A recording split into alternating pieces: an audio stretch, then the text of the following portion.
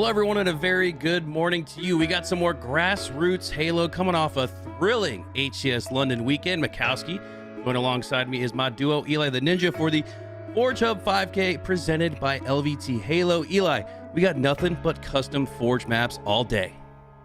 I'm so excited. I've been playing on these maps the last few days to kind of prepare for this. Obviously, I want to know what I'm talking about if we're going to talk about other players play on it. And man, dude, these Forge maps look awesome. This is one of my favorite ones right here. It kind of reminds me of something out of Metroid or something. I don't even know what universe this came out of. It looks like, I think it's, yeah, New Mombasa, though. It's kind of like a post-apocalyptic New Mombasa.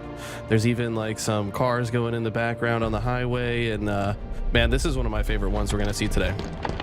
The environmental storytelling is on point. These competitors will have to be two if they want to earn a lion's share of that $5,000 prize pool. Also contributed through the Forge Hub Halo community. Again, guys, this is an entirely grassroots, community-funded, community effort tournament. We can't wait to kick things off. Here we go. Kick things off between Proton Gaming, who we saw last week at HCS London. A few different players mixing and matching throughout. You got Cherished instead, but everybody else on that roster is what we saw last week. Collect not on this squad, but probably watching from home, rooting on the boys. And on the other side, you got Lights Out, and woof. You thought you were going to enter this tournament just because it's grassroots and community funded. It was going to be easy. That is not the case. Right, yeah, there's definitely some heavy hitters in the tournament today. The full Quadrant roster signed up. They are the 1 seed. I don't know if seeding was based on anything in particular. I mean, I don't think it necessarily has to be for a Forge tournament. For a lot of these teams, this might be the first time they've played on these maps. So while it is competitive, you know, as far as seeding goes, not super serious. This Lights Out roster, though, quite good. Bud often finds himself atop the leaderboards in the Snipes playlist. I believe he's also quite good in the SWAT playlist as well. Mouse and keyboard phenom. We also got Dr. Juice, who won multiple draft tournaments. Lethal and Pete's Twitchy, no slouches either. These guys are grinders. You can always find them running 8s in a variety of discords, and they're going to be no slouches to run into in this tournament, even for a team like Proton. Yeah, I mean, the scoreline reflects that. Just a 1-possession lead off the start for Proton Gaming. Hopping on board here with Cherish as he makes his way through plenty of power-ups, power weapons on the map. I think that's one of the differences you'll notice, Eli, in some of these custom Forge maps. There's a lot of the sandbox to choose from. There's a lot of different ways you can play this. It looks like for now, Cherished and Proton crew looking to take the main room here and set up for this OS. Exactly right. There are so many things to play for, and I don't think that's a bad thing. You know, Halo Infinite's got a ton of different items to be used that we don't always see in HCS competition. Cherish, though, going to put these rockets to work. And when I played on this map, by the way, it just feels like there's so many different ways to get around it, and I like that. This is different. It kind of gives me layout vibes of like maybe Prisoner mixed with Chill Out, or like if you put Prisoner and Chill Out together. I don't know. It feels kind of Halo 1-esque in the way that it flows, and how important that sandbox is as it was in Halo 1. A lot of sneaky routes to utilize. I don't even think we've seen the sewers yet. It'll be a fun one for the audience to take a glimpse at. So much of this map, again, the environmental storytelling is so deep. You've got that almost Ivory Tower-esque elevator lift that we saw Cherish go up earlier. He's looking at it now, his last shot at that side of the map. So plenty of interactive elements to work with on this map. And I think in addition to all the things we're gushing about as it relates to all these incredible Forge creations, I think that's absolutely one of them. And this is Downfall. This is the map created by War with help from Paimon. Want to give a huge thanks to all of the Forgers who came together to create some incredible environments for this tourney. This isn't the only map that duo made either, by the way, as Talik hits a nice headshot on Dr. Juice. So amazing how talented these pro players are. They can just find ways to work. Wow. Might be the first time he's ever been on this map. He's going to probably hit an overkill, but regardless, yeah, War and Paimon also created one of my other favorites we're going to see today called Archon. Can't wait for you guys to see that. I think it might be coming in game 2 or 3 in the series, but all these maps incredible. I mean, shout out to the Forge community at large. These guys are putting so many hours into these maps, man. I mean, just look at the level of detail, artwork, and consideration in every single corner of this map. I mean, there's a sewer system that's flooded with trash. Like the environmental storytelling on each of these maps is so deep and robust, and I just can't even imagine how many hours it takes these guys to make such beautiful maps. Yeah, if you have time during this melee fest to stop and smell the roses, or I guess in this case the sewage stench, you're gonna find some incredible little details. Like there's one where it looks like if your Spartan goes down on this map, you might get put into like some test tube facility to get your DNA spliced and fragmented out. I mean, there's so much cool things to it, so much cool stuff to explore on this map, and that's if you're not trying to just stay alive against the likes of Proton Gaming, one of the best teams in the world, flexing their muscles, showing us that here. Up 41-25. It was a really close game early, but like we usually see when you see semi-pros go up against pros, they just find that extra gear. Proton have found it here. Guys, I'm sure having a blast. I mean, we got to talk about some of the skill gaps of a tournament like this. Callouts, you probably don't have, you know, fine-tuned callouts just yet. I imagine maybe by the end of the tournament, these guys are going to play these maps quite a bit today, so towards the end they might have some better callouts, but right now it's kind of like, hey, I'm with you, I'm behind you, he's in that corner around to the on my left. X. Yeah, on my X. You know, we're going to see a bit more creative callouts, and I think that kind of style does favor a team like Proton, because that's kind of how they communicate already, right? Like it's very conversational. They're going to be flowing around the map. I'm behind you, I'm with you, let's run at this guy. You know, it's a lot of stuff like that, which I think bodes well for a tournament like this. Yeah, we got some really exciting teams here today. You got GBX, fresh off of a LAN victory at LVT Orlando. This time with Diagram, or Suppressed on the squad, joining up with Diagram instead of Bound, who was previously on that roster. Tusk and Renegade, they're back. The People's Champ, that's another exciting squad that we saw at LVT Orlando. Leaderness, Breaking Shot, Complexion, and now with Piggy as their fourth. You've got Eli, the entire Quadrant roster. They saw a $5,000 prize pool and said, why not? What accent is that?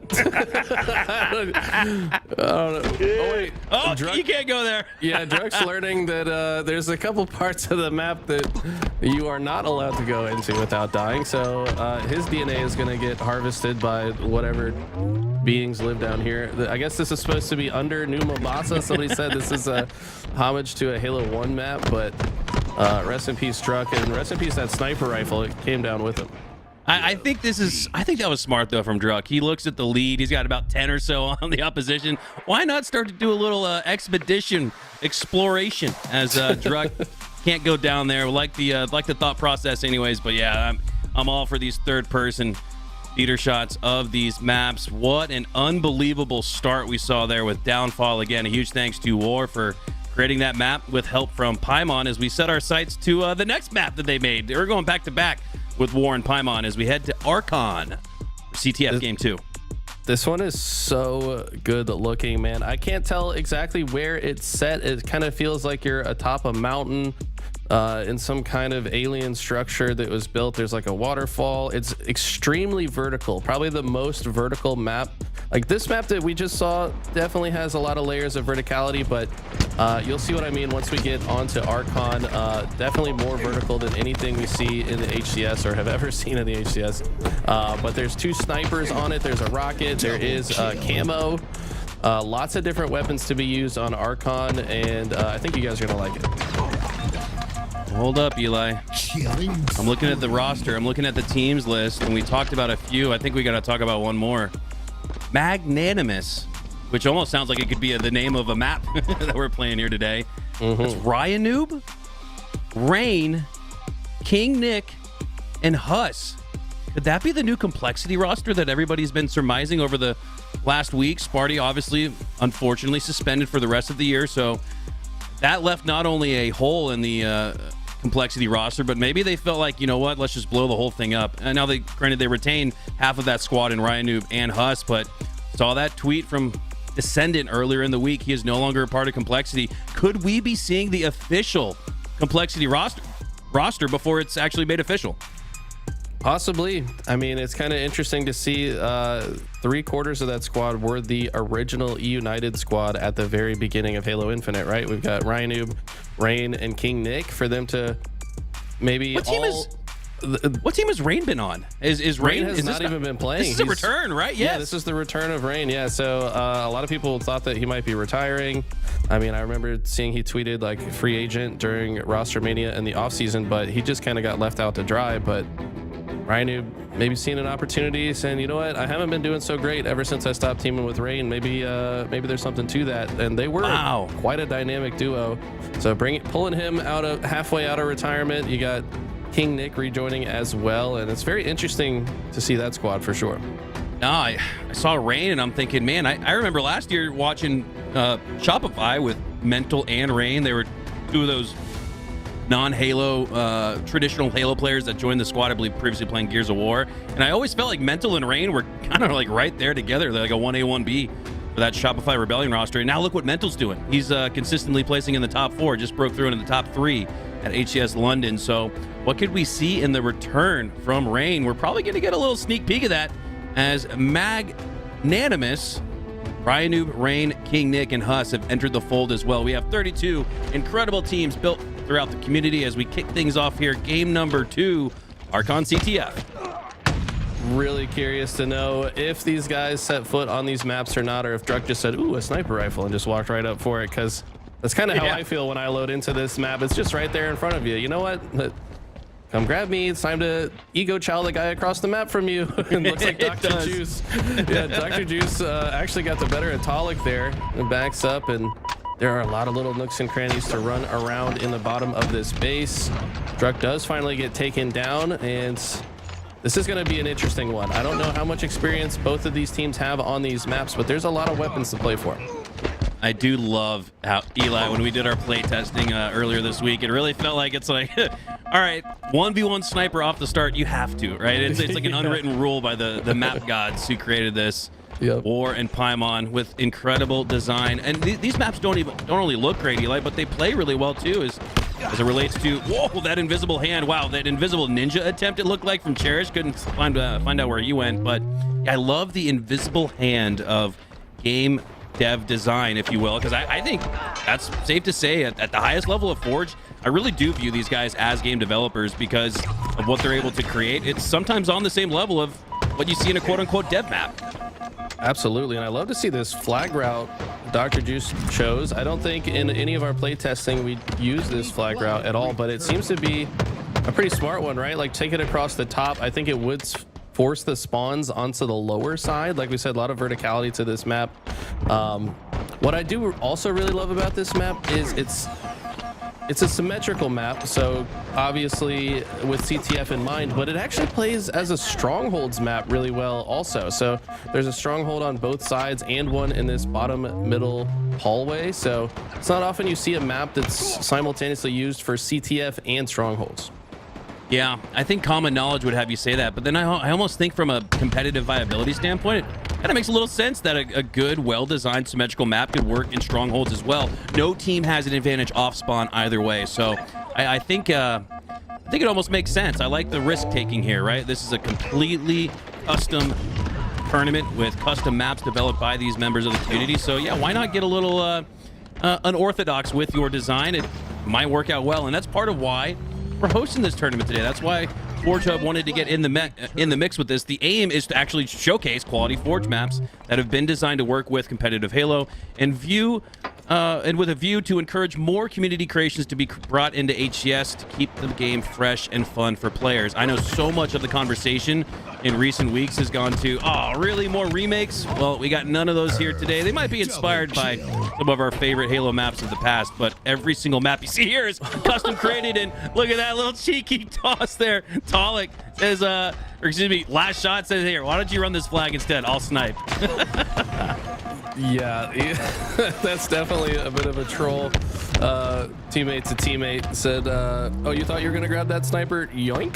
I'm pretty sure I've had people do that to me on Argyle off the rip. I'm like, yeah, I'm going for snipe, and then they just lift up, get the grapple, and then tee me with the grapple straight to the sniper. But I may have actually ridden your back to a sniper on Argyle. I apologize, Eli. I'm just gonna I think I beat you to it still though, so I mean oh, get good, noob, get faster. Oh, Cherish with little words of advice there as well. Lands the no scope.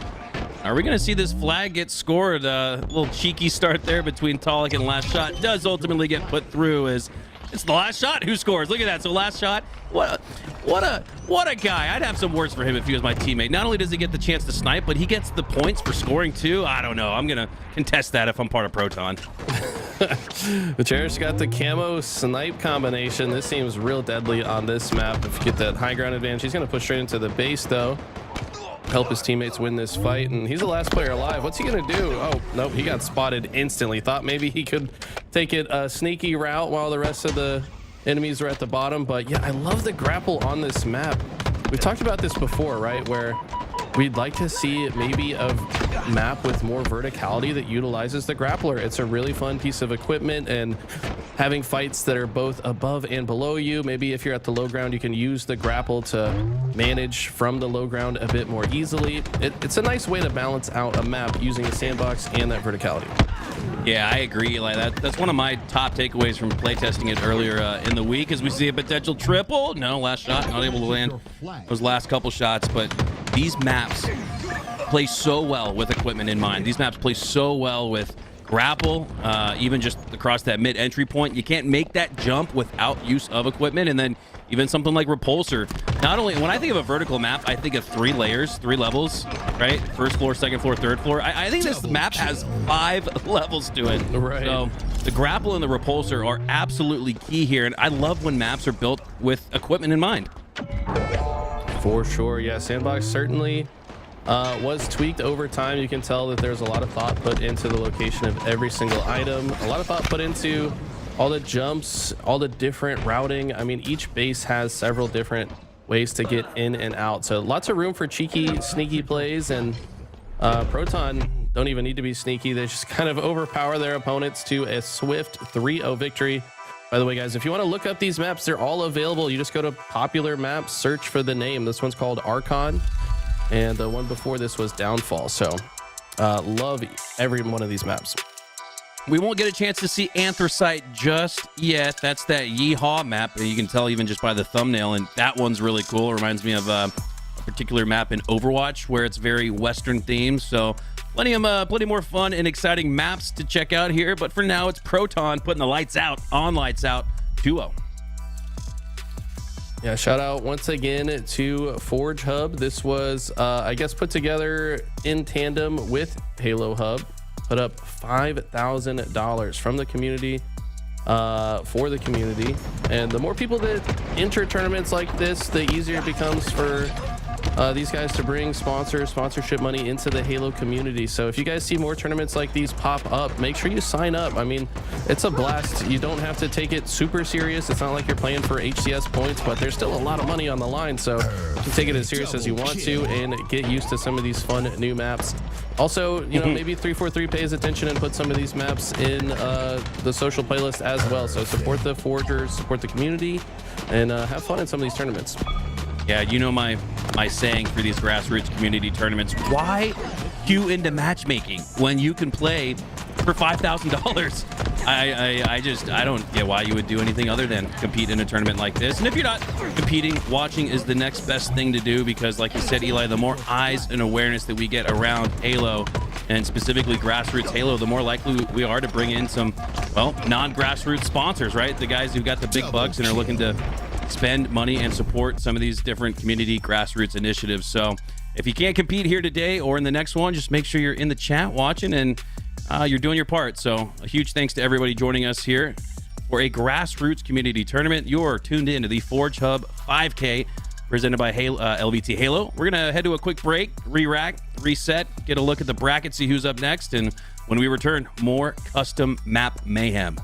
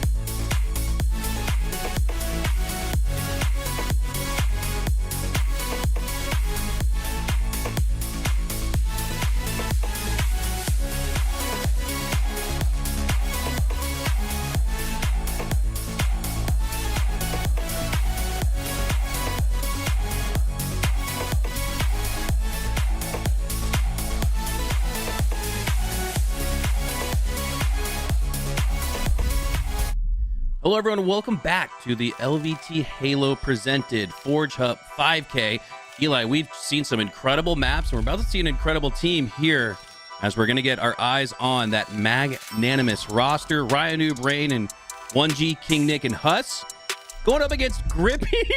Grippy Socks Security. Love the team name. That's Carpal, SS Gunna, Shy, and Selkie. So they got a silly team name, but these are some serious shooters on the other side. What do you know about them? Yeah, I mean, the Shy X, I think it's like X Shy XX. He was in my lobbies yesterday practicing these maps. I was running some community Forge games, and you know, it's open lobby. Anybody can join, whatever. You know, we've got a few lower ranked players, a few higher ranked players. And then this guy just shows up out of nowhere. He said, "Hey, can I join?" He joins, and then he just starts frying everyone. I said, "What rank are you, bro?" He said, "Oh yeah, Onyx 1900." I'm like, "Okay, let me balance these teams a little bit." Because he's an extremely good player. It looks like we're gonna have a little bit of a reset here. And which one was that showed up as the ringer? XX Shy X. I haven't seen this guy before, but I've seen some of his teammates. Carpal, definitely we've seen on a lot of good rosters. Selkie, I think I've seen him in matchmaking recently. So definitely a lot of good looking players here. Oh, and obviously SS Gunna. I've known Gunna for quite a while now, pretty much since the game came out. He's been a very straight shooter. I've seen him often hit 80% accuracy in a lot of the customs that I've played with him. And yeah, it's a good looking squad, but like you said, on the other side we got Magnanimous, which could potentially be the new complexity roster. I don't know, we're just speculating here. It's so Ryan Noob to just barrel through any like PR or marketing, right? Like, oh, we want to make sure we have a great video planned for the release of our team, and then Ryan Noob's like, no, we're gonna compete. That's gonna be how you find out about our crew, is through something like this. I think Ryan Noob throughout the years, Eli, has entered into as many tournaments as possible, and I think that's the sign of a competitor, right? He doesn't care if it's HCS or Forge Hub, LVT. I mean, he's getting his hat in the ring, and I've always respected that about Ryan Noob and a lot of Halo competitors who just want to compete no matter what the arena looks like. You're exactly right. I mean, yeah, it's a Forge tournament. Yeah, these aren't HCS maps, but it's a team bonding opportunity, right? So if this is the squad that they're going to roll with, this is one way for them to start gelling together, have a little bit of fun together, and you know, just warm up a little bit before maybe some of the more serious tournaments. With that in mind, we do have the HCS Atlanta Open Series qualifiers start tomorrow, by the way, so make sure you tune back into LVT tomorrow. So yeah, this feels like maybe just a great warm-up before perhaps they sign up with the same squad tomorrow. We'll see. Yeah, May was jam-packed with events, whether HCS or grassroots, and man, June is a run it right back, it feels like, as we have a stacked calendar of events. I think every single weekend, every single Saturday, Sunday, Eli, I'm pretty sure you and I will be working a lot of these. So excited for the opportunities that we get to cast and present these incredible tournaments. So much fun to just be a part of it and be in the mix with the community. I really think competitive Halo drives Halo right now. So very exciting to see even more being done for the grassroots community with things like this. All right, here we go. Heading back into Downfall. Huge ups to War and Paimon, the creators and collaborators of this epic map. Look, there's the it looks like the Halo CE shield system that you start off with. You walk out of that little cryo tube, but I don't know, man. It's looking like it's used for much more dark and mysterious means here on Downfall. Yeah, this is, I guess, the underbelly of New Mombasa, the waste management area. You see lots of trucks and sewage and what looks like a nice waterfall, but I don't think that's sanitary. I would not want to go. Don't go swimming in that waterfall and what's underneath it. Who knows what's down there? But I do know a rocket launcher spawns down there. These guys are probably going to want to grab that. I think it spawns 30 seconds after the start. Huss finds that the overshield does spawn very close to the eagle spawns, and he's going to take advantage of that and just go straight into the fight. And Shy actually does a good job to burn a couple layers of the overshield off with the sniper and tries to stay alive, but ultimately it gets shut down, and Huss is already getting to work. Huss has a route predetermined. I'm not surprised. Ryan Noob had these guys up until 3:30 a.m. working on opening strats. I'm only kidding. but you'd almost think that's what Ryan Noob was doing with the crew after that opening start from Huss. Takes on Overshield, takes down the other team's sniper, and it's a 6-1, 6-2 lead off the start now for Magnanimous. Magnanimous. I mean, that's a tough one to say. You said it right the first time, man. Why are you going backwards now? Magnanimous. Questioning myself. Magnanimous. There we go. No, Magnanimous. Right. Which someone get the dictionary out, because I know a lot of words. That's one I know I've heard before. I just can't recall what exactly it means. But great of mind or heart, of high and steadfast courage, elevated in soul or in sentiment, high-minded, raised above what is low, mean or ungenerous. Thank you, AI Webster, for helping me out live on the broadcast. Ryan Noob, you know he was trying to line up that overkill there. Nice triple kill. Nice. Imagine with the definition start. being red. Just embodies it, lives it out in real life. Facts. No, you said something about above or below, and this goes in with the verticality of the map as well. So I like this strategy here from Grippy Sock Security. They're protecting the psych ward over on this side and making sure they can wait for this overshield to come up in the next 6 seconds here. Hopping on board here with Shy. One of those all-star performers in the testing lobbies. Gunna with a nice nade shot there on Ryan Noob. A difficult spot to land a grenade on. Look, oh my God, that little skip, like skipping rocks. Remember doing that as a kid growing up? Skipping rocks across the pond. That's exactly what Gunna just did. As we see another player go down into the depths below. That is an unplayable environment. And this jump right there that Rain just hit, you got to almost ghost edge jump that to make the leap and clamber up to safety. So there's some skill tech involved in the movement around this map. Got to be careful. For sure. I don't think we played a single custom game without at least 2 people falling off the map. So these guys definitely need to watch their toes a little bit here. Be very careful. You don't want to give away your life for free. As we see Rain, first look at him in quite a while, putting that quantum translocator to use. SS Gunna here. Gonna try to find a route through this back area here. Does find a way to get to his teammates' help. And you know what's so interesting to me about tournaments like this is like how quickly can these players adapt to a map they've never set foot on. You know, maybe they got a few practice reps in, but you know, they didn't have time to really iron out some solidified strategies. But how do they adapt quickly? I feel like a player like Ryan Noob can just look at a map and instantly be like, oh yeah, this is a power position, this is a power position. You know, they can maybe identify some strategies early. But I think one thing that we'll definitely notice in these higher level players and teams is their how much they prioritize high ground positioning. Like, are they often taking the routes that lead to those high ground advantages? I think we're going to see that quite a lot throughout this tournament. Yeah, that's a great point, Eli. I know in testing this week, I felt like when I got caught out or caught for free was when I was trying to navigate anything below the high ground, right? I'd have tools just sitting on a perch like a bird, just looking down at me, taking some free shots. That's not what you want to do. You want to try to find the high ground and then maybe cycle around through it up there, as we see high ground getting utilized, sniper getting utilized one better as King Nick takes down 2 for the double, allows his team, Magnanimous, to earn the overshield as well. Looking like a good lead here at the start, I should say midway point, 34-22. Yeah, King Nick has always been good with the sniper rifle. He's just putting it to work. He's going to add the QT to his arsenal. Now he can play a bit more aggressive with the sniper, knowing that he has a get out of jail free card. You just teleport right back to that room there. Looks like Selkie, the latest victim of falling off the map. Like I said, I think we're going to see 1 or 2 people fall off this map almost every time. There's a couple areas that, you know, are right next to the sniper rifle spawn that don't realize are unplayable space. We're probably going to get used to seeing that. King Nick is known for competing in multitude of tournaments. I remember earlier in the year he was in a Halo CE tournament that I think he took first place in. I mean, the dude just loves to compete. 18 3-3 here. You think he's had a little bit of extra time on these maps, Eli? Maybe that, or maybe he's like I said before, this map, just the structure of it is very Halo 1-esque in my opinion. Yeah. And he's adept at Halo 1, so I think maybe a map design like this can play to some of his strengths.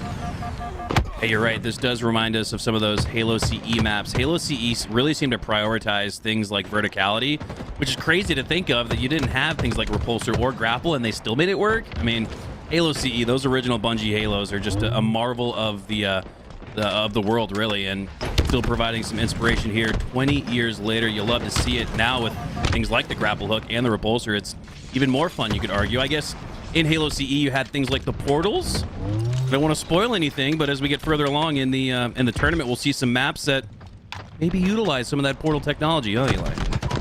Exactly right.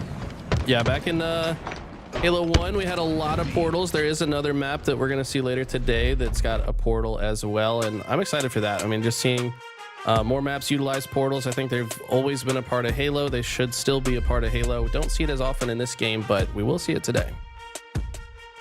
Magnanimous with a 1-0 start in this series. All series up until I believe it was the winter semis, Louis said earlier, will be best of 3, so the action will be fast and continuous as we set our sights to game number 2, Archon CTF. We previously saw this game, and what we, again, took from it was the use of grapples. There's that jump between where you see the letters CTF on your screen, and that's the quick route. That's the quick access. You can almost score almost like an Aquarius paced or time flag run here on a map that's twice as big, it feels like. So there are ways to score quickly, but you gotta use the equipment. You gotta prioritize the sandbox here as we look to kick off game number 2. He saw that in the in-game chat.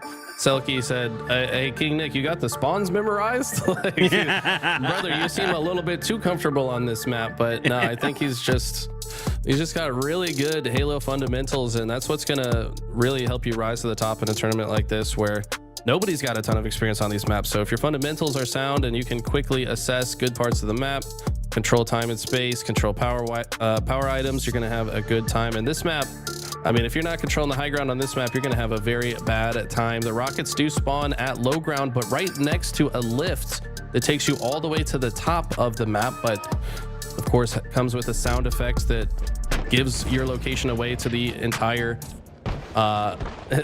lobby. But we see here King Nick and I think that's Ryanoob together going to try to rush these rockets off the rip.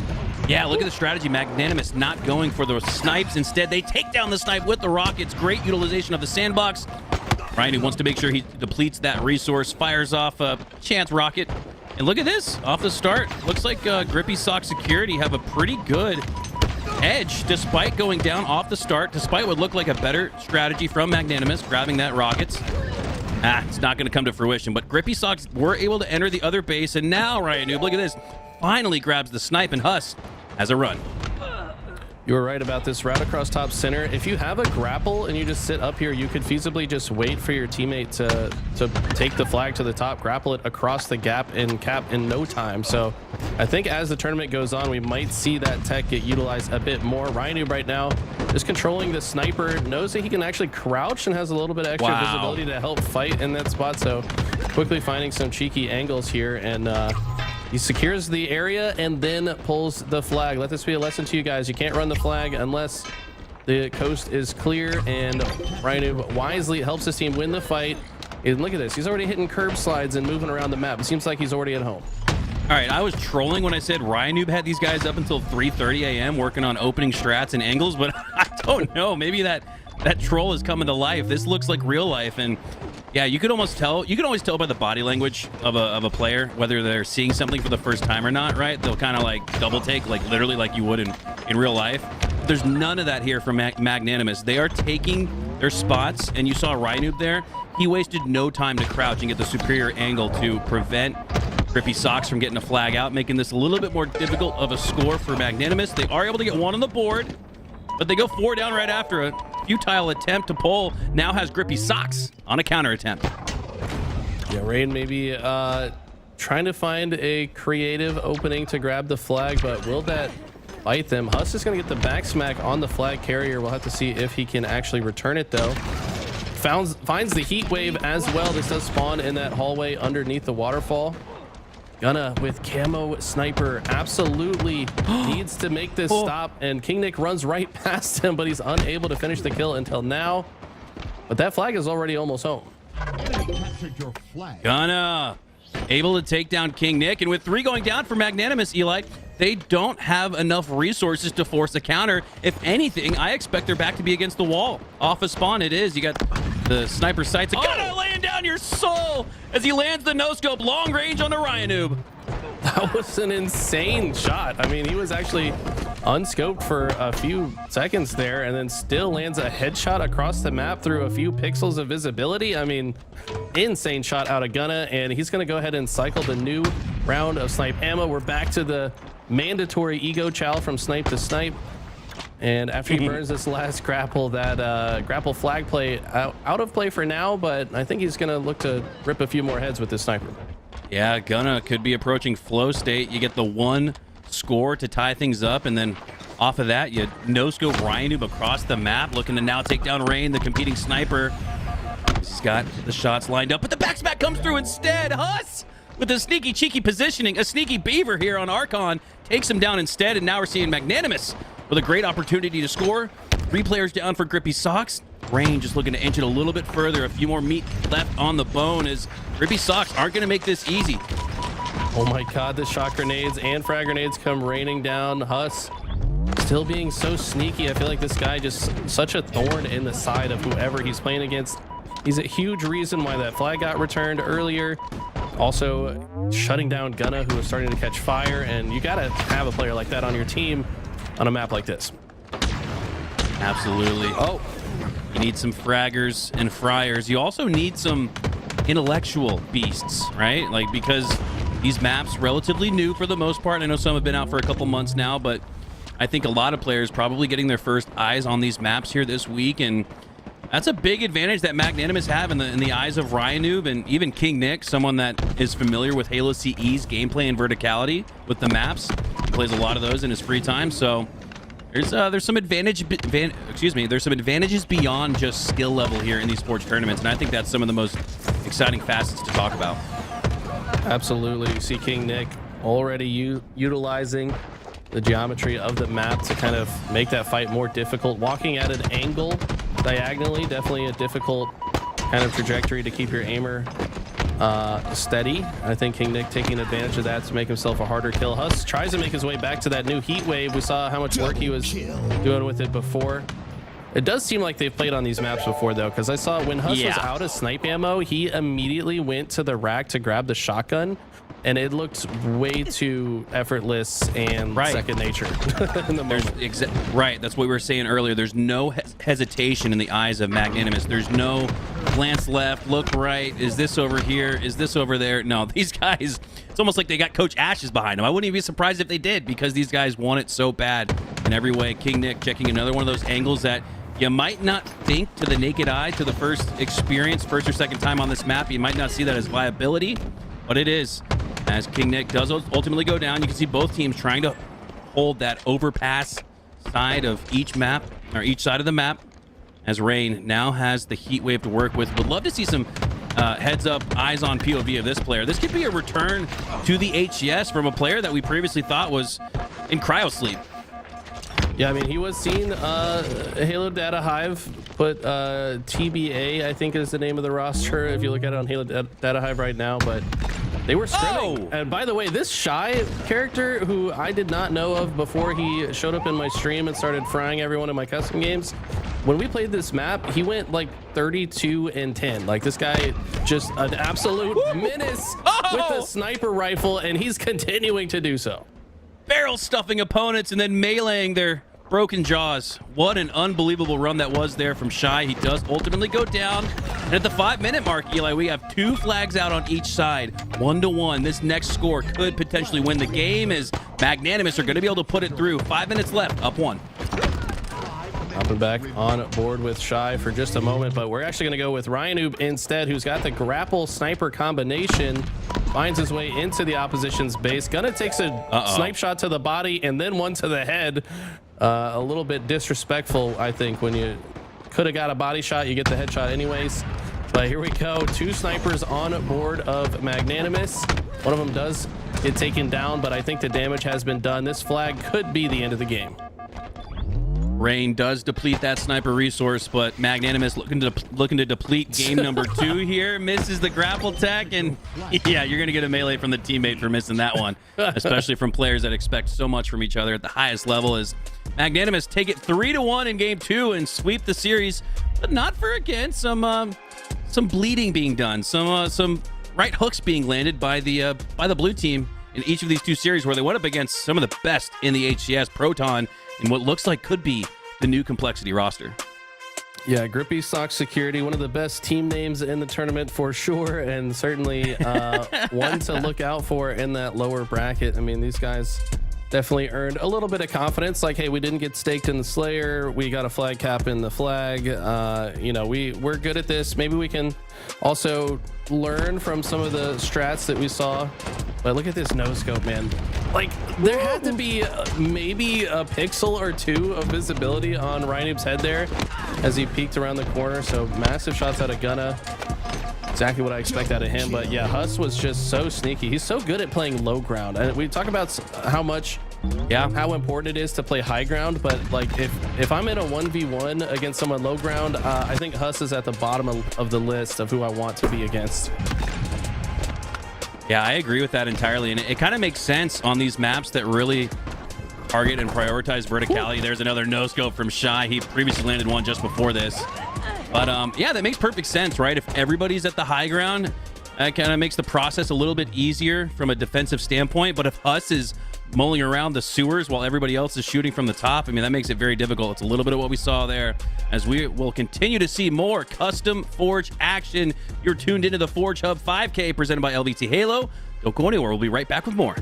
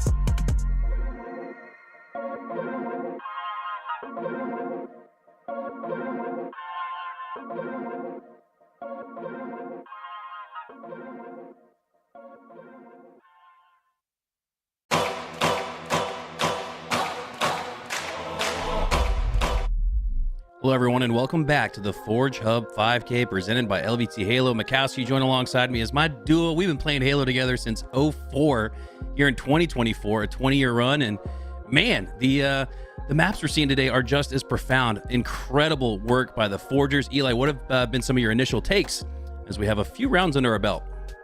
I mean, I'm just so impressed by the Forgers. Both the designs of the maps that we've seen so far are incredible. Downfall, an asymmetrical map that, you know, has a lot of Halo CE vibes to it, a la Prisoner, maybe chill out a little bit. Lots of sandbox to be played for, but this, we're seeing it in Slayer quite a bit, just based on the format of the tournament. But you can play Oddball, you can play King of the Hill, you can play Strongholds on this map. It's very versatile. I think even FFA would probably be pretty fun on this map. So love the design to it. I mean, the environmental storytelling, Ryan Noob almost jumps off the map. We've seen a lot of players fall off this map already. So who's going to be the latest victim to that? Right now, they're going to go up against Noel, Gringo, Stuffy, and EPGP. I think that's how you say that. But Eclipse Nova have their work cut out for them against this Magnanimous squad. Yeah, Ryan Noob there gets a little bit more of a taste of this not only incredible aesthetic map design, but from a gameplay perspective as well. There's some areas down in the lower sewers where if you do not execute on the ghost ledge jump, you will not make it to your clamber position. So a lot of difficulty in just moving around the map here, and a lot of difficulty in finding a single slay for Eclipse Nova as Magnanimous have kept him off the board. 12-0. Definitely a rough start for the boys in blue. They do get on the board though. It's not gonna be it's not gonna be a team goose, but Huss in some very impressive shots early on here, and these guys gotta be that was an insane headshot from Huss.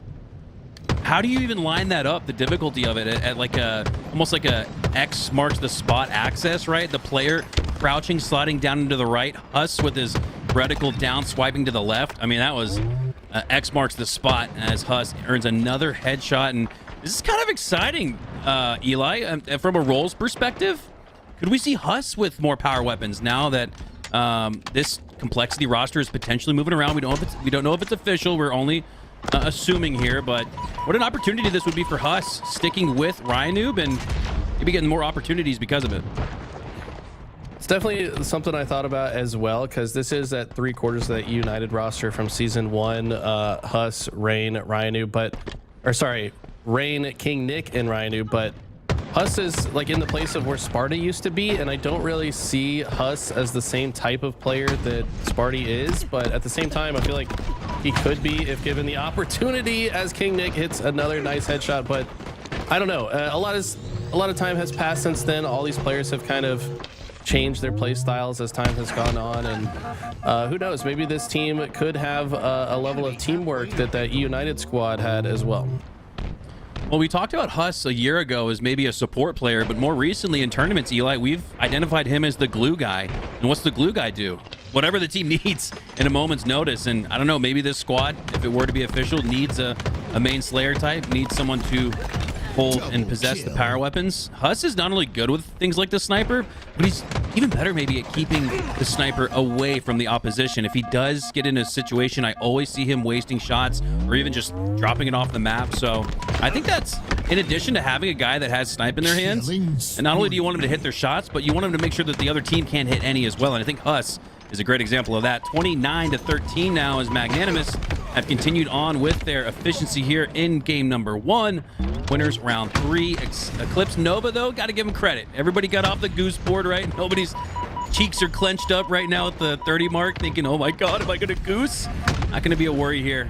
Eclipse Nova will have to worry about beating this Magnanimous roster, though, as they have looked really good so far in the tournament. To be honest, I mean, Eclipse, if you think about it, at one point this game was, what, 15-2, and ever since then, both teams have added about 15 more kills, so they've kind of gone even in recent parts of the game. The problem is they started off so slow, maybe trying to get the jitters out playing against top players. Sometimes it's the first time these guys have gone up against a pro player, and it's a little bit nervy to run into. Plus maybe Ryanoob just got those opening strats on lock, like we talked about, that they were working on until 3 in the morning, allegedly. So oh wow, I don't know. Look at that jump up from King Nick. Yeah, speaking of ledge, I mean, that was a jump and some movement that we have not seen yet on this map, and he climbed what looked like 2 or 3 levels of geometry there and 2 or 3 quick clambers. So again, speaking to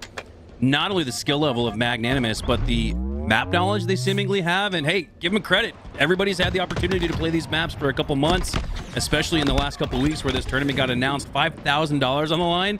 Why not spend a little bit of time making sure you got all of your routes down? It looks like Magnanimous does. I have to agree with you. And somebody in chat said that Archon at least has been out for about a year. Not sure how long this map has been out, but we've seen these maps featured in other Forge competitions, tournaments. We saw that, I know that Anthracite map that is in game 3 for this series layout, I think it got first place in one of the Forge Hub competitions, so, or at least made the top 25 list. So many amazing maps that we're gonna see today. This is just the first one of many, and can't wait to see what else the Forge community has in store for us. Yeah, real quick, let's run down and give some love to the Forgers who have created these incredible maps. We have Archon and Downfall, which we've been seeing here throughout the first couple of rounds. These are both created by War with help from Paimon. Anthracite, that Game 3 King of the Hill setup, would love to see it. That is created by Lahont with help from Bullet to the Head 9. We've also got a couple others. Sepulture, created by Squally DeBeans Solo. I can't imagine soloing these maps. That is unbelievable work there. Great job by Squally DeBeans. Sepulture looks great, and I think you can see that little spoiler alert we put up in the intro. The portals are really fun to use on that map as well. And then you got Conflux, which is created by the Grim Dealer, solo endeavor as well on what would be maps 4 and 5 later on in the tournament. So big ups to all of the forgers, to all of the artists and creators that you see on this screen. We talk about Halo being like a passion project, a love letter. I can't think of anything more so than these forgers who put their blood, sweat, and tears into these incredible map designs.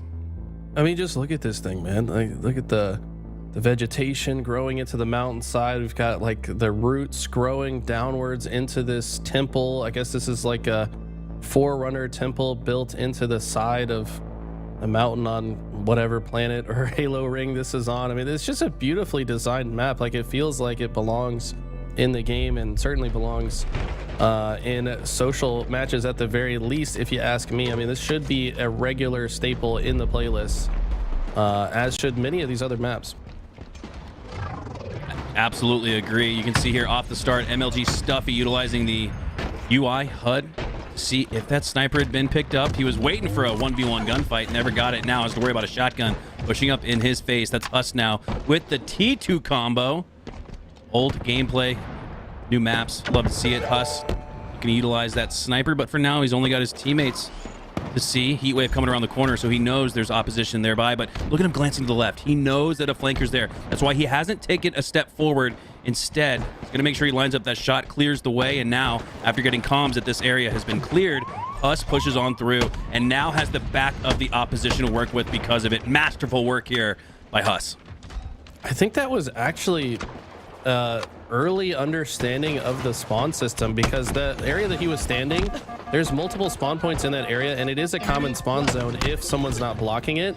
So I think Huss already thinking about how to block and manipulate spawns on a map that he certainly does not have that much experience on, but that just goes to show you the level that these pro players think at as he's doing absolutely maximum damage. I mean, look at the 3 body shots in a row. Like, talk about opening the map for your teammates. They don't even have to think about it. Huss, like he's in a World of Warcraft raid, just making sure to apply as much DPS as possible. Unbelievable job there from him as he looks to clear out the base. And here we go, Eli. There's more of this power weapon usage that we thought we'd see. Oh, there's a powerful position on the map. Takes down Ryanoob with a grenade. I don't think he thought would. Oh my God! The shotgun just keeps shooting as he takes down EPGP, and Magnanimous will have another flag out. Maybe wait for that camo coming up bottom mid too. I don't know if this shotgun spawns with 2 clips or if he cycled the other shotgun. Okay. I don't know. He might have actually grabbed the first shotgun on his base and then oh my God, took the ammo out of the opposition shotgun. I could absolutely see that he could have done that, but a killing frenzy out of Huss. This guy is so comfortable on this map. I mean, this guy also got, I think, 5,000. Wait, what is going on? 5,000 damage the last time we saw this. What did I just hear? I think Huss just activated the trap card. I don't know what that was, but that was, that was expressively unique to the community's love for fun stuff and fun things. So we have a 2-0 lead now for Magnanimous. Huss with the killing frenzy earlier. Yeah, we're all going to show up to the stream for that. I hope someone else gets a killing frenzy, because we need that soundbite again for sure. I don't know if soundboard hit the wrong button or if that was intentional, but we'd love to see it. Oh, that was artful direction there from the production crew. That was no mistakes about it. I can only imagine. You know, these guys, the gamers are on point, but production always is too. We got to show them some love. You always see the players on screen, but production behind us, whether it's an HCS tournament or grassroots, they're making sure we have a lot of fun, a lot of content to consume and enjoy on our weekends. And man, this is my favorite way to spend a weekend, is with all of you guys in chat with some Halo on screen. 2-0 now, 8:30 on the clock as Magnanimous looking really good here. Ryanoob, what is this, Aqua CTF? He's hitting the start launch like it were. seriously, I mean, these guys have already figured out, I mean, they've been on the map maybe 3 times now, and they've already figured out how to block spawns, optimal routing, optimal control of the sandbox. These guys are going to be tough by the time they make it toward the end of this tournament.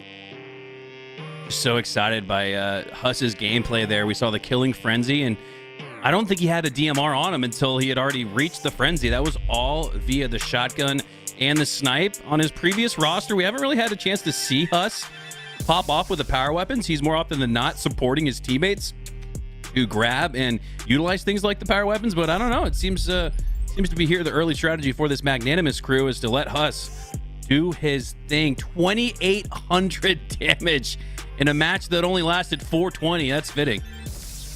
Fitting indeed, as Rain only did 800 damage. I feel like he was just kind of vibing. Like, was he just walking around like admiring the scenery? Like, wow, there's a lot of detail in these walls, guys. Do you see this? You see this wall right here? Huss is like, shut up, I'm killing everything. Just running around like a madman. I know he cycled the shotgun ammo, by the way. Yeah, you see that? He just cycled the other round. Yeah. Wow. So, he's making life extremely difficult. Also killed. Nobody was safe. Yeah, to try to make it a little bit safer. Oh. If he had 14 and he killed Riot Noob, can we still play the Running Riot soundboard, whatever we have planned for? Because, man, that would have been it. Unbelievable gameplay here from Huss, and you can see here he started off flawlessly. And it's not like he's not supporting. He's got on par with everybody else in the assists. Wow. Unbelievable gameplay there from Huss, and even better soundboard cue from production. Amazing stuff. I mean, these guys look like they're trying to find their way in grand finals. They've got a lot of other amazing teams in this tournament. Like we said before, Quadrant lurking, Proton lurking. We got Raijin, Durf Gang, lots of amazing squads. Also Alpha Esports making an appearance. So Reversal Perfy. Yeah, who's going to make it to the end? We'll have to see. But until then, we're going to take a quick break, guys. Don't go anywhere. When we come back, we'll have more action waiting for you.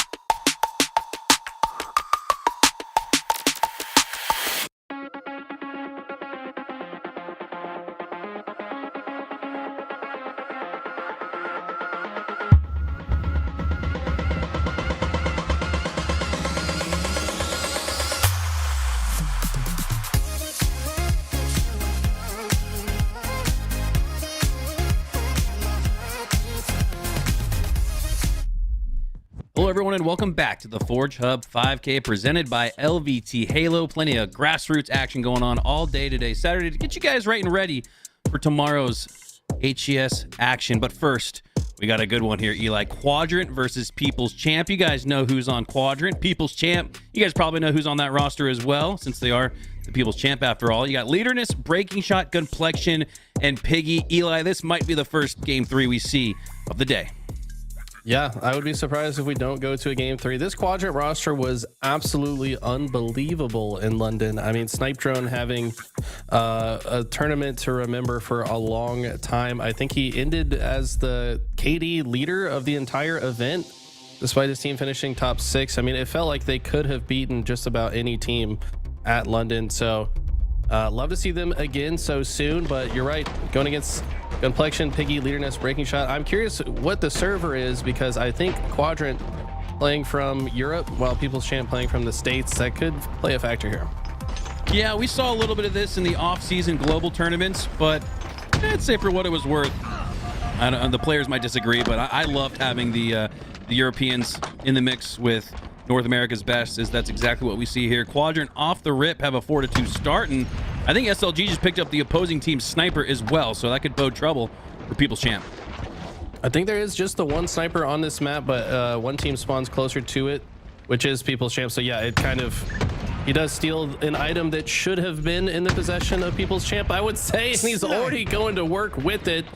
Clearly not phased by any connection issues just yet. This guy is definitely one of the best snipers in the world, an absolute madman. Doesn't matter what map, what time, what place, he's gonna pop off with it. So curious to see what Quadrant are able to do throughout the rest of the year. Here though, in this game 1, 11-3. Eli, we were expecting a much more highly contested opening start. We had a 4-2 match earlier, but only 2 kills since for People's Champ. Hopping on board here, SLG, as he looks to work his way into the inner part of the map. Has 2 players he could potentially finish off, and he does. SLG with a double kill, potential triple.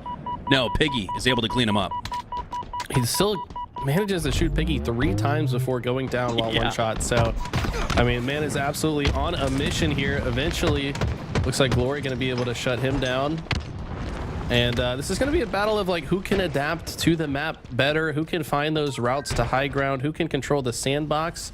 So much sandbox to play for. What's really cool about this map is while there is a lot of sandbox, as you can see here, the QT spawning opposite the rocket launcher. So, and then overshield spawning above all of that. So you have to really decide, what are we going to go for? And is it possible for us to get more than one item at the same time? Looks like SLG is going to get the rockets and clean up the kill on that overshield player before they were able to proc it. So yes, now SLG has the overshield and the rockets, and it's been all sandbox control so far from Quadrant. Oh man, masterful work here from Quadrant. And Eli, you talked about some of the power weapons and power items on this map. They're not as easy to grab as you might think. Just because you have eyes on things like the overshield, like we previously saw in the last couple frames or so, you can't just jump up to it and grab it from one of the 2 sides. However, SLG with another double. However, if you do have the grapple hook, you can work through those cracks to grab things like overshield. I believe even the sniper has a secret route access point to it if you're able to grab it with the grapple hook. So the movement tech, and not only that, but just the way you utilize the equipment. Here you can see the sniper. You can obviously sit on top of it and grab it that way, but you can also grab it from the backside with the use of the grapple. So plenty of secrets yet to be discovered on this map that I'm not sure if any of the players have picked up on quite yet. Good job by Gunplexion there to recognize exactly where Snipe Drone was hiding with that sniper and shut him down in a hurry. Now that he's got this in his hands, they could bring it back, as they are. They're going on a run. They're now only down by 6, and Gunplexion still has 6 shots to work with. Gunplexion and the People's Champ coming back a little bit here. 27-20 now. Oh, and just as I say that, they're on the brink of a 3-possession match. Now it is 29-20. 3 perfect team wipes would be needed to get back in this one and get the lead if you're People's Champ. Going into the 30s, that's not where you want to be, but there's still plenty of time left in this one. Looking to bring it to within at least that 4 to 5 kill mark by the time it reaches the 40s. Quadrant do a good job to regain that 10 kill lead that they had at the beginning. A couple kills trading out, but we know that all favors Quadrant as they already have the lead. Glory Also gonna grab this QT. I feel like this item can be very fun on the asymmetrical maps. But wow, huge shutdown from Leader Nest. Just a very clean 3-shot beatdown before he could even activate the QT. And now it's Sika, though, that has the rockets. And I just love the look of this map. New Mombasa, sewer, overgrown vibes. Almost prisoner-like from Halo CE. Kind of feel like a prisoner just running around this map. It's got a little dull and dreary aesthetic to it, but it's not just like the simple aesthetic of that we usually see in Forge maps, just gray everywhere. This map actually has a little color. It got a little life, got a little personality, which I love to see. As we see Snipe Drone down at the bottom of the map, gets taken down by Breaking Shot. 41-28 now, and this is where People's Champ have got to make their move, got to make their mark on this lobby. Otherwise, Quadrant will take it. Definitely a little bit dreary vibe, but it fits the aesthetic, right? And kind of the environmental storytelling. And there's still so much detail built into every single room, and even the outside area, the skybox, if you will. It just feels like you're really in New Mombasa in this kind of post-apocalyptic, I guess, waste management center down here. Just love even the detail on the walls and the floors. There's just so much to look at here. I could probably just run around this map for hours and continually find new things on it. Yeah, I know I was in our play session. I had to remind myself we were we're in the heat of battle. I gotta start shooting my gun because this map is just so much fun to look at. Another round of power weapons and power ups coming up, but I don't think it's going to be enough for the People's Champ, sitting at 48-32. Just don't have enough to come back. Quadrant looking to put the finishing touches on this match, which they do. Every time we switch to one of their POVs, it was multi-kills and Jeff Steitzer ringing out in our headphones. Quadrant dominate game number 1, despite what we thought was going to be a highly contested match. Still could be a highly contested series, but we're going to set our sights to Archon for game 2. Look at that assist column for Quadrant. It was 7-7-7-7. These guys are about to hit the jackpot this tournament, I have a feeling. And look at the damage as well. SLG putting up massive numbers. I think 19 and 10. Absolutely controlling the sandbox. He had overshield and rockets at one point. Another time had multiple sniper rifles. Guy is an absolute menace if you let him run amok on the map. And we've got another map, Archon, coming up that has just the same amount of sandbox items. Now, there are 2 shotguns and a heat wave as well. So with as many weapons are on the map with the players of this caliber in this lobby, I don't think we're really even going to see a whole lot of bandit usage because there's so much other items to play for, so many other items to play for that you know, they're going to make a point to do so and make life difficult for their opposition. I love the little trash talk there. Breaking Shot letting Quadrant know you guys only won that because of map knowledge. We haven't played this yet. We haven't done our homework yet. And then I think SLG replies, we're still discovering the map. So, man, that's got to be kind of heartbreaking for People's Champ if they're on the same level as far as map discovery and development. Oof, that's tough after a near spectacular in game 1. But Archon's played pretty close. We even saw in that previous match between Magnanimous and the Grippy Sox. That one was highly contested, a 1-1 game all the way to the 5-minute mark. Will we see another close one here? I really just want to see a game 3. I want to see that Western Yeehaw map, Anthracite, I believe is what it's called, in game 3. Anthracite, excuse me. And yeah, some great maps on display so far. Big ups again to War and Paimon, your Forge creators of these first 2 maps we've been seeing. Right, I think I call these probably my favorite 2 maps. I mean, they're all amazing, but I don't know, these 2 maps are awesome. I love the fact that they're very versatile with game types, whereas like some maps that we've seen even in HCS are just strictly flag maps, right? But this map, like I said, you can also play strongholds on it, and it plays quite well. It's very exciting. But what I want to see this map is I kind of want to see people start to utilize the grapple flag run tech. You know, if they're able to just run the flag straight through top center, they could feasibly have an extremely fast flag cap, maybe even rally multiple caps back to back if utilized correctly. But for now, the grapple is going to be used offensively by SLG so they can earn control of this top space, and I think they intend to run the flag this way if they have the opportunity. Yeah, SLG going to want to make sure that he holds on to those 2 remaining grapples that could get you to and from one side of the map to the other, and it looks like he's setting up for that through the opening. But no, the flag run instead going to go through to the right side. SLG going to play protector, and now go for that grapple grab. Snipe drone in his face as a bodyguard. Gets enough damage to prevent him from going down shortly after. Snipe drone has a sniper of his own in his hands, and what can People Champ do to stop this run? Not much, as Piggy takes a double shot no scope to the face. On the flank is Gunplexion, but he's just a little too late. 1-0 lead for Quadrant instead. Wow, he does get 3 dead in the process though, but the spawners are already applying pressure. Glory doing his best to get some damage down so the rest of his spawning teammates can follow up on that damage.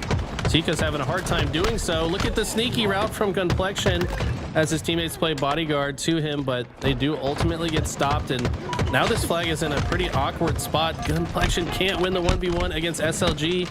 Look like, I don't know if SLG just pressed the R trigger too many times or if he was shooting that body. It's hard to tell. Yeah, some players we know will spam their shots, and I think that makes sense, especially online against NA and EU competition. You want to make sure they're dead in the dirt. Not sure if we saw any body disrespect there.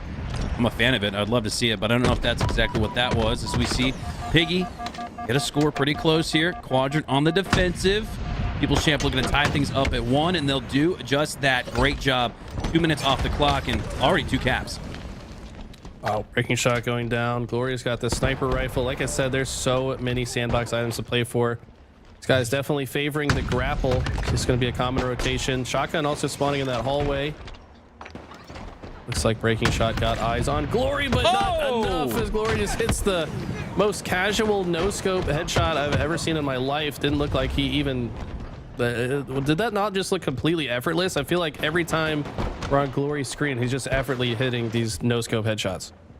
I feel like this map brings the no scopes. I don't know what it is, but even that previous map we saw Sky against Magnanimous. Shy with a couple of no scopes back to back, and then we see a couple more here. I don't know, something Gunna with his cross map no scope on Ryanu. I mean, this map is delivered as it relates to the no scopes. Not sure if it's just a coincidence or just accidental awesomeness. We'll take it either way. 9 minutes left on the clock, still a 1-1 tie here. Snipers are up. It seems like snipers are spawning every 3 minutes. I think rockets might be on a 2-minute cycle. Lots of weapons to play for. SLG getting a kill on Piggy, and you can tell SLG has made it his entire goal to control that high ground space on the outside, and this is the first that we're seeing of that flag run I talked about, running it straight across bottom mid.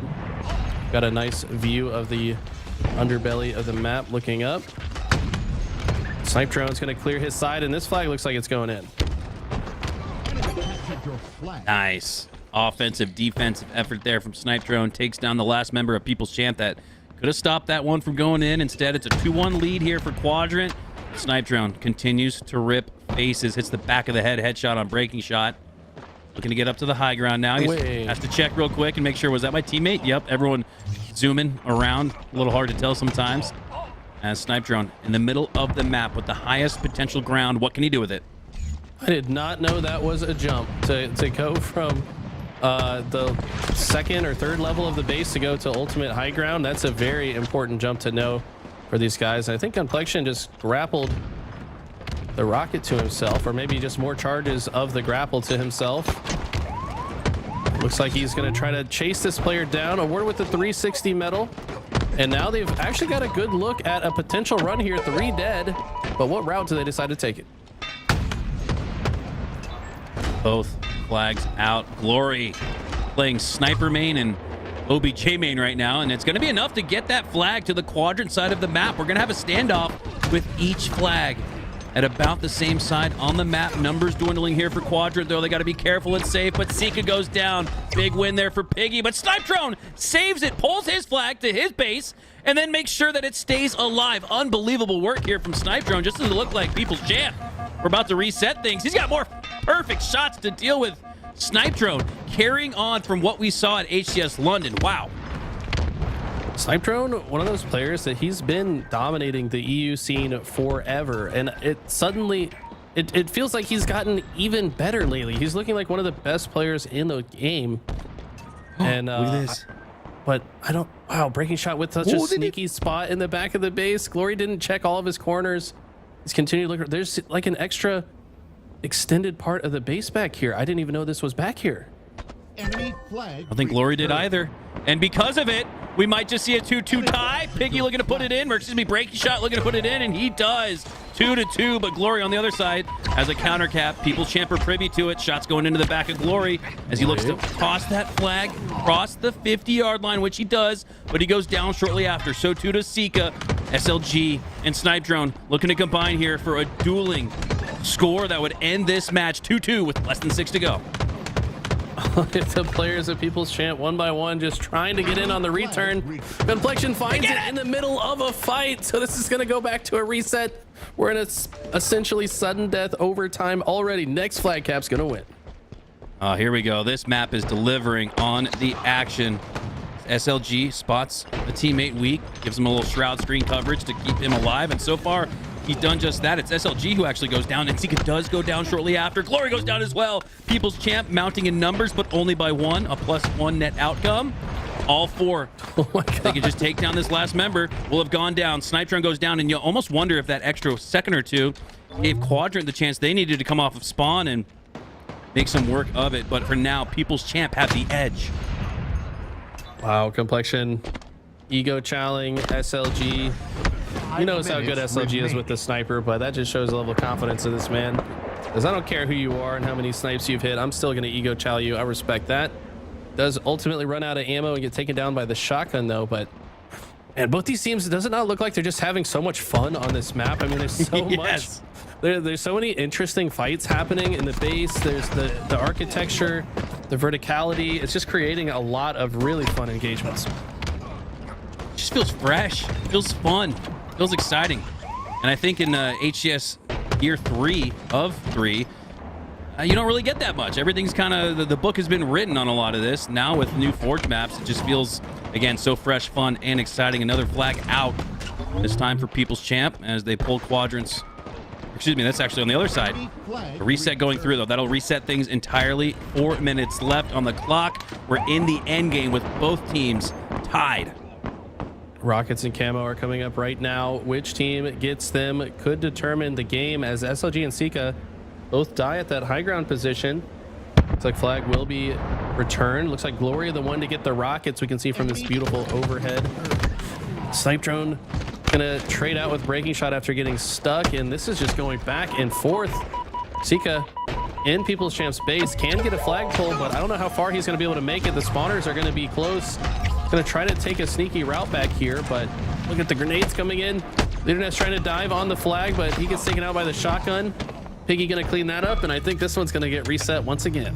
2v2 is the name of the game. Look at it in this very moment. 2v2 once again.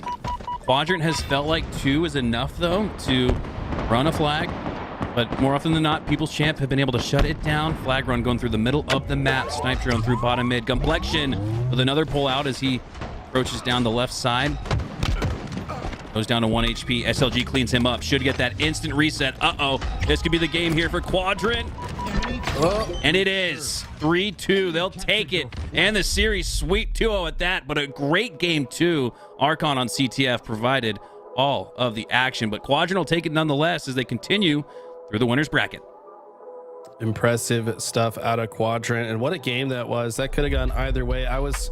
You know, maybe I'm a bit of a biased caster here when I say I did want to see that game 3 just to get some eyes on Anthracite. We will definitely get to see it at some point later, though, once we move into the best of 5s. But man, what an awesome series that was. By the way, I think that was just winners round 2. No, sorry, winners round 3. Yep. Quadrant advanced there. Some other teams that have already made it into winners 4. You've got Reversal Perfy, Magnanimous, Alpha, Proton, clear the area. Lots of awesome teams left in this tournament. Not going to shy away from it, Eli. We are biased for these incredible forgers and their creations. When we return, we'll have much more of that after a 2-0 win from Quadrant. Maybe we stick with the boys over the pond and see what they can do in the next round. But until then, grab a snack, grab a water. We'll be right back.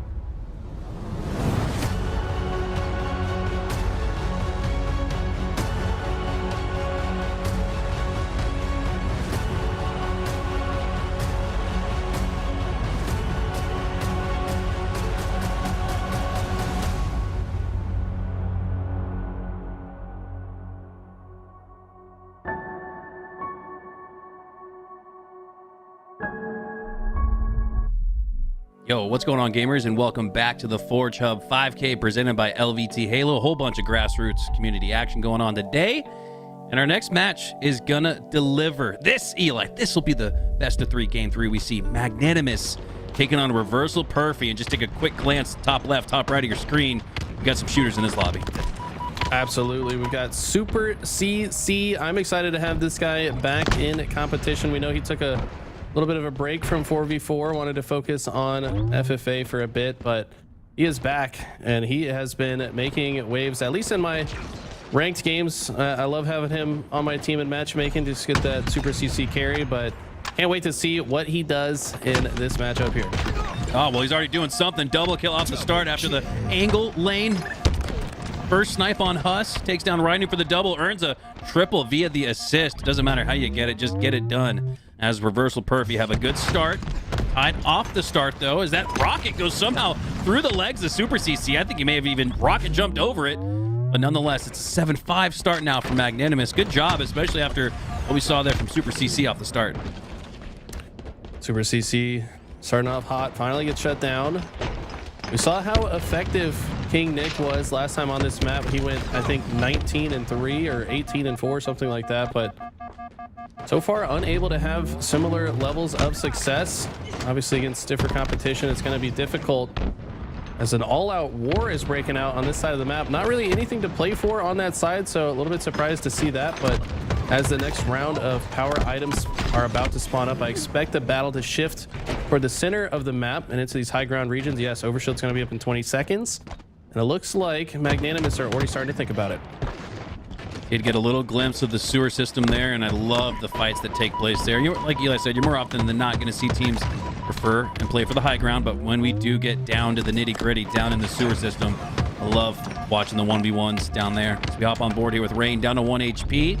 Going to make sure he stays alive. He's got coverage on both sides of his left and right, though. Just got to worry about Envor here on the other side of the corner. Slides out, takes the trade, and this early on, no harm, no foul. Yeah, definitely still a lot to be played for here. Super CC with the rocket, though, gets value out of it. Can also try to rotate around this outside area. Still getting the hang of some of these jumps. I like going down to this area, this like lower sewer system. It's a nice way to kind of route to other parts of the map, but to do so unseen. And Rain gets the kill on Super CC in portals out of dodge to not die to the rocket. So I think if he activated that portal a frame later, he might have died to that rocket. My God, that was perfect timing on the portal. Looked incredible. Just as the portal dissipation, blue and orange, kind of trickled across your screen, so too did the smoke from that explosion. Perfect timing there. Not the perfect positioning, but Rain wins it instead. The reversal, and that should be in all caps. Reversal Perfy, often getting the medals of their team name, and that's why they have named themselves that. And as we got a 20-20 game here, we're all tied up. Looks like Reversal Perfy kind of spawning in this low ground region. Rockets are down there though, so they might be able to grab those here in a moment. So it looks like our observer might have hit a little bit of a lag spike.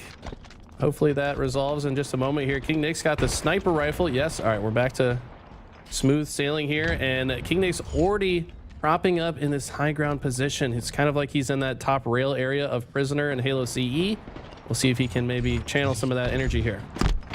All of this preemptive positioning for the power-ups coming up in the next 20 seconds. Envor gets taken down again. King Nick, a great job there, taking down a weak opponent. He was weak as well. And now with OS up in 10, Common wants it, but Common's not going to get it. He's going to take a snipe to the face instead.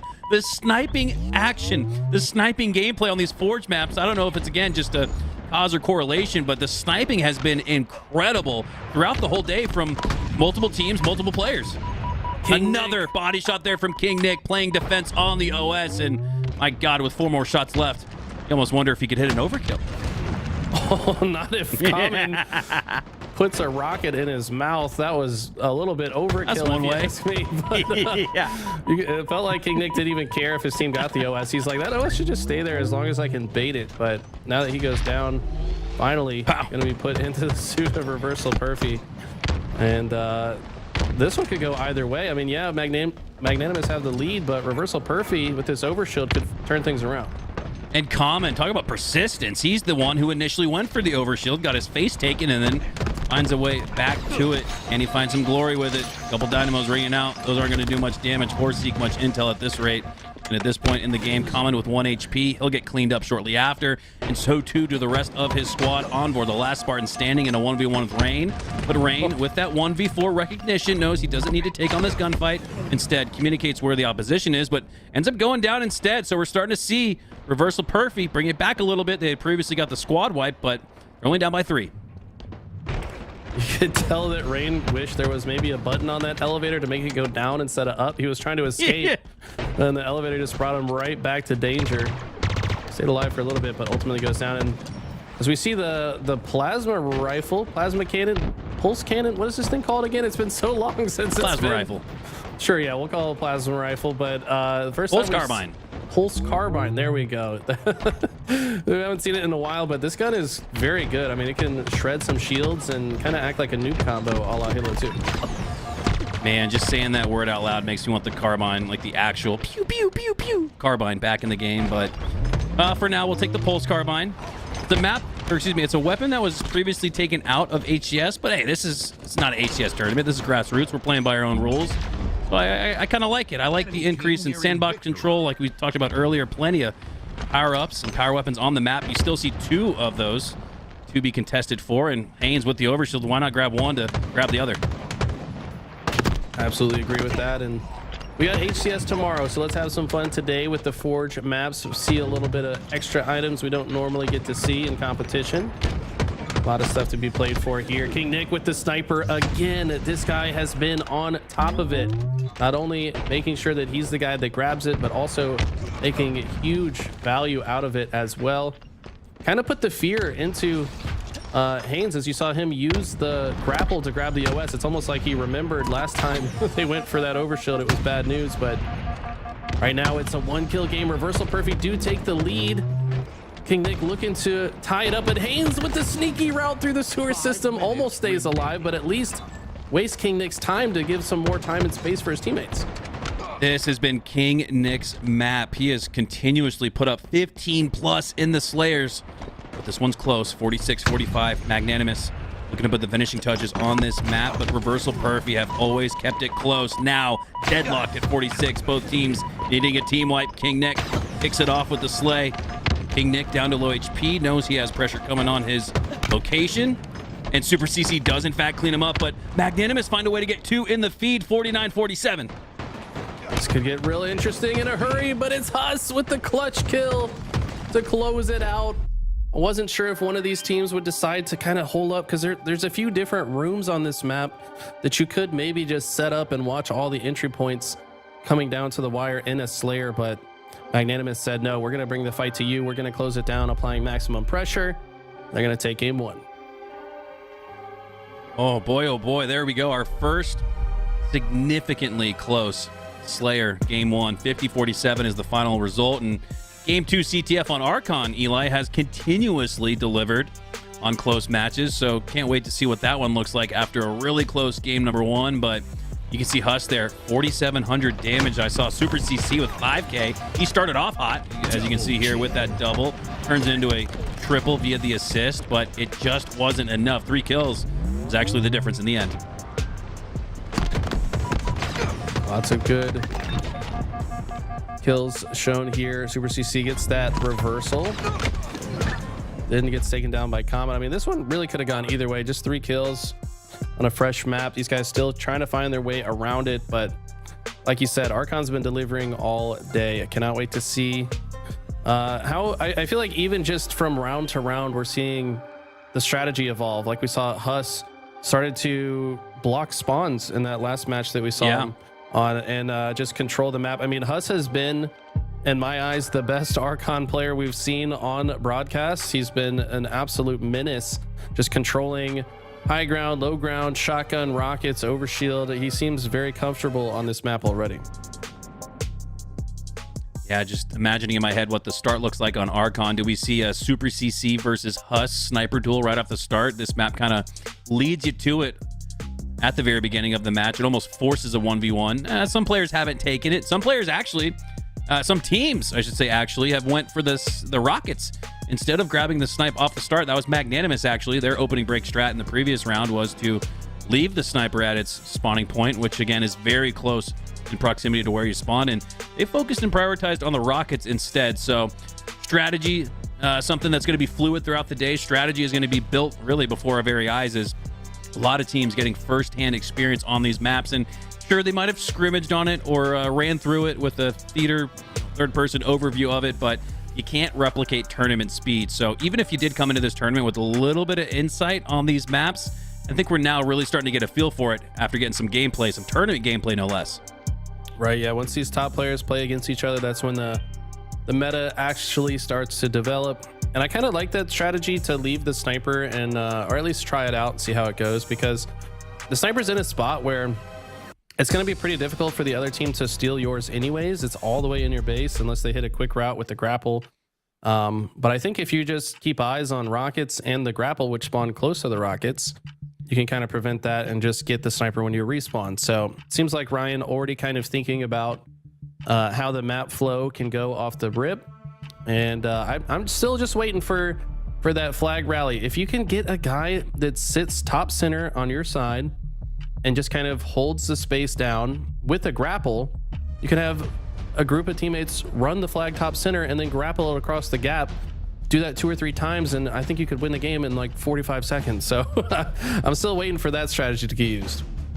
Yeah, this map about twice as big as Aquarius, but there are means to scoring just as fast. As we hop on board here with Huss off the start, gonna grab that shotgun, which helped him earn a killing frenzy the last time we saw him here on Archon. And it looks like Magnanimous are gonna go back to the well, in that their strategy is to earn the rockets off the start, which they do. And King Nick, well, one better, has the snipe as well. 3 go down for reversal Perfy. Quick cap coming up ahead here, it looks like, for Magnanimous. If not for Super CC somehow finding a slay on Huss, and he's staying alive, he's going to allow his teammates to squad spawn in the back of the base. What looked like a pull for Magnanimous might not even be that. That back spawn area actually has a lot of playability, but not when Ryan gets a double with 1 rocket. It just feels like from the back of the base, though, you can kind of work your way around the outside. You can maybe take a low ground approach. Looks like Super CC spawned out because of how many members of Magnanimous are in the base. But these guys are getting more and more comfortable with this base fight. Looks like a grapple going to be used by Huss, and that's going to help him earn a trade despite being low shields. Looks like Super CC and Haynes, the last 2 players alive on the entire map, they're going to be able to return their flag. Now it's their turn to get in Magnanimous' base. So fitting that it's Super CC that resets that one. He was the last Spartan standing that got a slay, stayed alive in the back of the base, and allowed that squad spawn to occur, where Reversal Perfy were able to push off their back foot and earn the 2v2 gunfight for now. And after King Nick's slay, it's 3 down instead for Reversal Perfy. Haynes, the last player alive before the rest of the spawners come through, and Envor finds a slay. So Reversal Perfy are doing a good job keeping this Magnanimous squad at bay. They've gotten the first run of the game, but the defensive effort for Reversal Perfy looks really strong. Maybe Ryan Noob didn't go over the map before the tournament started, as he finds a way into the drink. I mean, he had the grapple charge, so I think his plan there was to jump off to throw his opponent off to like give himself an edge in the fight. Thought that he had a way back onto the map with the grapple, but maybe that kill zone a little closer than he expected, as he does ultimately die off the mountainside here. And Huss trying to slow down Envor, but he gets taken down. Ryan realizes you can't shoot through the floor on this map, tries to do so. So, you know, you gotta at least try it once, right, just to make sure. Hey, you never know. Maybe these rock stone structures are made of paper mache. I'm not sure what Ryan was exactly thinking there. Nonetheless, Reversal Perfy will put in their first score, and it was all defense for them in the first couple of minutes of the match, but they used that defensive prowess to turn 0 into 1, as I'd even surmise that the slaying advantage is in Magnanimous's favor. No, it's not actually. So it's a slight slaying edge for Reversal Perfy, and they have the objective efficiency to match 1-0. Envor with a rocket shotgun combination, not something you see very often. Can he get value out of it? Without a bandit, it's a little bit sketchy, right? Like, if you don't kill them with the rocket, how do you clean up the kill from afar? I guess the shotgun does have some decent range on it, but I have to imagine he's gonna, yeah, you could force choke him out from afar. That's one way to do it. I know that's Boo strategy, but as we see here, looks like Super CC trying to protect his own base. I think he just grabbed a new sniper recently, but there's so many corridors that you got to watch back here. Looks like he is able to move forward, and now he's going to pull the Magnanimous flag. Grapple being utilized here from Ryanu. And it looks like it's not going to be enough. 2-0 lead for Reversal Perfy. They're looking good here in a bounce back game 2. Game 1 was really close, and you have to start thinking if game 1 went the other way for a couple of slays, this could be a 2-0 building for Reversal Perfy, but we're not going to complain, Eli. We might get our first game 3 of the tournament. Would love to see that. Yeah, I cannot wait for you guys to see Anthracite. Beautifully designed map. Should be the game 3 unless Magnanimous make an epic comeback, which they're more than capable of doing. Still 8 minutes on the clock. You have to imagine if they can just get the next round of sandbox items, they should be able to convert that into a flag cap. King Nick's going to control this upper region of the map. We saw Quadrant really favoring this area. New rockets are up, but King Nick trying to rain down shots on the players going for it. Takes down one, but another member of Reversal Perfy was able to get out with those rockets. Now King Nick forced off of the high ground. He's trying to retreat. Oh, and look at Haynes. He's the last player alive. Wait. Oh, and he's not going to get the scoring, but his teammates should surely clean it up. They do. Unbelievable, that complexity. We're able to take down 3/4 of the roster, but not stop that score from going in as we switch gears here, hopping back on board with Quadrant as they look to secure another Game 1 victory. Spectacular at that, but Cobra Crew got a little bit of something to say about it. That's Shyway, Aloof, Jelly, Gun Goddess, and Dilly Donut, but that will not be enough as Quadrant do in fact earn the stake. But man, Eli, that was not the close match that we thought it would be here on Archon CTF. Reversal Perfy, they dominated all the way through. Yeah, they clearly had maybe a better game plan, maybe just better control of the sandbox, and they really put Magnanimous in the blender. So that's impressive, right? Magnanimous looked very good on this map against everybody else they've played against so far. Reversal Perfy trying to change the storyline and be the ones that make it to that grand final, but right now they're going to be jumping onto a map that, you know, maybe neither team has even played yet. If they've 2-0'd everybody so far in the tournament, then this would be both of their first times on this map, at least in the tournament. Who knows if they've got some practice on it prior, but this is a fun one. It's kind of, it reminds me of maybe a map from like Team Fortress 2 or, like you said, Overwatch. The building says mining company on it. I can't remember the name of the mining company right now. Red River Mining Company, something like that. But there's a lot of verticality to this one as well. There's several different building structures. All the hills for the most part are low ground though and pretty exposed. So I think every hill is going to be contested. Hope you brought your cowboy hat and your 6-shooter because Anthracite is the yeehaw that we've all been waiting for. Anthracite is actually, by definition, Eli, a variety of mineral coal containing but little hydrogen and therefore burning almost without flame. So very efficient is the map.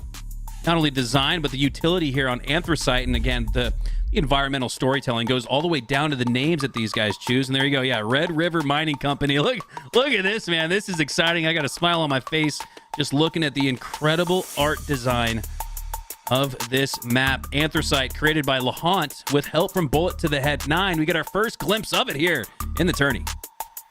Yeah, I mean, there's so much detail on this map. I mean, it feels like you're in the mountainside at the mining company. You can see there's like a lantern on some boxes. They've got like the little pickaxe that you could imagine just people working here. I mean, there's a little minecart flipped over there. Wow. I mean, they're just looking at the level of detail here is amazing. Somebody in chat corrected me, by the way. This got 3rd place in the Forge competition, which was just a competition to make awesome maps, essentially. So to get 3rd place in a competition like that, you know, it's a fantastic map. All right, here we go. Off the start, plenty of sandbox to play for as Us looks to earn the first overshield. That'll be up in 20. And it's right above where the hill spawns. So you wipe a squad within close timing of that overshield spawning and the hill being captured, you could get a little 2-for-1 here. And that's exactly what it looks like we're building towards. Magnanimous go 3 down off the start, but King Nick settles the fight for now with a double, no less. Yes, on Super CC gets cleaned up eventually. And now the OS 2v2, highly contested. No, not anymore. Reversal Perfy go 3 down, and it looks like Magnanimous will not only have hill control, but the OS as well.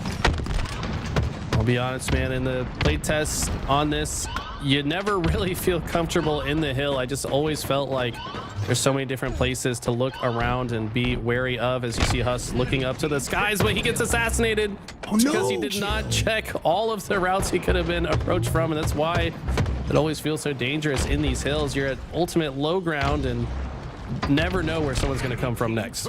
Oh, look at that. You never know what you might find in the hill, too. Envor kind of slides over to the sniper and says, okay, I guess I'll take that. Lines up a couple of no-scopes, but Ryanoob's slide is too quick, too wily, too sly. As he takes down Envor, and it would look like 2 more shots left in that snipe. King Nick with a spike grenade cross map. That's not going to connect. You can see the feeling out portion of this map being played. Magnanimous in the lead, just about doubling up and then some on Reversal Perfy for now. I think every single one of these first 3 hills or so will be hotly contested. Like I said, they're very exposed, but these guys are all so smart, right? They're pros for a reason. They can quickly find ways to earn power positions. They can quickly deduce what parts of the map are good to hold, maybe figure out a cheeky corner to hide in nearby the hill to use it as bait. Look at Huss just taking this high ground position, but despite having better positioning, Super CC wins that fight. That's going to be an opening for Envor to grab the overshield. This overshield could make all the difference for this first hill. Who can find the most value out of the OS? Reversal Perfy are down, but now with overshield, have a chance to potentially roll. Great job utilizing the corner in that little barn door. It's unhinged. King Nick's gameplay isn't, though, as that was pretty heads up and pretty smart to stay alive utilizing that. And all the while, Envor gets his entire overshield depleted. So a nice play there from King Nick, seeing that veteran style come out despite the map being brand new. Look at this. Envor kind of predicts that perhaps Magnanimous will try to rotate through the outside. He's correct, but problem is his opponent shows up with a heat wave, cuts him down in a hurry. Seeing some more items on this map that we haven't seen in HCS in recent memory. We've got the drop wall back in action. Some shock grenades as well. And shock grenades, and I think this is the first time we'll see shock grenades in a King of the Hill game type, which, you know, might be their best use case, right? Like just throwing some shocks into the hill. They're bound to deal some damage. But right now, it's all about this snipe control from Super CC. He's got a full clip to work with. Yeah, and even if you don't get the slay, you could at least clear the hill for the time being after Magnanimous clear a 1-0 lead off the start. But Super CC has that snipe. Saw what he did previously with it. Was able to take down a couple opponents. Teammate support here on the red structure as he gets a couple of chase grenades through. That's not going to connect on anybody, and here comes Ryanoob around the corner. Weak, I assume. Yes, he is. Easy finish here for Super CC, and this should open up some hill time here for Reversal Perfy, but trades occur. The last player alive for Magnanimous able to trade out, and that's going to make it a little bit more difficult for Reversal Perfy to reach what I felt like could have been the 25% mark on hill number 2. Super CC tries to land the no-scope, but Huss's movement just a little bit too fast. Envor's going to be able to secure this overshield, though. Looks like a trade goes out between Haynes and Huss. Right now, not much hill time really gotten for either team, but now this looks like the best chance Reversal Perfy has had to start racking it up. It's overshields. He's still got quite a bit of overshield to work with. Hill 2 virtually tied, but Reversal Perfy starting to get a little bit of separation on board with another overshield. So you definitely give Reversal Perfy the check mark on that to-do list. They've been able to claim more overshields than Magnanimous, and they tie it up because of it. 2 down, though. Ooh. Haynes needs to win this one. Massive! Takes down 2 of his own on Magnanimous, and that would have been a 1v4, 1v3 at best for Reversal Perfy, but Haynes with the double kill swings the tide back to 2v2. Now swings it back in scoring favor for Reversal Perfy as they need just 25% more on the board to tie things up. See the way Haynes was already moving around the map? You can see him just kind of lining up different skill jumps to find his way to high ground. Ultimately does get cut down, though, and Stalker rifle. Not sure where the Stalker spawns on this map. I think it's in one of the buildings here, maybe in the higher area, if I recall correctly. But that's going to be an important weapon to keep track of. Looks like Haynes going to find his trusty assault rifle once more. We saw what work he was doing with it previously, and he keeps making this cutoff. He's found the rotation. He knows that Magnanimous want to use this mining area to get to the hill, but he just keeps stopping him short, and that's massive for Reversal Perfect. Enemy about to score. Last player alive for Magnanimous. Putting some dangerous points on the board, but it looks like Reversal Perfect should be able to secure this. They just got to take one more out of the hill, but a great trade from Rhino. Clears the hill, clears Reversal Perfect from earning points, but they finally dive bomb onto it and secure that 1-1 tie with 2 to go. Haynes gets the overshield. King Nick tries to at least take away the overshield from him. Does a good job to do so with that melee using the thrust pack. And now Rain diving from the heavens with the sniper rifle. I found myself doing this on a map that you maybe aren't super comfortable on yet, and you're playing a game type like King of the Hill. It's very easy to just kind of try to run at the hill over and over again, but I think that a better strategy here is probably to try to maintain some high ground positioning so that when you do get into a fight, you have better odds to win it, and then you can get into that hill later. As we see, Reversal Perfect gets a lot of time off of those early deaths from Magnanimous. Some cross map shots there. Enemy team 1-1, 90 seconds left, Eli. So score and time consideration, this could be the final score that we see, depending on how long it takes. I feel like, especially on a Forge, in a Forge tournament, you're not going to see as efficient grabs of the hill like you might normally in HCS. So I'm expecting a little bit more time to come off the clock. I think that's one of the reasons that we see just a minute and a half left, only 1 cap for each side. But 3 go down for Magnanimous. Oh no. Uh-oh, and that helps kind of reset things a little bit as Common falls off the map with a little bit of lead, a narrow lead on this third hill. I'd say 10 percentage points, but no more. team took the hill. Yeah, Haynes was the last player alive. By the way, Haynes 22 and 11, clearly feeling confident on this map. Maybe played a little bit of Team Fortress 2 or another game that has a map similar to this, but right now Huss gonna use the sniper in the hill. Maybe not super common strategy, but sometimes you're the best guy to get the hill time and you just happen to have the sniper. And we know how effective Huss can be at low ground anyways. He does get the body shot, but he gets taken down. 1-1, 101 on the clock. This one's coming down to the nitty gritty. Common looking to protect the hill. Oh, but it's Magnanimous with the overshield and Ryanoob with the double kill. This could be the finishing touch that they need on hill number 3 to take a lead going into the final minute, and they'll do just that. Haynes, the last player alive. I don't know where the next hill sets up at, but I imagine his thought process here is to rotate to next, try to get some shots out, try to deplete that overshield, but he's not able to, and Haynes is going to spawn out a little staggered now after a King Nick double kill. Triple kill. And they're going to have eyes on the next hill as well. And curious now, Eli, do you play for the points here or to just get to 0-0?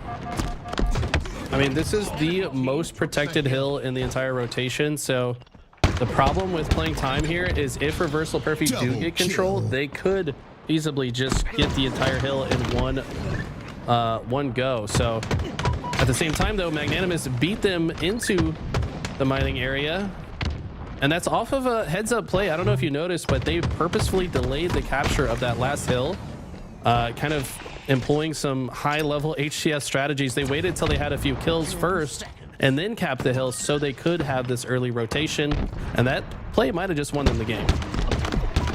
Looks like it will. Desperation sprint through the middle of the map will not be enough for Reversal Perfy as Magnanimous take it 2-1 and take this series 2-1 as well. We finally got our best of 3 game 3, and boy did it deliver. Anthracite, a very good looking map, plays well as well. We got to see a triple kill from King Nick and a highly contested game number 3. About all you can ask for, Eli. All you could ask for in a series like this, in a tournament like this. We just want to see more and more Forge maps, guys. If you guys are Forge creators and want to get your maps in tournaments like this, definitely check out Forge Hub, check out Halo Hub. You know, get involved in these tournaments. We want to see more tournaments like this. LVT, I'm sure, would love to be a part of as many as possible. We see exclamation point Forge maps in chat for you guys to check out all the maps that we're playing today. And we're just getting started. There's still a lot more tournaments to be played. All right, take a quick look at our bracket. things are starting to clear up a little bit. Clear to area. Gets through to the winter semis on the bottom side. Our top side already set. From two of our top performers so far, fitting Quadrant and Magnanimous. That's where we'll head to next in a best of 5, Eli. Here we go. We're hopefully going to look at all the great maps that we've seen throughout the day. But before we do that, let's head to a quick break, re-rack. When we return, Quadrant versus Magnanimous in your winter semis. Woo! Can't wait.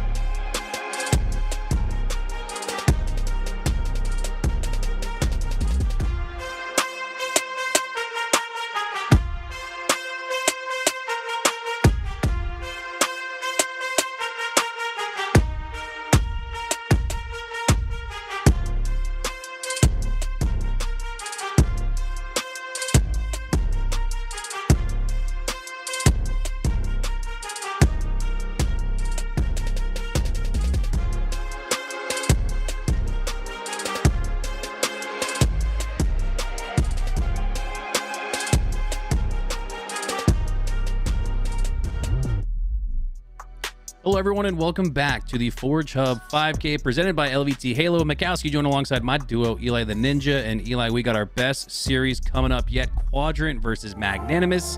And it's a best of 5 as well. Woo! Set the stage for us. I mean, this could be two Titans that we could very well see facing off for top 6 in an HCS tournament, but we're seeing them here competing on Forge maps that the community has largely not seen until today. But we've got some amazing maps here. We've gotten to know Downfall and Archon already, Anthracite in the mix as well, but this is a best of 5 with 2 very good teams, so we could absolutely see this go the distance and see a couple of new maps. I know we've got a Sepulture game 5 on Strongholds, and man, that would be exciting. Conflux, another map that I'd love to see. It reminds me of Wizard or Warlock from the Halo CE, Halo 2 era. Just a little bit widened out, a little bit bigger. But for now, we've got Downfall, game number 1, Slayer off the start, and Quadrant have a 2-0 lead. SLG's been putting the sniper to work. No surprise that he grabs it immediately off the rip here, finds an unsuspecting Husk, but Ryanoob there to cover his back, and that's what you like to see from a team like this that's kind of trying each other out a little bit. You know, this isn't an official roster, could be. Not sure if they've signed up for the HCS tournament with these 4 or tomorrow, but some clear signs. Right? Yeah, I mean, it feels like it. Some clear signs of early teamwork from these guys already. Yeah, Ryanoob is just so purposeful in everything he does in and out of the game, whether it's making a rotation or holding tight and baiting the other team in, or even out of game with the team changes and roster decisions he makes. Ryanoob is not only a player, but he's almost like a player coach, almost like a player GM. He really wears a lot of hats, and fittingly so as for someone who's been around since the Doritos Combine days of 2010. Ryanoob, now a wily veteran in his veteran era, but it's Magnanimous who need a little bit more to get back in this one. Quadrant, just as I say that, explode for a 3 down, only 1 down for them. And that net advantage is going to lead to 5, 7 to 13 now off the start. Quadrant are really flexing their muscles here. Sika hasn't died yet. Quadrant is absolutely insane right now, and I think it was either Sika or SLG in an interview said that he thinks this current iteration of Quadrant could be even better than the Quadrant that contained Legends, who's now won tournaments, and you can see why. Glory really coming into his own as a player and just leveling up with this squad. Snipe Drone hitting a new level of confidence and ability as well, and I'm just so excited to see this Quadrant roster throughout the entire year. They are putting on a clinic against the likes of Magnanimous, who are also a top team. So Quadrant taking SSG to game 5, actually had a 2-0 lead in the series and won the first round of Oddball. Somehow did end up losing that series, but it definitely shows their potential as Sika gets a triple kill, and they've doubled up on the lead. Wow. Triple kill, double up on the lead for Quadrant. And man, what is it about these Forge maps, Eli? Did they input 15% more aim assist? Because man, the snipers have just been on fire in this tournament so far. And if anyone's been on fire as a squad, it is Quadrant as a whole. But just as I say that, us, the difficult gunfight there. Repulsor backs him against the wall, but he regains off of that little screen disorientation. Now taking on SLG, but the bait switch from Snipe Drone. Oh my God, we're getting to see Quadrant in full form here. Sika started this game 11-0, finally taken down. So he got the killing frenzy.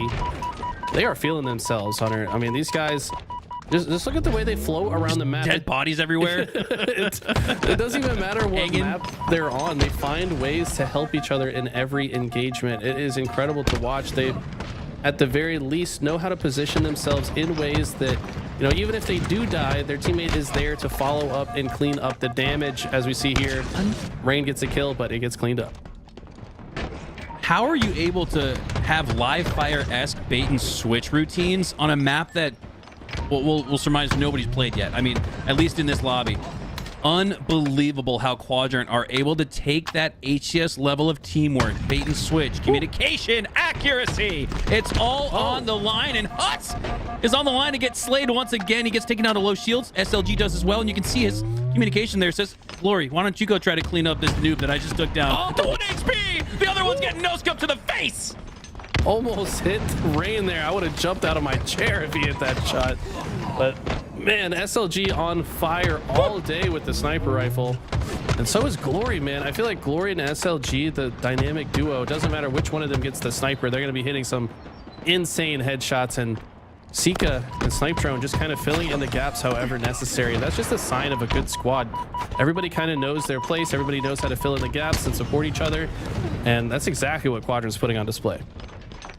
I think I saw that rocket from Huss had a bow on it. Doesn't get gifted the slay on the Snipe Drone, though, as Quadrant have ran away with it. 39-26 now. You hop on board here with Snipe Drone. And look at that. Oh, Quadrant, this is some live fire strategy. You're seeing the shroud screen go down to grab the overshield. I mean, this is looking like a full HES team of 4 on an HES map. Wow, look at Snipe Drone, so disciplined to check all of the corners. There's a lot of corners to check on this map, and he's just making sure he does not get back smacked crossing any of them. Got to do that as the overshield player. Glory here trying to get used to this elevator, not a fight they're used to having where one player is being lifted by the map itself. So we see the teamwork coming in a little bit better for Magnanimous as of late, but kind of wonder if it's too little too late. Ryan finding a cheeky spot, catches Snipe Drone unsuspecting, but I don't know if he's going to be able to do much with it. Oh no, Snipe Drone gets the kill on him despite Ryan having the early vision on him. Of course, Snipe Drone had a little bit of OS left to give him an advantage as well, but still a clutch kill by Snipe Drone nonetheless.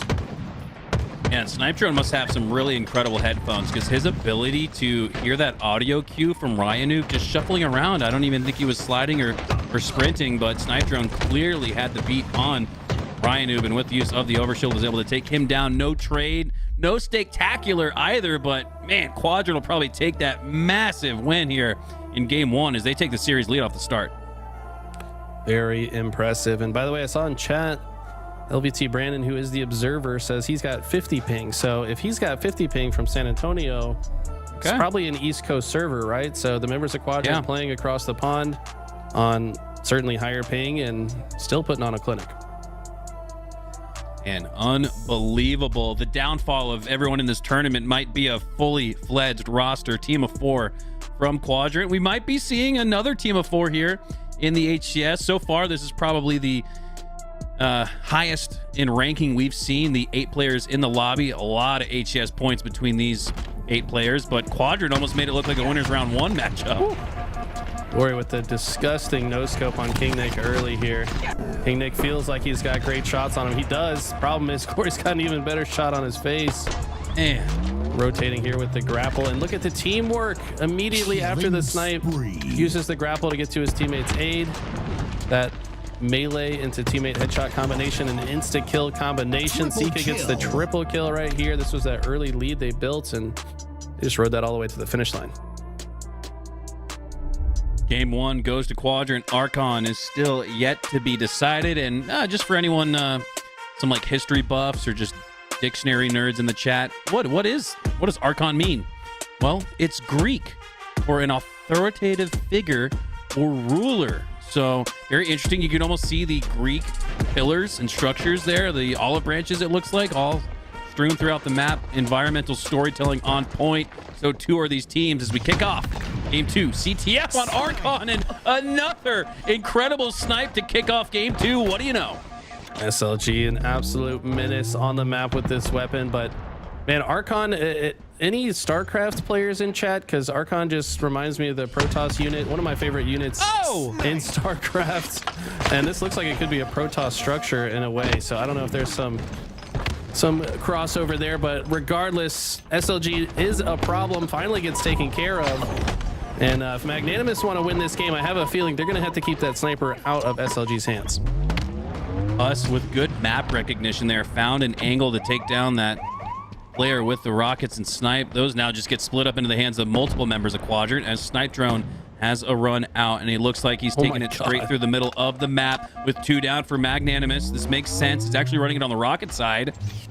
And look at the look at the help he's got. Look at the support. All eyes on all 4 members of Magnanimous. Should lead to a score here, but somebody else has to pick it up. Snipe Drone, the initial runner. Does Glory have it instead? Now he does, but it's not as far along as we might have thought. King Nick gets taken down, and can Quadrant finalize this run? Should be able to, right? Should be able to. All right, there we go. It took a little bit longer than you would have expected, huh?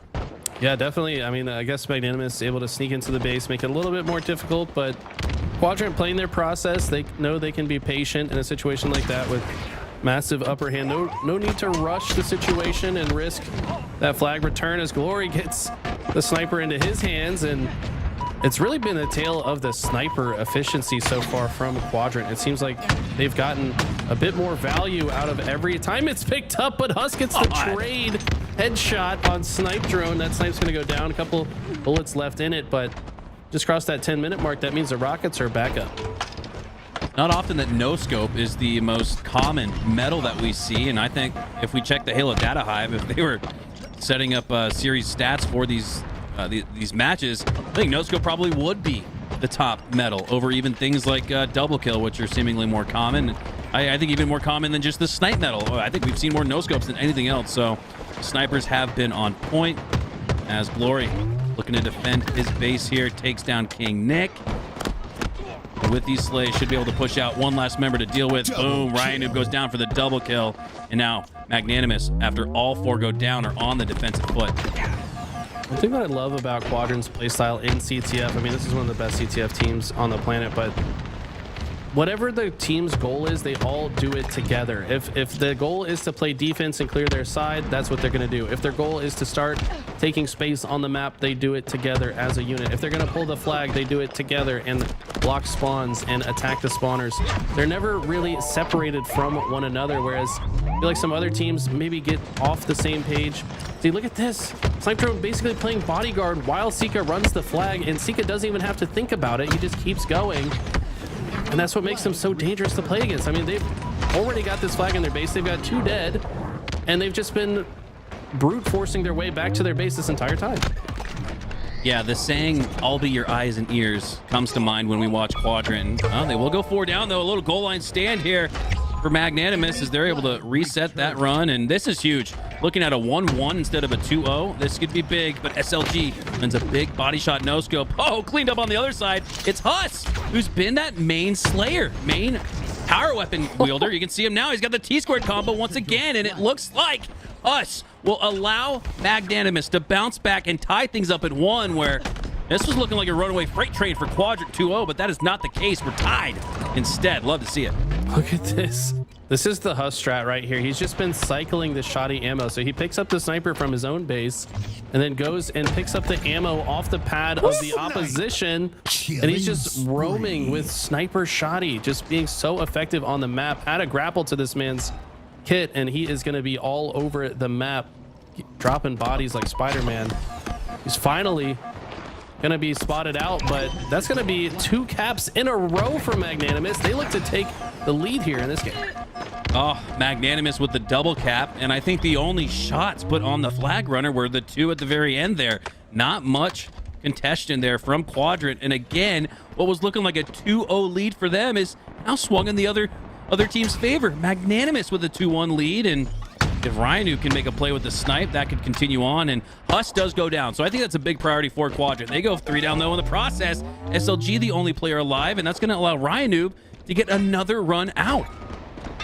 Look at this. He's taking it through this top center route. It seems like both these teams favoring this run with an insane no-scope from Ryan. And he gets the body shot on the next player, and that's going to give Rain a lot more freedom to move this flag. Snipe Drone, last player in position to stop it. He does for now, but after going down, I think that's the end of the game. That was all thanks to Ryan Noob, and they're going to be tipping their caps to the captain there after Magnanimous take game number 2, tie up this series 1-all. What a swing in momentum, Eli. We thought Quadrant were going to have the 2 quick caps in a row, but it was Magnanimous with 3 instead. Wow.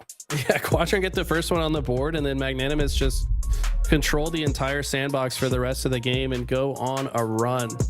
Very impressive stuff. That was mostly in part from Huss just controlling shoddy sniper for so long, just being a thorn in their side, and then of course the clutch no scope out of Ryan Noob to seal the deal.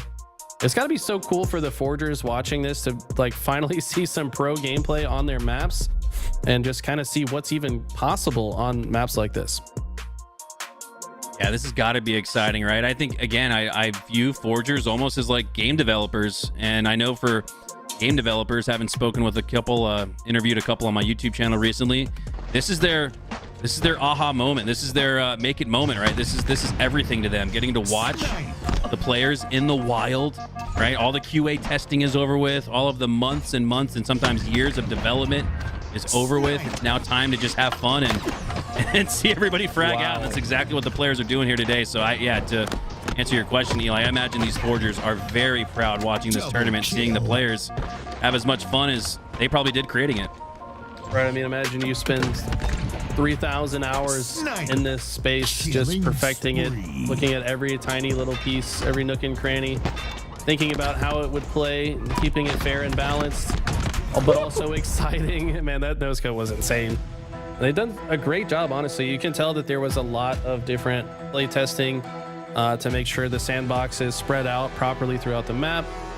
And we're getting another look back at Anthracite. The Red River Mining Company is where the battle will continue to wage on.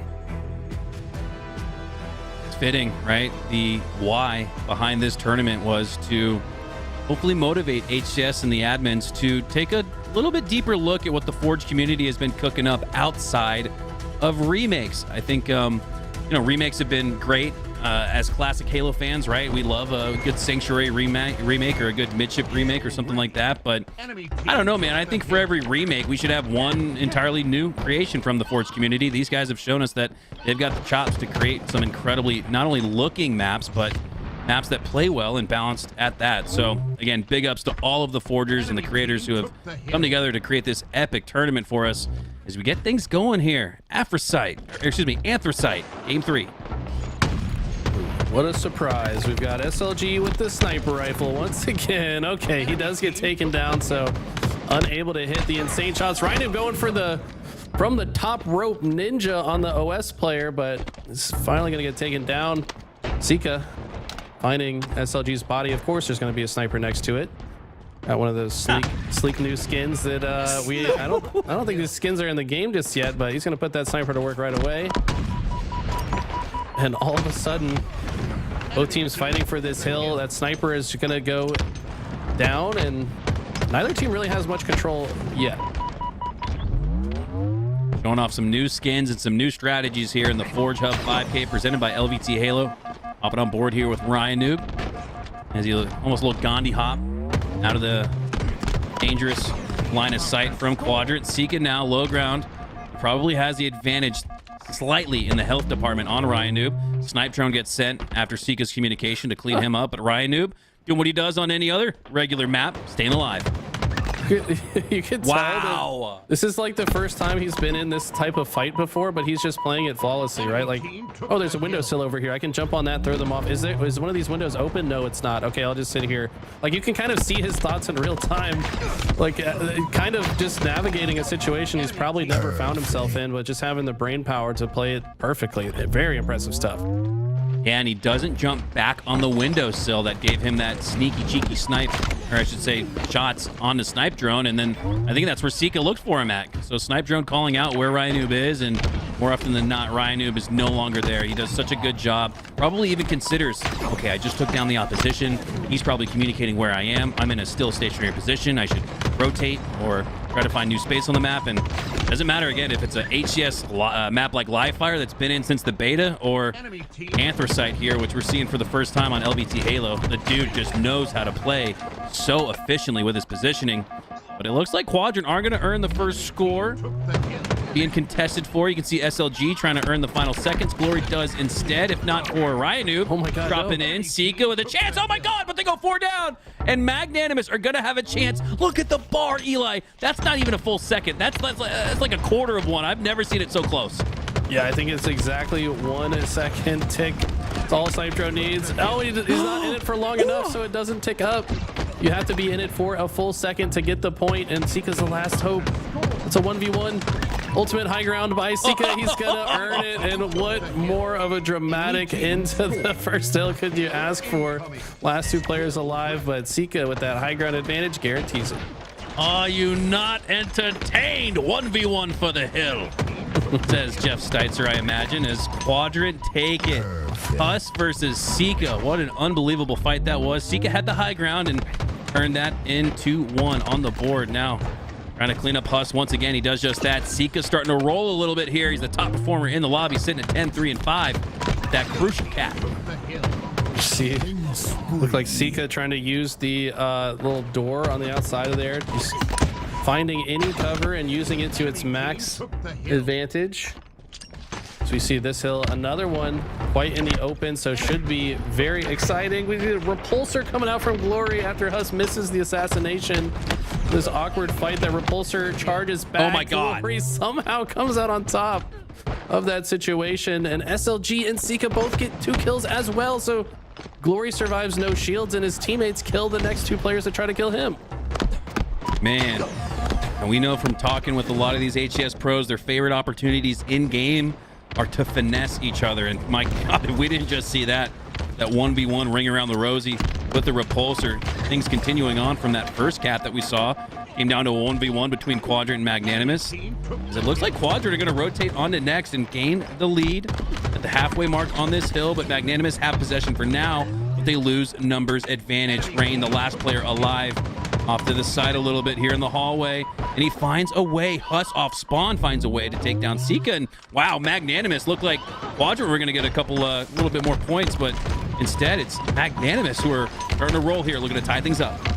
Looks like Quadrant spawned close though in this little coal mining facility, but the pressure able to be staved off by Magnanimous. Rain's gonna intelligently rotate out of the hill to try to play his life and be a better factor in the fight, but when he gets taken down, Quadrant definitely gonna feel comfortable to get in the hill. SLG and Sika, look at this. They're in the 2 best high ground positions to overlook this hill, and with the spawn points of Magnanimous, they're gonna have a hard time getting over here. SLG preventing entry and exit points on Huss with those grenades, but Huss finds a way in the hill nonetheless. But SLG pre-planned with the perfect 7 shots from the sidekick, looking like the main character there with that level of DPS. King Nick gets in a couple of more to the body, and then Ryan, that's very rare you see Ryan give up his back to the opposition, and that's back-to-back caps instead for Quadrant, up 2-0 with 2.5 left in regulation. 18-8 is Sika. He has been on fire. We saw him with the triple kill in game 1 as well. Just seems like no matter what, there's 1 member of Quadrant or 2 members of Quadrant popping off, and it could be any of the 4. They're like taking turns having standout performances, and that's a sign of a phenomenal team, right? Like every single person on the team capable of doing unimaginable things as Glory hits the curb slide perfect shots through the window. And how much skill does it take to pull off something like that? Yeah, that's one of the reasons we were so high on that FaZe Clan roster when they first got established. Just the crew on paper set a lot of fear in the hearts of the opposition because of that fact, Eli, that anybody could pop off at a moment's notice. And Quadrant, as they go further along, feel like they could do just that. Quadrant, a team at HCS London, looked almost destined to take down their former teammate and legend of SSG to make it to Championship Sunday, but that got stopped short. Still an impressive top 6 performance from Quadrant. Little repulsor mind the gap from Ryan Noob. Yes, I've been waiting for one of those. Yeah, I'm surprised we haven't seen more of it. There's a lot of space to be knocked off the map, but this hill definitely going to create more of those moments, as it is right on this cliffside here. Beautifully designed skybox, by the way. Shout out to the forgers. I mean, these maps do such a good job of just immersing you in the environment, right? Like you actually feel like you're in this space, and a lot of that comes from feels alive. Yeah, a lot of that comes from the work outside of the map. A lot of people pay attention to what happens inside the map, but I think just as important is that skybox to really add that layer of immersion. Yeah, that's a great point, Eli. As Quadrant take a 3-0 lead, you kind of think like, oh wow, I never noticed that. Well, your mind did subconsciously. It appreciates it, I think, as gamers. We may not see or look at things directly, but what's on the periphery of our vision is always be appreciated and admired, as we get a chance to do that here with these Forge maps. Wow. Was that snipe drone coming flying off the top rope? Yeah, play the John Cena drop for that. That was unbelievable. He stays alive and takes down his opposition. Yeah, this hill definitely the most protected of all the hills on this map, so would not be surprised if Quadrant run away with it for the 4-0 sweep, as they've got, you know, several entry points to watch. By the way, Ryan using that shock grenade to deplete the overshield, and then the perfect shots from the stalker, as we see a nice overhead view of the map. See all the snow and ice on the roof of these buildings here. Rhino continuing to put the sandbox to work. I think these guys are probably happy to see, you know, maybe a few more items to use in a tournament like this. You know, get the drop wall back. It just allows for a little bit more creativity that they are not normally allotted in the other tournaments. I agree. I miss the drop wall. Not only just because it looks cool, but I think it's so much strategical. I also love when Jeff Steitzer says, boom block. So we could always use more of that. For now, Jeff Steitzer alerting us that Magnanimous are about to score, but if you look to the bottom right, Quadrant R2, Magnanimous on hill point, on match point right here. They need it, and they're going to get it. 3 go down for Quadrant. SLG drops into the hill, but that feels futile, as he should go down shortly after. He does, and Magnanimous have a little bit going here. 1-3. Wow. Yeah, that's a important hill to get, but with just a minute and a half on the regulation clock, they've got to play perfect from here. Looks like all of them do kind of congregate around the hill, but I like this play from Ryan. He said, all right, I need to make sure we stop Quadrant from getting to the hill on the opposite side of the map. Very clutch repulsor there. That stick looked like it was tracking to stick him. And they've got a good setup here where it looks like they should be able to keep Quadrant at bay and get a lot of hill time. Oh, Ryan with a peek and pop around the corner, takes the face. And if Magnanimous can score here quickly, maybe even the soul of Quadrant, as Magnanimous look to start a comeback for the ages. Ryan Noob going to pick up that overshield, but look at the grenade. Instantly takes him down to no HP. He's able to clean up on what looked like a really tough gunfight. Goes down shortly after, not before earning a killing spree and putting Magnanimous back on the board to where it looks like they need just a few more seconds in the hill to make it a 1-score game. Love this camera angle here. You can really see how this hill is just right on that cliff side, separated only by a fence to keep you safe. But it does also highlight that the entry points are on both sides of this hill, and if a team can kind of deny these 2 entry points, they could have a lot of success. As Husk gets a double kill, and Magnanimous should be able to close this out, and this is all of a sudden a 1-hill game. And this is all you're asking for, right? Get to 2-3 with a minute left. Hey, 50 seconds, we'll take it. As Magnanimous are back in the mix, and it just feels like, Eli, just from the eye test, that Magnanimous are figuring out this map. It almost feels like they walked into it, not really with much knowledge or information, but you can almost see they're finding ways to set up. Previously, an example of that, I would think, as Huss wins the 1v1 against SLG, don't do it against 2, no. But I think an example of that earlier was when Magnanimous had hill number 1 for them, made it 1-3, went for hill number 2, and they sent Ryanoob out with that sniper to prevent the pushes from Quadrant, and that was perfectly played by Ryanoob. So we're starting to see it looks like Magnanimous find their form as we head back to this initial hill point. 35 seconds left, though. Magnanimous are in it, and they're already at the 60% mark. This would be a comeback for the ages. Oh my God, how is Rain still alive? He has been just weathering the storm of grenades and a constant barrage of enemies. Of course, his teammates been helping him stay alive, but all of a sudden they've tied it up. We're in sudden death. Next hill is gonna win and take the lead in the series as well.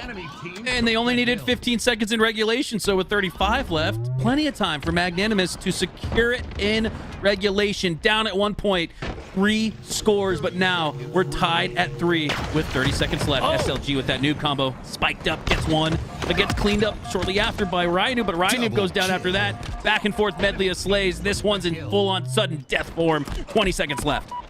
Such a clutch kill with the plasma pistol. That was on the OS player as well, so no OS to be had for Magnanimous as it's killed instantly.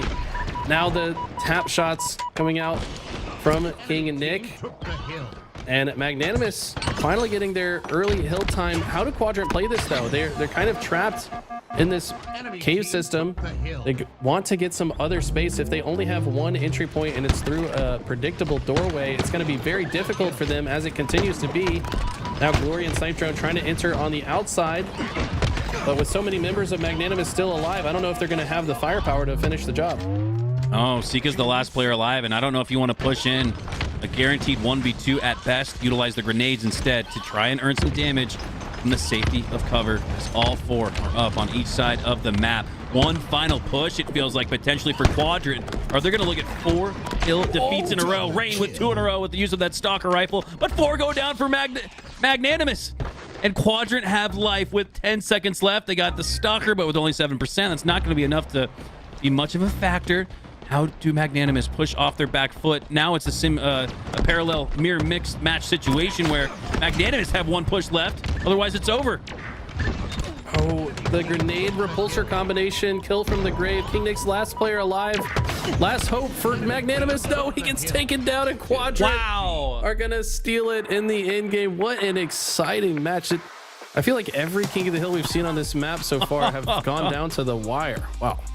Yeah, 2-1 in that first one, and then 4-3 in our second look at Anthracite. My God, that was unbelievable. Quadrant built a 3-0 lead, and maybe got caught sleepwalking a little bit into the kitchen. Man, Ryan Noob and the crew were waiting, and they had a run there. They had 3 in a row, and man, King Nick with a chance to win that 1v1 for the game. Man, what an electrifying, exciting match. You saw plenty of not only individual pop-off moments, but you saw a good mix of teamwork all throughout. I mean, this map really delivered on about everything you can ask for in HCS competition. Sika continues on with proficient use of the sniper, like we're so used to seeing from all the Quadrant boys. Absolutely. And what really impressed me from this was that last hill, as soon as Quadrant had full map control, they got 4 dead. I saw SLG go into the mining area right next to that hill, because earlier in this game the other team had spawned in there while they had control. So I think SLG recognized that's a potential spawn point. So next time I'm in this position, I'm just going to block it and make sure that, you know, we don't get spawned close to. And that just shows a level of adaptation that you really would only see among the best in the world. Yeah, that's sort of become second nature. There we see SLG deplete that overshield. But you're right, Eli, it sort of becomes second nature for all of us after playing thousands of hours on the same maps for the 3 years. You kind of start to, you know, sleepwalk and, you know, subconsciously go through the process. Now with these new maps, you got to almost on the fly determine, all right, what spawn do I want to block? What spawn do I want to force for my team? As we get another look at a new map here, Conflux, which is the point or place where lines must meet. I have to imagine that these 2 teams are going to meet in the middle. This map, to me, Eli, feels a lot like Warlock or Wizard from Halo CE, with just a little bit more space and a little bit more of those lines to meet at. So very excited for the crew, these 2 teams and the community, to get their first eyes on Conflux as we kick things off. Another CTF. Here we go. Yeah, definitely has kind of like that square vibe to it, like Warlock, like you said, but obviously the art style a la Construct, you know, it looks like it's literally attached to the same facility of Construct with the exact same type of just like geometry and architecture. But what I found about this map is controlling this top middle region is so important. The spawn points are kind of dotted around the outside. You actually don't spawn near your own flag that frequently. You usually spawn out on a side. But if you can control top center, you can really apply pressure to those spawn points and control the map. Yeah, I want to give big ups to the Grim Dealer, who created this map all by their lonesome, and that's extremely impressive, Eli, when you consider most forgers, they'll work on the layout, and then maybe somebody else answers and handles the art design. So for the Grim Dealer to solo this, essentially, I mean, this is unbelievable. The Grim Forge Dealer, it feels like, because he delivered with Conflux.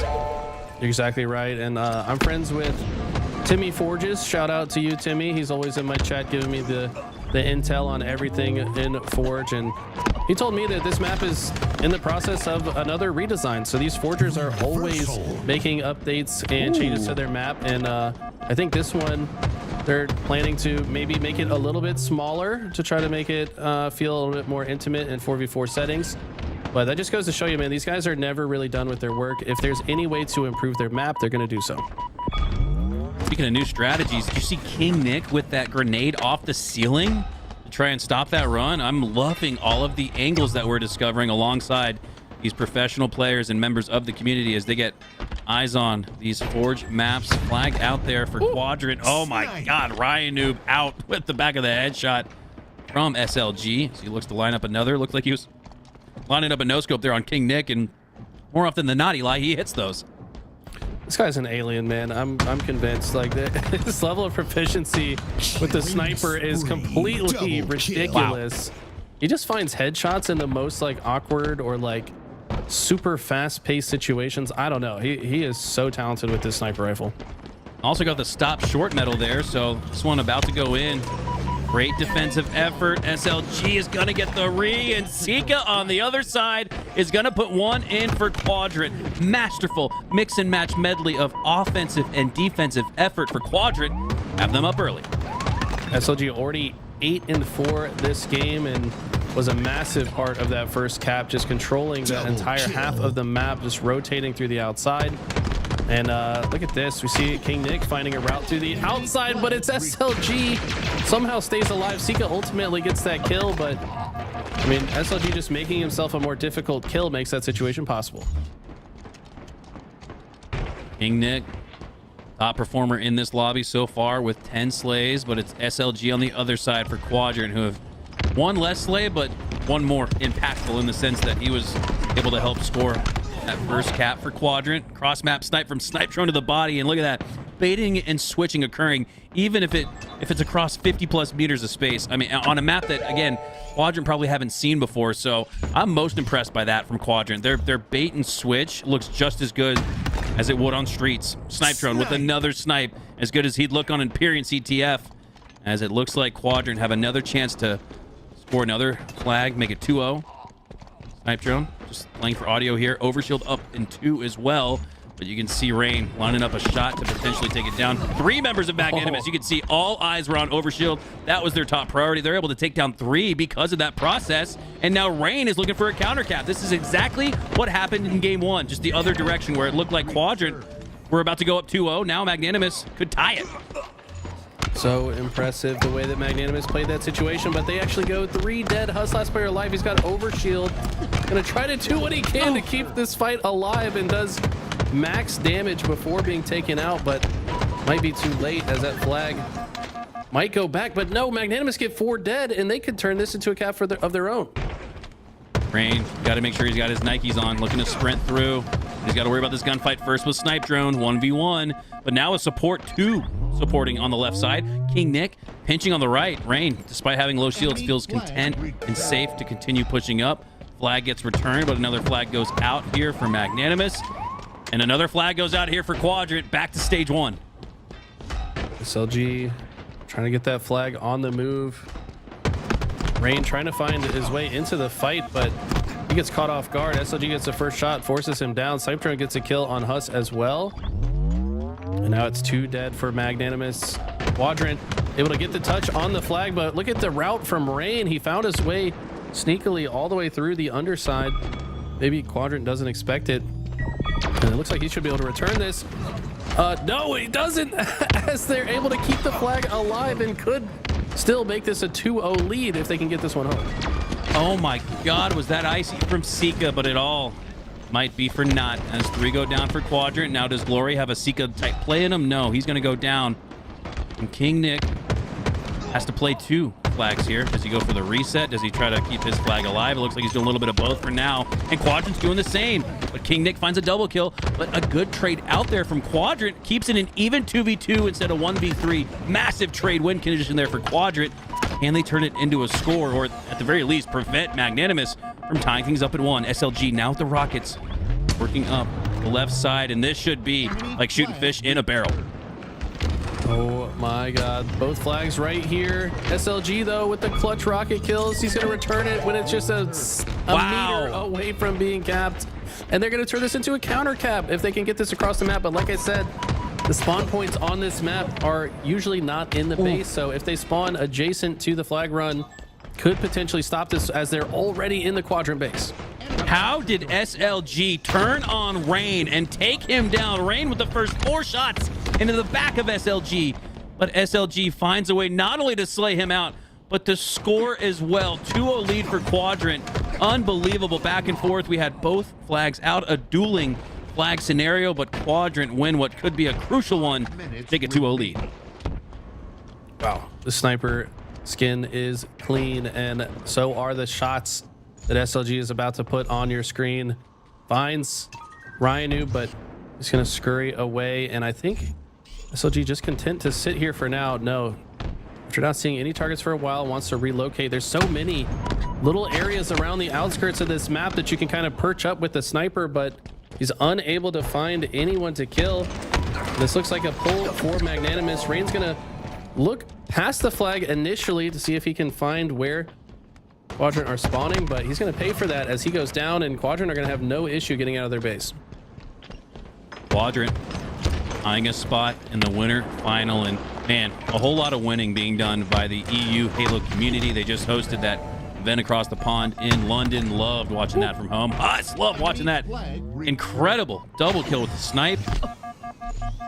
Finds his way to safety. Overshield up soon. He's looking to bait it out. Quadrant are going for it. Snipe drone, to be exact. No, Snipe drone wants to take down Huss instead. I like this process here. Snipe drone, knowing that the overshield is up as bait, elects to instead take on Huss. Sure, he gives up the OS to King Nick, but I think as long as he can try to find a way to take down Huss, this play could work out, and it does. Snipe drone with a little bit of a long game there. Gets the long play and ultimately takes Huss down. I think during that whole scuffle, though, Magnanimous were able to secure the overshield. Don't think they got much value out of it, though. So Quadrant doing a good job to kind of diversify their resources, apply pressure to the spawner, also cut down the OS. But it just feels like Quadrant are just a little bit more efficient every step of the way. It seems like they're just edging out Magnanimous in a lot of these engagements.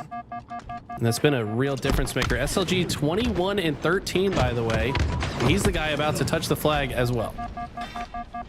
Legendary gameplay, you could argue, from Quadrant, as they are edging out the competition more often than not.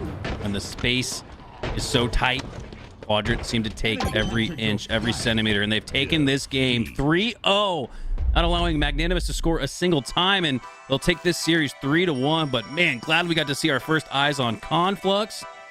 Sepulcher, another new map made by Squally DeBeans that waits as a potential game 5, but for now this series is over in 4. Quadrant, take it. Very impressive stuff. Once again, I'm biased because I wanted to see Sepulcher in action. Another fantastic map. We're going to see it in the Strongholds variety, but it's also a King of the Hill map. And you guys will hopefully get to see that one in the future. It's got that portal as well, so that's going to secure a spot in the winners finals for Quadrant. And they're going to go off against Proton Gaming, as it looks like Proton are able to beat Cleared the Area, which was Yaxon's team. There's a lot of heavy hitters left in this tournament. All right, we will let you guys sit and simmer on this one for a little bit. Quadrant versus Proton going up against each other in your winner final. We'll have that when LVT Halo returns.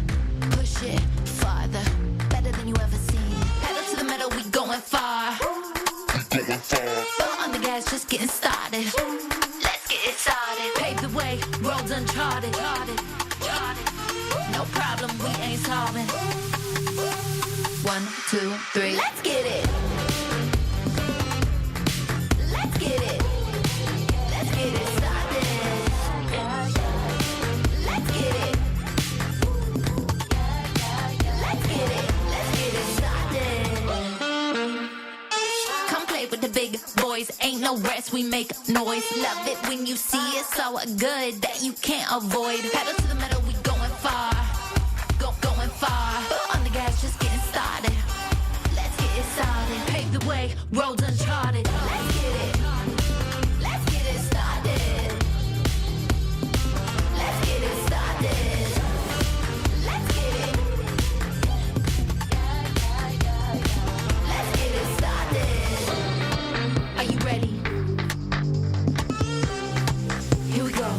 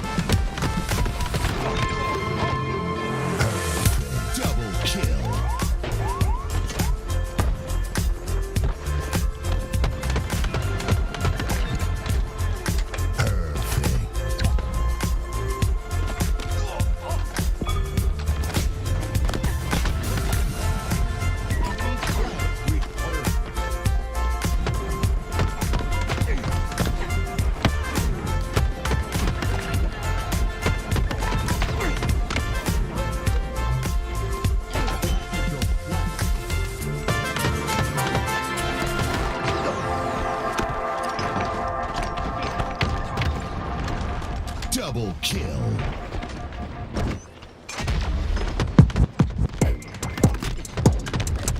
Perfect.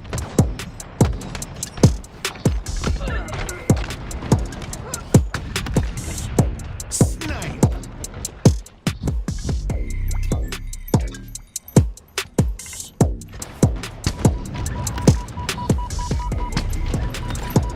Double kill. Triple kill.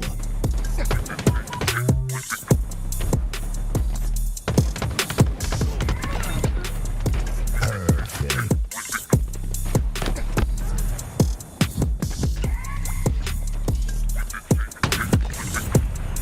Double kill.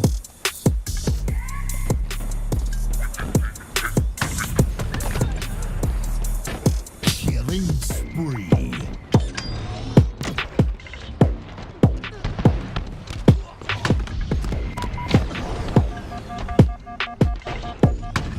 Nearing victory.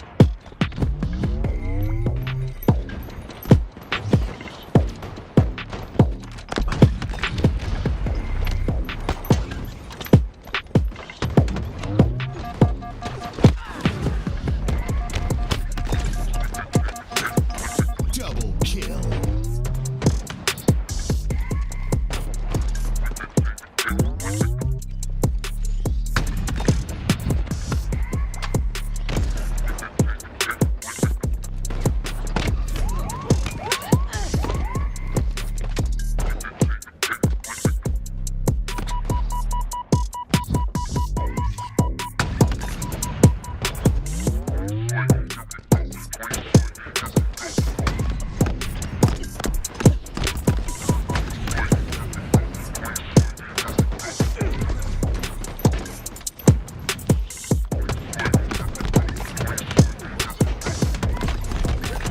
Double kill. Double kill.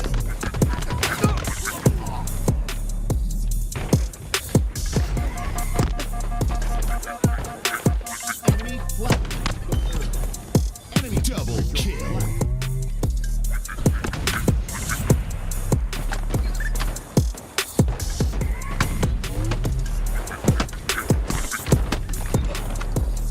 Last shot.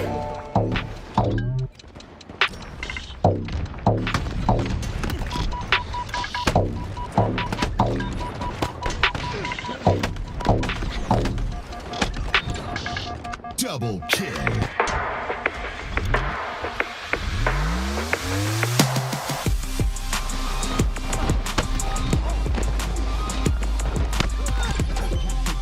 Killing frenzy.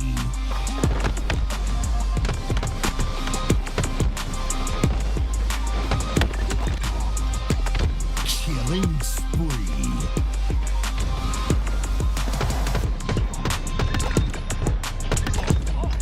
Double kill.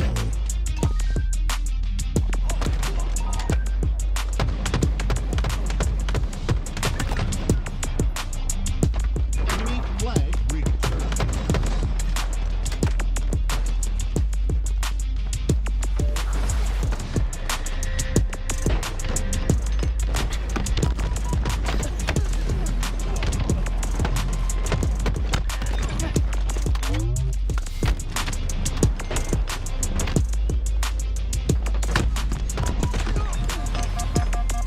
Double kill.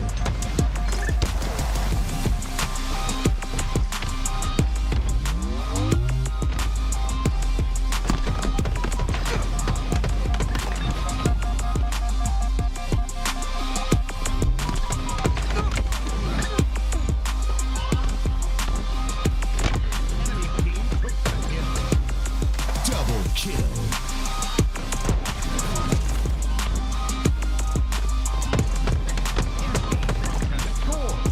Double kill.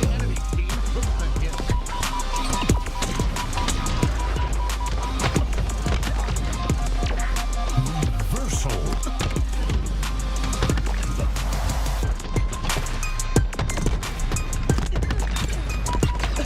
Double kill.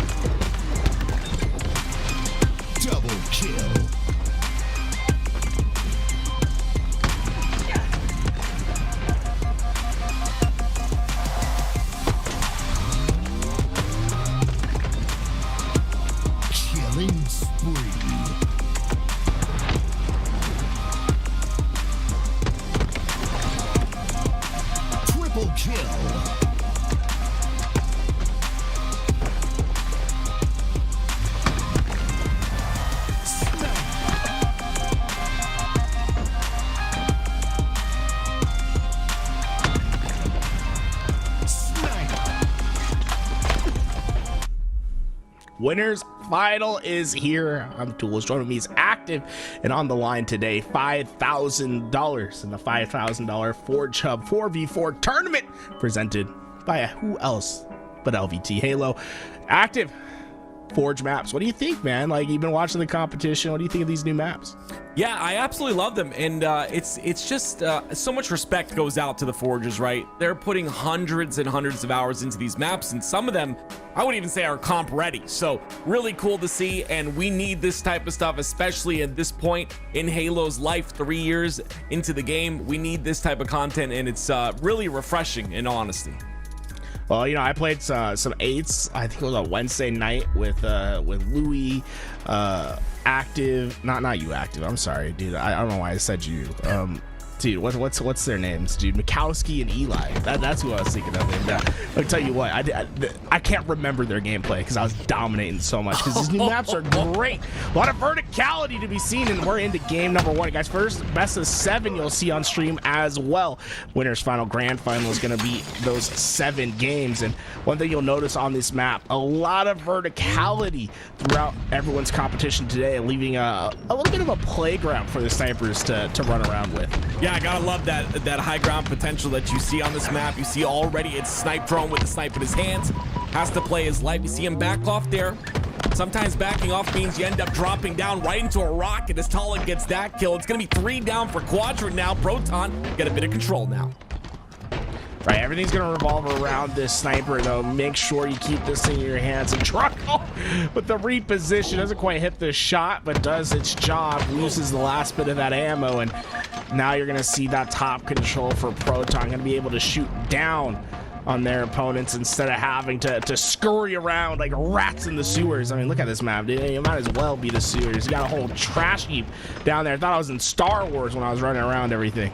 Yeah, Talik, I love Talik's positioning here on that. It was called Top Catwalk, honestly. Look at how he's able to kind of rotate around through the spawns, gets a couple of kills for himself once again.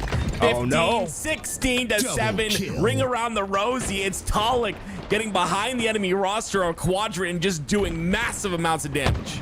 Someone's been learning the routes, man. This is Route Man getting paid right now. Talik getting doubles and spades, almost making an overkill for him.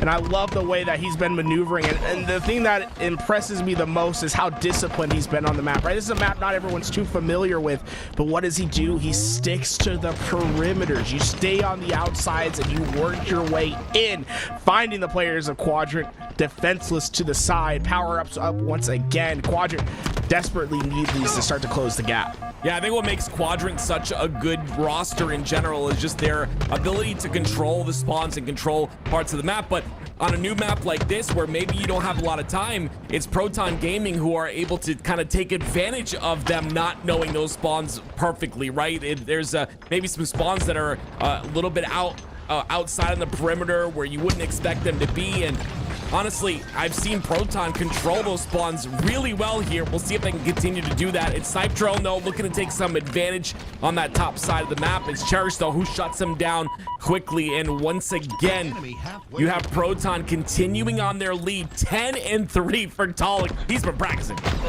Quadrant stayed disciplined on the power-up launch. They're able to get most of them by baiting Proton in. The problem is that there's just no follow-up after they get those explosive kills, right? They're able to get 1 or 2 rocket kills. They have the overshield, but we see the score gap remain the same with Druck and Talik just running around as if this is a map they've been playing on for years, man. I've been really impressed with how these guys have a nose for the engagements, and look at that, Druck being sneaky, getting out of a situation where he can reposition with the snipe once again. Yeah, you can just see fundamentals at play here. And you know what I like to see is, you know, you can see when a professional is a professional, you know that, yeah, it has to do with that map knowledge and, you know, knowing where those spawns are. But in a game like Halo, it's a lot more to do with positioning on that map and utilizing those power weapons. And one thing I see is a lot of power on this map. You have rockets, you have sniper, you have OS. I mean, so much to control on different timers. Proton have done a great job of that, like you said, and because of that, it's a 9-kill lead being maintained by them. I think Proton went too early. They didn't have any kills. Lash out with that sniper. Got greedy trying to go for the Tom Taylor combo. And, well, you see that it results in Rockets moving over to the hands of Quadrant in this game. Not over yet. Just down 6. And, well, power weapons to work with. It's T squared that lives within Snipe Drone. And he's waiting for his teammates. Looking at overshield coming to fulfill on the backside. And oh, that's a tough one. You would like anyone else to die, but that man right there, it nullifies the overshield. It stops that push before it even begins. Yeah, devastating to lose both those power weapons and just couldn't choose a target. But the sniper ends up in the hands of Cherish now. Newer member, I mean, if they end up playing with him of this Proton Gaming roster, really interesting to see him play with these guys. And I love to see a lot of these rosters kind of testing things or potentially testing things out, maybe just having a go at it regardless. 39-35 now. Druck ends up falling. It's 2 down for Proton. And it's, of course, Last Shot who's able to stay alive, wait for his teammates to come off a spawn. And because of that, he's going to maintain this high ground control, and his teammates will clean up the remaining kills on a Quadrant. It just seems like Quadrant keeps getting themselves right within striking distance, and then Proton finds that clean 2-3 down and move that lead up once again. I don't think Quadrant's going to be able to overcome the deficit this time around, as Proton, for them, this is just hunting grounds, especially with how big this map is and the routes that you can take. If you just play together, it's really gonna be as simple as trading out these last few kills. That's exactly what they did, right? You just saw them there, wolf packing around, playing together, and continuously isolating every member of Quadrant. A 10-kill lead once again. 2 kills remain now. And there it is, Proton Gaming. And the only Slayer, by the way, in this series layout. Take it definitively. A great game by Proton, and honestly a statement being made in how fast they adapt to these new maps. We'll have to see if that's the downfall of Quadrant. Get it? Because Yep. I see what you did there. Okay. Yeah. Are you gonna be here all day? Because I can't wait to hear more. All day. No, it's great to see these Forge creations. I want a little bit of a trash heap inside. I always think of it as Star Wars, right? But you got like the dumpster, the trash underneath, the high ground. I always think of that one scene in Star Wars where they're stuck in the where they got a little pole. You know what I'm talking about? No idea. No, I'm sorry. Double kill. I'm sorry, man. I thought you saw it in theaters, like when it came out. When did I say that? A New Hope. You don't remember that one? No, I thought you were there opening day. I wasn't even born, man. Goodness me. All right, we'll move to Archon. A capture to flag. This map, the most verticality of any map that you're going to see today. And honestly, this is a great Halo map. This would have been the perfect split game map. I'm telling you, the more I played on this, the more I was like, I wish I had a portal. If I could portal to the other side of the map, I would be going nuts. So I'm going to say War and Paimon, I believe is his name. Guys, whenever Splitgate 2 comes out, get this thing ready to go. You know what I'd say at Archon and Splitgate 2? This thing's going to go hard, but I can already see it in Halo Infinite because I was having a lot of fun with the flag routes in particular. A lot of different routes. I always like hitting the curve slide up the top snipe and then trying to take it over the middle. I mean, why not do one better and just add portals to Halo Infinite? Right? You can just add a portal as an equipment. Halo you know 7, baby. Halo 7, here we go. Now, do you think they get cease and desisted? I don't know. Splitgate comes for their money. They're like, you cannot add portals to Halo. This is our whole game. This is us.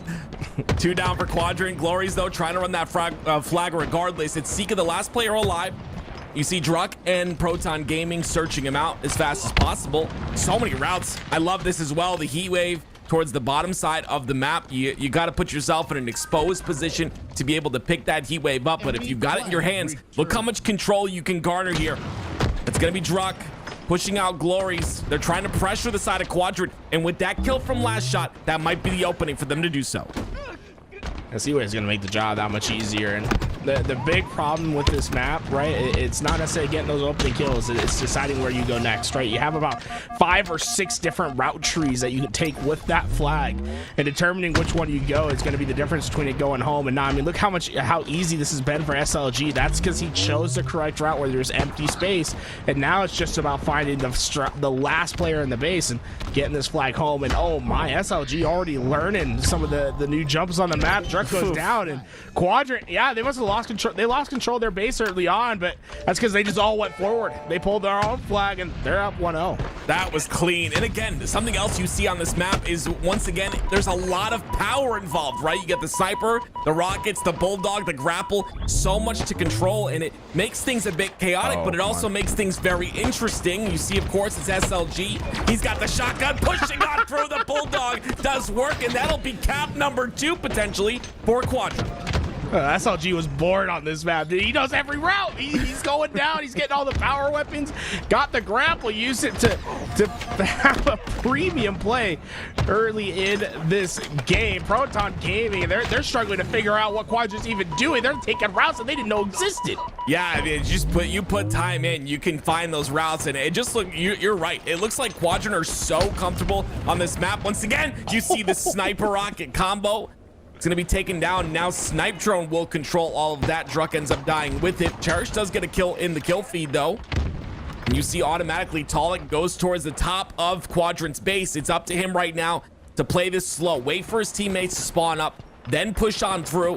Very fundamental. Like we keep saying, it's fundamental Halo that's going to win you these games. Yes, you don't have a lot of hours on these maps, but fundamentals will carry you through most of the time.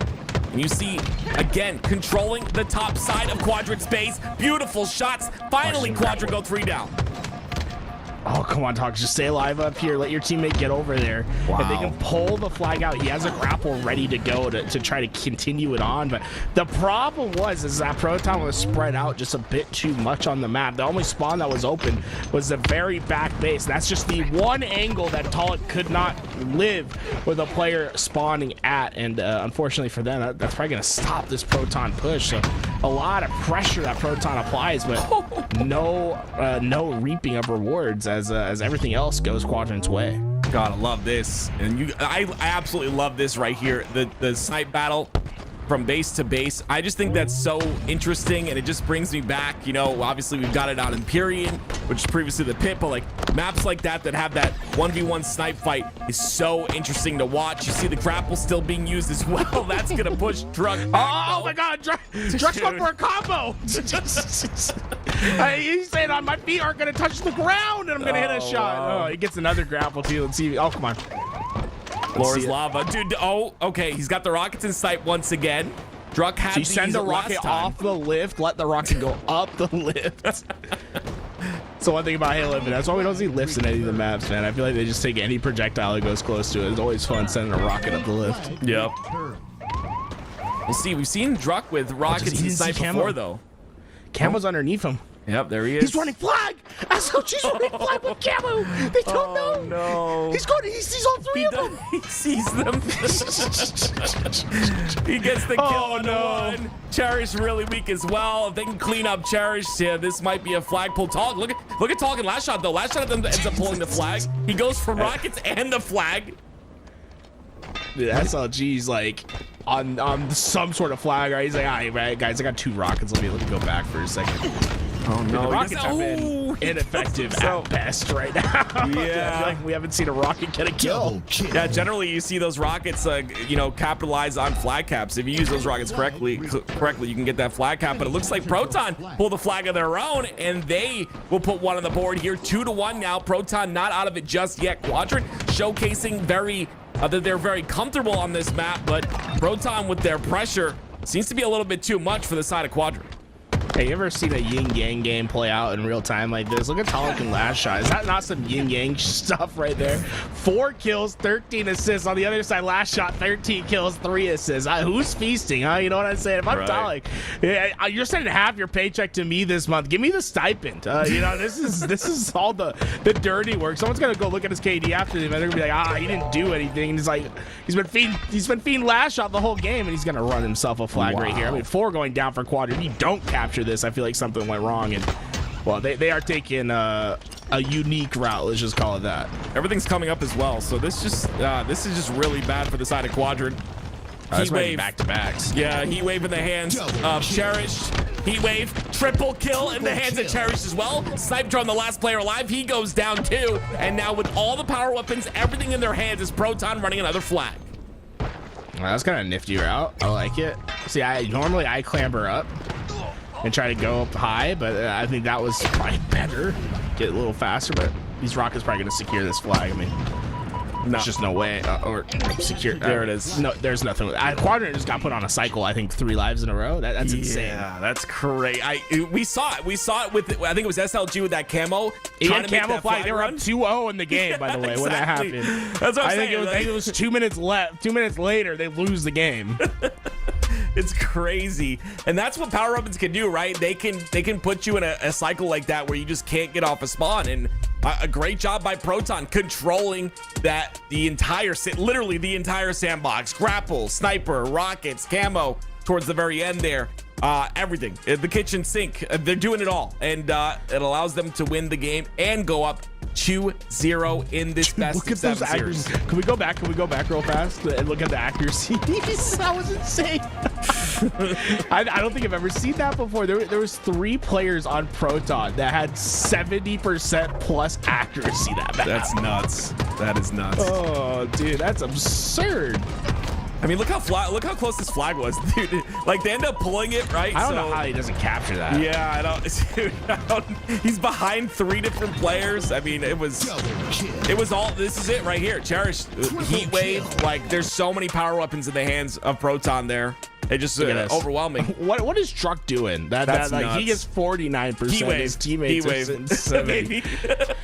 I saw Cherish doing some dirty work with the Heat Wave. That's for sure. That's nuts that he has 72% accuracy and he was with Heat Wave that much. That just blows my mind. Like, Heat Wave usually tanks your it tanks my accuracy, but apparently Cherish, I mean, just hit your shots forehead, bro. Yeah, I guess. Yeah, you can double up, right? If you hit someone. So if you hit someone with the first shot and then it bounces off a wall and hits someone else, is that like?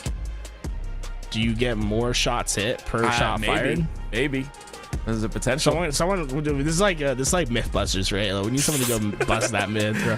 It's like if you bank the shot, you could potentially just like raise your accuracy by tenfold, right? I mean, just hit it off the wall. Potentially.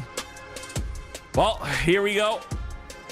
Anthracite, next map. Thank God. King of the Hill. Holy shit. I was looking at that. I was like, Anthracite? That's something that I've been really good at. I've been streaming for 10 years, and so people come in the chat and say, "You said my name right? I'm amazed." And I don't know. It's just like I can read words that I've never read before. I can't read words that I read all the time though, but I can read words that I've never read before. I'll take a shot with the Forgers on this one. It's I'll do Bullet to the Head 9 because I think that's my favorite Forge name so far. Lahant. To you, it's getting kind of hot and bothered with the way that you're saying that. Lahant. There we go. A little French spin on it for the French players in this game. Love it. Quadrant taking on Proton, down 0-2 in the series thus far, and we go to the Old West, where the Americans try to settle their way. I guess America isn't cherished Canadian. I have no idea. That's a Tony question. This is cool though. Look at this aesthetic see?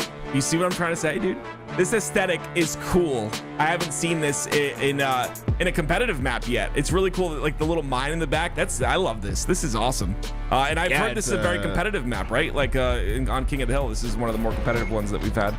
It's cool. It's definitely still a lot of verticality on it, a lot of space to take as well. So, but what's interesting is how close you spawn to each other right away. You see how it's immediate fights, but then and then you look at the map, but it's actually quite a large map with a lot of verticality towards it. You just happen to spawn right next to each other. Well, SLG has the snipe. Not going to go for any sort of hill time, of course. Dude, that was sick. I'm not gonna lie. Like, whoever designed that, so it was perfect repulse. Good job. Oh, gonna get the opening couple of kills here, maybe. The OS is in the hands of Proton, though, so a great job once again by SLG to stay alive. But there it is. It's Talik who understands how important it is to get SLG off the map. Make sure to get control of that sniper because that's going to grant you this hill. Look how much time Proton's been able to get because of Talik taking control of this top side. Well, the spot is just so powerful, right? Being able to shoot down on your opponent so it's going to make a difference. Where Glory's standing in that window, a red gun spawns there. So another thing to keep an eye out on, see who gets control of that red gun and puts it to work. But so far, Talik is just maneuvering himself on this map to prevent anyone from getting behind him. But I don't think his FOB was high enough. SLG sneaks up behind him. It's going to be about hitting a big shot here. I love the repulse. Almost gets him towards that back wall. He probably would have been able to hit the shot if he was able to connect with him on that wall. But Proton, a little bit of time now still. Quadrant really haven't been able to get anything. Finally, they find themselves in the hill, and guess who's taking this top side control once again? This is a massive place to be. I love that Cherish is challenging him. It forces him out of the play now, and it'll be Proton who try to take advantage of that maybe with some damage.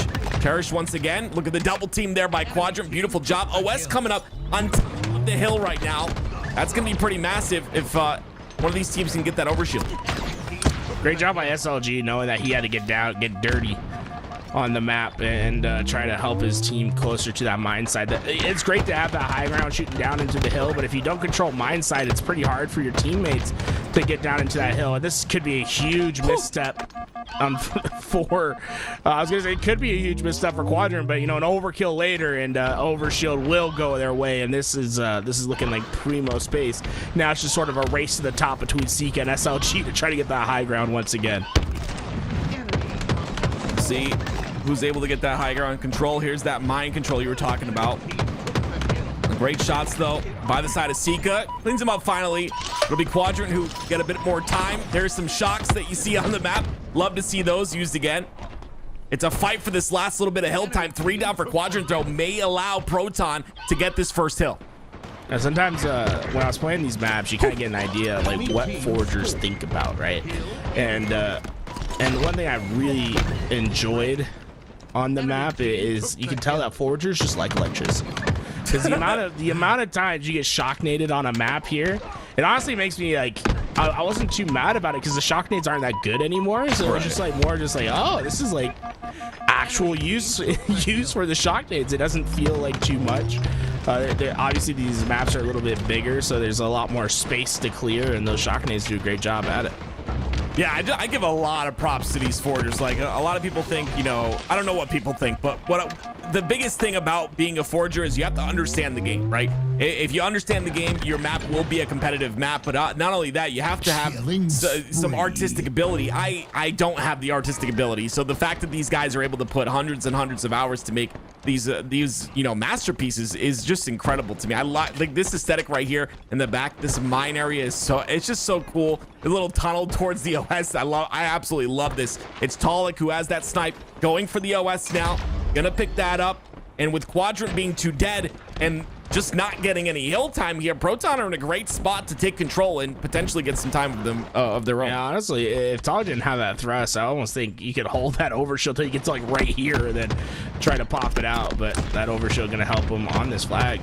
I mean, on this hill run. But Snipe Drone's done a fantastic job at preventing Talik from making any sort of big movement towards that hill, and eventually they cleared out. That was fantastic work by Quadrant to remain resilient with that overshield looming overhead. A lot of damage comes in from last shot. Cherish is going to go down. Last shot's going to go down as well. So Quadrant in prime position here to get this hill. I love this pillar in the middle of this hill. That's such a cool thing. Like to be able to put that damage out and stay alive as well. You don't really have the walls too close as well, so getting naded is definitely possible, but you can play your life pretty well, as you see Snipe Drone doing. A lot of time for Quadrant. Proton have to come up with something, or this will be a tie game. Yeah, I think Proton might just be thinking of scrapping this thing. It's going to be too many resources to even try to contest. Throw a couple nades, maybe get lucky, and you can shoot down into that hill and try to buy Cherish some time. 2, make it 3 going down for Quadrant. This is going to be the 4th. They all see the respawn screen. They've got control of the hillside. You know what Beebs always said, man. Never say never. This could be it for Proton. Talik up top side of the map once again, and No one's really getting any sort of hill time. We did have 4 down at one point for Quadrant, but not comfortable enough as Proton. That kill might do it though onto Sika, but no. Still, once again, not feeling too comfortable. He's gonna try and go into contest because SLG pushing into that hill. That's gonna be 4 down though. And this will be another overshield for the side of Proton Gaming. This one popped a bit early. You see Quadrant getting in that hill though, and their toes end up getting them that hill and tie it up. Well, I will say, 1-1. You got about a minute 17 on the clock. Shout out to the MC. Next hill's probably gonna win. It's gonna be my bold prediction right here, and it almost felt like Proton understood that, like they were ready to play for next hill, and we're just trying to get power ups. But at the same time, they were like they're like a man trying to commit to a relationship, right? They're too hot and cold. They weren't ready to commit into that hill, and I don't know if I'm a big fan of it, right? They kept moving their way towards it. Just give it up and play for next at some point, because right now I feel like they're on even footing. They've lost all that power up and map advantage that they earned. Now you got SLG running around with the heat wave. This feels like a prime hill for Quadrant to take. Unless Last Shot proves me wrong. Yeah, that was 3 down for the side of Quadrant. Last player alive is Glory. Snipe Drone gets that anchor spawn towards the back though. Last Shot takes care of 1. That's gonna be a big kill for him if he can stay alive here. This will be big for the side of Proton. 2 down once again for Quadrant. Now they're on a bit of a cycle, but honestly, the player to watch is Last Shot in this situation. If he can live and still continue to do damage, this will be huge for the side of Proton Gaming. Great job. Last Shot is on a spree right now. And honestly, if they get this hill, it was all Last Shot. It was all him. It's been fantastic work for them thus far. I almost feel like you get this to 90%. You jump out and you just start wasting a little bit of time. I think Cherish was thinking about it for a second, but now they're going to go into the next 44 seconds for Proton. The answer is simple here. You just play Slayer. There's no need to get yourself a 3rd hill. Last Shot single-handedly granting that hill to the side of Proton, but still 40 seconds remain. That counter is going down though. That's a huge win by Talik right there. Talik ends up falling at the end of the day, but it's still 30 seconds is all that remains. And you see, of course, Proton is playing that time. They're going to be in position to play that backside of mine. And look how strong it is with that overshield as well. Quadrant have no entrance into this hill. Sika, the last player alive, 15 seconds left. And now Talik has the snipe as well. I mean, you got 2 really young players here with Cherish and Last Shot on the squad of Proton. You know what they say about the young people these days? They yearn for the mines, man. They're just sitting back there, just making this thing their home, ready to take on any challenge that comes. And you can see nothing was getting through them. Talik with 21 kills in the game. And that was a fun one. It almost reminds me a little bit of like a TF2 sort of style. Like not like the map design, but sort of the aesthetic of it, the artwork on it. I felt like I was spy taking my disguise and trying to get behind people with that knife. Shout out to TF2. Well, as you know, this is obviously a best of 7, so we move on to one of my favorite maps is Conflux. And you know why? It's because I'm a boomer and it reminds me of Construct. It's got that same type of aesthetic and look to it. I like it. I'm excited to see how these 2 teams play on it though. But Proton looking to sweep this series with 1 more victory. They will do so. And again, I got to give them lots of props. As professional players, you expect these type of players to adapt to new maps and new situations. And so many people wonder why the pros are always the pros. No matter what the Halo game is, you see players that are continuously some of the best, and it's just because all that fundamental transfers over. The ability to adapt quickly, the fundamentals of Halo in general as a game. You're just able to move on to new maps, even new games, and still succeed. So got to give a big shout out to Last Shot here. His ability to stay alive and just put tons of damage and wipe the enemy of the team of Quadrant multiple times. Got them that hill. But now we move over to Conflux. Yeah, what'd you say this reminds you of? Construct. Oh, what's that? Sorry, I'm not familiar. What's that from? Don't say you don't know where that's from. You're gonna get roasted, man. I'm trying. Sorry, I care about you. I was too busy constructing some relationships in homeroom. You know what I'm saying, bro? I was busy. Would you say Susie in homeroom class? Is that who it is? This one was Shelby. What? This is like Halo 3, right? It would have been Shelby at that point. Why always S names? What is it? What's up with that? Is there? Man. Okay. A lot of S's were popular in 97 babies, I guess, man. Well, here we go. Game number 4, Proton up 3-0, of course. As you can see in the top center of your screen, Quadrant looking to answer back. You got SLG with that snipe. I can do just that. OS is coming up very shortly here. It looks like a little, delayed OS. Love to see that SLG doing work with the snipe, and he's got rockets as well, but decides not to pick them up. You know, a little disgraceful, just like tarnishing Tom Taylor's legacy. Like that is kind of a BM move for SLG, but he'll take his sniper up to the high ground. And that overshield just got shredded out. That was a concerted team effort from Proton Gaming to ensure SLG didn't get one bit of value with the sniper and overshield, and they're going to reap the rewards. Mid-map control for Proton Gaming. Yeah, I'm curious where those rockets went as well. Like you said, not picking those up. I don't know if they despawned or if they were used or not, but it's Talik who picks up the snipe. One towards the backside here. This is kind of like a little bit of a sneaky area to block off the spawns. You see Last Shot pulling flag towards that direction as well. Oh, wow. These spawns are very, on the right side of the map, very far away from where this flag is being run, and it'll give Proton Gaming an opportunity to maybe put it in, but no. Sika's in the base, ends up tossing the flag out. It's up to Proton Gaming to kill Sika quick and get that flag returned. The thing is, Quadrant put themselves in a decent position by throwing that flag out into the middle. They know where they can focus on, and that's just ensuring that that flag doesn't get put back home. They eventually get their return, and could be a counter opportunity here for Quadrant. The only concern when you throw the flag out into the middle as that stalemate sort of decision is that there's no good way to get the flag back up to your own base without someone there to catch it from the middle side. So you have to start to take a detoured route out into the perimeters, which can take quite a bit of time.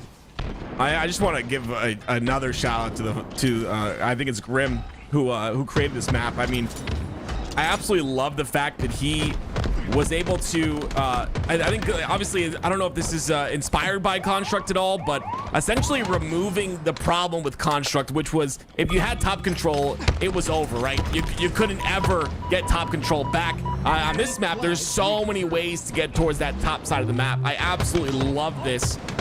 Both teams showcasing that top control very effectively. It's 3 down for the side of Quadrant, though. Drug trying to stay alive here. Has to get SLG, but Cherish comes in to help. This flag will be moved forward, and it will be kept. Yeah, I feel like maybe the map called Conflux was inspired by Construct. Just gonna put it out there. I hate you. I love that. I love the top-down view that we got here. You're seeing a lot of fights on the top side of the map, and I think you're gonna probably see a lot more of that. The routes feel a little bit more natural over there. You have a little bit more cover as well as power-ups coming up. On that side, your sniper feels a little bit more powerful over here. I will say though, you can get some sneaky routes over on that bottom side in the open space. I feel like we should call this open, right? That's open side, and then on the top side we call that close. In my opinion, I don't know if I can dictate the call outs. You know, like they have the ones at the bottom. You know, this is a stage, but I feel with how you can just snipe through the map right here. This is just such a strong power position. You're gonna see a lot of fighting for that spot on the map in particular. This is so cool, man. This map, I absolutely love this. SLG, I love his positioning here. This is a drop down as well. This is amazing. SLG doing a great job of playing his life. They're going to give up on him as well. And because of that, Last Shot takes a body with the snipe. Still a 1-0 lead. And OS now controlled by SLG. Is he going to be able to get that away? Get away with his life? Yes. Gets the OS. Still controlling the snipe. Look at the target switch. That was beautiful. But he ends up getting rocketed. Cherish takes him out quick. Well, you know what they say about rockets, man. It just beats everything. You know, you don't have to worry. There is no fancy movement needed. Just fire, shoot. Cherish doing a fantastic job right there to neutralize that overshield sniper before it got too out of hand. And looks like Proton might be able to capitalize even more with that flag already halfway.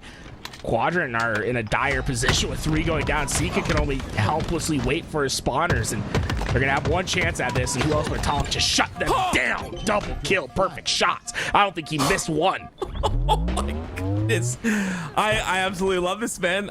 This is so cool. Talik in a great position, gets 2. What he essentially probably only should have got 1.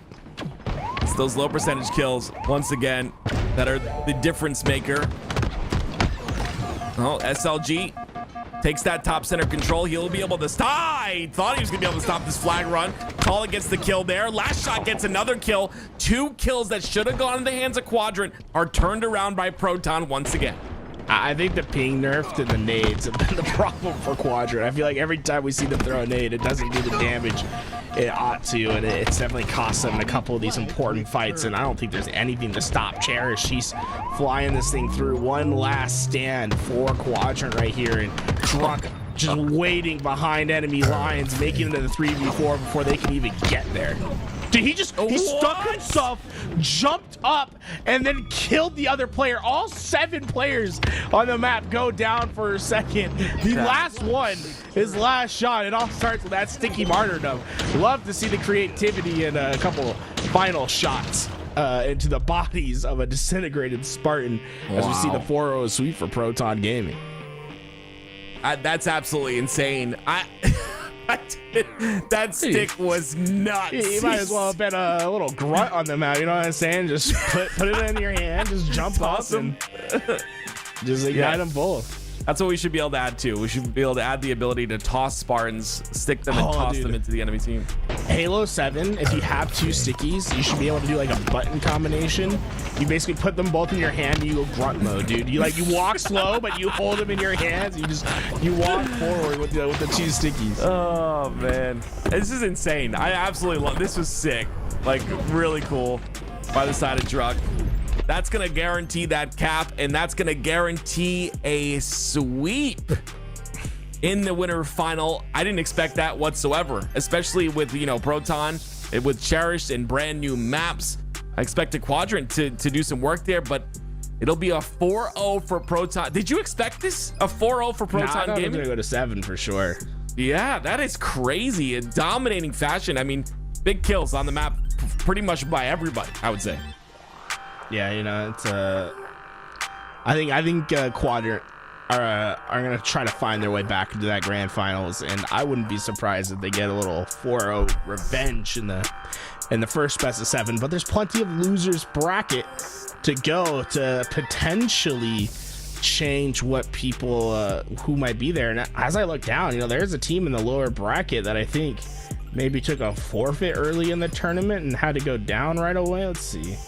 I am seeing a GBX that started in losers round 2 that's playing. So Renegade and the crew, they just straight up lost in round 2. They played Reversal Perfy in round 2, lost a 2-1, and GBX, which is Suppressed, Diagram, Renegade, and Tusk, I believe, in that lower bracket as well. So lots of good teams still playing down here. You see they're going up against Bozos right now, and they could have a little revenge match. I think that's our next match, man. I'm gonna call it right now. We're gonna watch GBX versus Reversal Perfy up next. See if they can get the revenge. It was a 2-1 last time these 2 teams played, and I'm sure GBX out for blood this time around.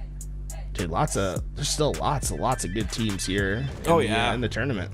People's Champ, you got Gunny, Breaking Shot on that roster, Magnanimous. I mean, of course, that maybe I hate to say it, but maybe Complexity trying out some new stuff potentially. But lots of great rosters, lots of incredible maps. I've honestly, again, I want to make it very clear, it's been very refreshing to have these new maps and be able to see these being played. New content is always so great. So gotta give a shout out once again to Forge Hub, all the forgers that still forge for the game of Halo. We as a community, we need you and we appreciate you more than you know. So thank you to everyone who forged all these maps that we have in our series layouts. I mean, these are incredible maps. It's really great to see. You know what I found? Yeah, okay. Chat was getting a little on me for predicting GBX would win, so I went and found the rosters. Yeah, I think GBX will be there next. I'm sorry, Luke, but it might be a little bit too much to chew for y'all down there, but we'll see if y'all can get the job done. Over on the other side, Raging versus People Champs. I wonder if that started, man. If that hasn't started, I'd love to get in there and see what's going on. over there. But either way, we're gonna figure out where we're going down in this elimination bracket. When we're back, more Halo action will be on your screen.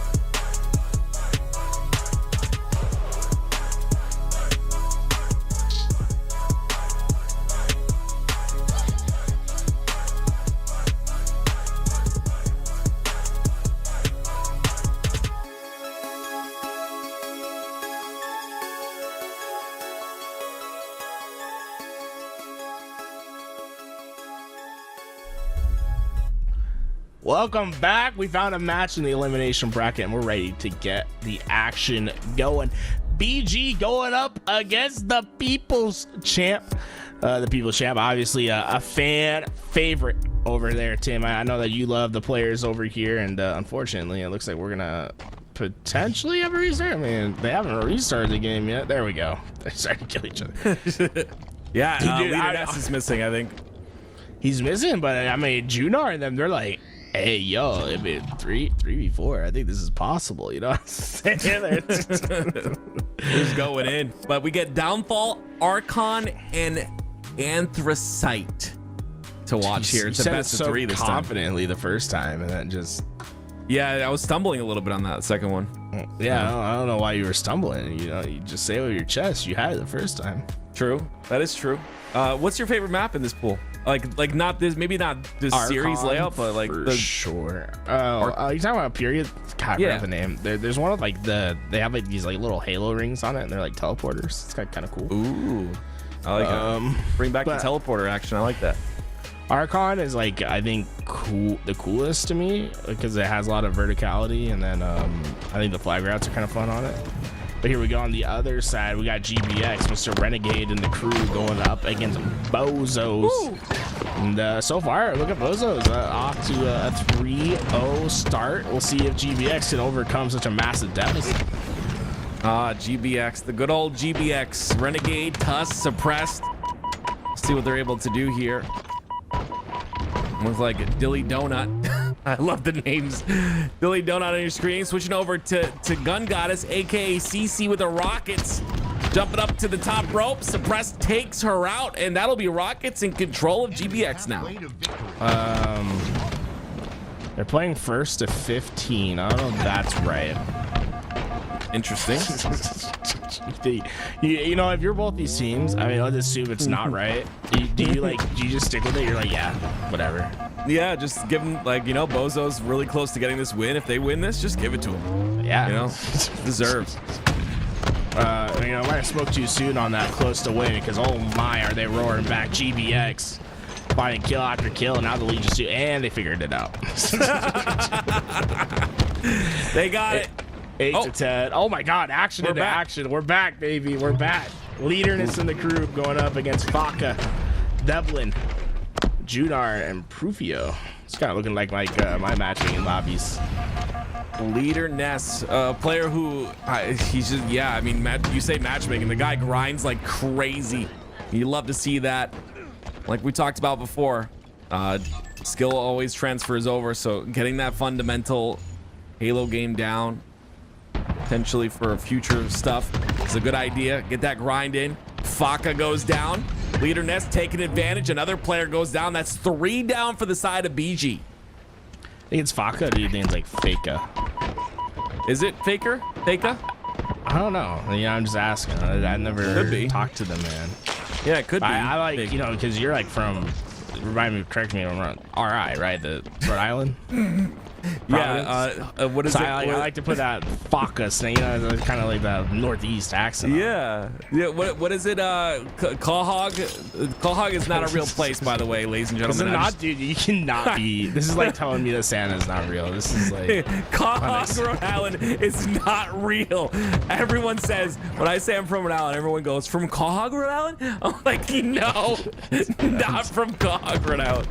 Oh man. Pretty sure Rhode Island is just the size of Providence. Is there anything else there? I mean, it's listen, man. small. Okay, listen. It's a great place to be. Okay, there's not a lot to do, but when do you need things to do when you have Halo? You know what I'm saying? The only thing I know about Rhode Island is that their mayor was like a mob boss for a while.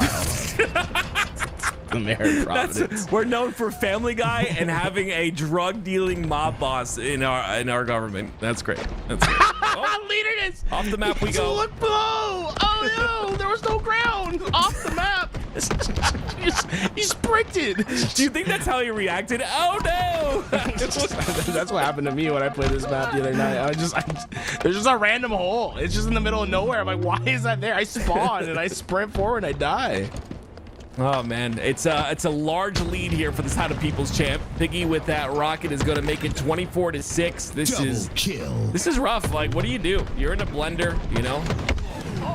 How do you get out of this one? I don't know. I'm breaking shot using the QT. QT on this map would probably be like, it's probably really nuts. Did you get to use QT on this map? Dude, QT is really fun on this map. I am personally, oh my, the internet's come in, cleaning that up for breaking shot. I am personally of the mind that everyone uses the QT wrong. I think you should just be spamming it, dude. I agree with you. You're not the only one. Yeah. Yeah, I just think that it's like, it gives you, having that little bit of timing advantage is worth it. Just be zipping around places. It's like the people that can't rub or pat their head and rub their tummy at the same time. It's tough because you gotta remember where your Thought you were QT going is. somewhere way different than that. You said rubbing, bro.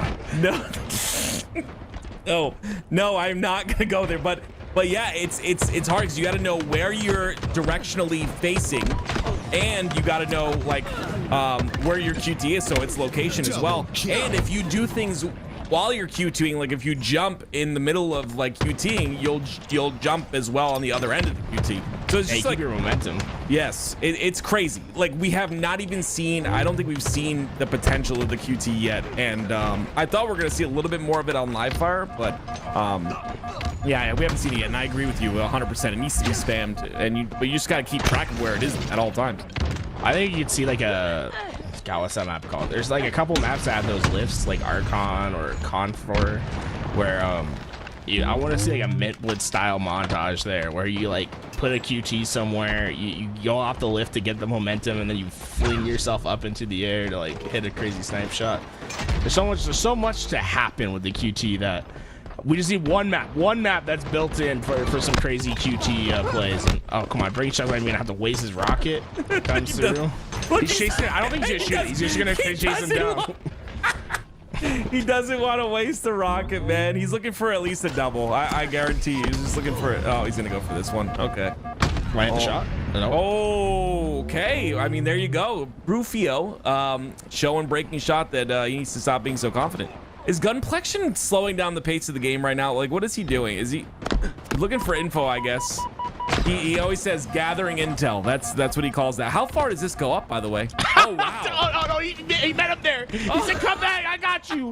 He had a repulse. Or was it a grapple? He had a grapple. He went up to the second floor.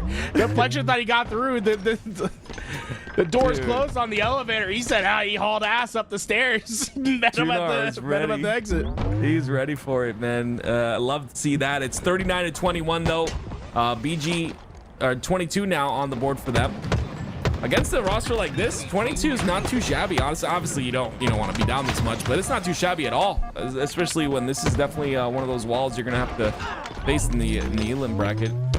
But, like my favorite Canadian said, and I'm sorry to PD, but it's never say never.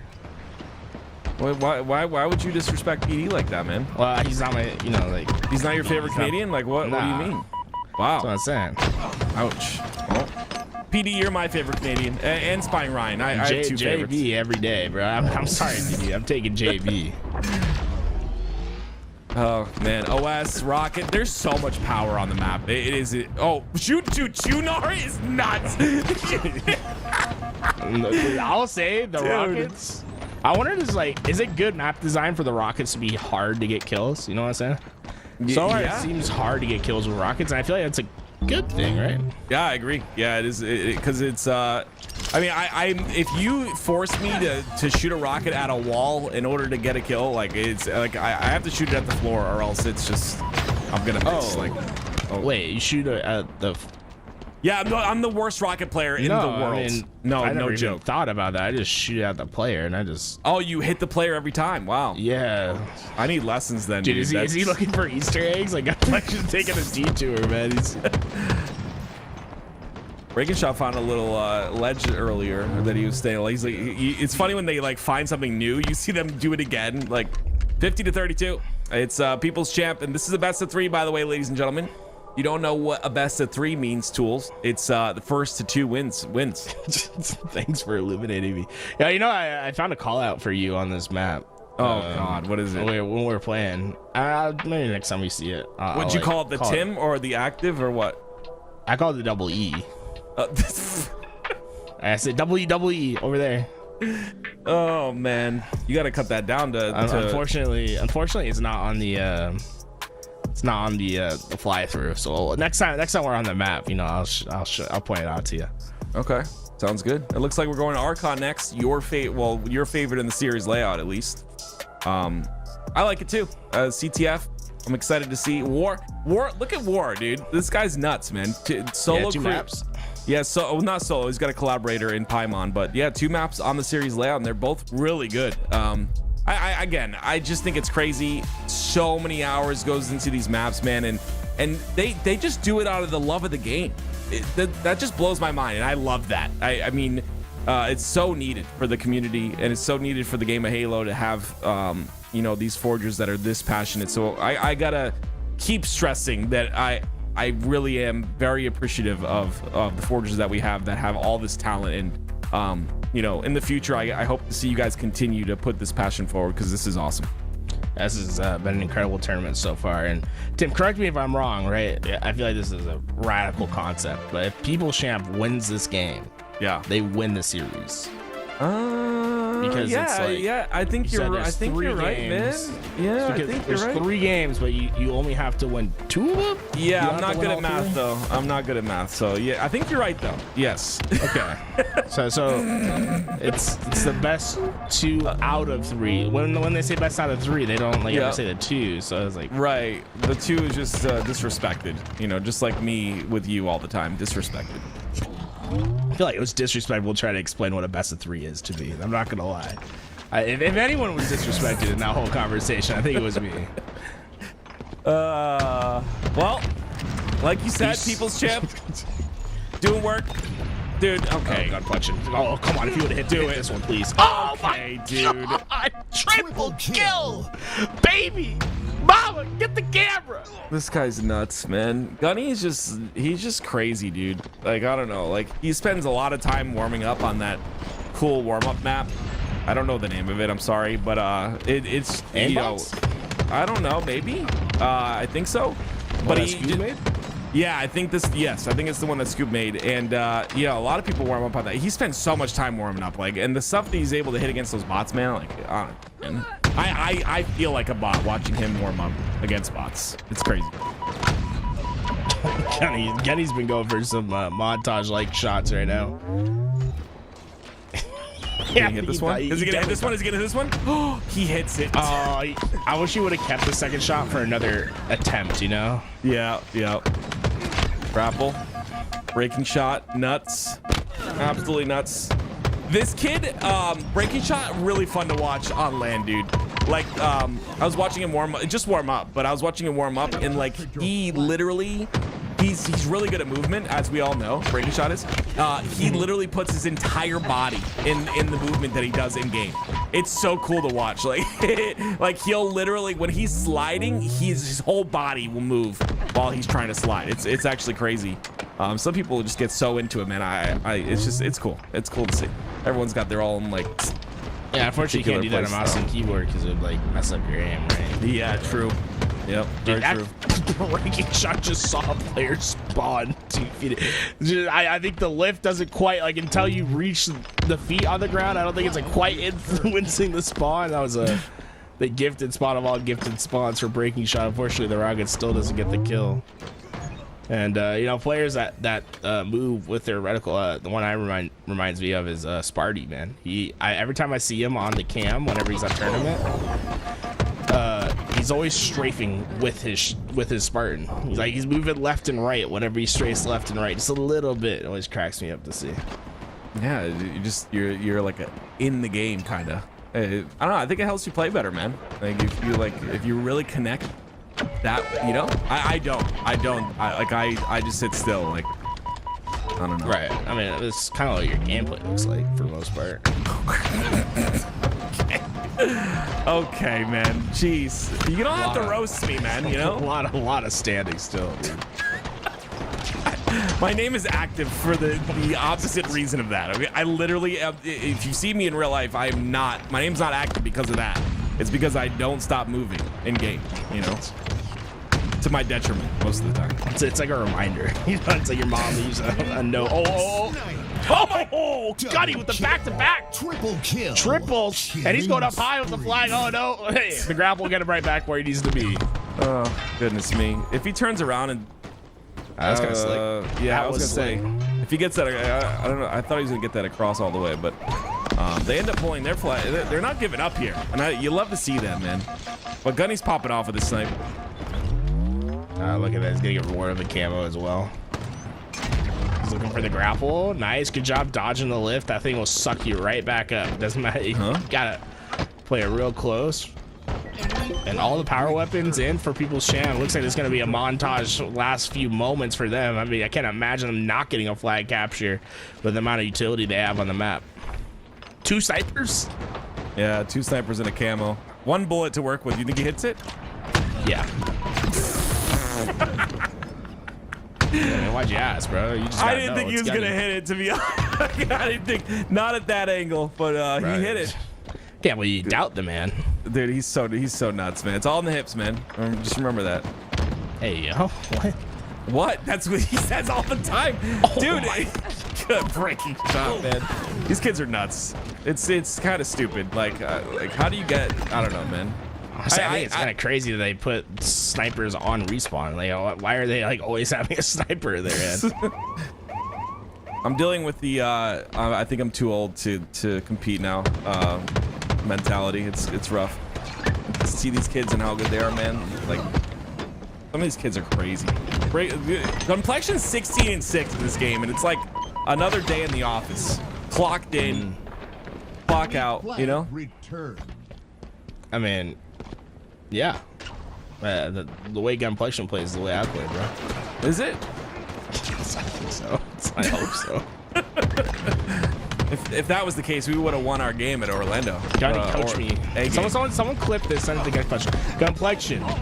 Play matchmaking. Like, teach me how to be good, bro. What the hell is going on this guy's screen? Like, this dude's never not moving on. Oh, I feel like it's more than mechanics, though. He's like, he has like very natural progressions on the map where it feels like he's always finding himself action. Breaking shot, chill. Okay, like you don't have to do that. Oh man, you know what's crazy about all this equipment? I don't think we've seen. Oh no. Okay, I thought there was no floor there. Hit your head.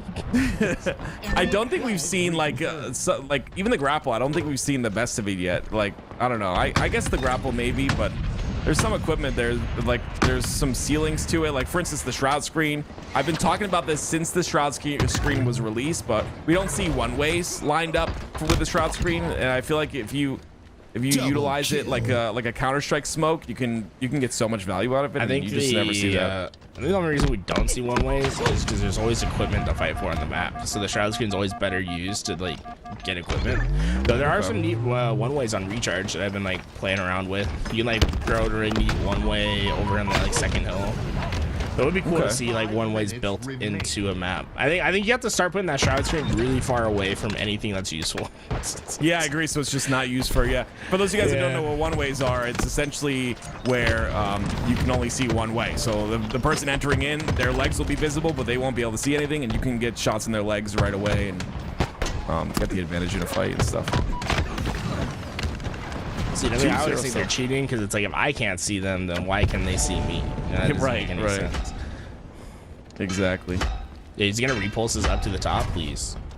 Oh, he tried. It didn't quite reach. Piggy. Point point.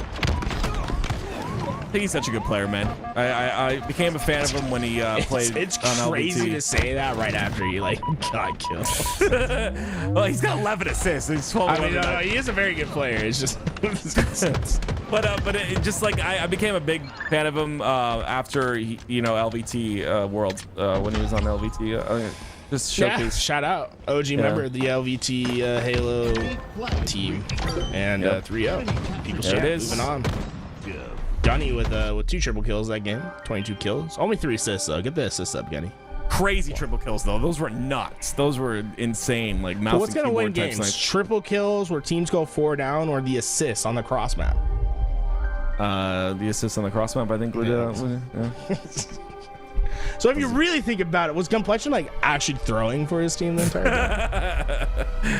I don't think he was throwing, but dude, if there's one match that I'm interested in seeing, it's this one right here. People's Champ, Magnanimous.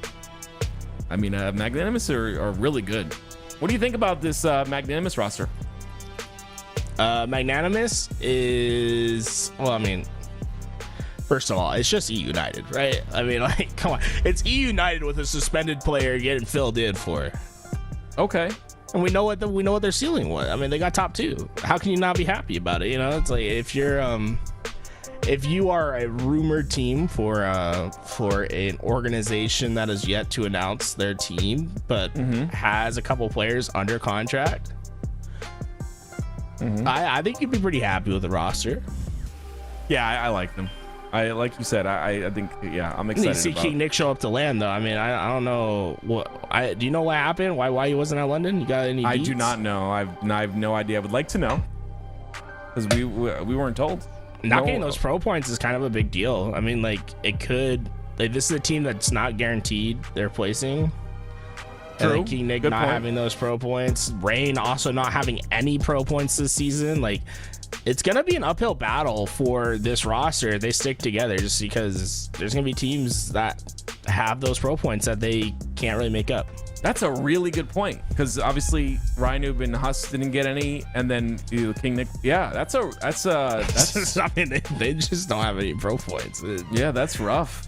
London was not a great event for I think anyone, right? For any people on this. But imagine the storyline though. If they were to, like, you know, I don't know. It's adversity sometimes. Hey, they're not even on the chart, dude. Wow. Yeah, that's rough. That is remember, like, rough. those global land points are gonna be really important for getting into Worlds. Not like I think they're gonna get to Worlds. Yeah. But you always feel a little bit more comfortable if you're like a Cloud9 or a Proton when you have, like, you're right on that bubble with pro points versus, you know, a team that's gonna have to battle for it. This is obviously the Tony pointing out that 90% of pro points drop off, but Rain, 90% of 0 is 0. You know. This is happening tomorrow, and unfortunately, I have to be a dad, so I won't be here. But the Open Series happening tomorrow on LVT as well, so you don't want to miss that action tomorrow. Damn, you're telling everyone you're not going to be there? Father's Day tomorrow? I won't be there. I actually, well, no, Father's Day is next weekend, but I gotta watch the kids. So Carrie can't watch them. Carrie's been the MVP, but she can't watch them tomorrow. You gotta get a whole situation where all your kids cast with you. You could be like the first 12-man casting crew. That'd be funny. I'm sure they would love that. We see already. Wow, they're getting right into it. Love how fast they are. One thing I will say about Gunny, very quick to get into his games. He's all about getting the tournament moving, which I can appreciate. You got to keep that flow going. Definitely important to have. I look at Flocka giving him the little words of encouragement at the end. Said, hey, you might have beat us, but beat the next people as well. Get right, noob. Oh, that's awesome. No, I wonder how much time he saved by not putting the A in Ryan Noob. Not a lot. I don't think he saved a lot of time at all. Come on, Gunny. I just gassed you guys up for being quick. Come on, put that R in chat. Oh, no. Oh. Gunny, I just gassed you, bro. Oh, there we go. Okay. You can't be doing this to me. That would have been so funny if he just, like, heard you and was, like, delaying. Sorry, I gotta go. Be right back. Oh, man. We get Downfall first, I think, in the series. And this one's is this a best of 5? No, I think it's still best of 3s. Best of 3, okay. Correct. I'm praying on your downfall every day. Who's Downfall? Yours. Mine? Why? Yeah. Why you do that? All right, folks, we'll be going to a quick break. When we're back, more action on screen.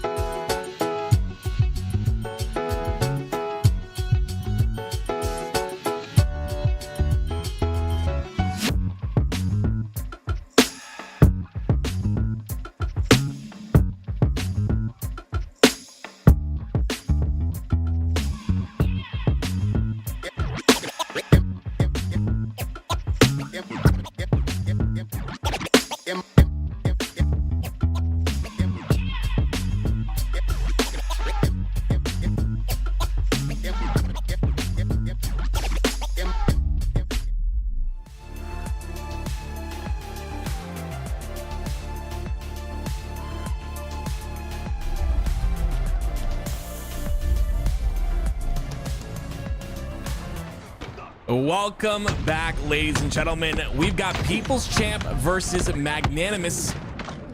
Ryanoob, Huss, Rain, and King Nick. And this, I would say, is going to be a big test for People's Champ, as Magnanimous are definitely one of the top teams in this tournament. Got a lot of great rosters, Quadrant included. GBX is another one to kind of look out for, and you see automatically it's 3 dead for the side of People's Champ. Leader Ness, the last player alive. He's able to push back 1 player. Ends up living as well, so this will be big for the side of Leader Ness. And living in that situation is big because you can wait for your teammates to come off a spawn so that they can assist you just a bit, and you can keep this score a bit closer as well. 7-9 thus far. People's Champ trailing by 2. One of the big things on this map that we've kind of noticed is that power up and control. You can see in the hands of Rain is it's going to be the rockets once again, and has 1 to work with. If he can get this rocket to connect, this could be the opening that they need, but no, he ends up dying with the rockets. It's now picked up by Breaking Shot, and it's 2 down for the side of Magnanimous. Tied up at 9 apiece, and your boy is back. What's up, Tim? How you feeling today, baby? Got Tony. a little gunny, got a little bit of not complexity, and and we got ourselves I want to say this is a best of 5 to find out who advances forward into the semifinals. Big matchup on our hands. Yeah, I'm really excited for this. It's good to have you, Tony, and I'm excited for this matchup, definitely, because this not complexity roster it's a little bit of a showcase of what we may not see as the ACS season moves forward. You see, it's 16-14 though. People's Champ take a little bit of a lead here, and with this overshield, that's going to be another kill for Breaking Shot as he continues to push on the spawns. Beautiful map and some beautiful nades come out of Breaking Shot here. Leader is going to work a bit of a 1-2 combo. Dynamo grenades are out, and so is Breaking Shot. Takes to the high ground here. You know he's going to run into King Nick, but before that happens, couple of shots in the backside will make him weak, survives, and gets to the high ground as Breaking Shot. Well, King Nick is the first one to die here for Magnanimous, so Breaking Shot getting that kill into Ryanoob is going to stagger the spawns just a bit. Piggy, he goes down for the side of People's Champ though, but all the while, People's Champ still keep this lead by 6. One of the things I'm noticing is that People's Champ doing a great job of not only getting these power weapons, as you can see Breaking Shot picking up the snipe, but utilizing them in a big way, right? They get that last rocket as well in that previous play. They're able to utilize that. Breaking Shot, oh my gosh, through the shroud screen, gets another kill, and now has to stay alive.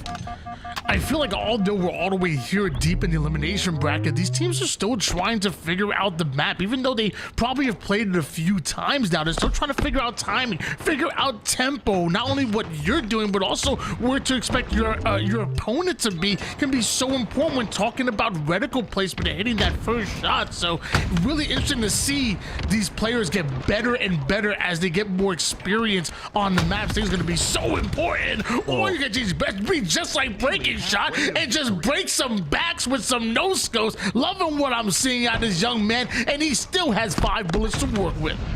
Yeah, he's controlling this side of the map really well, and with those rockets coming up here in about 3 seconds and that overshield, he's in a prime position to protect both. And you'll see he's going to be able to do so. Ends up falling though. A great job by Rain to take him out there quickly. That'll be 2 down for People's Champ. And with that 3 down, Leader is going to be the final player alive, and although he does have rockets, must be dangerous. Takes the elevator. I'm with him on that. Ain't none of us are really too active, if you will. We definitely ain't taking the stairs, you know what I'm saying? Leading this down to 1 shot, dropping down to the low ground. Surprise, this young man is still alive, but now he should have his teammates to provide a bit of cover fire as there's multiple members of Not Complexity around him. You know, I agree, Tony. For me, definitely putting an elevator on this map definitely is definitely a good thing. And you'll see them utilize that to get that top center control. But People's Champ still a 6-kill lead here. Complexion, no way. Turns around onto Huss. Lots of confidence out of him. And 3 down for Magnanimous. This is an opportunity for People's Champ to get directly to high ground and stop Magnanimous off a spawn. Couple couple shots there, but some good patience out of Breaking Shot. Didn't want to chase into a grenade, allowed his teammates to try to finish off that kill. But sad part is multiple members of Magnanimous were starting to surround People's Champ. They get the kills. Piggy answers right back, but ends up going down himself. It's a bit of a war, bit of a brawl right now. One that People's Champs are winning at the moment, 37-28. Oh, it's just, again, the utilization of the grapple, the power weapons on the map, that overshield. People's Champ are just doing a really good job of positioning correctly for these power weapons and power-ups, and always in a prime position to get the kills at the perfect time. And you see Breaking Shot trying to push back the spawners of the side of Magnanimous, and he's in a good position to get this flank, but great kills there once again by People's Champ. All 4 dead, and look what's coming up. It's the overshield once again, it's the rockets, and it's the sniper all at the same time. Only 10 more kills needed here for People's Champ to come out with this game number 1. Meanwhile, on the other side of things, Magnanimous find himself over 10 kills behind, and with Gunplexion with the rockets, the double kill looks beautiful, and things are getting a bit out of hand. Magnanimous, I don't know if there is a snowball's chance in hell they come back in this game. It's gonna be tough. Again, People's Champ controlling the snipe here, controlling all the power weapons. They have the top side of the map as well. You see the spawns from Magnanimous happen on that backside. King Nick actually falls off the map in that scenario. And again, look at Gunplexion, right? Just aware that Rain is gonna repeat that situation. Also aware of the spawn somehow. This is absolutely incredible by the side of People's Champ. It's Gunplexion cleaning up another kill. 2 more, and they'll win this first game. Gunplexion, the one making it rain right now, the blood of his enemies, as another headshot finds Huss, and now he's looking for 1 more kill needed. Would it be Gunplexion with the no scope? It will, as they take game 1, barely, just barely Magnanimous avoiding the Statacular. That's crazy. That is a statement being made. I honestly looked at Magnanimous and I was like, you know, regardless of the fact that it's a new map, or these are all new maps in this Forge Up $5,000 tournament presented by LVT, it's still Magnanimous. It's still a roster that is primed and ready to take games like that. But People's Champ do a great job of closing that out and making a statement that, you know, what I thought was a real test, they just passed with flying colors. Well, they're not the only ones primed and ready. We're primed and ready to get into another matchup. Got a little GBX on our screen, and I like this new iteration of this roster from Reversal Perfy. You got Common and Haynes, who obviously have been teaming for quite some time. I will say, no more Breaking Shot, but reuniting the duo of Envoy and Super CC Evades. Haven't seen these two team together in a little while now. Currently down by quite a bit, but still good to see them. And these new maps can kind of throw people off. 3 down for Reversal Perfy, GBX. One of the things I see on that roster is a lot of individual talent, Tony. And I think when you're dealing with a new map like this, or a new map pool in this tournament, having that individual skill is going to be massive for your team, regardless. That you're able to win those 1v1 engagements. You're able to utilize the power weapons, all the power that's on the map really well. That's gonna net you many wins here. As you can see, 44-26. It's 6 more kills for the side of GBX to close this one out. Yeah, I mean, when you talk about that individual skill, I look at Renegade, who, in my opinion, was the best player at London. Dude was playing absolutely out of control. Then you have twin brothers, part of the triplets, Suppressed and Diagram. Fun fact, Suppressed was actually born 3.5 minutes before Diagram, coming out in the #1 spot. Diagram right in number 2. Then you have Tusk, who just rounds out this roster so well. These are 4 players that just don't lose pivotal battles, and like you said, you know, you're trying to, like, in year 3 of the HCS, it's really all about timing, counter timing. You know, everything is about what your opponent is doing and being ready for action. But on these new maps, honestly, individual skill may just carry you more, because don't nobody know what's going on. Even deep in the lower bracket, you're still like, what was there? There was a core. There's a weapon here. What is? It's fun. Like, people, you're finding all new things, and like I said before, with tools, it's like when a player finds something, they'll double take, be like, oh wait, this is a cool little area to be, and you'll see them go back towards it. GBX close it out in phenomenal fashion. as we hop over to game number 2, People's Champ versus Magnanimous, and People's Champ already continuing on the domination that we saw in that game 1. They're up 1 cap. Hold on. Can I get some W production in the chat? That transition was so smooth. I didn't even know what Louis V. could have punched me in the face during that transition. I honestly wouldn't even know. That was so smooth. What we just saw. I'm gonna need some W production in the chat. Meanwhile, we're gonna need some W's on the side of Magnanimous because they're down 0-1 in the series and also down 0-1 in this game right now. Yeah, look who's got the sniper primed and ready again, right? It's all about getting the power up in control. As we see time and time again, year in, year out, nothing's changed from the year 2001, Halo 1 to now. It's always been the same. It's always been control those power weapons, get that positioning, and you saw it was Magnanimous who had both, but People's Champ, they're 3 down. I understand where you're going with that, but I do want to say that there's been a lot of changes from Halo 1 to where we are right now. I mean, do you remember season 1 of Halo Infinite? Like, it wasn't just controlling the sandbox. It was dude, that sandbox was the size of Texas, bro. There's been multiple changes in Halo Infinite's life cycle, let alone since Halo Combat evolved. It's all the same. It's all the same. All the same. We're still 3-shotting with a freaking pistol. People spawning inside of each other. I don't know. 1-0 lead in favor of People's Champ at the moment. Piggy about to roast us with this bulldog. Ends up getting the assist, not quite the kill. Former teammates now enemies here on the virtual battlefield. Complexion starting yet another flag here for the People's Champ. Yeah, great job by People's Champ. They were 3 down for a moment there, and they recollect and end up pulling a flag, but I don't think anyone's really in position. Only one really in position is going to be Piggy. He ends up getting 1 kill and trades out. So that'll be Bulldog with, I believe, 1 bullet left in the hands of Huss. Gunplexion still going for this flagpole. A little bit of scrappy play coming out of People's Champ here. A little bit different than what we saw in that Slayer, where they were very sturdy in their setups and making sure to capitalize on the kills that they got. When I look at this Magnanimous roster, you know, I'm not exactly surprised that they're struggling on these new maps. Like, I looked at this roster and I felt like it was like, you know, they're definitely trying to have 4 players that obviously have great communication, great awareness, great teamwork, and coming into year 3 of Halo Infinite, by the way, 2-0 lead in favor of People's Champ after that big cap. I feel like maps that they just don't know do not favor Magnanimous whatsoever, but it's still, I feel like a good learning experience. Definitely some stuff that they're going to learn and grow from, and just getting that experience together, because Split 2 is coming fast, and so is Ryan to be as a pull.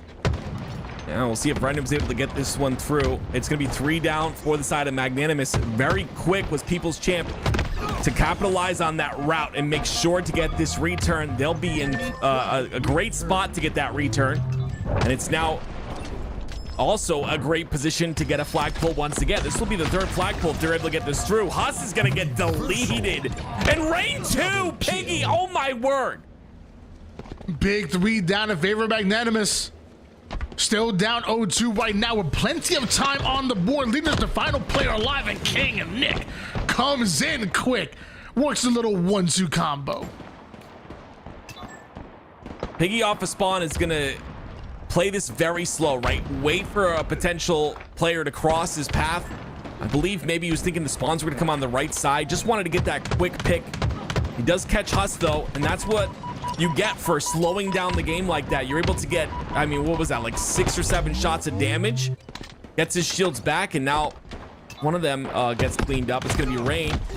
But a great job by Piggy just being aware of where those players are pushing through. Having that awareness and that adaptation to the map is just huge in winning these tournaments and winning these games on a map pool that is very new to everybody.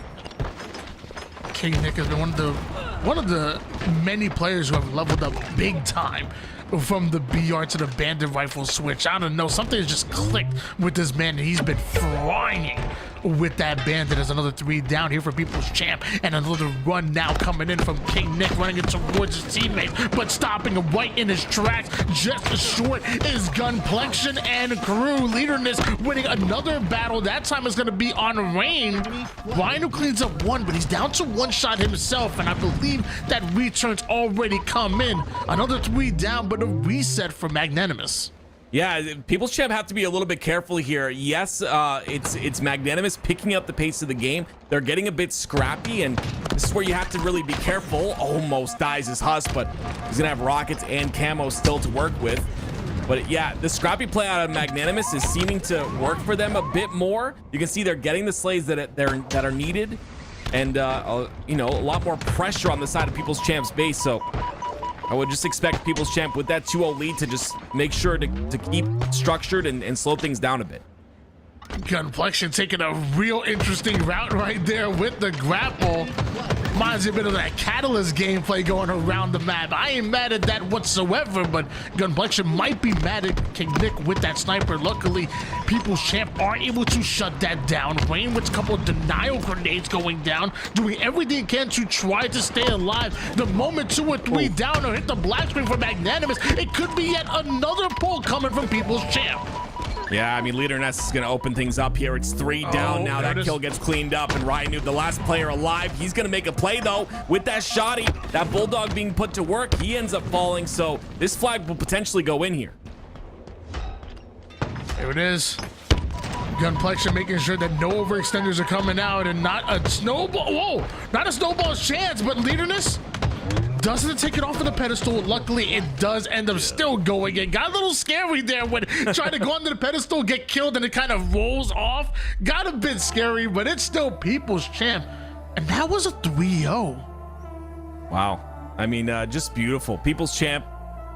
It's a really good point you made. And I 100% agree with you. When it comes to Magnanimous, you think automatically you think of a player like Ryanoob, who's going to be formulating these plans and these plays on these maps. And when a map is completely new, it just becomes tough to do that, right? You have to do it kind of through the tournament's life.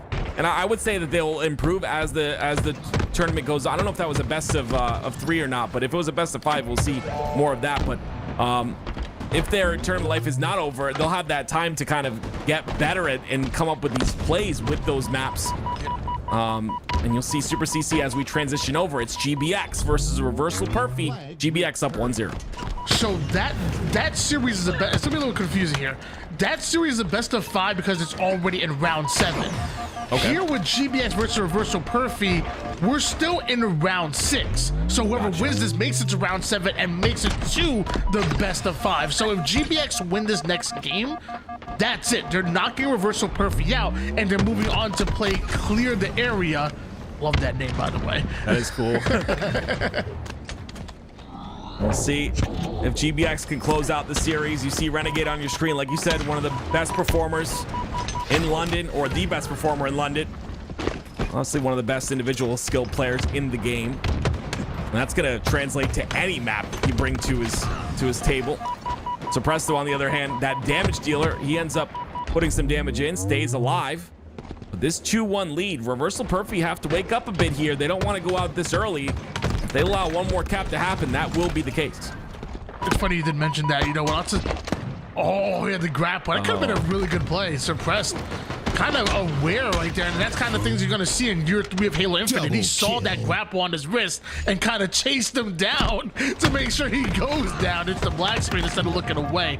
But yeah, I mean, dude, lots of times I lean towards players that kind of do it all, a little bit objective, a little bit assist, and kills, like a snake bite, for example. But Renegade by far did so much damage, so many kills, was so dominant on the map that I had to lean towards. I feel like it was like you couldn't deny his impact on almost every single game when it came to the stats. In my opinion, if somebody disagree, he was the best player in London. I mean, from what I watched, I would 100% agree as well. And you got to have that type of player who is able to. There's just so many fights that a player like Renegade is able to win. Like, you know, I call them the low percentage fights. The fights that, you know, there's a very low percentage that you're going to win those, or that a normal player would win those 1v1s or those pivotal fights. Oh my gosh, some patience out of Renegade. Almost gets that snipe, but yeah, I mean, the low percentage fights are what make Renegade so good. The fights that he's not supposed to win, that he just consistently wins, and again, that translates to these new maps. And if you're able to continue to slay out, you'll kind of bring your team to victory here. You can see Envor trying to answer that back though. A 2-1 lead here for GBX still. Like, you over here talking about low percentage fights that you know that you gotta win to be some of the best in the game. I can't even win fights. I get the first 3 shots on the opponent. Okay, so don't you be coming here with that BS. Meanwhile, ain't no BS we're seeing right now. Reversal Perfy with a direct flag route. I love that out of Envor and Reversal Perfy, really understanding and dissecting the map. Just perfectly played and execution off of the 4 down. You know, a match you thought was over. It's Reversal Perfy that tied up here, and Envor starting to pop off with his snipe as well. This is exactly what Reversal Perfy needed. And this Shroud screen, like we spoke of earlier, can be utilized to get some of these power weapons, or, you know, potentially the camo that just came up as well. You can really use the Shroud screen to get control of these important parts of the map. And Envor, if he's going to keep sniping like that, we could go to a game 3. Forget an Envor. Let me get an encore after that one, because another no-scope will lead to a 4 down, and there it is. Multiple members of GBX will come up on the map, but Reversal Perfy are still in their base. They have infiltrated. They're now collapsing as Envor gets himself a killing spree, and there should be another run started for Reversal Perfy. Yeah, you see Renegade already pushing through the map, right? He's going to be that first point of contact, and he has to hit this shot. It is going to hit the body. He has a heat wave to work with as well, but he's put himself towards the bottom of the map. Super CC drops down for him. The reason he put himself low is because he's got that grapple. And again, Renegade is the player that stops that flag run from happening, and he's still alive, Tony. That he is one shot and thriving at the moment. Down to one shot absolute, but now has high ground and is confident with this sniper. Nades go down, but there's going to be 2 members, now 1, after Envor the first one at the black screen. Flag still being ran in. No scope doesn't connect onto Haynes, but Super CC catches a stray there. Eventually, multiple members of Reversal Perfy hitting the black screen, and that's an opportunity for GBX to get aggressive. Envor with some huge nades will slow them down just a bit. I mean, that's 3 down for the side of GBX, but it took them so long to kill a Renegade right there. A flag standoff is still in line here, as you see Common with that sniper from Reversal Perfy, looking for an opportunity to return his flag. He might just have it, and with that kill on the diagram, that's a return flag, Tony, and that's Reversal Perfy tying up the series. Woo! Big clutch out coming out of Reversal Perfy right there. They had to reversal the favorites in GBX in order to force that game number 3. We've seen Reversal Perfy already pull off a big upset earlier in the bracket. I want to say it was actually, who was it? Was it actually against GBX? It was against GBX. They 2-1 beat GBX in order to knock them into elimination bracket. So why can't they do it again? Yeah, looks like they might, but hopping over now to this People's Champ Magnanimous game. People's Champ had that 1-0 lead, but Magnanimous have just now tied it up. People's Champ have the opportunity, like we talked about before, to close out this series right here with this 3-0. Magnanimous putting up a bit of a fight, and the longer they can stay in this series, I think the better they will be as this goes on. We switch gears over towards Gunplexion. Definitely one of the crowd favorites, the People's Champ, if you will, as multiple do end up going down for his roster, but still being confident. It's a 2v2 scenario, one that they want to win out here, because we're tied up in 1 apiece. People's Champ, 1 round of slays could end it, at least as far as this hill, and make it a 2-1 lead. Yeah, Rhino, once again, his ability to stay alive back here, give his teammate a spawn as well is going to be huge. They'll get 2 down, though. And that's a clean 2 dead, right? No one from People's Champ goes down, and that gives them control of this hill. They can stagger these spawns. They could potentially take a 2-1 lead. Just about done so far. I don't know if Magnanimous is going to be able to drive them out. There's a last-ditch effort coming out of Huss right there, which turns into rain funneling in there. Magnanimous almost making some magic happen, but end up going 3 down. With Overshield coming up, that may just cost him Overshield, and that may just cost him another hill. Yeah, I mean, the thing that Magnanimous got was the spawn for that OS. They didn't push up fast enough, though, and People's Champ come in, sneak in, scoop up the OS. And with that Overshield, like you said, in the hands of Gunplexion, this could be the opportunity now for People's Champ to get another hill here. They're already starting on it. 2-1 lead in favor of People's Champ, and a 3 down, a fresh 3 down, and that for Magnanimous. They're gonna have to cross all the way from the opposite side of the map, knowing full well that People's Champ are in their full setup. It will not be given. They'll have to earn it. They'll have to deserve this break, and they definitely do. How quick was that full squad wipe? Yeah, Ryanoob did such a good job right there of pushing it off the damage of Gunplexion. Did not allow him to stay alive. Made sure to use those shock grenades so that he can keep him down to no shields. Not allow those shields to regen. Pushes in. It was 3 dead. And as you can see, Magnanimous taking advantage of that 3 dead. Get immediate control of that back mine area. And now they're able to potentially get this hill. And they do. 2-2. It's tied up. That was such a quick break, and great job for them taking space immediately afterwards and really getting into their defensive setup. Now we're tied up at 2 apiece. Plenty of time on the board with 2 minutes and a half on the clock. The drop shield was down. I haven't seen that in a bit. I ain't mad. Oh, I'm sorry. Is it drop wall or drop shield? It's drop wall, right? I'm sorry. Drop wall, yep. Yeah, whatever. It's been a while. Shut It's up. the same thing. Leave me alone. You know what? I'm the people's champ. You're the people's chump. Don't correct me. In fact, from now on, it's a drop wall. It's dead. Well, they utilize the drop wall. It gets immediately taken out. They shoot that little bottom area, deletes the drop wall. 3 down for Magnanimous because of that drop wall going down, to be honest. That was the start of this entire play, and it's tied up at 2, but People's Champ have control. They've got the red gun as well. That red gun is going to run out of ammo.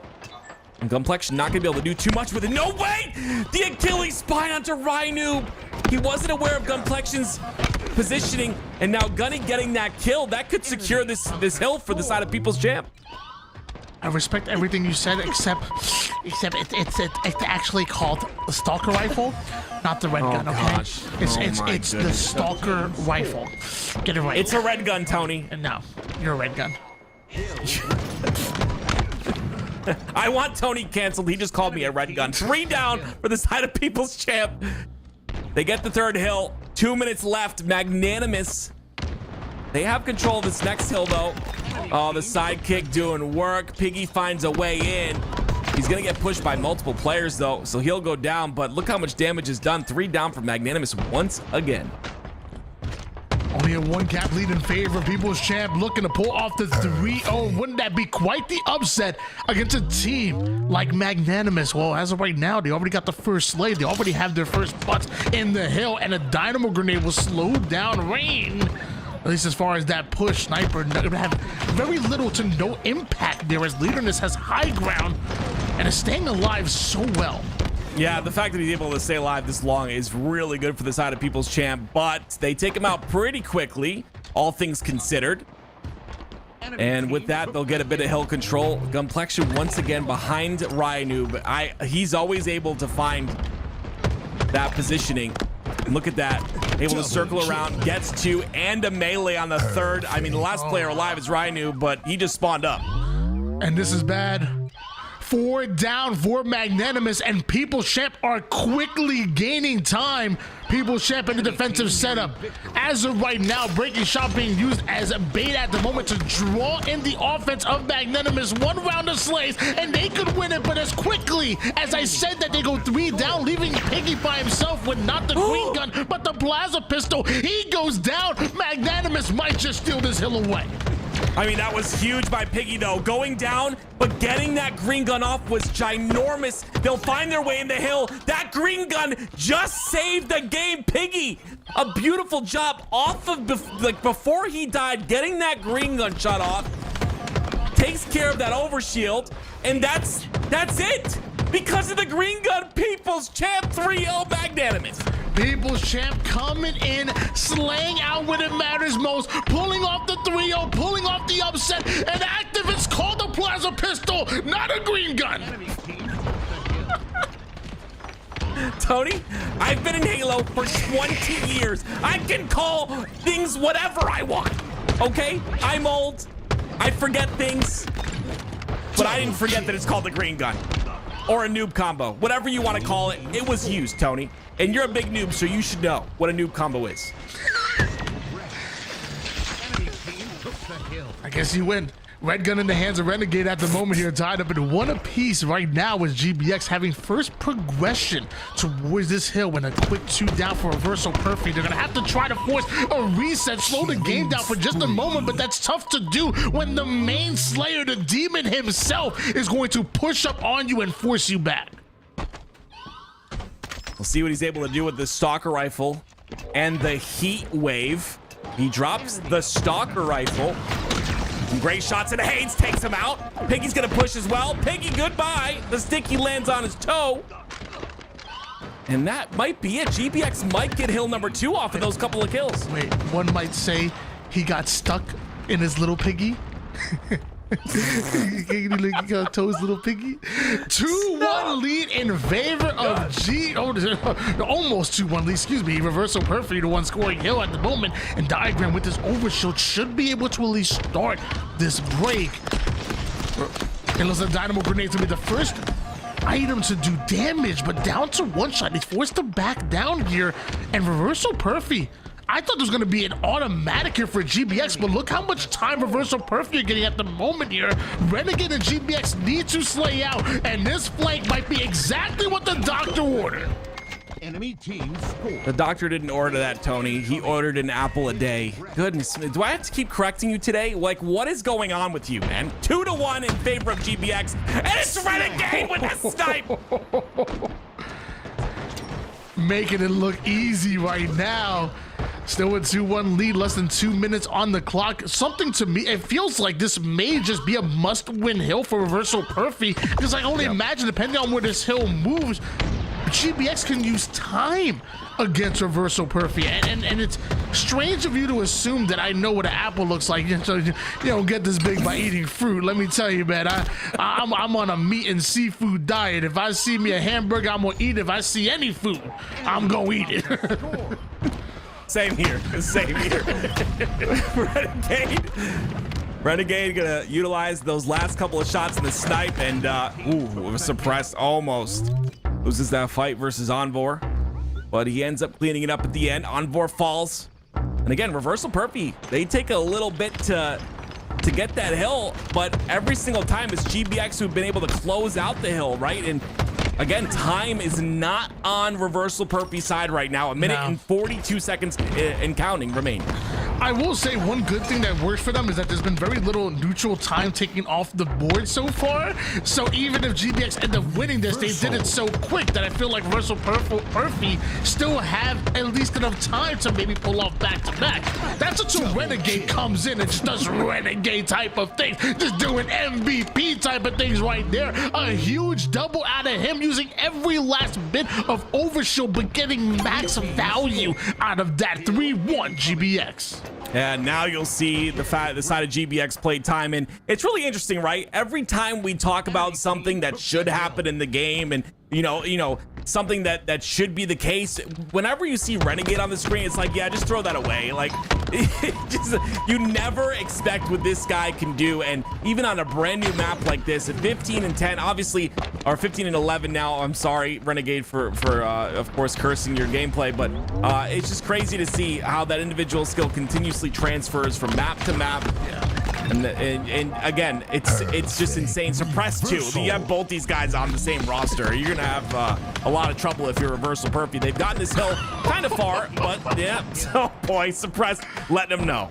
Yeah, it really is an incredible combination of GBX being extremely talented, especially Renegade, and us just being extremely bad at our jobs, that we just consistently get things wrong like that. But 3-1 lead in favor of GBX at a minute on the clock, and this is kind of exactly what we were worried about. Now with the minute, they're not going to step foot within that hill. They're going to just drain that neutral time as multiple go down. If Suppress keeps hitting shots like he did before, messing around with that bowl, it's going to be tough for Reversal Perfy to put back-to-back hills in less than a minute.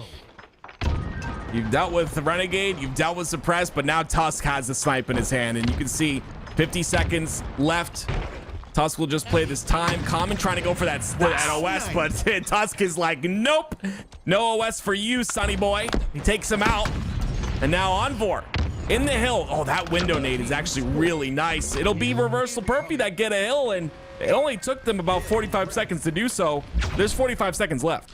You definitely want to be within a minute per hill is usually kind of the comfort zone, but 44 seconds at this level of gameplay with how small this map is, definitely doable here for Reversal Perfy, but it starts with getting the slays. It starts with taking down both Suppress and Tusk, but now more importantly, Renegade with the height advantage and the heat wave as well.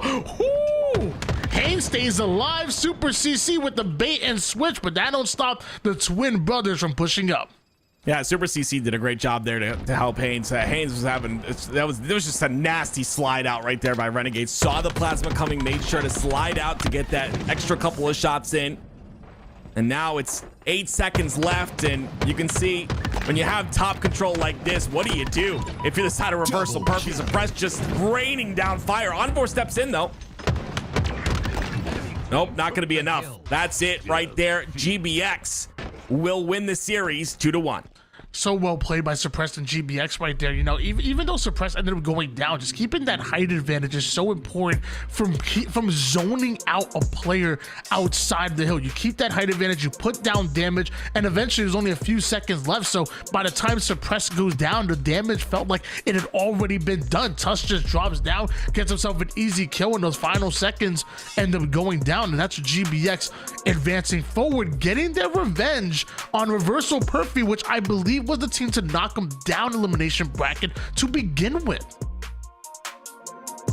As you can see, the bracket here, it's now GBX versus Clear the Area, Tony. Clear the Area. And whoever wins that will play People's Champ in the elimination semifinal. We got a great bracket. This is some incredible gameplay we're seeing and some incredible maps we get to see it on. I'm so fat. That's what people yell whenever I start to approach an area. And whenever I start to approach a route, clear the area, guys. Wide load coming in. Stop. Well, guys, when we come back, we're gonna see some amazing matchup coming up. We obviously have our elimination bracket quarterfinals of GBX going up against Clear the Area to find out who makes it into the top 4 and potentially beyond.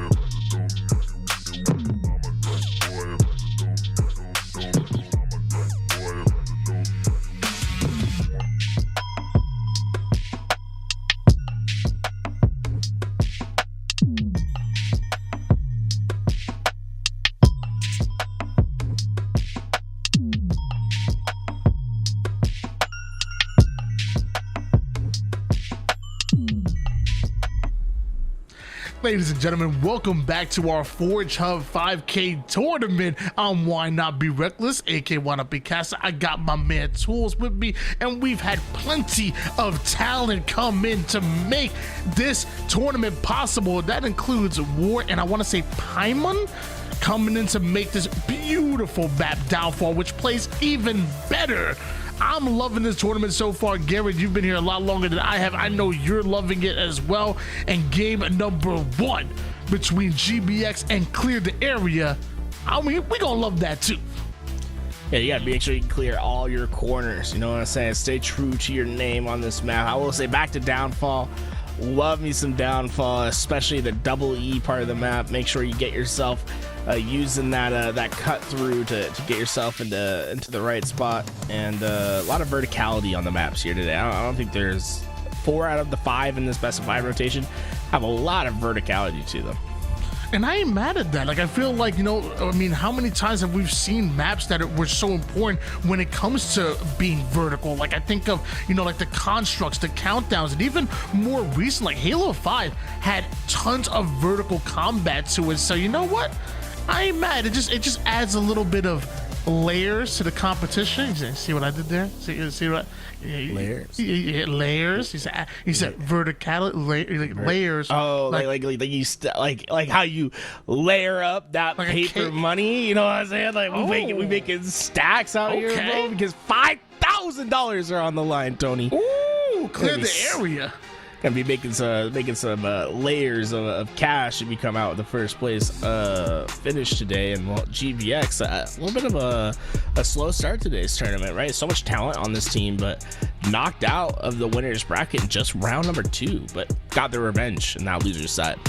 Yeah, crazy to see a team knock out a team like GBX that early. Like, when do you expect to? How do you expect to see a team like GBX in elimination bracket round 2 or round 3? That's actually crazy, but it's really been how this tournament has been. Like, if you're not used to these maps, you may have found yourself a bit behind. But now going into all the way into this elimination bracket quarterfinals, you're one way away from making it to top 4, the semifinals. You kind of gain that experience through War. You know, you gain that experience through the actual tournament itself. Yeah, it's as the games go on, right? Especially on new maps, you sort of figure things out. And I think that's why Proton was so effective in that winner's side. It felt like they just understood the map a little bit better than everyone else, and well, it led to them getting out 4-0 over Quadrant. Though this guy, I feel like you kind of have an innate advantage if you come in from the elimination side of the bracket, Tony, because you're just going to get much more repetitions on these maps than other players will have the opportunity to, especially Proton. I mean, look, they only played a handful of series.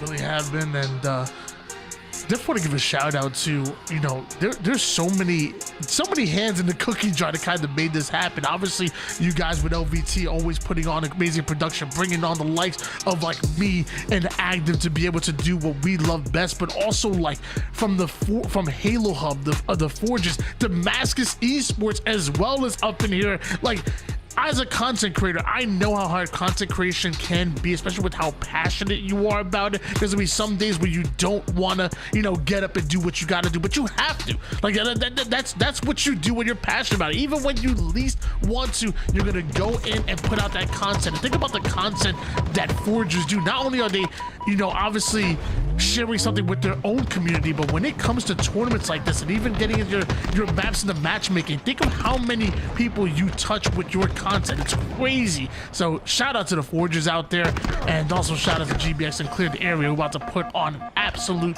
show for us here in your elimination bracket quarterfinals. So I gotta, you know, I was talking to Warholic about this. I need to talk to Warholic is a better way to say it.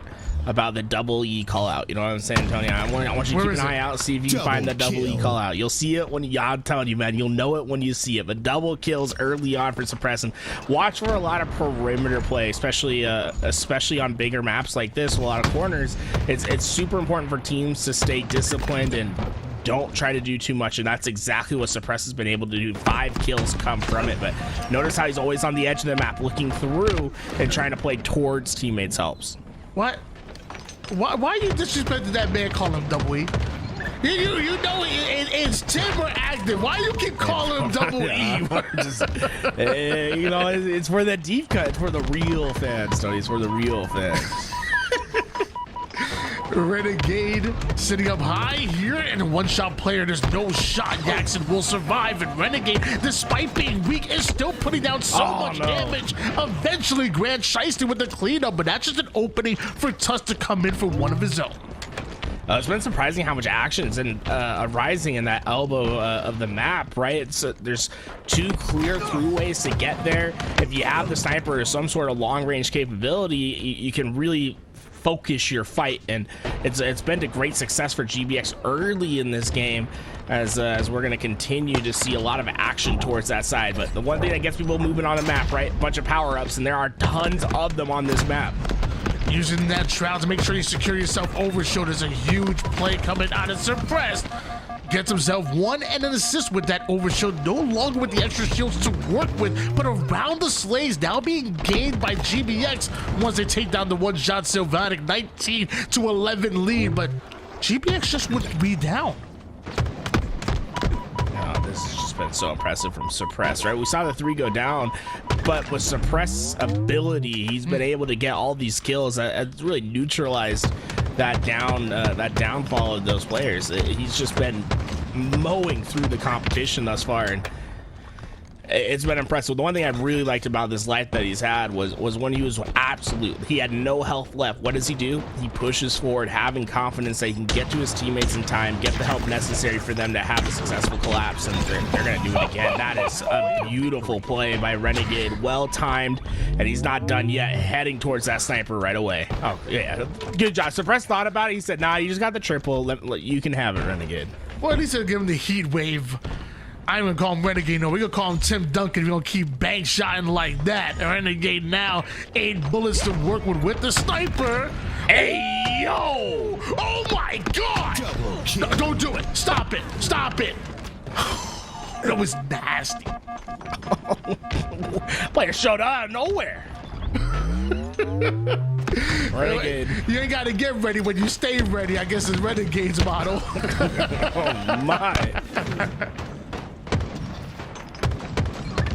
This has just been impressive for everyone. I mean, obviously Suppress and Renegade, that 1-2 punch looking like Duncan and Ginobili out there right now, but this has just been fantastic Halo to watch because of how organized they've been, right? They've been very consistent on playing the outside perimeters, working inside the map with each other, and being quick to each other's help while controlling power-ups, right? This is what's been the most important aspect of the game. And I like Diagram waiting. He saw his overshield player. He said, you can have the QT. You know, I'll sit back with this 1 bullet of sniper. I'll let you go ham with it.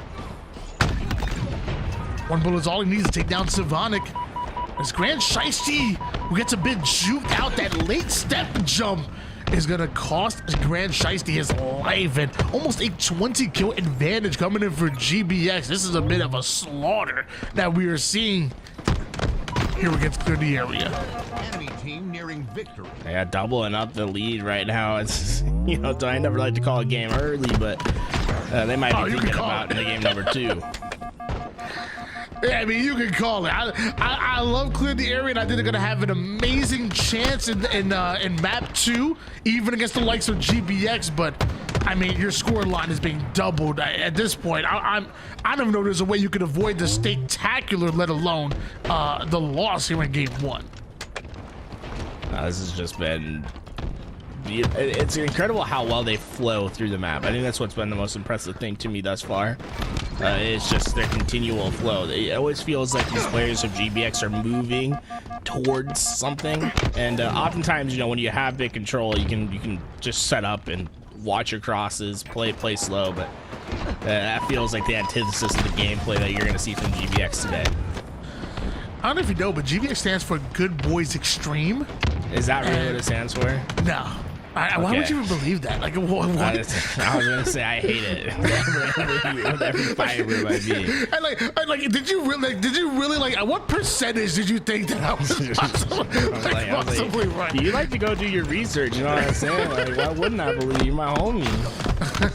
I've definitely been embracing the Oh, let's see, does he keep the investigative W journalism route? side of things. He decided not to take the W route. Killer. Unfortunate. I don't think we saw any W over there, Tony. That's unfortunate. What's not unfortunate is GBX taking game number 1. And by the way, I believe we have moved into best of 5s. Now that we made it here in the quarterfinals, GBX fresh off of that win in the 2-0 in the best of 3s, and now it's best of 5 action, and you know what that means. Capture the flag coming in as our game number 2. This is clearly probably my favorite map. I don't think it's like. I think Conflicts, in my opinion, Conflicts or Dude, oh, Tony, how do you say that last one? Sepulchre? No, come on now. Try Come again. on, dude. No, Try again. I'm not gonna try. I can't do this with you. Bro. It's easy. It's I'm pretty sure that's not how you spell it. sepulture. Is it? Why are you laughing at me? Sepulture? Sepulture. I think those are like the two best design maps in my opinion. I love the competitive aspect of them. But if we're talking about my fan favorite, what I like in my heart of hearts, it's this game number 2. I love the verticality of this thing. Like I said, I think it's a great map. You put me on Splitgate, you know how San Antonio with them portals? I'm cooking on this thing. I'm telling you, man, this is like, get this map ready is what I'm saying. Get it fine-tuned in Halo. When Splitgate 2 comes out, I'll be submitting this to the devs, being like, hey, this is the best map you'll ever put in your game, because I think it absolutely would be. I love the verticality of this thing. I think this is one of my favorite maps that I played. I just love it. Okay, I'm gonna keep my eye on it. Like I said, you've been able to watch it and cast over these maps a lot longer than I have been today, so I'm coming in with fresh eyes. I was at work and it was a little bit busy. I didn't get the chance to watch it and actually enjoy what these amazing forgers have put in front of us. But right off the rip, as far as looks and as far as the way this map looks like it's going to feel, I'm a fan as well, especially when you give Renegade a snipe. Oh, he's about to get over. Oh, come on. Where is he? That's unfair. That's So where you fair. at, Hayden? Oh, they pinged him. He's like, there he is. Yeah, this is unfair. Come on, do it. Yes, embrace it. Embrace what? Wait, what? And the heat wave sniper combo. I feel like that's a hidden gem. You don't see it every day. Oh, why wouldn't you go with the heat wave sniper comp? Play a little shoddy So snipers. there's just no maps that have it. You know what I'm saying? Oh, so Like, you what have the map in opportunity. HCS? I mean, That's what I'm saying. The opportunity's here. Forget sharing with your teammates. That's just dumb. Why would I share power with my teammate? I'm gathering them all, baby. Like a First time I played Pokemon. I'm this map, catching them Tony. all. First thing that happened when I played this map, I didn't realize it was a 2 sniper map. I picked up sniper, went 5 feet, and just got played by the other sniper. I was like, oh no. There's a lot of nice angles you can take with these power weapons and quick plays by diagram. Oh, don't do it. Like, I was a lot of like, I'm not having any part of that. He just ran back for the flag. I'm about to say we already saw one incredible triple. Why not see another? Meanwhile, Grand Shiesty with the jump and the clamber, making it through. And even though it looked like GBX were winning some of those Slays engagement, it's clear the area that keep their eyes on the prize, and that's a 1-0 lead in favor of the boys in blue. You get all the kills you want on this map. If you don't run that flag home, it's not going to matter. I mean, the Slays have been there for GBX, especially for Diagram Renegade. No objective work. Grand Shiesty, though, man. We talked about him a little bit at the start. He's just been having a fantastic game since 7 kills so far in this thing, and Suppress gets a double.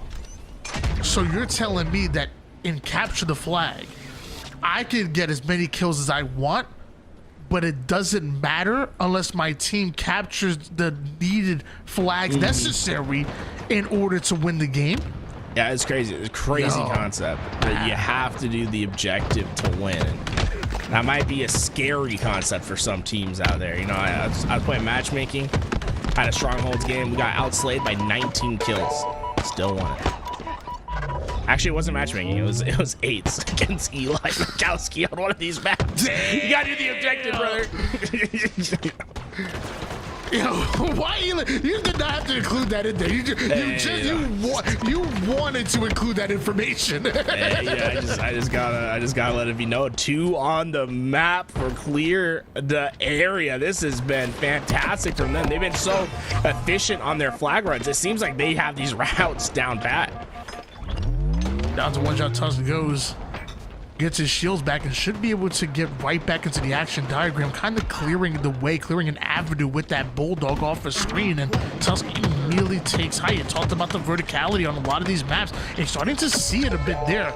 Long range shots connect. Read down, go clear the area. Could be 4, and if it is, that will be a cap for GBX. But Grand Shiesty off the spawn will stop it, at least for now. It's incredible that GBX, once again, they get all those slays, they get in that base, but they can't get any distance with that flag. It's been tough looks for them. They're going to have to try to reapproach one more time.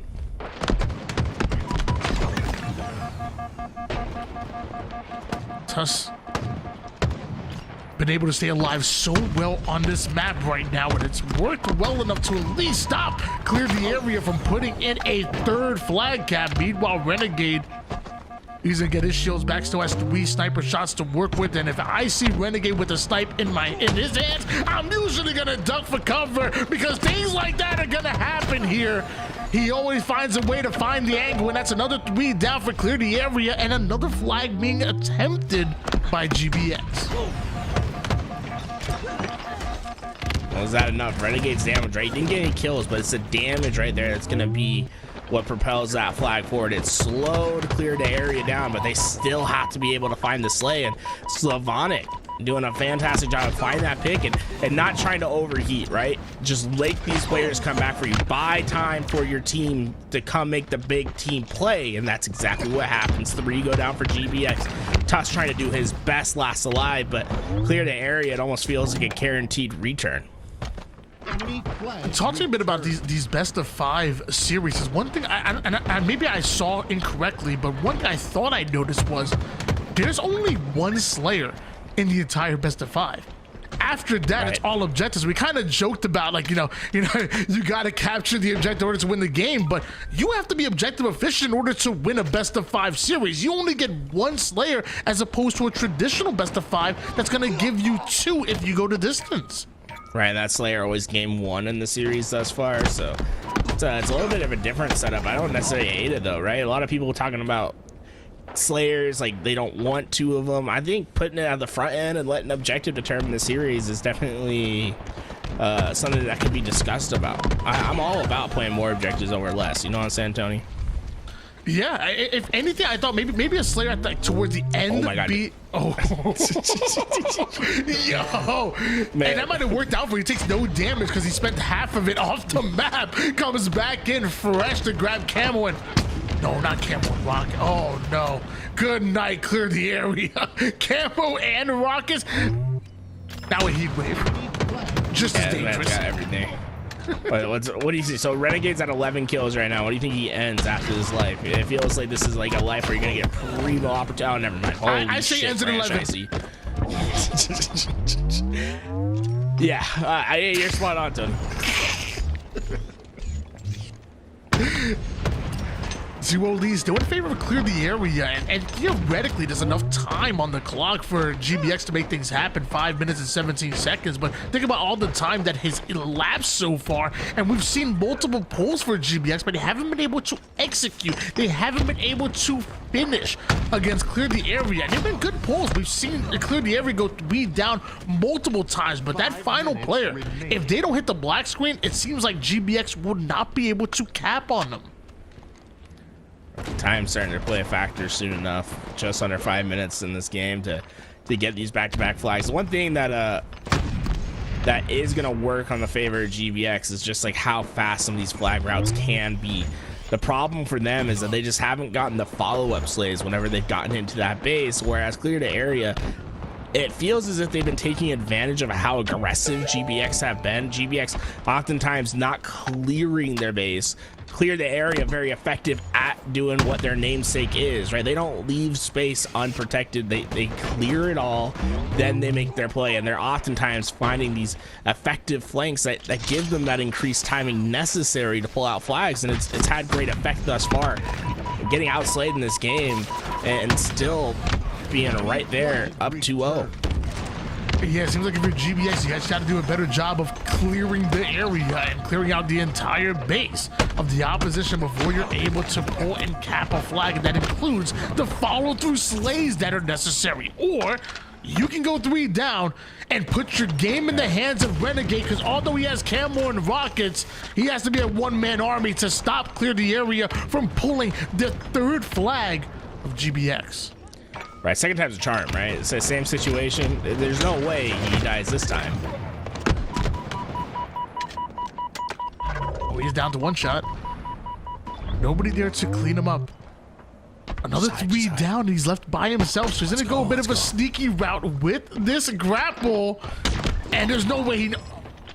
Oh, check the corners. It don't matter, bro. It don't matter. They're on both sides. There's no exits. I've been there actually, like on Catalyst, where like you try to grab around the map and they're watching both sides. Like, how many players on another team?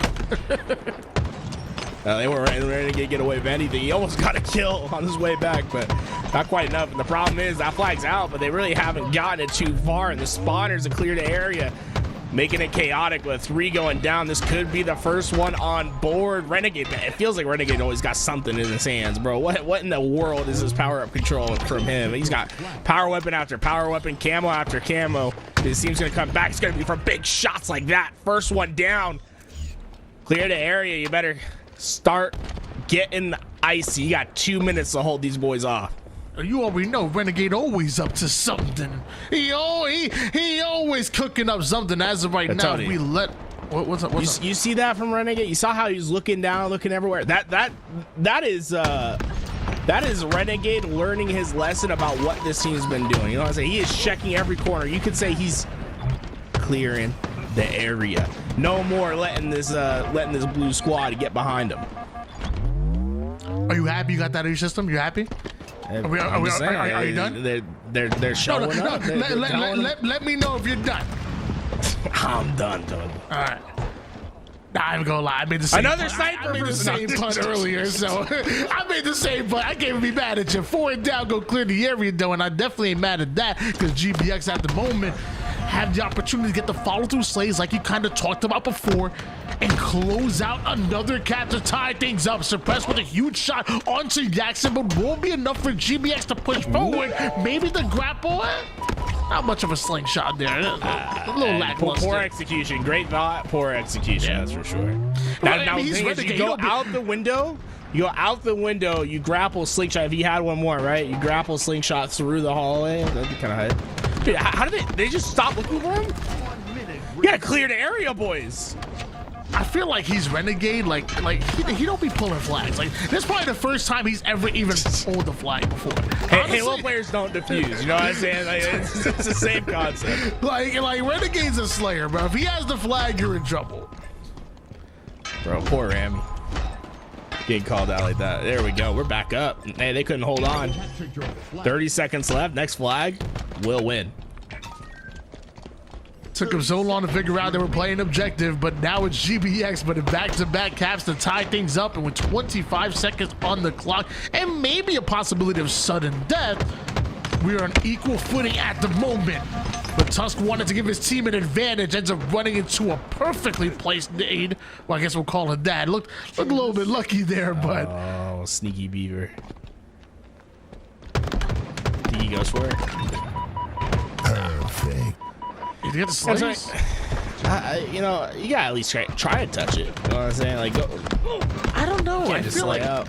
I feel like if you don't have the slays, sometimes forcing a sudden death gives your enemy the opportunity to counter cap. I feel like if you don't have like a clear route, a clear round of slays, I think sometimes maybe forcing that sudden death could be, you know. What do I know? Oh my gosh. I know that Renegade's a god with a snipe. That's one thing I do know. See, I wish I wish he would have delayed a little bit, got that grapple, then went for the sniper. Oh, okay, he's got double ammo. This is not good. It is what we call this in the industry. What do we call it? Not good. Oh, Renegade with a sniper. You're looking at that. You're like, yeah, I feel bad. Hey, I mean, his nade's been doing all the damage. Shoot the gun. As we've said time and time again, in this industry, things are not good if you're a fan of Clear the Area, because although they were able to take down Renegade, that flag is still on the move.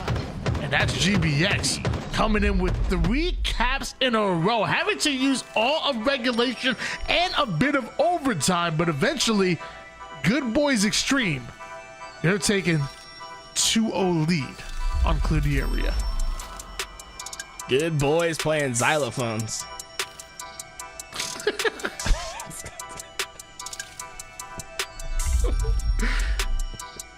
GBX 3-2 win on that one. Why don't you walk us through some of the stats of Good Boys playing xylophones? Renegade doing Renegade things, 8,000 damage. It felt like every time he had something to do, he was there doing it.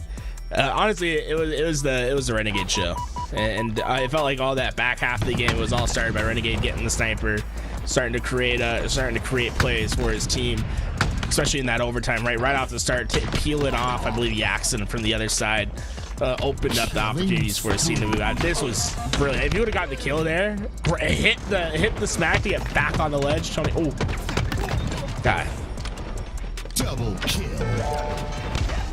Just amazing that like Renegade demands that much attention on the map. Like even when he's off of the map, you start to dedicate 2 players into blocking 2 different angles to make sure you get the kill. And then even then, sometimes that's not enough to get the kill, as Renegade still almost took down at least one, if not both of them there. And that counter snipe was nasty off the rip. Dude, they challenged it like 3 times. He won it like every time, by the way. I mean, I don't know. If I've been told, if at first you don't succeed, try again. So that's just me. I ain't backing down. But here we go, back to the old west and back to the main menu. That was a problem staying into the lobby. A couple crashes here and there. We'll get that figured out and get our game through each of you guys as quickly as possible. Out of all the maps you've seen, Tony, thus far, you know, which one's been your favorite?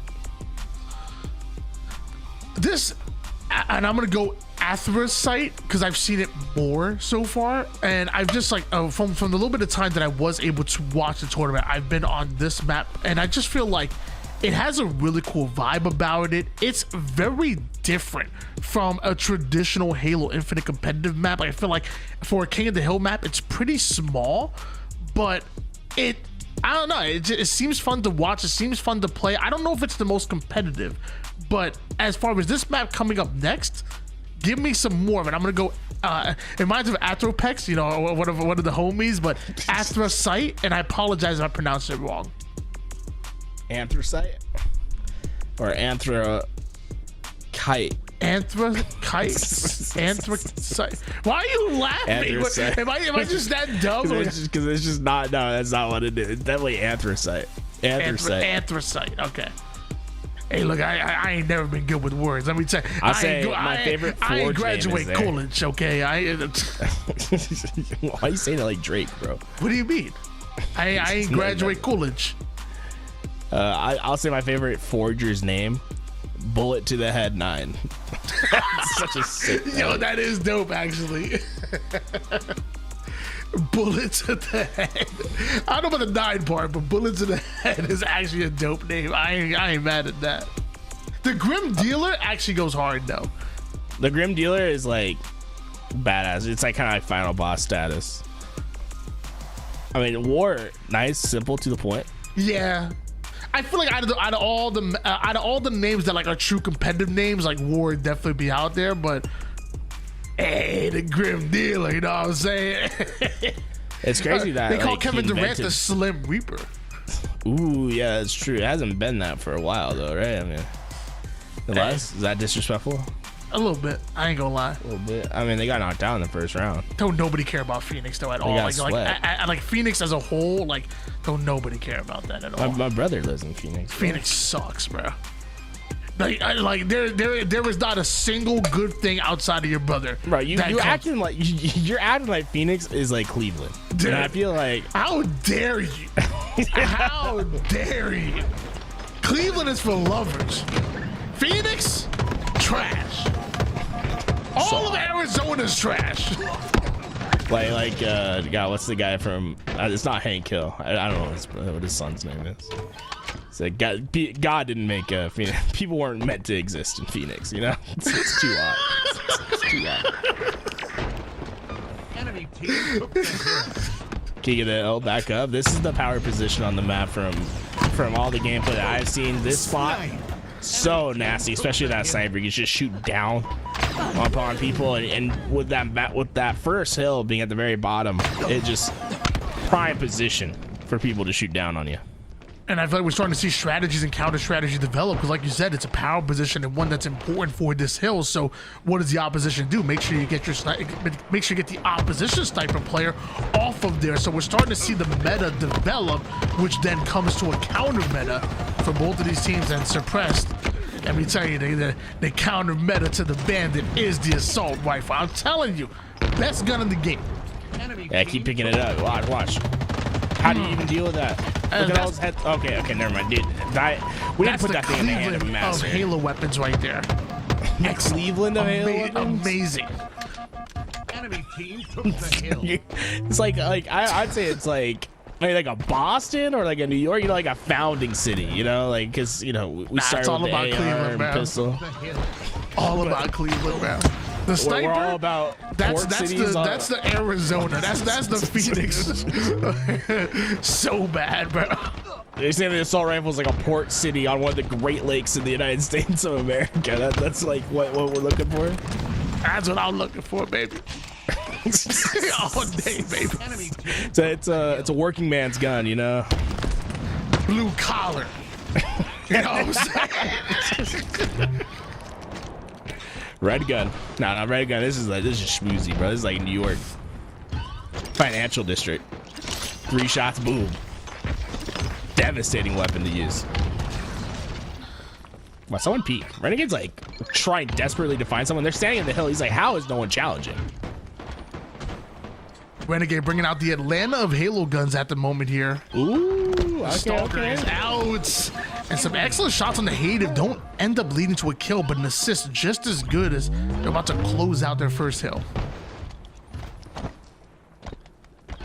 I like this reposition. He's going to be able to find the spawns right away. Yeah, I mean, that player had no chance. And with 3 going down, that's a guaranteed first hill. And Renegade trying to take his rightful claim back upon the throne. Slavonic, the only thing that stands in his way. And, well, it looks like help comes through with Suppressed, getting the long range heat wave shot down. That was an important position you had to get Slavonic out of. That was the Albuquerque of this map. Like if you allow Savannah to just sit there and build a home, it's gonna be troublesome for you to try to put go up 2-0 here in this game. So make sure you clear them out. Make sure you clear that area, if you will. Now you're forcing Renegade away from a power position onto the hill, but doesn't mean much. They're all about 25% done. Clear the area. They need to do something about Renegade and GBX's objective efficiency, which seemingly has come out of nowhere. Yeah, this has been impressive from GBX to be able to get so much time on that hill, right? That hill, very exposed to so many angles. It's basically like the Gary, Indiana of the map. Like, no one wants to be there. You don't want to step foot there and make your time there, but so far GBX doing a fantastic job at finding space, preventing cleared area from having any clean sightlines. And I'll say Grant Scheisse, he's been the impressive thing about cleared areas so far, man. This guy's had so many great kills. Yo, Grant Scheisse just shitted right there, bro. This definitely is like the Phoenix. After what Grant Scheisse just did. Oh my gosh. That was nasty. I ain't even gonna lie, but still down 0-1. Oh, from the top rope. Let's cycle away some power weapons. Now, what do we call the mines? You know, is that like a Winnemucca? Wichita. Think that mine's in Wichita? I don't know. I've never been. Can we please start casting Halo? All right, no more cities. If you say a city, you're fired. We're now going to do our jobs and cast some Halo on some amazing maps that was brought to us by the Forge community. Shout out to them. We love you. And we hate Phoenix. After this tournament, I better see every single, those callouts in the bottom left corner. I better see, they better all be major metropolitan areas within the states. You know what I'm saying? Before you move on the map, I want to be people calling out Detroit on their way up to top Phoenix. But here we go. Power positions and not much anyone else can do. Whoa! He's blinking left and right, but back in. Playing protector on this doorway, man. Clear the area has just been struggling on even getting the angle to fight for that hill, and it's been the tandem of the two of the triplets that have been leading the charge. 18 kills for Suppress, 13 for Diagram. Just way too much to handle. Couple snipe shots left here for Tusk, but now we'll finally see Clear the Air respawning on the opposite side of the map, which happens to be where the hill moved to. So a first clear defensive setup that we're now seeing out of Clear the Area, and this time it's GBX to have to earn these slays, that have to literally get Clear the Area out of their setup in order to get an advantage, and it starts with sniping the overshield before getting popped, and now it's Tusk from the heavens popping Jackson on his way down. Tusk single-handedly breaking the setup of Clear the Area. We're playing Halo, or we're playing Assassin's Creed. It looks like Ezio flying down into a haystack below, a little knife into the back. After the shot goes through, Tusk just isn't missing the thrust back. Oh my, we're playing a different Halo. Look at Halo 5. Ask with these plays. That was a strong thrust. That almost reminded me like Season 1, Season 2 type of thrust. He got a little distance off of that. Did Tusk. Now catching a grenade, Sylvanic with the drop down and still end up getting 5. Excellent shots coming out of Tusk right there. Oh man, those shock nades. It's all bark no bite these days, but boy, it's like seeing a bad memory whenever one comes towards you. You saw Suppress immediately move out of range, but not enough to take him down. And at this point, they're just gonna play time, right? Just 30 seconds on the clock. It's just a couple more rounds of slays for GBX to punch their ticket. What was that game you said earlier? Assassins, and then you said Creed, the dude from The Office. What was that? Oh, bro, you got at least say the boxing movie. Come on, dude. Bro, I'm not a big fan of Michael B. Jordan, to be honest with you. I mean the original one. That's not the original. Rocky. Who? Wait, hold on. You're saying that the movie with Michael B. Jordan being starred is based off of another movie? Yes. What? Yo, he just blew my mind. Who's Rocky? Bro, he's a whole training arc with Rocky. It's in the movie. Yo, who's he played? Wait. So hold on. Who plays Rocky? Wait. Arnold Schwarzenegger, I'm guessing? yeah. Arnold, right? That's definitely it. See, look at this. Oh, I mean, they're doing it, bro. 6 seconds. Oh, I know. That'd be a nasty comeback, bro. Come on, Renegade. At least step out of the hill while you do it. All right, sorry. No way. Oh, no. You got 8 kills. Like, let Suppress do this. They're just trying to farm for Suppress? Yo, this is bad manners, bro. This is not good boys extreme. That is not what good boys do.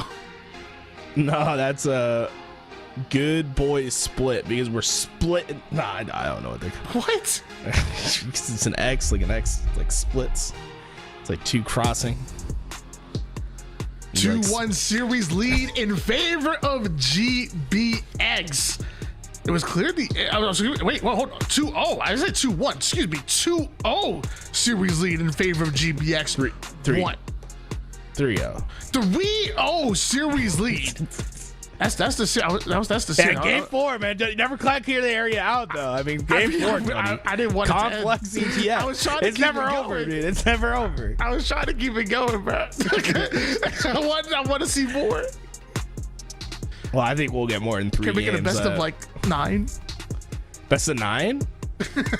Yeah, you can't be giving these guys ideas, sorry. Is there even 9 Halo maps?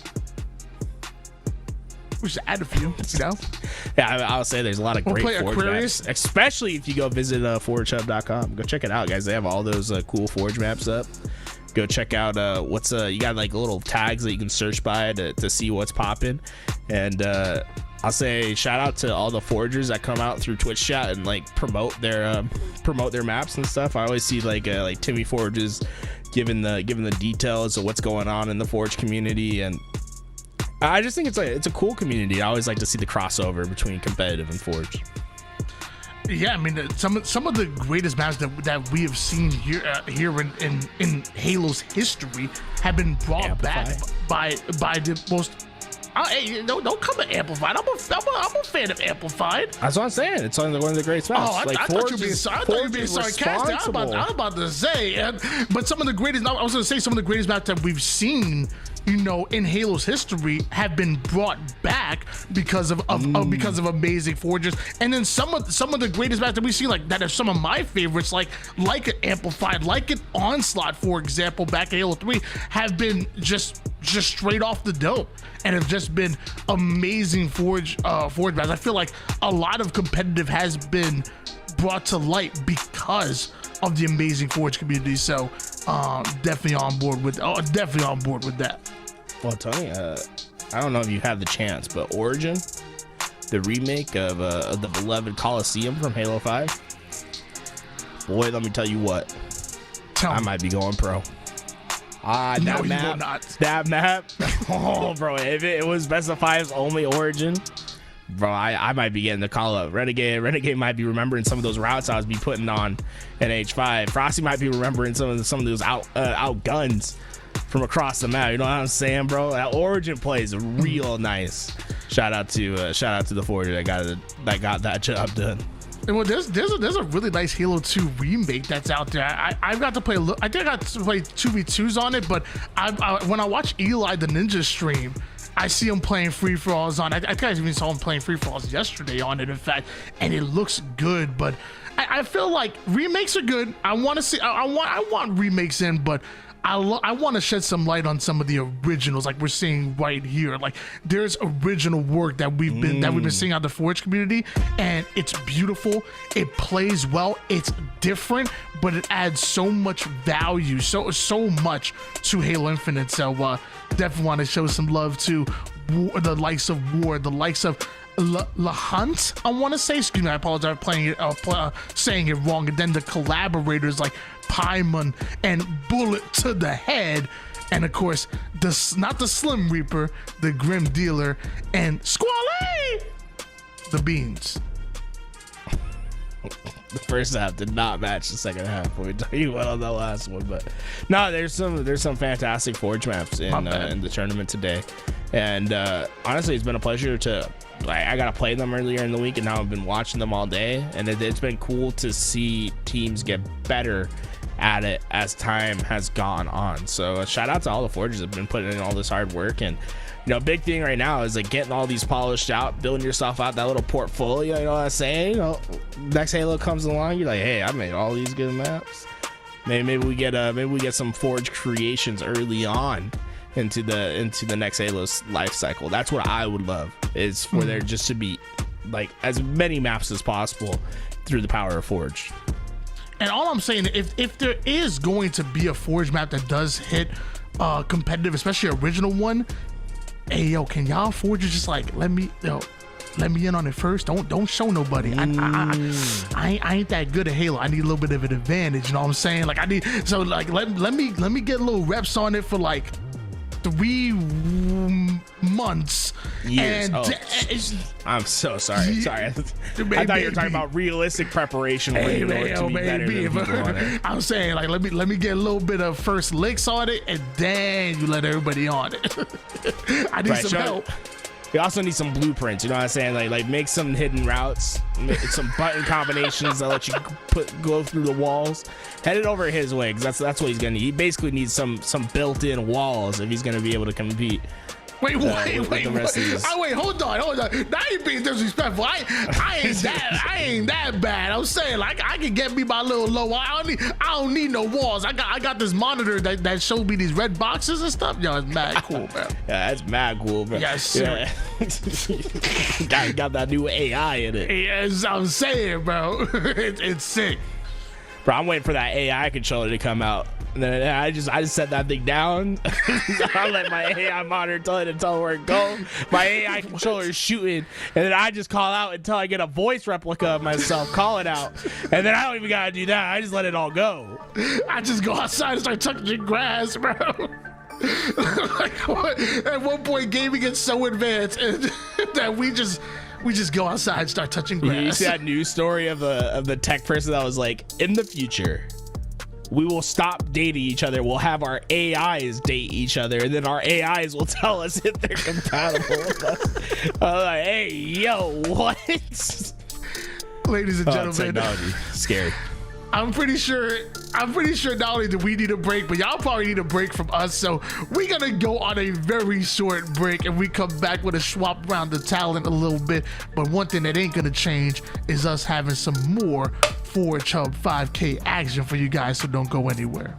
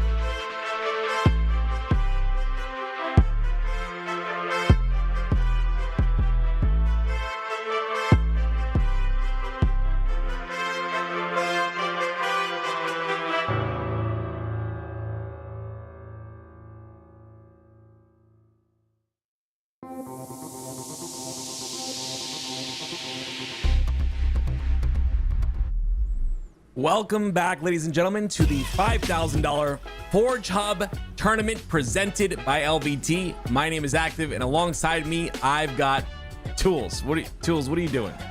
Counting to 5,000, baby. That's a lot of money. That is a lot, Stacking up isn't papers. it? Let's go. Yeah, I'll be doing anything to make it to make a little stack here. You know, I'll be praying on anyone's downfall. Well, you're not going to have the opportunity to do that because these two teams have made it through. And it's GBX and People's Champ in the elimination bracket. I mean, GBX really solid, but People's Champ, I mean, they're showcasing some big talent. I think this could be a good one. I think this goes the entire 5. Yeah? Yeah. They've been playing really well. I mean, obviously, seems like they've been able to take down some stiff competition, right? Magnanimous, taking them down 3-0, which is, you know, a rumored HCS partner team roster. So lots to be excited for in this series, and I love it. I'd love to see a game 5. I want to go to that map that we can play some strongholds on. Well, we're gonna hop on board with Leader Ness, and you know, it's a little bit of I guess you could say a throwback to the LVT Orlando tournament, where you know, part of these teams face off against each other, but now we end up on some brand new maps where everything has changed now. These teams have had a good amount of time as they've gone through that elimination bracket to be able to work on and understand these maps a little bit better every single series. So far, we've seen a lot of this part of the map being impactful for GBX last series. It felt like they never left, and it ended up getting kill after kill for them. I think this part of the map is particularly easy to monitor, right? Like not many routes to get to them without being seen first, and lots of angles for your sniper rifle. I still do. Is this the map that has double E? I still don't know where that is. Yeah, double E, baby. We gotta find out. We'll see it. We gotta find out where Hopefully. it is. If it comes up, you just interrupt me, because I want to know exactly where it is. But All right. diagram, Leader Ness, a little bit of a quick trade there. A lot of them, but now suppressed. Oh, I love that right there. Tries to get a different angle with that snipe. Breaking shot down to no shields now, but here comes Piggy and Gunplexion. I love how quick they are to help in that scenario. They end up getting that cleanup kill on the suppressed.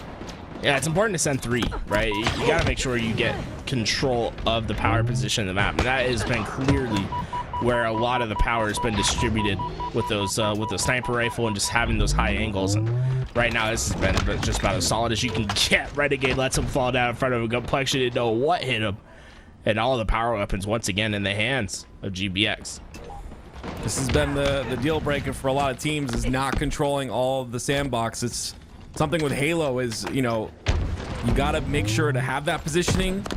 You got to make sure to also have these sandbox items on timing and make sure to use them like Renegade just did, right? 2 rockets, 2 kills. That's an even trade. That's what he likes to see. Suppress trying to do the impossible. Piggy not going to let him get away with it. Enough damage down, though, for positive trades to go down GBX's lane. You know, all those power weapons, all that was to basically give yourself a net kill advantage, to give yourself a lead going into the next cycle of power-ups. Now, up just 1 in this game, man. It's been a good job by People's Champ to keep this thing close, even with the lack of power-up control. But you're going to have to eventually win one of those fights, or else it's going to get out of hand.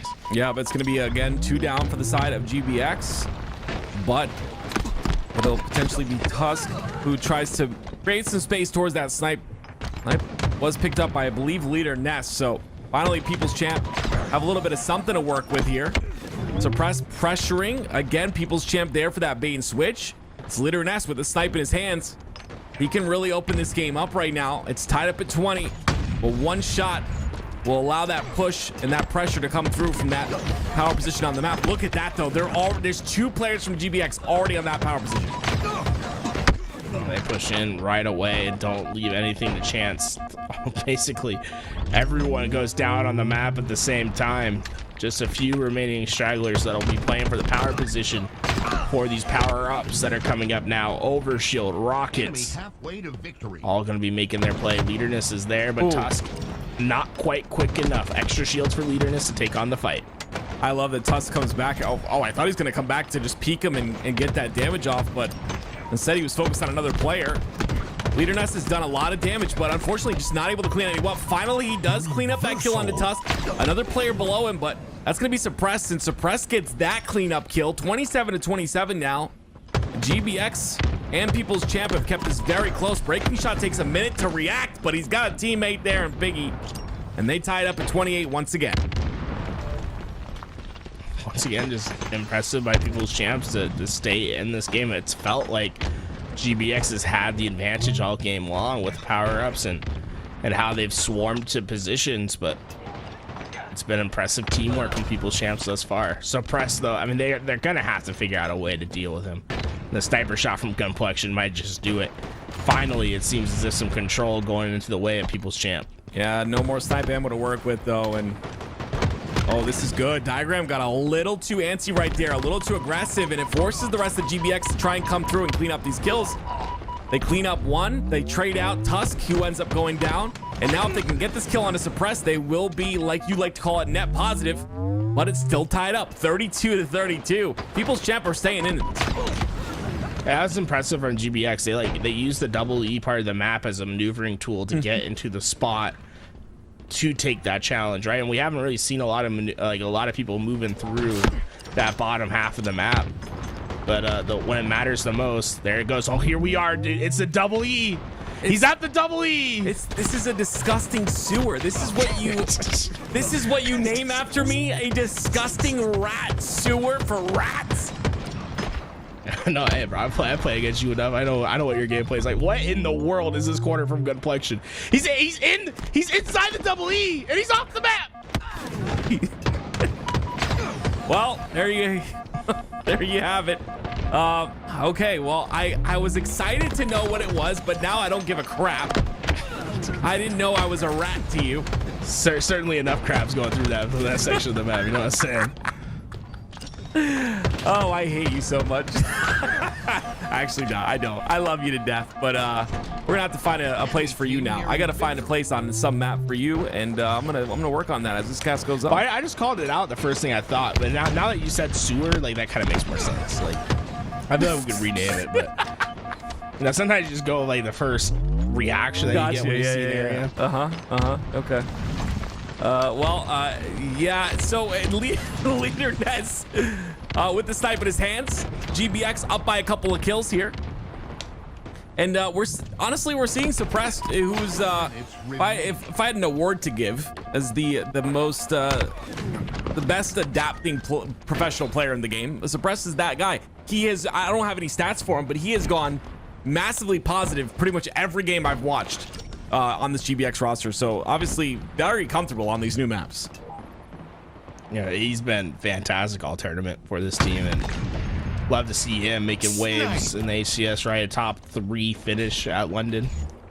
Renegade, though, obviously taking that first place prize with FaZe. You can see why some of these snipe shots he hits are just disgusting. Gunplexion made one shot.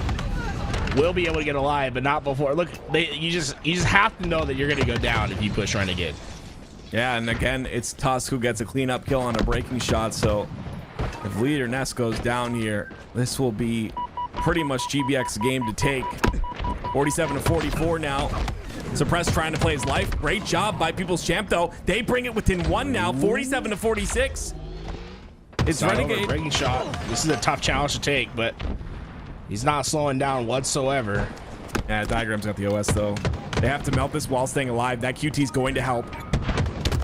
Rockets. This has been great so far for People's Champ. I mean, you're going to lose a player going for an overshield, but that's to be expected. No lives left.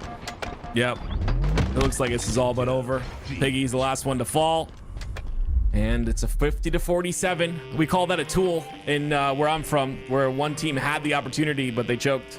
And that'll be it. It'll be a GBX winning that first game.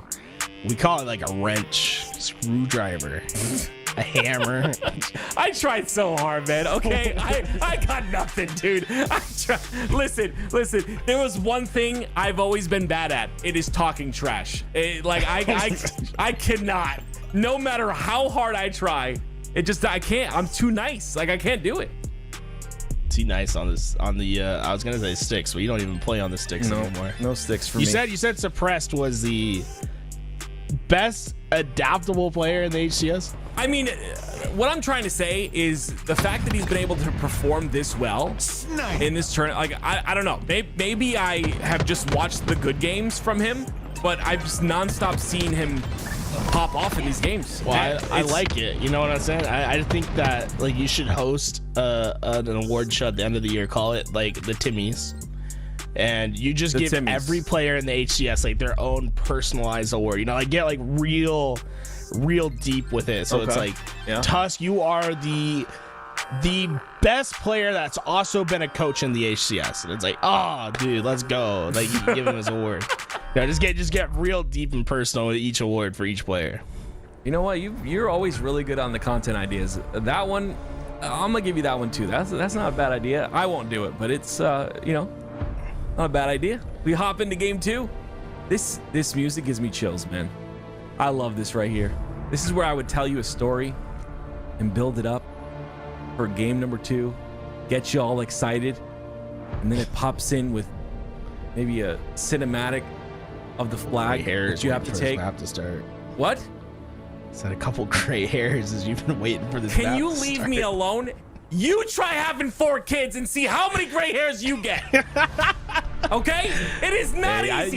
You look distinguished. I'll say that. I like the look. I like the look, Tim.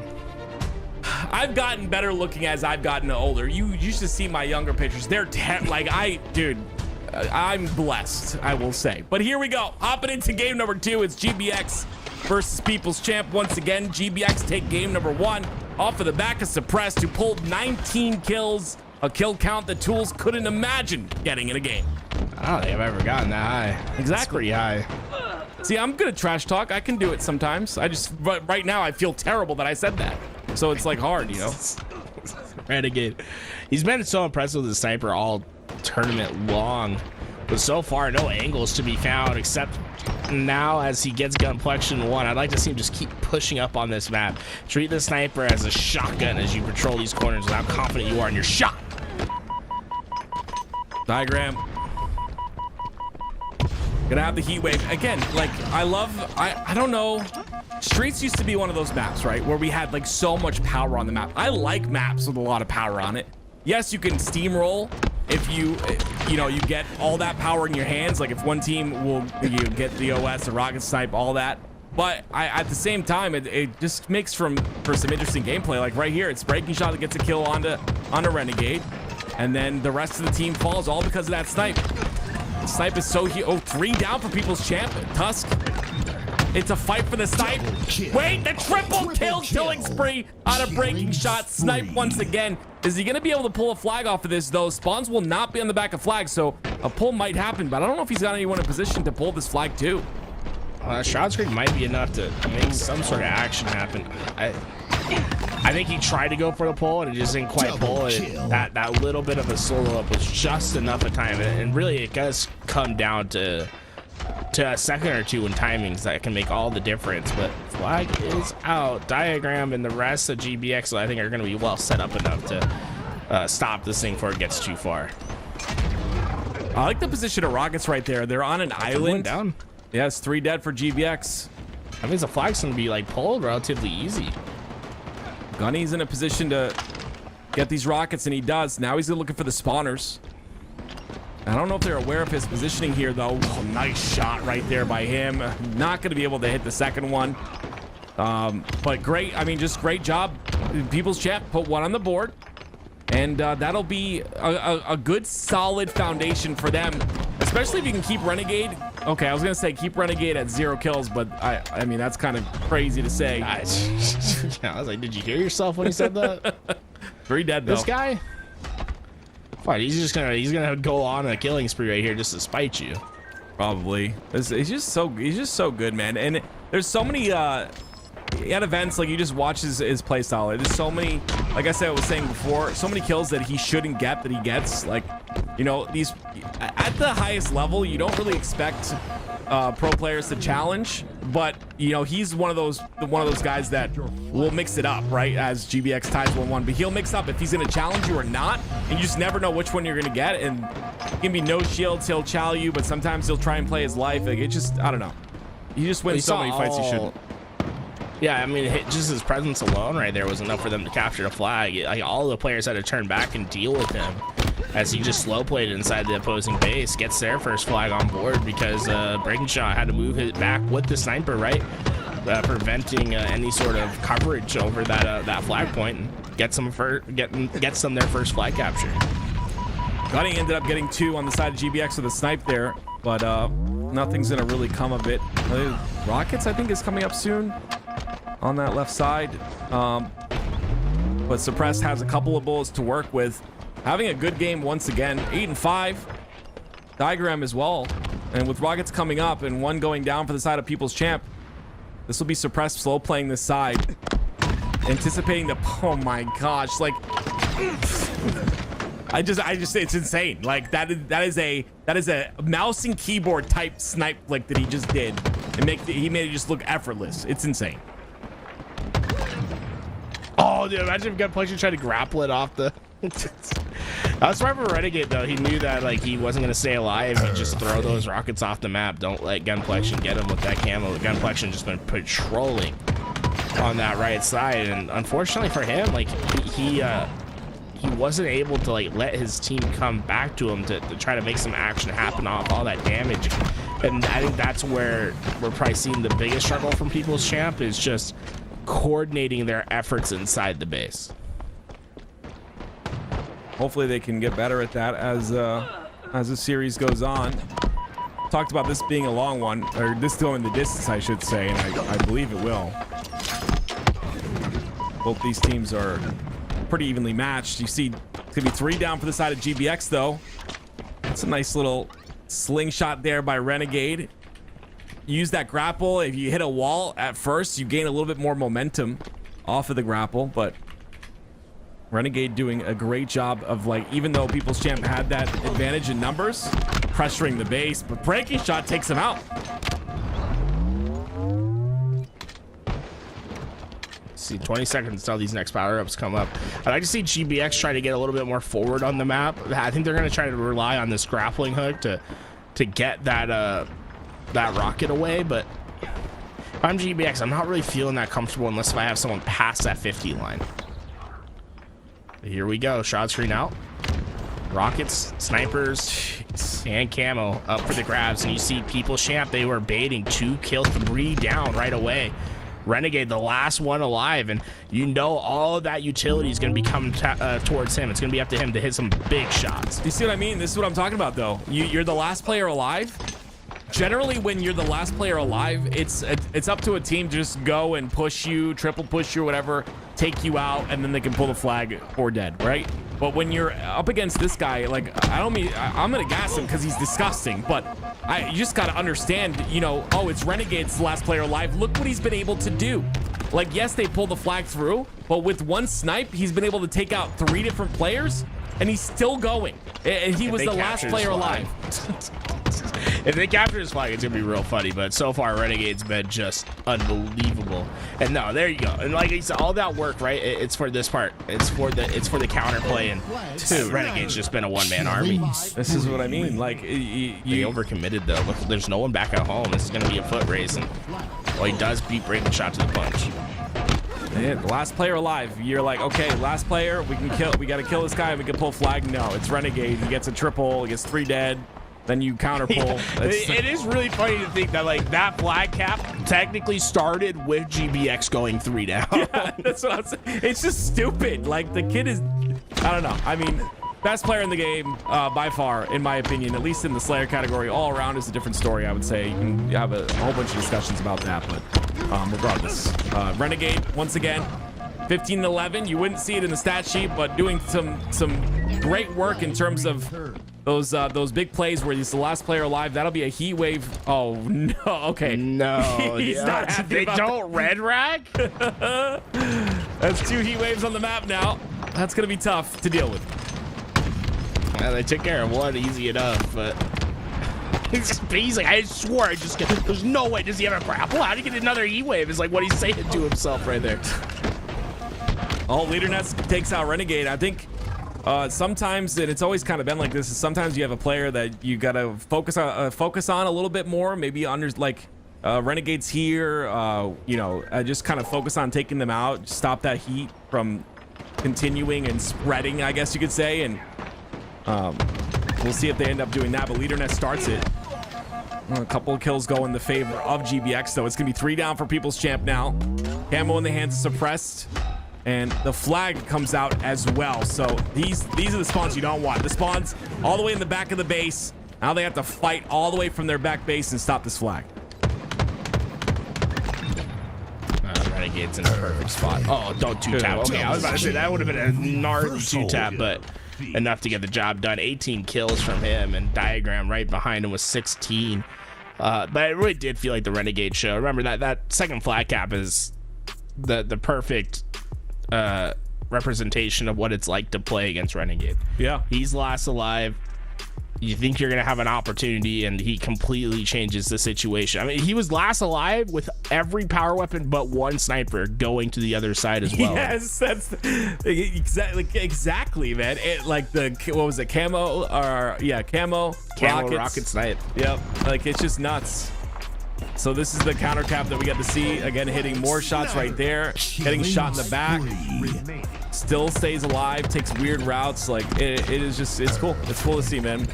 He continuously gets better as time goes on, and he's been sick. We can't take anything away from the rest of the team. Diagram had a phenomenal game as well. Most damage on his team as well. Piggy on the other side of things, 5,200 damage. Gotta love to see that. We'll see if GBX can continue this run though. You think this is just a pickup squad for the weekend, or you think this has like any sort of HCS potential? This Piggy breaking shot gunplexion leaderness team. You know, breaking shot. I think Gunny likes playing with breaking shot. I think there's potential there. I don't know how well they'll do, but I think there's a lot of potential of them giving it a shot, at least for this next open. You just want to get as much practice as possible. Yes, you know, everything's a rumor until it's official, like you see with complexity and all that, but these teams are not stupid. They're going to get the practice in these tournament type scenarios where you're playing against the best players in the game, and you'll always want to get that, especially before an open coming in tomorrow, happening, the HCS Open tomorrow here on LVT. Make sure you guys tune in. So I think it's definitely a roster that is looking to work together, at least for this first open. Back to the old west 1800s, right? I mean, it's kind of, it's that feel. The only thing that's like not really the feel is like those pipes, man. Okay, can we get like an oldie version of the blue and the red pipes up on the top? Then I would feel like this is like the perfect encapsulation of like old school mining town. Dude, I love it. That was a great accent. That was a great, I like that. Yeah, that, you know what? I would spend all day right there. That would be the double E. That this top area would be the double E. The Phoenix? I would just right here. I'd spend all day right here on the top side of the map, just doing work. Like, I love it. It's so powerful up there. It's like a P3 from back in the day. That's what it feels like. Yeah, that's why the one thing I've been really enjoying about all these Forge maps has been the verticality. Feels like it's something that's kind of missing in Halo Infinite in particular. Is it's just like not that much vertical gameplay. I think like out of all the maps that we have, I think like Solitude's probably like the only one that provides any sort of like verticality. I would say, and it's probably half of what this one provides. So yeah, I would say so. Right. I mean, these maps maybe to the extreme on the verticality, especially like in the game 2. With how high that thing is, but yeah, it's just like a different type of gameplay that I very much like. I like the fight for the top positions to shoot down on the opponents. Yeah, this is where this type of verticality is where, you know, a power position is a real power position. Like this is a real, like, you know, like again, the P3s of like midship from back in Halo 2 or whatever. I don't even talk about Heretic. I didn't like that map at all, but Halo 2's midship, P3 was so strong. Midship? Midship. Ship. Never heard of it. No? I'll take you to school later. Take me to school, baby. We still see this area is really going to be the important part. You can see that players always trying to fill in. The one thing is, though, if you don't have control of mine, which is to your left over there, it does feel pretty hard to push into the hill itself. Which has been interesting to see how teams have been trying to go about it. Like, look how much time People's Champ was able to get simply because breaking shot is in the mine, allowing for that teammate to play underneath because he doesn't have to worry about any pressure coming in from the backside, and he can keep his angle isolated from that high side to his right. Been really cool. I just, this map is kind of has me geeking on like how well designed the King of the Hill is on this map.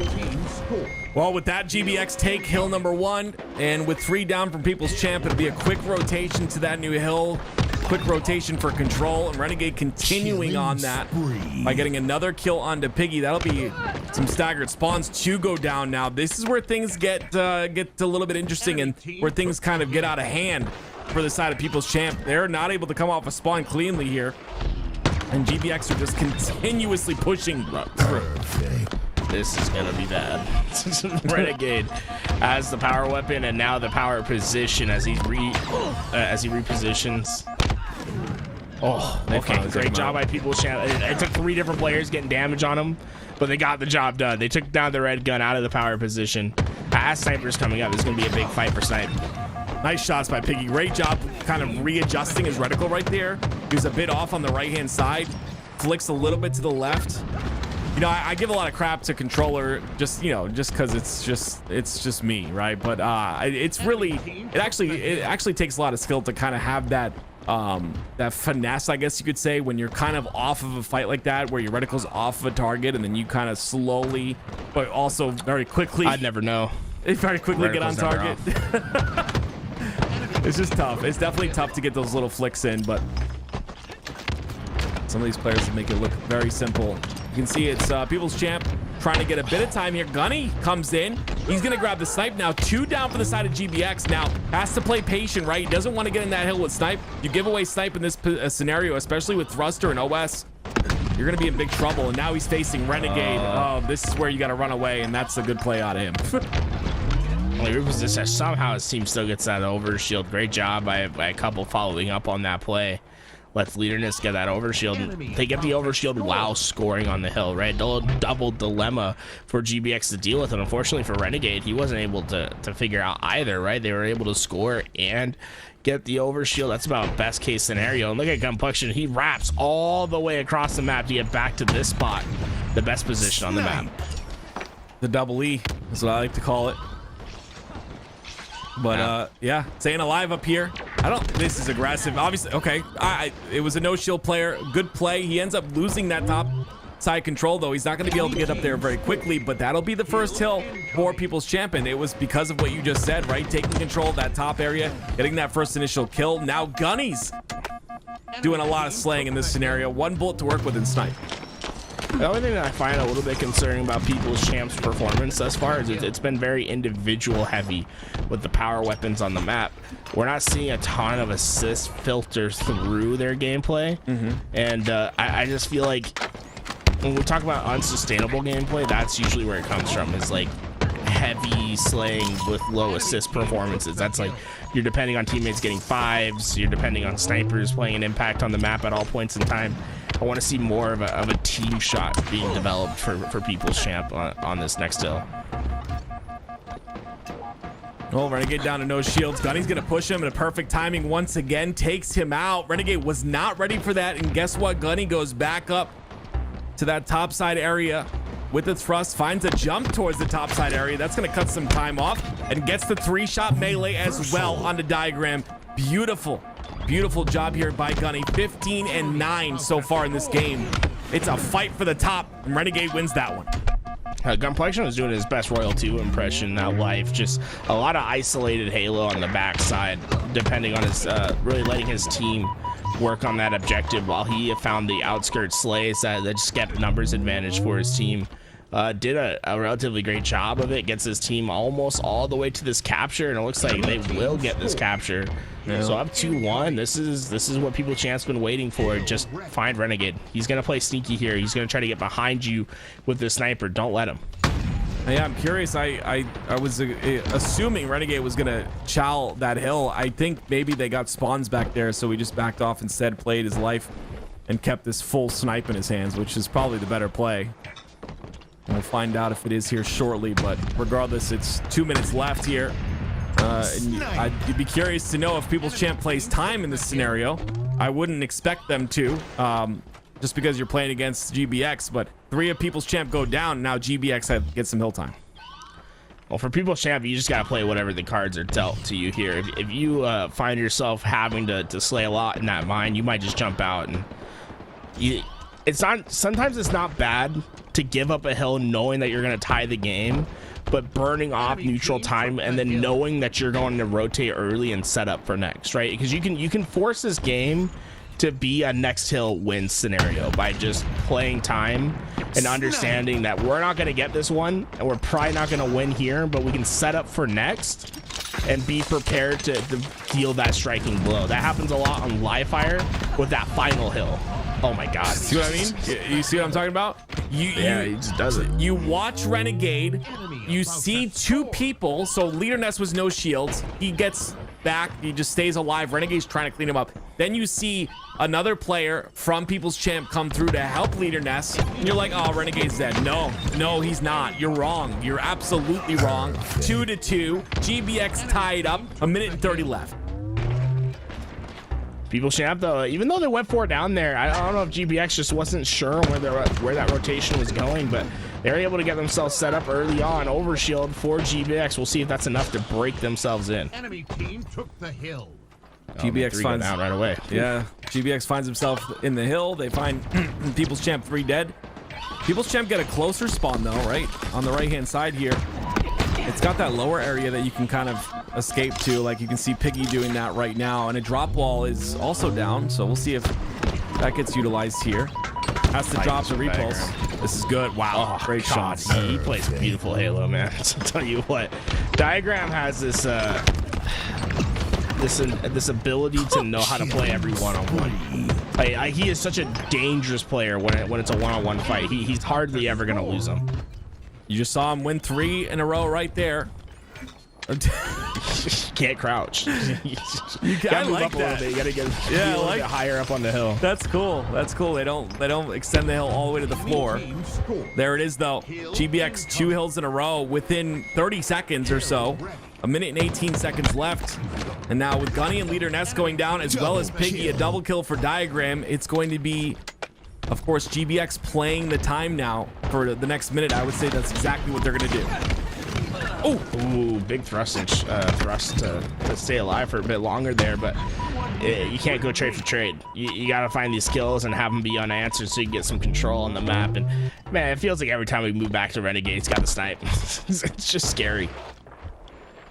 So it's like he's just always, if you just go watch his VOD as he gets a nice shot onto Piggy, he's just always there. Every time Snipe's about to come up, he's gotten a kill, he's pushed up on the map, gotten a kill, and he's there for Snipe every time. If my team fed me Sniper Rifle like they feed Renegade Sniper Rifle, I'd be MVP every time. I'll tell you what.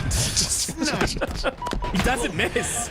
That's the problem between me and him, bro. You just don't miss with it. It was so funny at London. We saw like Snakebite get a triple kill, picks up Sniper, throws it over to Renegade, and it's like, you know, he just got a triple. Like, you could get the reward, and then you see Renegade just immediately get a triple with the Sniper. It's like, I get it. It's like Snakebite's like, I've done my job. It's your turn. 3-2 though, 19 seconds left. Not a lot of hope here for the side of People's Champ, and this will be series over for them as 3 go down. Piggy, the last player alive, he falls as well, and all Tusk is doing at this point is just looking for the spawns as 4 seconds count down to 0. It's going to be GBX who move on to play Quadrant. I think the big difference at the end of the day is the assists. You know, obviously a heavy outslayer performance from GBX, but People's Champ was staying right there with them for the first couple of hills, but I think that that isolated Halo was just catching up to them. There wasn't enough of a team shot being developed, and I think that was because of some of the disruptive plays that Diagram was making in particular. That guy was just forward on the map at all times. When we take a look at his stat sheet at the end of this game, It's not going to be the kills that really impressed me, but rather the assists and the deaths that impressed me. That guy was just getting in engagements on the map, and really that's what you count on. That's like sort of the triplet special, is like what I like to call it. Is players that love to get in engagements on the map, play fast, make the other team's game plan disrupted, and have to improvise. Well, now they'll go to fight Quadrant, and if I'm not mistaken, we have some news with Quadrant. Do we not, Bulls? Yeah, a little substitution coming in. So, Okay. you know, they're over in Europe. Yeah, time zones, all that jazz, but they're gonna have a player step out. A player to come in is gonna be Legend. Now, I know what you guys are gonna say, they're one of the best players in the game coming in. Like, how dare they? They did go and talked to every team captain in the tournament still alive and said, "Are you okay with this?" And it was unanimous. Everyone was okay with it. So I think if all the team captains are okay with it, you know, I love that. no, good for them. So Quadrant will be playing with Legend. We'll see, that's going to be the difference maker this time around. They lost 4-0 in the winners final. They'll have redemption opportunities in the elimination finals against GBX. Well, excited to see how this turns out. Quadrant, like you said, very, very different than what we saw previous. When we come back from our break, we're going to have Quadrant versus GBX. Quadrant now with Legend. We'll see you in a minute.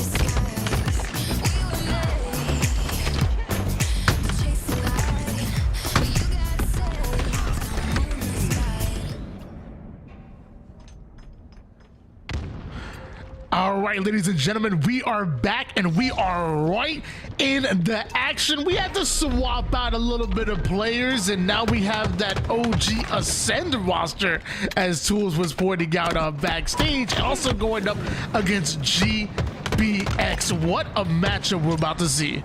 Yeah. Did he show up the map? I did, he did, Tony. What a matchup we're gonna see. Dies off the map, but yeah, it's really cool to see. Like you said, this old Ascend roster. I'm excited to see how they do. Quadrant, as a roster in this tournament thus far, has had a little bit of a rough time. They lost 3-0 to People's Champ, I believe it was. Actually, I'm sorry. They lost 4-0 to Proton Gaming. I apologize. So we'll see if Legend being on the roster now in place of Glory, if there's a potential that this team ends up flipping the script on us a little bit. Sniper just got 3 kills after falling to his death. You know, I just realized, like, we've seen Gooses before. We've never seen a neg-1. Like, that could be history by itself. Like, tournament play, ending a score line with -1. But nah, he ain't about it. He already got 5 kills to bring him up to 4, even after mistakes were made. 5 assists to go along with it. Just as quickly as he jumped off the map is as quick as he's right back into the stat line of the 3-kill lead here for Quadrant. Quadrant looking pretty good. Like you said, it's 10 kills for the side of Sika as well. So 10 and 4 for him. Pushes in, gets diagram as well, make it 11. Some great shots downrange as well. This is really good by the side of Quadrant. They've got a nice little sizable 4-kill lead. But Suppress hasn't answered to all of that with a snipe in his hands. It just feels right. I don't know, Tim. Is it just me? It just feels, you know, fresh off of that London London event. You know, you got Sika, SLG, and Legend back together for a bit. This just feels right. I like it. Everything happens for a reason. They get to play with each other again. I'm sure they're happy about it as well. That snipe still in the hands of Suppress. They quell a push from the side of Quadrant. 3 down go Quadrant now. And you can see 3 power weapons / power-ups coming up here in a matter of 10 seconds, all at the same time. So it's all about who can get positioning on the map, who can get these kills within the next couple of seconds. And it looks like GBX and Quadrant both trade out 1 kill. And I feel like almost more important than getting the kills is playing your life, knowing all of these utilities are coming up, because positioning and just having presence on the map alone could net you grabbing a hold of those powers and power weapons. So definitely these maps are definitely going to test, you know, how prepared you are for these weapons coming up. And then the meta then becomes about that counter meta, because you know the enemy team might start to get aggressive on you, and obviously they want to kill you before you kill them. I don't know if you know that. I don't know if you know that. I didn't know that. Thank you, Tony. That's why I'm always dying, man. I figured it out. 27L from both sides here. You see one of the power weapons dropped for a teammate there from Suppress. Suppress doesn't want to be a hog. He gives one up, but he's able to get another kill, make that 2 kills with the snipe. 4 bullets to work with. Snipe drone drops on top of him. Can't take out Snipe drone. Snipe drone's gonna get a double right there and bring it within 1. Close matchup so far, 31-30 at the moment. Quadrant still holding on to the lead, but Renegade right now holding on to at least a 1-shot sniper as he tries to get to a bit of high ground. Legend gonna drop all the way down. Renegade with the chase. It ends up with both players splitting the difference and trading their life. Yeah, that's a good trade right there. You keep it even, you keep the score at 32. Mind the gap from Suppress, but quickly trades end up coming out. Both teams able to trade out kills over and over again here. There hasn't been a moment where there's a clean slate of kills for either side, so definitely good for both teams to be able to keep this game within distance. And you see right there, it's 20 seconds for 3 different power-ups and power weapons to come up again. Sniper down to 1-shot absolute, but doing a great job of playing his life. That's until Renegade comes in and brings the heat wave. And that's going to be devastating for Quadrant. You know they wanted to stay alive. You know they wanted to make sure they grab a hold of these power-ups. They're going to need it. When Renegade is getting close quarters combat like that, going to get himself a quantum translocator, but he wants more. Again, I love the play by Renegade right there. Not only does he completely change the pace of the game, but he's able to just slow down in that tunnel side, wait for an opportunity to get a clean kill. Clean kills are the name of the game right here, especially if you're GBX. You just took the lead. Again, the kills keep getting traded out. It's Renegade with 15 kills, only 7 deaths now. And now he's got a repulsor to work with as well. 3 shots left in the heat wave. We'll see what he's able to do with it. Fully loaded at the moment and locked in. Meanwhile, off screen, you see Suppressed and Diagram working together, grinding forward. That's 2 down for Quadrant.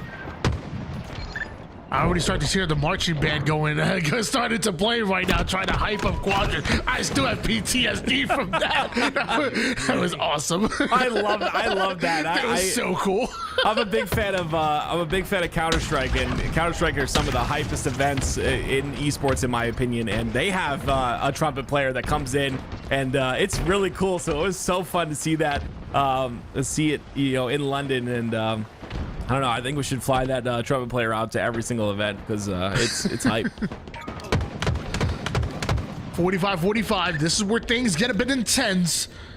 And with that, Suppress finds himself a bit of a get out of jail free card with this grapple. If things get a bit too dicey, he can retreat right towards his teammates. Love the BR action.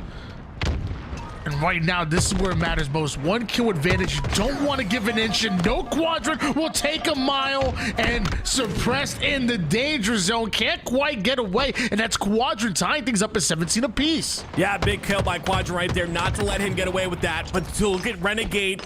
He gets 1 kill. I think it's Snipetrone who ends up getting away.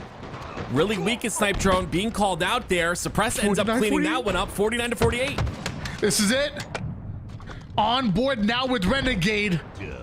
And it's gonna be Tusk trading out his life despite the fact that SLG had rockets. We obviously didn't see that on screen, but SLG with rockets obviously could have shut down him and another player almost instantly, almost guaranteeing a win if Tusk doesn't trade out. So Tusk getting the winning kill, yes, but also stopping a potential win or tie, because I promise you if SLG gets away with those rockets, that's what it would have been. Literally a win or a tie for Quadrant, but Tusk clutching it up. That beautiful right there. You like you just said, you see someone with rockets on the opposing team, the best thing you can do is get that trade, especially when you're up by 1 kill. Clutch kill, like you very clearly mentioned, Tony. And now we go to game 2. This is a best of 7. This is the lower finals. Of course, we've got Proton Gaming waiting in that grand finals right now. So whoever's able to win this series will play them. But just an amazing job by the side of GBX to close this one out. And I can't wait to see if they can do more here. Quadrant, though, looking solid. Like I said before, they lost 4-0 or 0-4 to Proton in that winner's bracket. So let's quickly take a look at the damage here. 5,400 for Suppressed. That's exactly what we know him to do. Put that damage in. Yeah, and with that clutch kill came the 50-49 win. And like my mother always said, you mess with the mammoth, you get the tusk. Did she say that, Tony? Not one time. Literally not one time. I completely made. I'm trying to see. That's the. You got to understand the showmanship. You got to understand the theater of it, Tim. Don't ask me the questions like that. The people at home don't know. Damn it. God bless. I've become a fan of beautiful. As your duo, I've become a fan of your mother over the years. Like, she's always saying this incredible things. I'm gonna punch you in the throat. I don't know what that means, but I'm pretty sure I need to fight you after saying that. I have no idea what that means, but I'm literally gonna punch you in the throat. What does that even mean? I become a fan of your mother? I'm literally going to beat the living All right, guys, game number 2 coming up next. Going to be Capture the Flag on Archon, where GBX up 1-0 in the series. It is a best of 7 here in the lower bracket finals to find out who's going to be going into the grand finals. And right now, GBX having the advantage. Oh, man. What I was trying to say before you so rudely interrupted me, Tony, is I'm a fan of your mother because she has all of these great things to say. We've been a duo for a while, and every time you cast, you always say your mother's saying something, and it's always very inspirational. I just carry it with me through life. So, yeah, that's why I'm a fan. Anyway, here we go. Game number 2 starting up right now. I better cast fast before I get my throat punched. And Tuss says L glitch. Texture glitch. Okay, so they have to restart real quick because of a texture glitch. So we'll get back into that very quickly here. It's CTF capture the flag on Archon, not Archon, Tony. Archon. Oh, my bad. Archon. Okay, I got you. I could be wrong. I just wanted to prove you wrong for a second. All right, that's another punch in the throat. a lot of people with this capture the flag map are saying that this is actually their favorite map, especially for the players that have played it at a high level. They actually have quickly become a fan of Archon. So shout out to War and Pyman who coming out. You had War was the main forger, then you have Pyman who was collaborating with them, and they've come up with a really not only good looking map, but apparently as far as the gameplay itself plays really good on a competitive standpoint. Well, just to kind of give you an update on what's going on, if you're just joining us once again, Legend is on the side of Quadrant, and it's because Glory had to go. So Legend is filling in for Glory, and you will say, you'll say to yourself, as Tool said earlier, wait, isn't Legend one of the best players in the game? How is he able to fill in? Well, every single team captain from every other team that's still in the tournament agreed to allow him to play for Quadrant. So we have Legend now, and we've got a series on our hands as well. As you saw, that first game went 50-49. It was within 1 kill. Obviously, Legend very familiar with a lot of these players on this Quadrant roster, so really excited to see them back together, putting in the work. But GBX, they play tons of 8s. They've played together multiple times. Two of the players are twin brothers, a part of the triplet. So, I mean, chemistry all across the board here in SLG, running that flag across the map. Has to drop down to the low ground, but it looks like a teammate's going to finish that off here. It's still on the move. Yeah, I really like that, though, that they made that gap really large between this platform and that platform where the flag is right now. Just to not allow that quick clamber run. As you see, it's going to be about a setup here to try and get this touch on the flag. It looks like there will be a return, though, and it will be a 1-cap lead here for the side of GBX. Big plays coming out of GBX, and they also get the slays necessary as well. So if you think Quadrant had an opportunity to get a counter cap, those 2 kills by GBX may just stop that. Quadrant eventually going 3 down. The diagram just fires off his last bullet with the S7 and gets surrounded by Quadrant. Quadrant does a good job of getting that kill on the diagram that'll open up things to potentially allow them to push through. I don't believe that camo was up. I think it's just a glitch on the map, but regardless, new camo should be coming up here shortly. It should have been at the 10-minute mark. Legend looking for an opening towards the back of base. You see, this is kind of an interesting thing, right? Legend just joining this tournament, Tony. He's not going to have a lot of experience on these maps, so kind of has to learn as he goes. And I think that's really interesting. I think it's fun to watch one of these top players, adapt to a map and see how quickly they can do it. Yeah, I feel, oh my gosh, Suppress running another flag. Going to be a 2-0 here for GBX, but what a shut down coming out of Quadrant. Right at seemingly the last second, they're able to get the kill, able to get the counter pull, and the Rockets will not trade? Yeah, that's bad. I think he was just trying to play his life there, so that's why the Rockets weren't able to get traded out. But a double kill by Tusk with a nade. The Rocket explodes the nade. Double kill by Tusk. Flag is returned on both sides, so GBX will keep that lead, Tony. Yeah, that's a really good point that you brought up before. Obviously, Legend is a phenomenal talent, a phenomenal player, but the players on the map that have experience, that now understand these angles, that understand where to have that reticle position. Lots of times, like, just having good reticle placement and understanding where the enemies are going to be going, anticipation, is even more important than just having a great pure shot. So I feel like if Legend hasn't played on these maps right now, like, not to say he's going to have a tough time, but he is going to be at a disadvantage here for... Can I call it Quadrant? Can I call it almost Quadrant? Like, there's not Quadrant anymore. Quadrant. No T? Just I don't know. No T? I like that, Tony. I Quadrant. have no idea. Quadrant. Okay, that's what we're gonna call them the rest of the time. Quadrant. One of the flags is being run here for Quadrant, though. It's gonna be Legend who has the initial fight to win, but He ends up going down. Snipe Drone goes down as well. So now it's GBX with 3 down on the side of Quadrant. GBX going to be pulling this flag towards the mid side. It's a 1-0 lead over here for GBS, but trying to quickly turn it to a 2-0, and Tusk lining up Snipe Drone, just barely missing out on that headshot, but Flag's still on the move, and that's what matters most.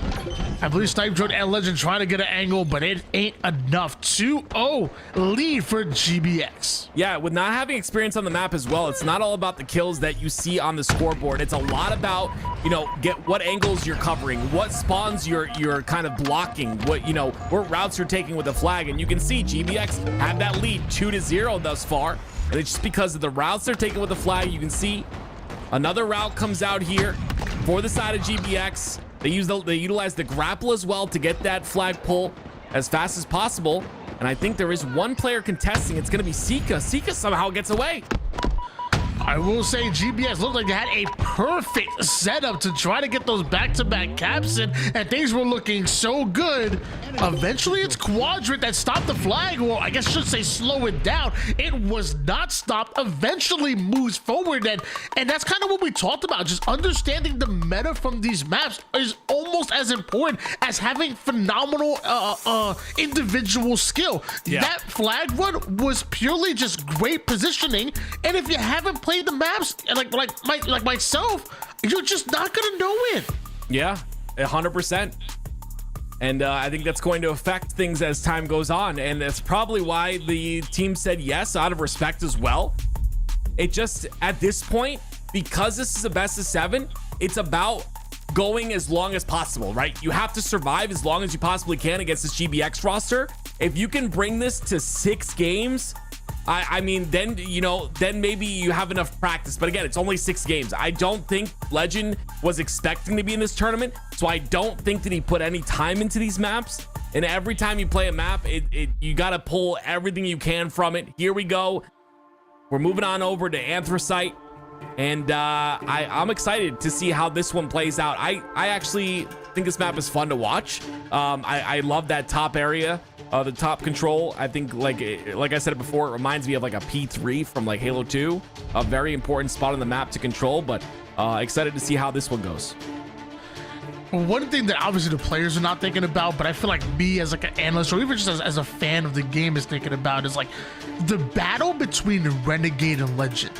Because on one side you have Legend, who had an MVP performance going going after Arlington, you know, just stepping up the way that he did, having that type of tournament, the storyline behind it as well. Like, he was making such a great case for himself for MVP, and still did after London. But with the level of dominance that Renegade portrayed overseas, I feel like you can make an argument that the MVP race right now, in the early stages, very early, it looks like it's a battle between Renegade and Legend at the moment. And like I said, the players are not thinking about it, but I'm thinking about it. We'll see who's able to take that MVP. Renegade starting off 2-0 here. A 2-0 lead for GBX as well, if you're just joining us. This is a best of 7 though, so it's obviously the first of 4. We'll see if GBX are able to continue on this dominance. It looks like Renegade has no other option on his mind other than to continue on this dominance. 3 go down immediately. It's Renegade trying to block the spawns. The thruster, my goodness gracious, Renegade. You know, you and Complacent always talk about it's all in the hips, it's all in the hips. Well, let me tell you, that sniper bullet is in the hip of the opponent right there. That was a beautiful hip shot into the bandit for the finish, and the dynamo grenades getting a decent amount of value there. Backing down, working the environment. Renegade, what are you doing? I wanna know the same thing. Like, has he been practicing these maps? Like, what was that? He was working that pole like he got a night job, brother. Oh my gosh. Get your $1 bills ready. My goodness gracious, man. I don't know. That just is nuts to me. It's just, no, I'm sorry. The kid's just nuts. He's insane. But anyway, GBX, a 1-hill lead already. 5-1 for Renegade thus far. And we're on board with Tusk, who's using your favorite weapon, Tony. And as you can see, he dies with it because it's not a good weapon. The assault rifle's garbage. You're garbage. That's not nice. 1-0 leads still in favor of GBX, and Quadrant with the drop shield goes down over toward the low ground, trying to get as much time as possible. Drop shield should help, but the back smack from Snipe Drone onto Suppress, promise you it will not. Sorry, I'm still recovering from being called garbage. But 3 down for Quadrant. Last player alive. Gonna be getting some time in the hill. And now again, it's Tusk who immediately goes to that top side control. It's all of GBX in the hill as well. SLG trying to find any sort of opening. And honestly, if there was one player to focus on, it would have been Diagram in that situation for me, but they don't end up getting the kill onto him. There it is. It looks like Quads are going to be able to close. I thought they got the kill. No, it's GBX to window. I could have swore I saw a kill at the bottom half of the map, and I thought Quads were going to steal it away. Instead, a 3 down and a trapped Legend, which is going to force the spawns back there. Tusk, if he would have kept looking at that angle, he might have been able to get us up a couple of snipes. He wants to make sure he passes that snipe over to a player like Renegade, who you know is going to absolutely go crazy with it. Multiple go down. That's actually 3 for Quadrant, and GBX might just steal a second in a row. Yeah, and you see, like, Renegade doesn't go for that hill. He knows he has his team to do that work for him. He keeps that top center control, and he gets the kills necessary off the spawn, and he continues to do that. Legend takes a shot to the face as well. 2-0 lead for GBX, but I don't think that's all we're gonna see this match. I don't know how he's alive right now. That grenade doesn't kill him.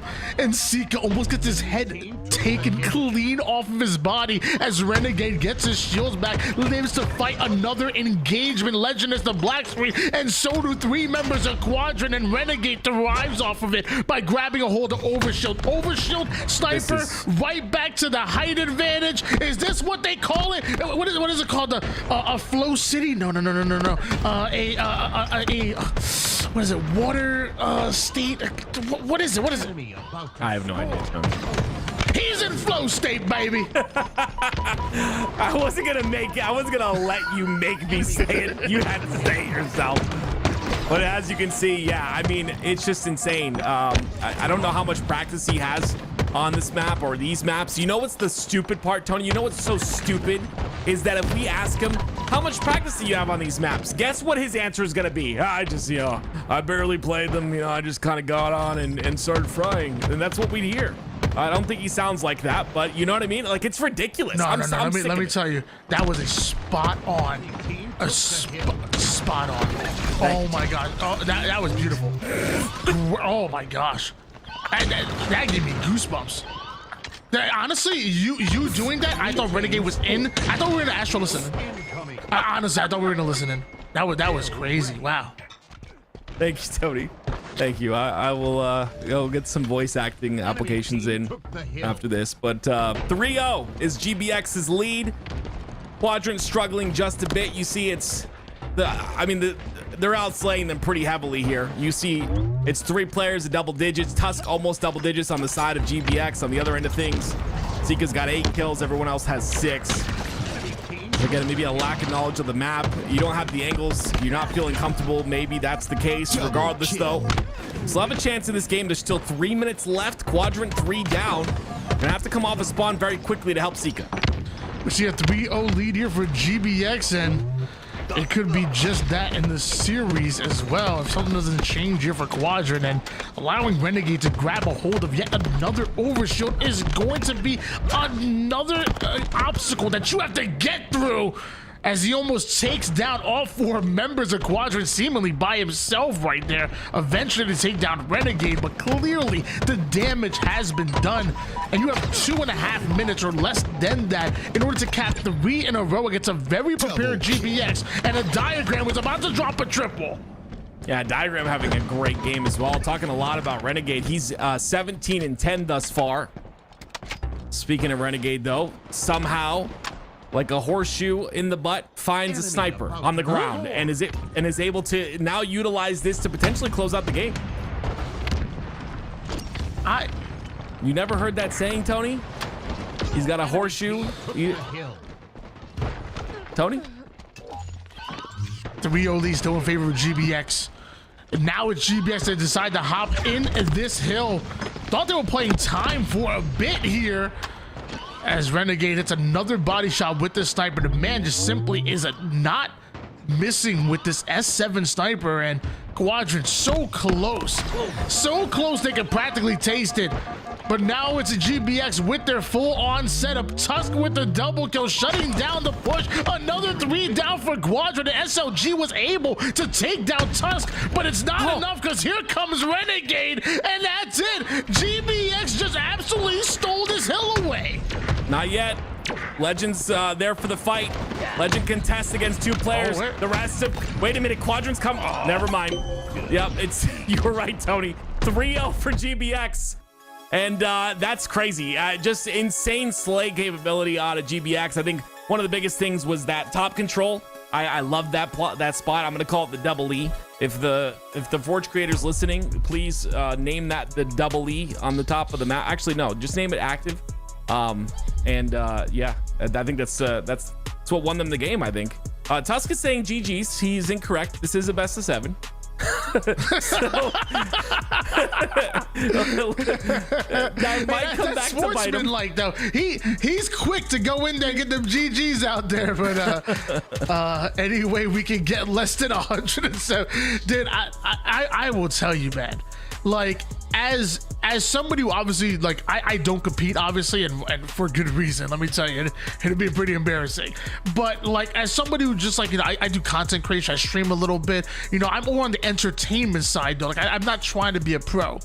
Even for someone like myself, it is so frustrating to play on like, you know, 100 ping, 120, even like a 70 ping is so tough. So I kind of feel for these guys. That kill was nasty, by the way. If you saw the whole, like him staying alive, it was just ridiculous, the whole process of that.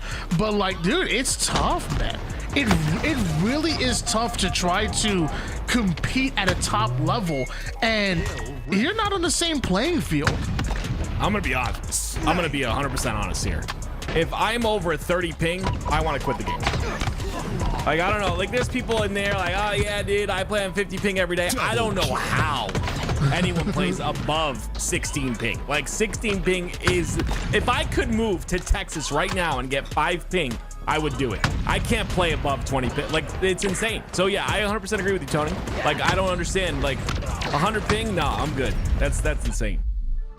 Yeah, so I mean, the Quadrant boys definitely did a great job making it this far into the tournament, even though knowing that they're going to be at a bit of a disadvantage when getting the lobbies with us North Americans, you know. But it's not over yet, and we ain't gonna sit here and act like we ain't see reverse sweeps before. In fact, we saw some crazy reverse sweeps back at London, which was Quadrant's house that we hosted. Yeah. So maybe we see another one. Who knows? I would like that. I would like that a lot, but you're gonna have to get past some incredible players first. Maybe they'll find a way to lower their ping a bit too. Back in my day, we used to just press the standby button. I'm kidding. I never did that, chat. I never ever would cheat like that in Halo 2. But 3 down for the side of GBX. Tusk, the last player alive now. SLG trying to push on the advantage here. The spawns will come out of the back of the base. This might be a flagpole if they can get a couple more slays. You know what this is? There was an add-on for the Halo 3 map. It wasn't Epitaph. There was a map that got add-on towards the late life. Oh my gosh, what a no-scope by SLG. 3 down for GBX and a flag being started by Quadrant. But do you remember that flag that was added pretty late in the life for in Halo 3? It had a similar color scheme to this, I want to say. And also there was like 2 sides. This map kind of reminds me of it a little bit. I'm so bad I can't remember the name of it. I'm looking at me kicking myself, damn it. I don't. You said added late. I don't know. I'll figure it out. Someone in chat will tell me. Someone said Citadel. Yeah, Citadel. Kind of giving me a little Citadel vibes. That's what it was. Okay. Well, I don't remember if I played a lot of Citadel because I don't think it was in the competitive. Oh yeah. I only played rank. My name is active, and I was pro for 3 weeks. Shut up. Oh my gosh, Tony, I hate you so much. Oh man. 3 down for the side of Quadrant. Goodness me. GBX gonna return the flag. It's now even. The standoff here. OS is up as well, so next couple of kills are gonna be important. GBX, they're gonna get a couple of them.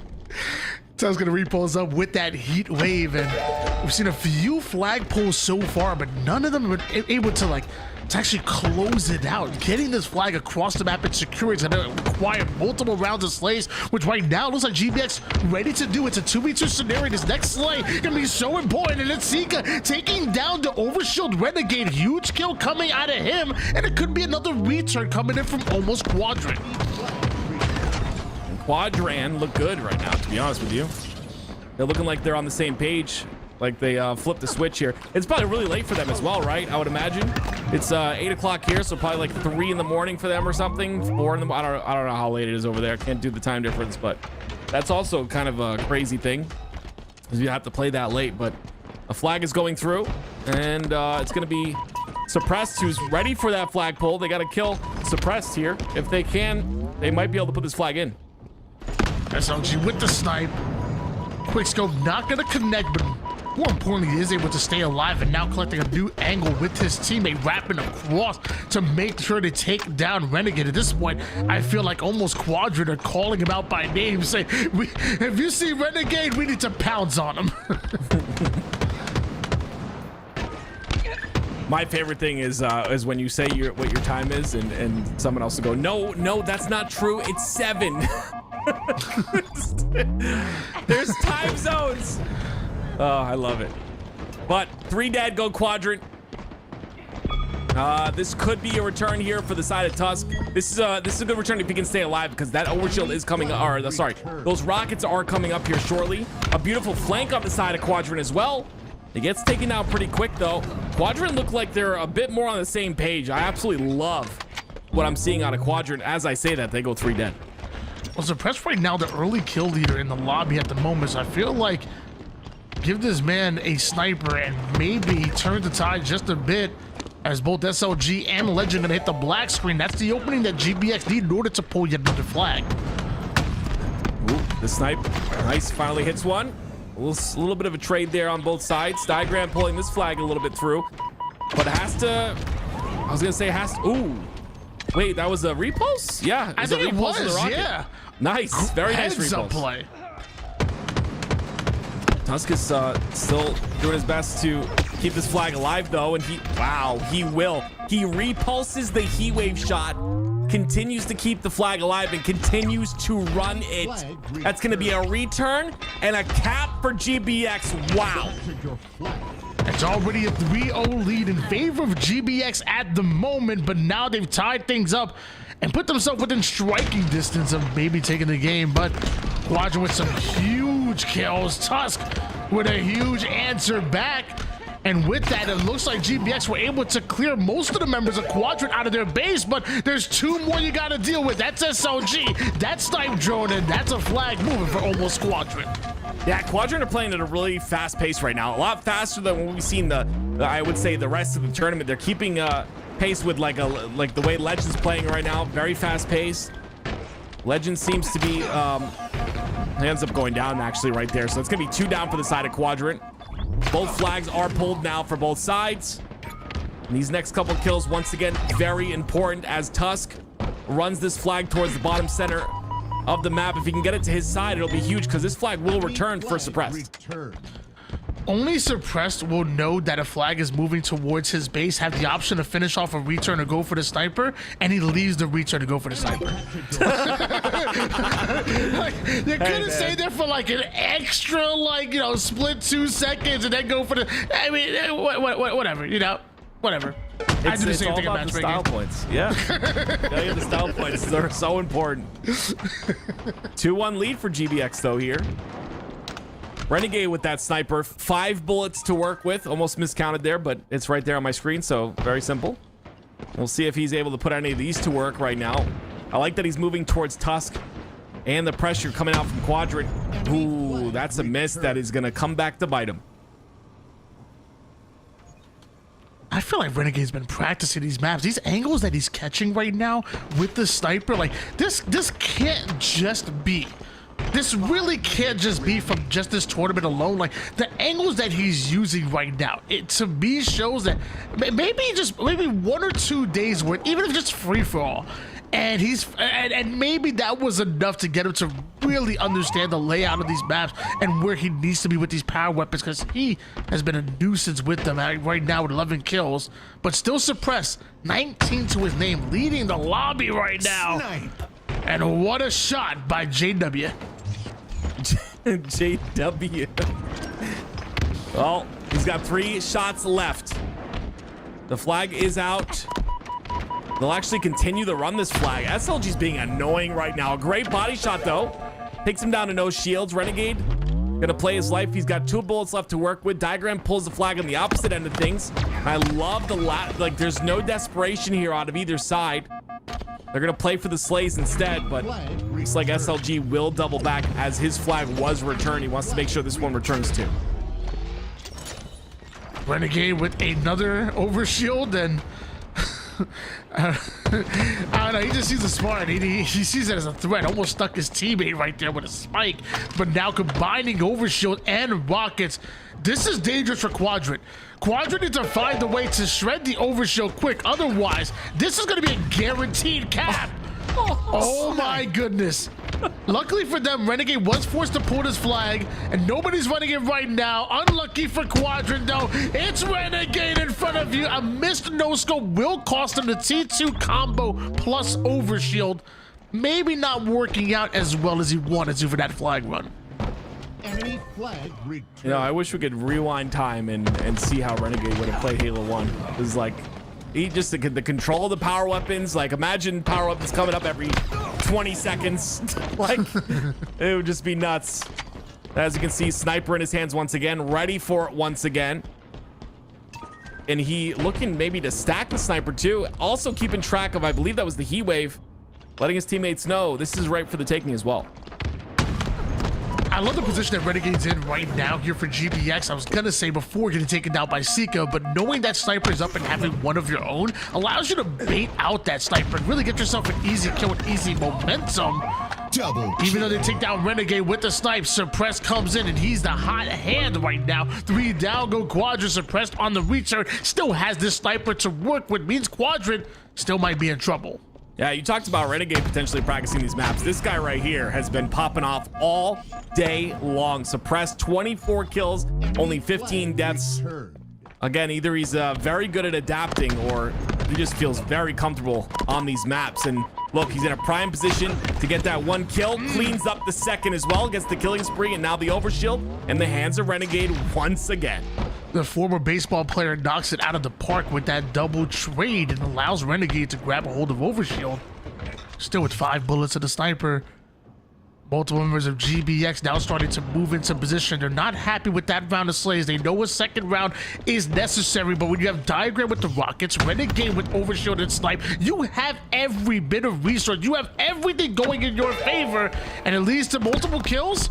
At least the Renegade pulling the flag, and apparently that was just bait to draw in the defenses. That was Sika. My goodness. He's gonna go all the way through with this too. I like the drop here. Go for the slays. Gets snipe drone down to 1 shot. That's cleaned up. Trusts his teammates to clean it up. That's 3 dead for the side of Quadrant. And this should be cap number 3. And it is GBX 4-0 sweep against Quadrant. They will move on to play Proton Gaming in the grand finals. Quadrant defeated many teams back in London, but the one thing Quadrant can't defeat is 170 ping. Nah, honestly, great for them to make it here all the way to the lower bracket finals. It was amazing seeing Quadrant sign up for a tournament like this. I'm sure not only did they enjoy themselves, but also us as fans, we wanted to see them play on these much different maps. So fantastic for them to come in, have some fun. I'm sure they're gonna net themselves a bit of money as well, making it out in obviously a 3rd place. But it's gonna be GBX. It's gonna be Proton Gaming. And these are the 2 in the grand finals. And woo, I'm getting excited just talking about it.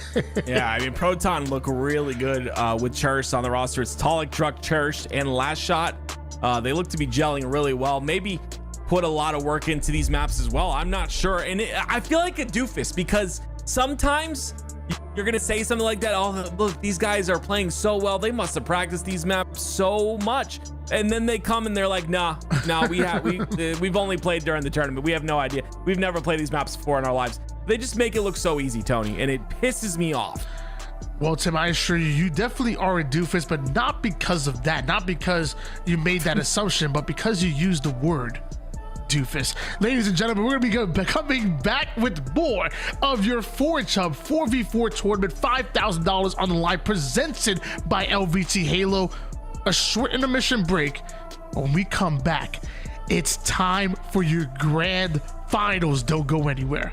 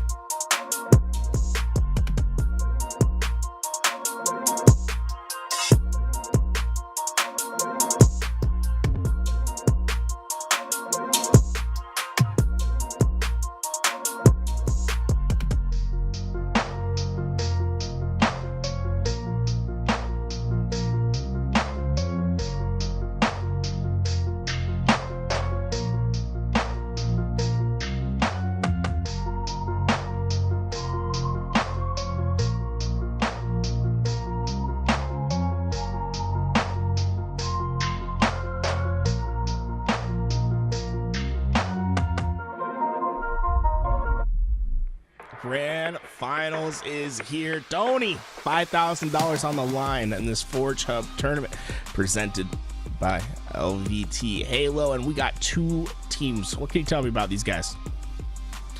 I mean, they're decent in Halo. Pretty good. Yeah, you know, just a little good, you know. Yeah, like you know. Proton. Probably Onyx level players at least. Man, they're probably like there's maybe a world championship there. I mean, yeah, 1 or 2, whatever, you know. Well, we got GBX coming in from the elimination side, led by Renegade, 2 of the triplets, and Suppressed and Diagram, plus Tusk, that glue player that we saw over at Orlando when they won the LVT 4v4 LAN, going up against Proton Gaming with a fresh new Cherished on the roster, filling in for Collect, as we don't know where Collect's at, so potentially the new 4th of Proton Gaming. I mean, we got confirmation from a few people. I mean, Ash just confirmed it. A bunch of people confirmed it that Collect no longer with this roster. Oh. And they are literally running with Cherished right now and doing pretty damn good with them too so far. Well, so far, Cherish needing to find his feet on the map. Throwing off mighty early. I'll say this map, a lot of holes. You got to be careful about where you're going, as we see Renegade travel down to the double E, trying to repulse the rocket back. But Daleks, rocket just too good. Double kill for him. And Proton, they haven't dropped a map all tournament, and you're seeing why, man. These guys are so proficient so far.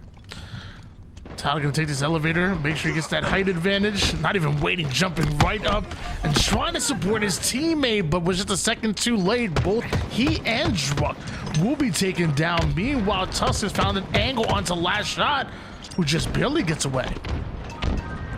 This is a fantastic work by Last Shot. All this is stay alive, wait for help, and being able to not only just stay alive, but get away from the fight and get value in a kill on Diagram. Those are the big plays that make the big difference at the end of the game. It's those 1 kill differences, right? Or just sneaking away with a kill that you shouldn't. That'll make all the difference. 11-7 lead in favor of Proton Gaming at the moment. They're the ones who made it to the grand finals through the winner's side. A Renegade off a screen, with the double. Suppress takes down the 3rd, and wow, big plays happening here for GBX. This part of the map has been what I like to call the power position of what we've seen thus far in the tournament. Just so much high ground, and I think the biggest part of it is limiting the angles in which people can fight you. You'd like to see that from the high ground. What did Hog just do to Renegade? I think that's I don't think that's allowed. Right? I believe the technical term is dumpstered on. Oh, yes. That's the technical term. I didn't know that was possible. I mean, that's a world champ. You're supposed to give him a little respect. Not Talik.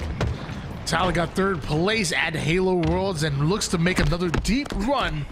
Hopefully this time around. Meanwhile, Druck losing almost all of his overshield right there from some long-range shots. Still has 1 rocket to work with, but you know he wants to get some value out of it. They're only up by 4. Big thing is with how big this map is and a lot of the angles that are on it, these rockets aren't guaranteed for a kill. Yeah, I like how Druck's been pretty patient with this. He's not just launching these rockets off the first time you see someone. Use that bandit until you're ready to know that your rocket's going to get a kill. Try to make sure you guarantee value off those power weapons. I thought he just wasn't seeing anybody for a while, to be honest with you. Ooh. Big double kill by Druck. I've always loved watching Druck's point of view. He has this like silky smooth movement. Like, he definitely has a master of the mechanics, and shot's pretty damn good too. Renegade abusing that heat wave, hitting the corners. It was a ricochet that kept Druck down to 1 shot, and a lead that is gained by GBX. They've been storming back into this game with 8 sniper bullets for Renegade. You really feel like this game 1's in his hands. So much ammo to work with here for Renegade. That shot not exactly to go where he wanted it to, but the second shot, never seen this man miss 2 snipes in a row. Overshield about to come up. Renegade and GBX already have the height advantage, and they're putting some damage on Proton Gaming. Oh, that grapple's going to deny overshield, and suddenly Proton Gaming are feeling this game get out of hand. They are having a Renegade flying at them with double shields, and I like how GBX has gotten aggressive the second that they got this lead, right? It was all about just staying within the game until you got to this point. Now, be aggressive, get on those spawns, try to put some distance on that scoreboard. Renegade doing his best, trying to stay alive. Cherish can't get the angle. Diagram picks him up. Oh my, Renegade getting away with murder on the elevator. I will say it's a huge lift come out of Renegade and a big quick scope as well, which leads to a no scope. Double kill. Rockets in the hands of Renegade now, fresh off of swapping after emptying that S7 on the bodies of Proton Gaming. A double-digit lead now for GBX, and it felt like not even too long ago Proton were the ones with the lead. And they were in the lead by 5. Like it was a comfortable lead that has suddenly shifted to double digits the other way as Renegade sends that final rocket off into the void, wanting to make sure no value goes back to Proton Gaming. That's essentially the game plan for GBX from here on out. Deny win conditions for the other team. How do you win a game when you're down double digits? Power weapon control. As long as you keep that out of the hands of Proton Gaming, you can play trade for trade, make life easy for yourself. 3 down go Proton Gaming, and GBX having 3 members up. This is really tough. Proton find himself down by double digits, and GBX 5 kills away from taking it. We talk about the time, we never want to count a team out early, but I'll shave my head if Proton win this one. Please, for the love of God, make it happen. Proton, I've never asked for anything more in my life. Drunk, you're not helping the case. Nice, that's a creative little play by Tusk right there, getting up to an angle. Boom, 50-35. Remember how close that game was at the midpoint, and then it just completely runs away. That's what good teams do at the 50 kill. Oh, excuse me, at the 30 kill mark. Like, as the game gets longer and longer, the better teams just pull ahead, and especially so in Slayer. And GBX coming out with the big game number 1. Mind you, it was GBX that were upset early in round 2 of the winners bracket, but best of 3s can be a little bit fishy. Now we're in a best of 7 situation. This is where GBX are going to thrive. Totally, you're a man of the people, right? Sure. People are demanding that you'd shave the head anyway. They just said, hey. Actually, Sue said Tools head shave, please. Now, last time I checked, I think we look so similar, No. He said Tools. I was not on camera, so don't make you confused. He said Tools shave head. I mean, we sound so alike, It's just like how do they know which one's me and which one's you? I feel like you're a man of the people. And if somebody would have said Tony shave your head, I would have done it right now. Razor out right now. They clearly said shave his head anyway. They clearly said one person said shave head. 2 people have now said it. Whoa, that's a real tsunami of support over there as we move into game 2. Archon, another map by War. I believe he's in chat as Warholic. So hey, everyone, go give a nice thumbs up to Warholic, because I've been enjoying this map the most in the competition today. So much verticality on the map, and the player that's been the most dangerous has been Renegade whenever he gets that sniper in his hands. Talik versus Renegade sniper battle in the middle of the map. We're at like 9 people for this Tool shaved head campaign. Well, Toper's offering 100 gifted subs for you to shave your head. Why? Okay, I love LVT, but why would I shave my head for him to gift 100 subs to LVT Halo? I mean, it all comes back to you. Louis should shave his head. Double kill. Double for Renegade. I'll streak naked across the land if somebody gives T-Pain 200 subs. Like, what? Well, that's 4 down for Proton, and that might be the easiest flag capture we've seen yet. This thing gonna be easily come home for GBX as they have dominant control on the map. Big cap coming in from GBX, already up 1-0 in the series, but also up 1-0 in this game at the moment.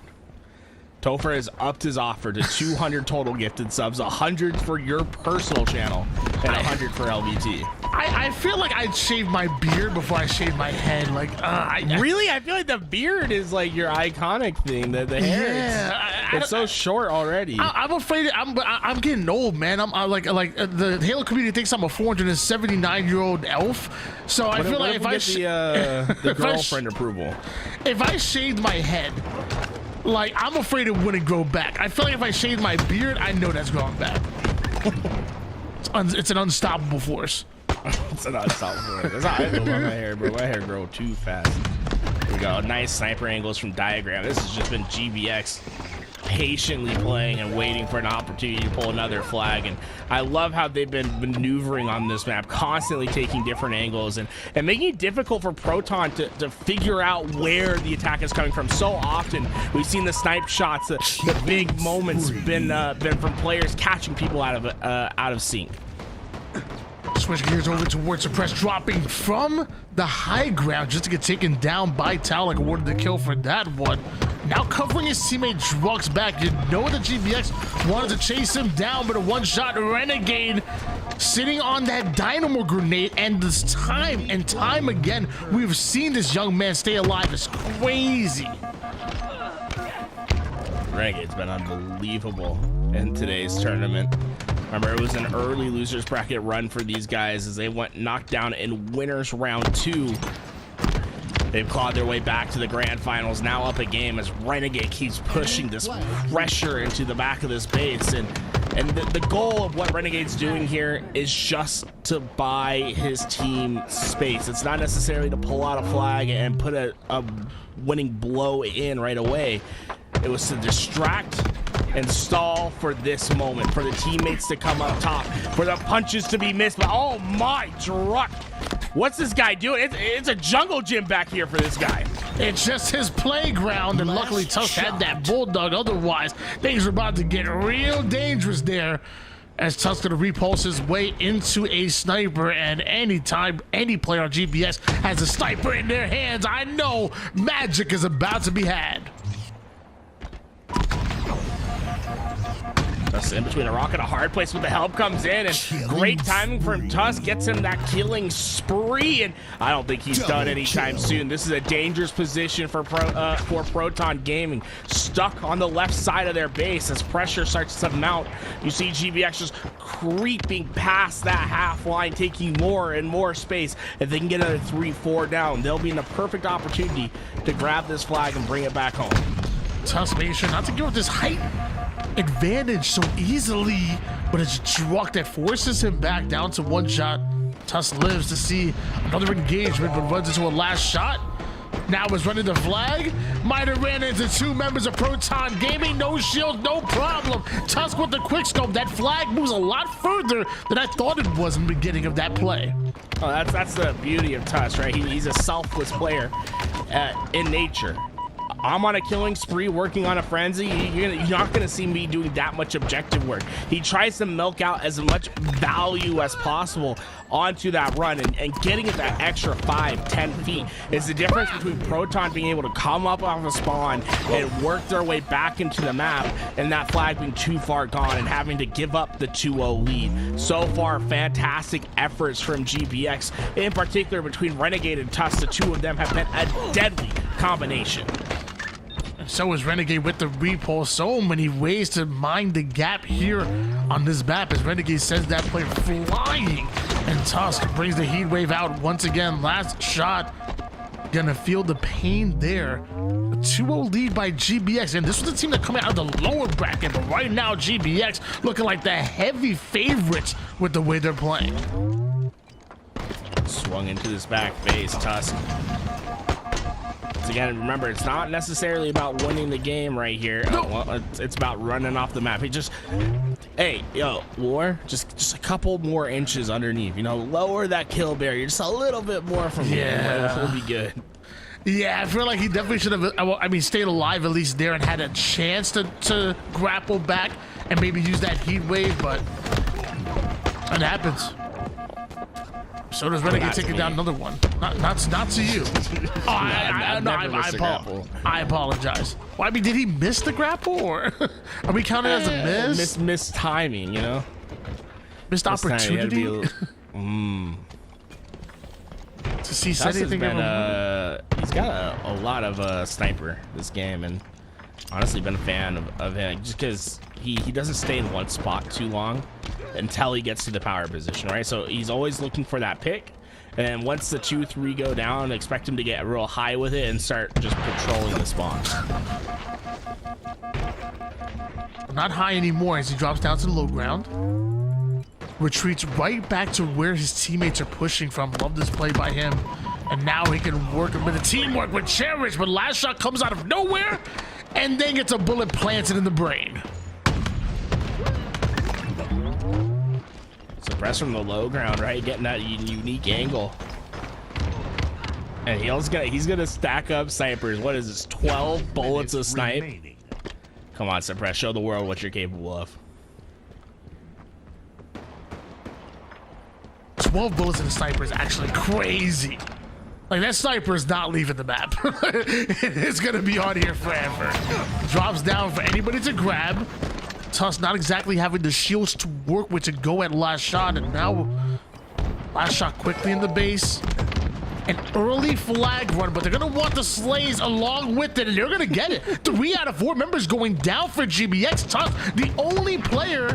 Long range shots looking good, but it can't stop last shot. This is great from GBX. Realize that this flag is done for. Clear the back base and understand that you need to make sure that you don't chain together 2 for the other team.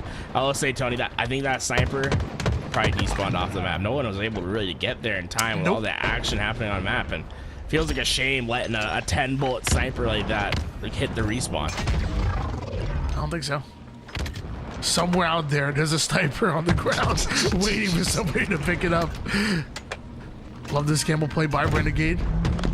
Again, has done so good this tournament in playing his life, except dead. I guess taking out with the camouflage.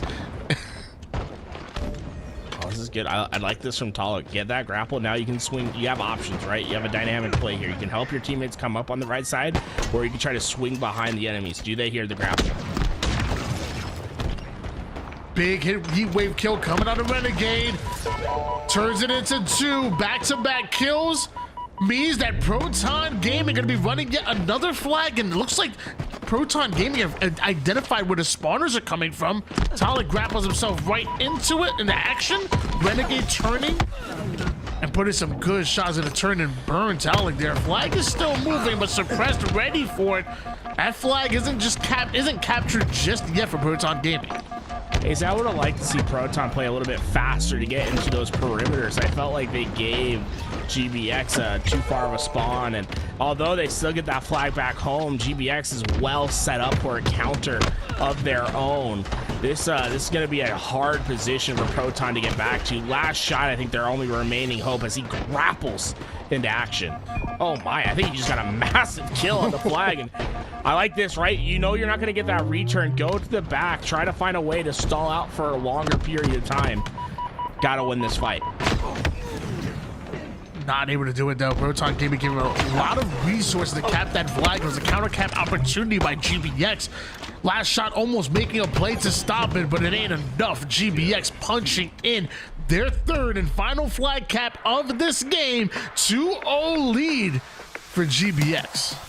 Yeah, Halo has a lot of unintended consequences to it when you're playing the game. When you make a play, let's say a minute and a half ago, you don't really think that that play is going to influence what happens at the end of the game.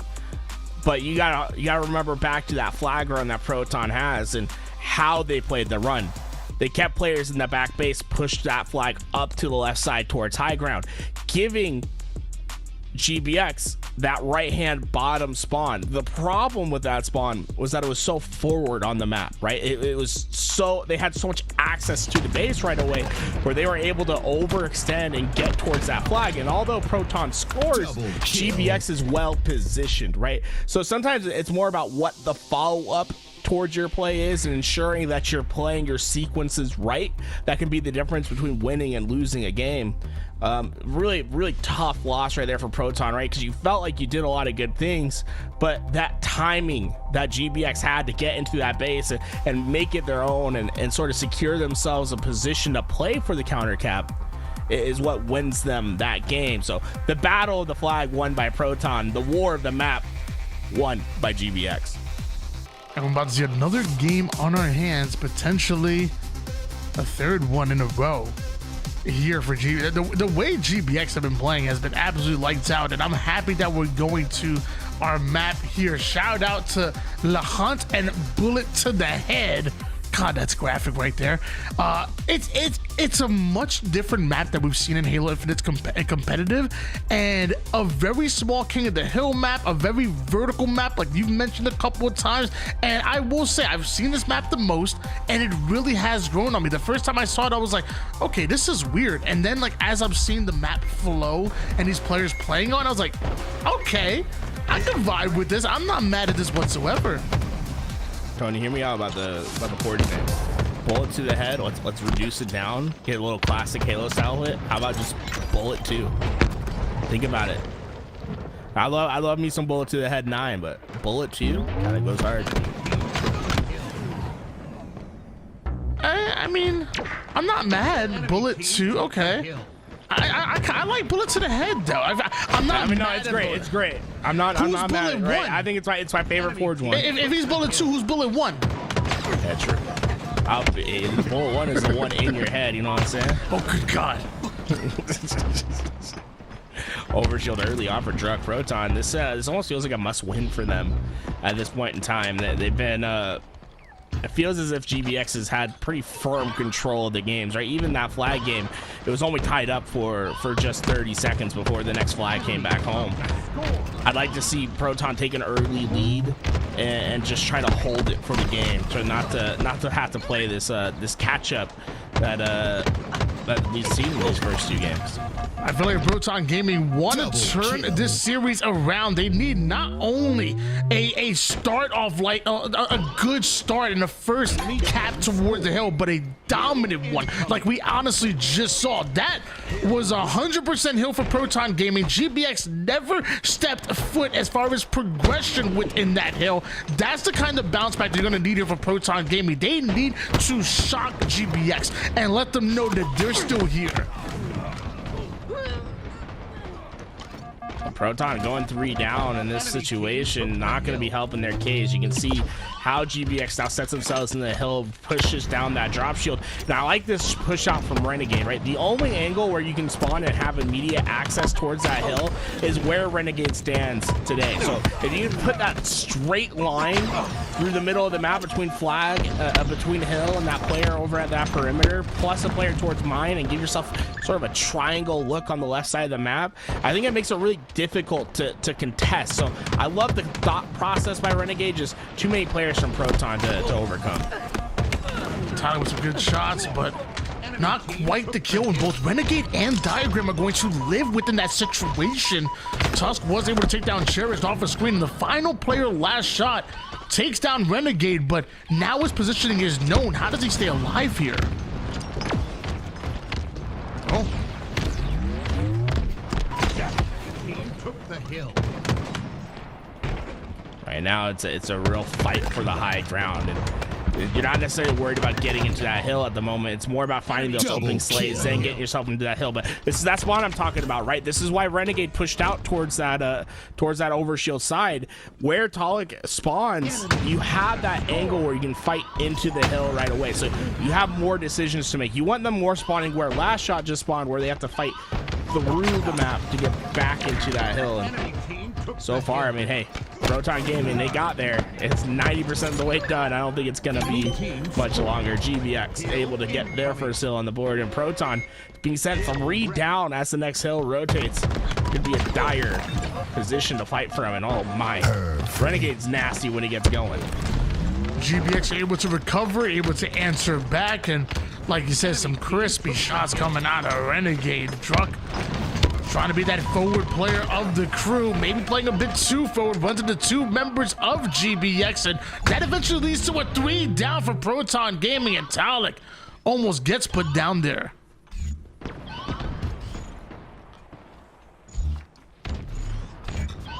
I'm very interested in the position of Suppress, right? So you see this, it's low to the ground. There's not a lot of viewpoints for him, but his only viewpoints are on the power positions of the map, right? So although you usually like to have your sniper up high, your sniper's still doing his job by limiting the positions in which players can shoot down. So I don't hate this position from Suppress, right? You don't have that many great angles, but you denied Proton from ever being able to stand up tall and shoot down into that hill, even though you're playing that low ground. 2-1 lead here for GBX. Proton Gaming do get first progression towards this hill, but they're also the first 2 to end up going down. And once again, last player alive, this time it's going to be Cherish, trying to do everything he can, and ends up being sent right back to the black screen with the rest of his team. Now we're starting to see a funnel now coming in from Proton Gaming. Last shot with a big kill. GBX now half the members down, and Renegade forced to back down. And somehow Proton Gaming, they win over that engagement. It's just so lethal whenever you're just able to choke out a lane with that red gun. It's just so tough to fight into a position being held when it's a 3-shot death from a player that has arguably one of the best aims in Halo's history, right? It's just great job by Proton to eventually get those kills, but there's still a lot of work for this team to do to get through in order to get control of this hill and to feel safe about it. Suppress, oh no, don't do it. Whew, just barely by last shot, but enough damage done for 3 players of Proton to go down. Down 0-2 in the series right now. Feels like a must-win situation here for Proton Gaming, even in a best of 7. So far, you have done over half the work as far as progression towards this hill, but you need to finish it out. You need to tie things up here. You're taking off the overshield of Tusk, but the follow-through is just not it. The cleanup kills will not happen.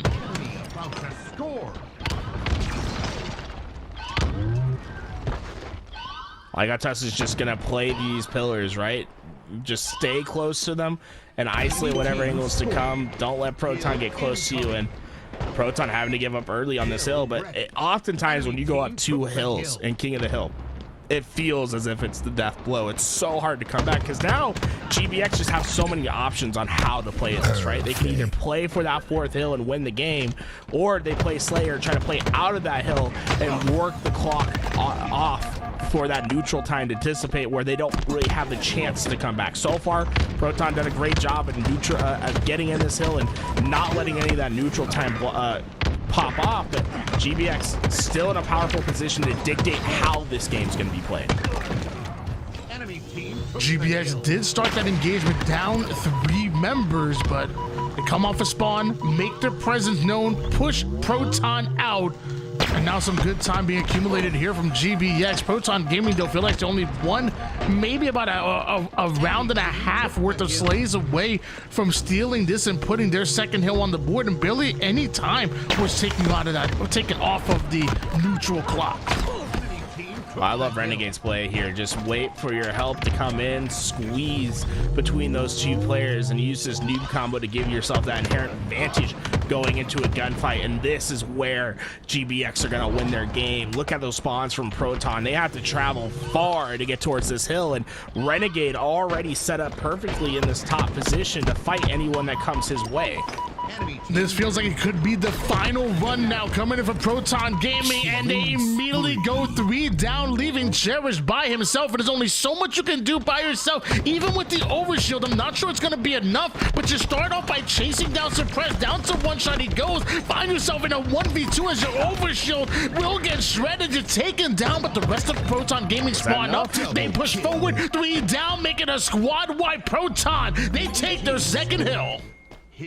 Cherish came in, not 1 kill goes his way, but he held off the time and was able to get nut damage for Proton to squeeze away with a hill. Now, a minute and 40 seconds of neutral time. That's plenty to work with, knowing just one capture ties it up. Suddenly, GBX have to be telling themselves, man, was it worth it to play for that hill? Should we have just played Slayer and burned off more of this clock?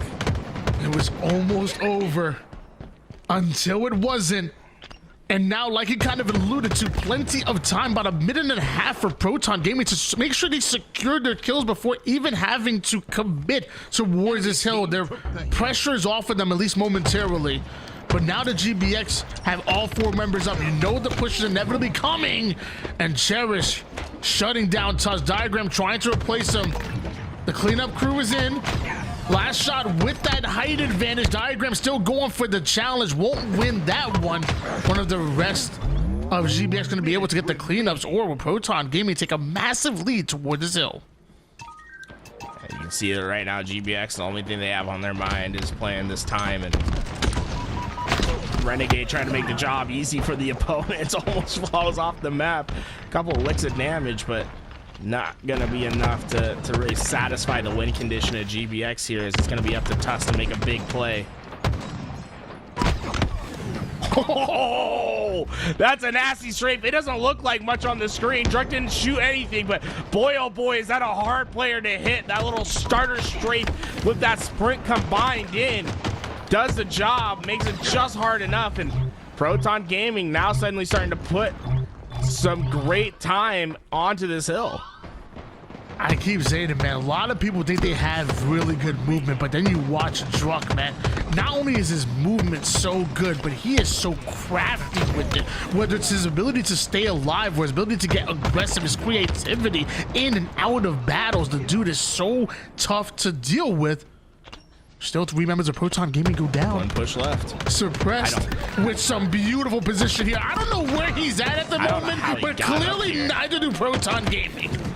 Nah, I mean, I think Talik needs to be much more disciplined in that situation. You're last alive for your team. Wait for at least multiple members to push out into the open. It was just easy pickings, but he just found a part of the map that I don't think anyone knew about. Man, I'm like trying to look on this right now to try to figure out where he was. I wonder if it was a repost like spot. Like I wonder, like, did he have to like repost upwards? Maybe we have a replay of it. Yeah, right. Like you have to thrust to the spot. Like, where was that man? Either way, the gaming battle exchange takes a 3-0 lead against Proton Gaming, and well, so far, I mean, they've just been able to play with their own pace because of these leads that they can get into the game. Proton so often has been having to try to fight back into the map. Well, ladies and gentlemen, we switching things up just a little bit. Shout out to the Grim Dealer for bringing us a little bit of conflux coming in, and it could be the final time, at least this series, that we are seeing Proton Gaming having that advantage going into the grand finals. GBX have come in and have looked like they're the favorites. They oftentimes in this matchup, or almost all the time in this matchup, have looked like the team that they themselves have came through the winner's bracket, looking to reset the bracket and take this tournament. Complex, obviously a map that has a lot of influence from Construct. Similar art style. Tim was talking about how he liked the balance that it has between the top and the bottom, right? What we saw before in Halo 3 on Construct was top control reigned supreme, right? You only cared about that height and being able to shoot down on your opponents. This time around, this map feels as if it's a lot more balanced between having that top control of all those goodies and great angles, but also having routes throughout the bottom half of the map that are close enough for you to get space that can be hidden and get yourself that extra timing. So far, I think this is like probably either the most well-designed map in my opinion for competitive play, I should say. I've been really enjoying the flag games that we've had on this map thus far. I definitely see the Construct vibes. I also still see a little bit of Citadel as well in there. Like someone in the chat mentioned, like maybe like a combination of Construct and Citadel reimagined. But yeah, it's beautiful and it's designed extremely well for competitive. I think that's such a great take. I'm like trying to remember what Citadel looked like. I'm just. It was one of like the late add-ons for Halo 3. Not like even see, I never got that. You know, I was just a base game guy. I never even had Xbox Live during Halo 3. So if it wasn't on the base game, like I don't think Narrows was on the base game, was it? Yeah. No, Narrows was. You're such a Halo 5 kid. Like at least try to hide it, bro. God bless. I played a lot of Sand Trap in Halo 3. Let me tell you what. 300% speed. BR's out. That was our play style. But so far, GBX picking up right where they left off, man. It's just been dominant play from them thus far. Whoa. Dude, every time anybody on GBX has the sniper, it is magic, but especially Renegade. Dude, Renegade is disgusting with this S7, especially on these new maps. And I will say Cherish was able to shut down Tusk. We do see a counter pull coming out of Cherished and Proton Gaming. A 1-0 lead start for GBX, but they play their cards right. Proton can tie things up.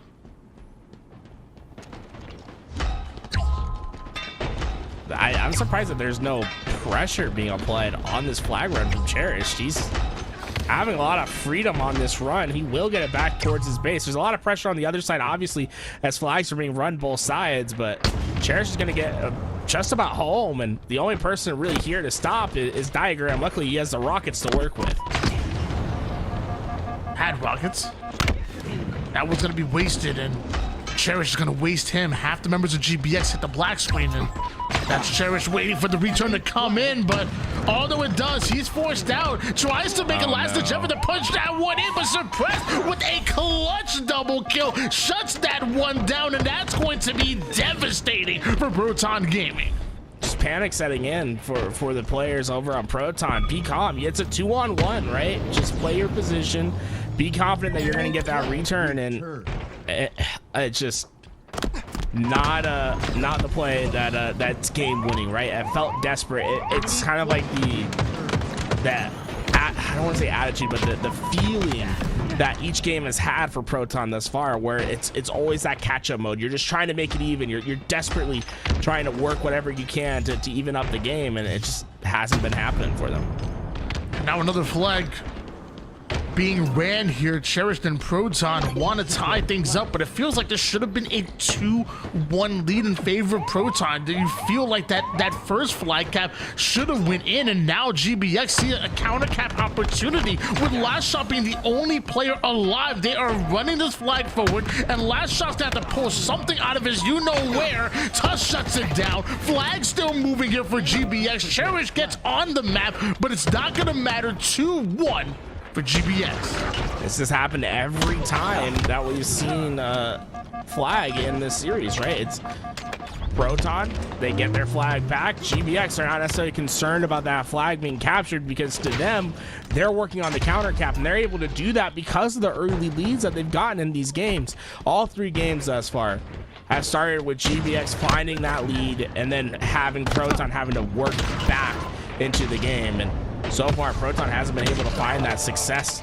in that comeback play, and this could be it. 3 go down. Talk's the only one alive. I don't see him anywhere on the map. I don't think there's anyone really to contest. He's going to be the first player in, but can he win the foot race? He won't. 3-1 in favor of GBX leads to a 4-0 score line in the grand finals. If there's any way to come out of the lower bracket, make it into a grand finals and steal the momentum, literally suck the air right out of the room, it's the 4-0 sweep them in a best of 7.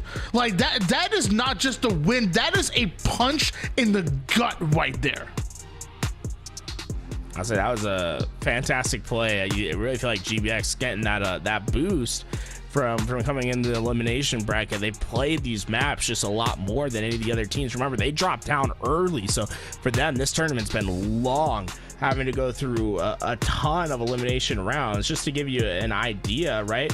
These guys dropping in winners round number 2, so they play that match. They get placed into losers round 2, and now this is losers round. They went through 9 rounds of losers to get back to grand finals, right? So they've had to play at least 9 series, whereas Proton, We're talking about 5 series for them to get where they are today. So just GBX having, I think, those more repetitions on the map, helping them find these angles. I think it's been a big benefit from them coming down into the elimination bracket. When you said 9 rounds of losers, like I'm thinking in my head, I'm thinking, are you calling the players that they played against He's like Ollie, he's a boxer, just standing there. Losers bracket, and I'm like, what? The hell? Well, I mean, it's the same thing, right? It's just a bunch of losers fighting each other down there. I think we're gonna go to a break. We're gonna bring Active back in. But Tony, any last words you want to say? I mean, this is you departing the broadcast for now. Yeah, no, I want to say thank you guys so much for having me. Love what we're doing here. I mean, Forge Hub, you guys absolutely killed it. Everybody with the map set and collaborators, absolutely incredible. You guys in the chat have been amazing. Thank you, Tools, for being an amazing co-commentator. Tim, same to you as well. Thank you for being a good sport. And thank you guys mostly in the chat for having me. I'll be in the chat making some noise. Peace out. All right, thank you, Tony, for all of the great work today. We're gonna get Active connected, and we're gonna be getting into this next best of 7 in our grand finals. Proton came in from the winner's side. GBX though sweeps them in the first best of 7 to take away that winner's advantage. Now moving back to the beginning of the series, Downfall Slayer gonna be our first map. Last time we saw Proton come off to a pretty good start. They were able to get that 5-kill lead, but as soon as that second wave of power weapons came up, it was complete control of GBX, where they got that sniper into Renegade's hands and started to really run away with this game. And that's a strategy, right? Just set it off the map, but send 2 players off the map. Why not, right? That's the way to start it off. And wow, I honestly, I didn't expect GBX to have their way with the side of Proton Gaming. I mean, at this point, GBX just needs to go in, like, there needs to be a roster with the GBX name in HCS events. I know you got to take out Renegade from FaZe, but this GBX roster, they dominated at Orlando, the LBT Orlando event. Now they're dominating here. All these side events, GBX has been king. Yeah, I mean, the Grizzled Boy Exterminators have just been incredible. What? Thus far. I don't know, man. They haven't told us what it stands for. I'm trying to work with what they're giving me, man. Good Boys Extreme sounds fun to me. I'm good with that one. We'll have to find out what it means at some point, because like this has been way too long. We've been just guessing. So, and honestly, Tools, he's been coming up with some crazy thoughts. We just gotta get the real official name, but regardless, they're looking good already in this reset. 8-4 is the lead for GBX, continuing on that dominating run, and it's not stopping anytime soon. Cherish has to turn around. Diagram with a beautiful double once again. It's just great timing from Diagram, finding players with their back turned towards them, and that's really been the recipe of success thus far for GBX. A lot of these kills that they're getting is Proton not looking their way, and then when they do get engagements, they're not trying to fight them to the death most of the time. They're just trying to get damage in and to keep them locked in a position on the map in which they can find that right flank. Well, as you can see, Tusk, he doesn't need a flank. He takes on the opponent's head on, ends up falling there at the end of the day, but does enough damage to get 2 down for the side of Proton. 15-10 the lead so far. Spanker, aka the Rockets, aka Domination, in the hands of Renegade once again. QG'd his way back into the double E. Unfortunately, those Rockets not going to be able to do much for him.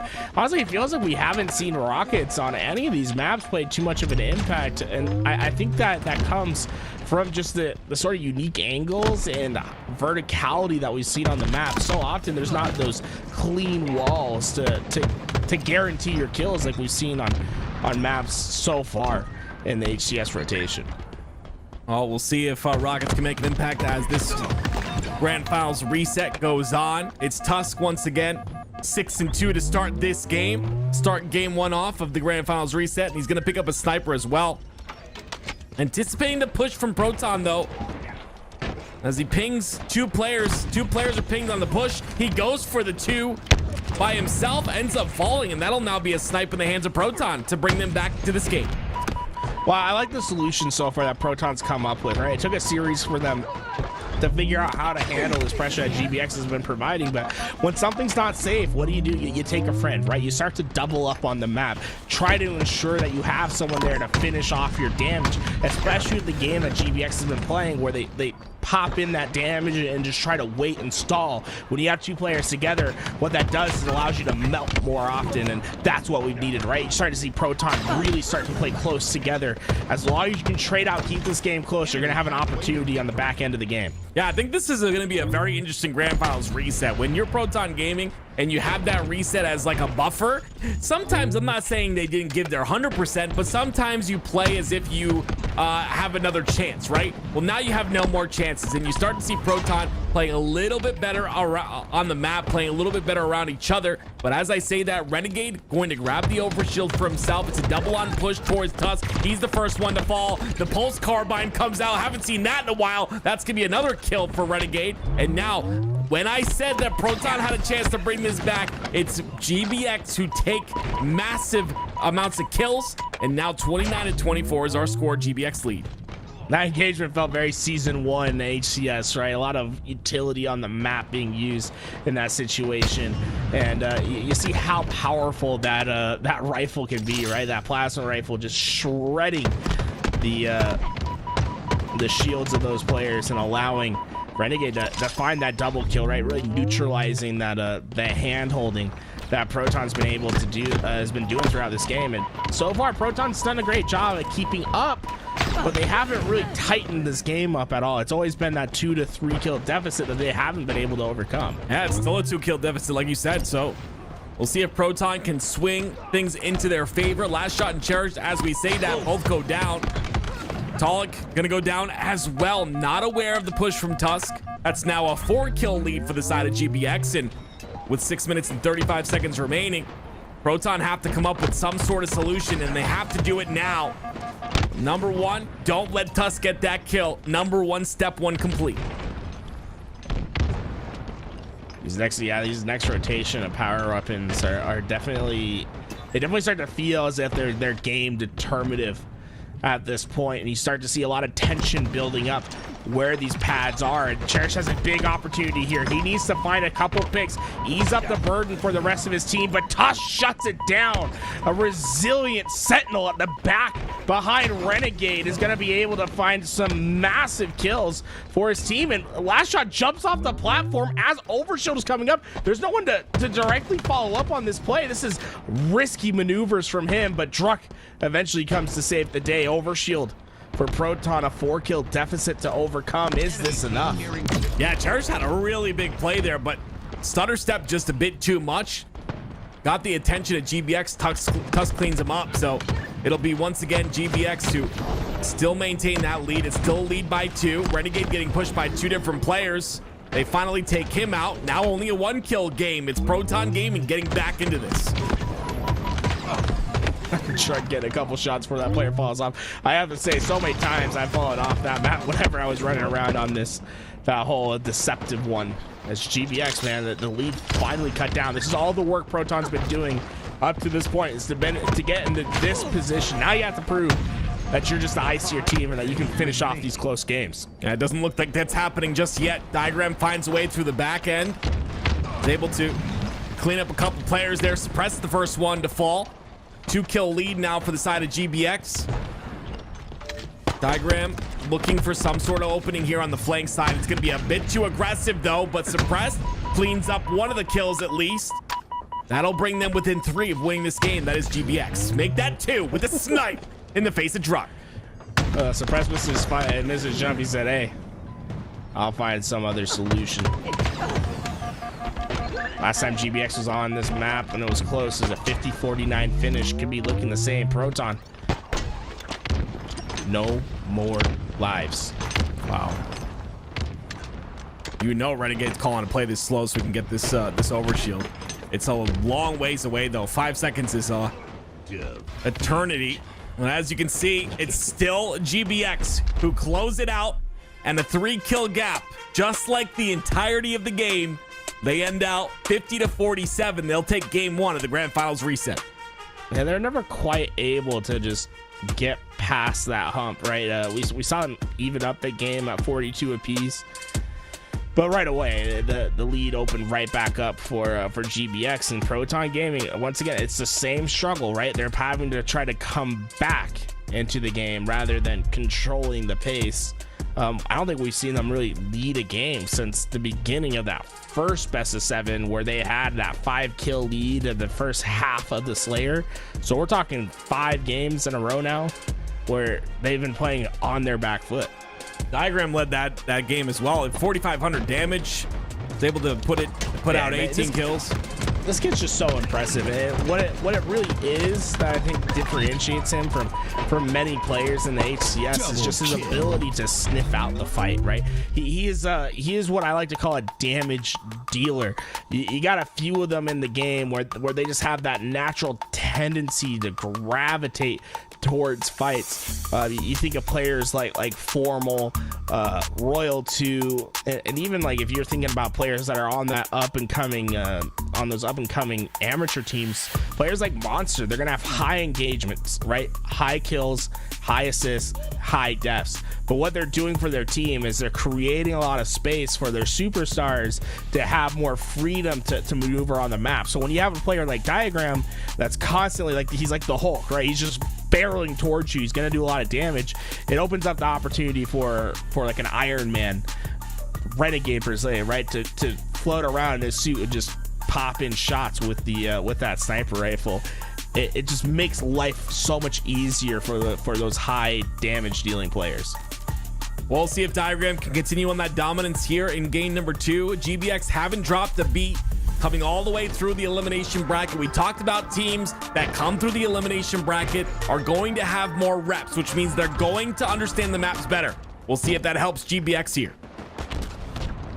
Renegade's just been an absolute menace with the sniper today. It's going to be him and Talik that share the responsibilities for their team to hit the big snipe shots. And while you can see just meters away from each other, it's going to come down to the big snipe shot. He hits one, trying to clean up onto Talik. That's going to be a big kill. Last shot with a great bit of a trade there, though. The heat wave's going to be down, and yeah, he's got a lot of ammo to work with in this snipe. We'll see if he can put it to work, though. You know Renegade's going to be hunting. Last shot down to get that snipe out of his hands. I just don't think Proton's that familiar with their flag round. Struck gets caught before you can get too far away, and all that position that Proton Gaming had goes for naught if you don't have that flag get past the halfway mark. It's just an instant return for GBX, and you still got 9 bullets of sniper that you're giving over to the other side. The sniper a little bit cursed as it keeps switching hands, but you feel as if this was a big missed opportunity for Proton. Yeah, throw that sniper off the map. That thing is cursed because it switched hands like 5 times in a row. I think Cherish is the last one to pick it up, but Diagram trying to create some space here. Cherish decides not to use that snipe. Diagram's down to no shields now. I like the reroute here with the grapple. Gonna get towards the top center in front of the flag. Maybe go for some sort of a run here after a kill or two, but not able to clean that kill up on a Diagram. That would have been a massive kill if he was able to get that cleanup. Finally does. Another player goes down as well. That's going to be 2 down for GBX. An opportunity for Proton to finally get some control and maybe pull a flag out. Question is, what do you prioritize for Proton? To me, I think you can be a little bit patient with this flag. Don't try to take too much space and more work towards these rockets, the camouflage that are coming up, and have Cherish watch over those players. Instead, they commit early to those fights. GBX having an opportunity to fight out of their base. Struck, though, great equalizer with these rockets, was able to get that cross map rocket and in the base for a potential run. Oh, no. Yeah, feel for Druck there. Just a tough spot to hit a rocket there. Yeah, you talked about it many times. It's the verticality of the map and just the way the map is laid out. That rocket could have been the cap right there, essentially, right? He gets that flag out, not able to hit the rocket shot. Now you turn around and got Renegade with a double, 4 bullets to work with in the snipe as well. As GBX aggress on the side of Proton Gaming. Charge the first one to spawn on that side. Renegade's gonna miss that shot, but Druck evens things out again, getting a kill on the feed. I thought Renegade was off the map, but he stays alive. Yeah, Bulldog and snipe. This ledge is so deceptive. It makes you feel like you're gonna fall off, but This Forge tournament has really made me realize that none of the maps in the current HCS rotation make you have to have skill with the rockets. Is that the right word to put it? Like, Yeah. The kills with the rockets have just been so dead simple thus far in the Infinite, where it's just shoot at the ground, shoot at this wall, and clear angles. But once we have to see people have to work with that geometry and try to hit the right angle on these fights, we're seeing a lot more rocket misses. Yeah, I think it has a little bit to do with the fact that just the not being ready for this map, or not being as experienced on these maps where you don't know those certain angles or routes where players take those routes often. So I think that has a little bit of something to do with it as well. But I definitely love to see that rockets are a little bit more difficult. Like you said earlier, and I 100% agree with you, we haven't seen a ton of value out of rockets thus far, and the tournament's almost over. We're in the grand finals reset. Tusk got a cheeky angle there, but just wasn't able to commit to that trigger pull.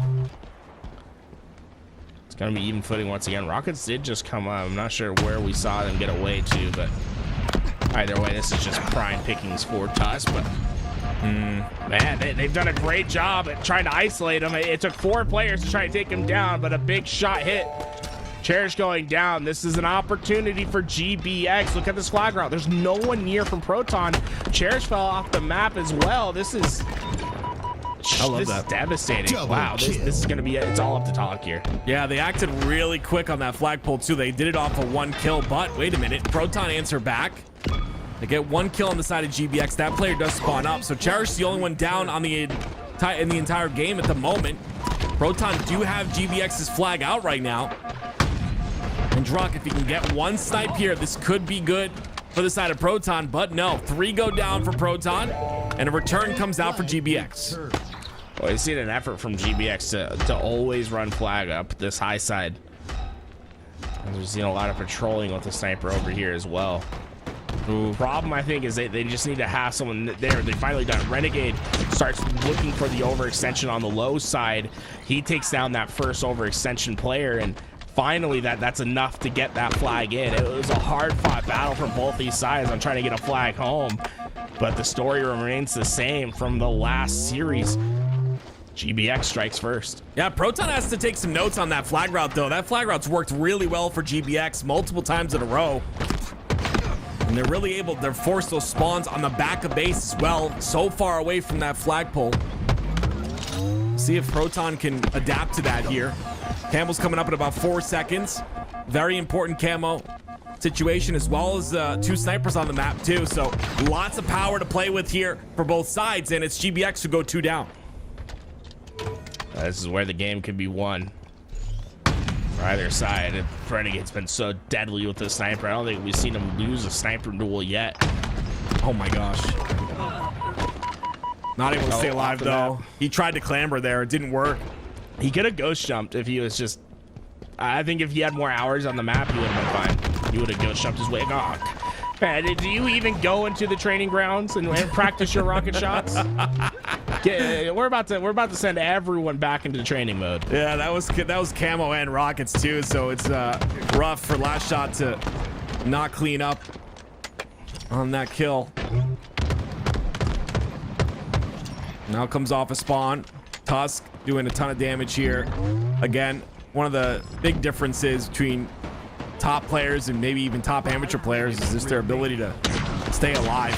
You're seeing it out of Tusk here. And then you got to be aggressive sometimes, because then Cherish doesn't expect it. You change up the game. You see how different he played in both those scenarios. But GBX find themselves 2 down. I love this bait from Diagram, right? And it's not necessarily about him getting that kill, right? He's there to get damage and allow his team to maneuver up that map. Talik went down, and here comes the flag run. I'd like to see Renegade follow up closely with Diagram. You have that grapple. You can try to use a chain. You can try to chain a slide into some progress on that flag. Instead, he moves into the back looking at the overextension, and I think Renegade's help dearly missed over on that backside.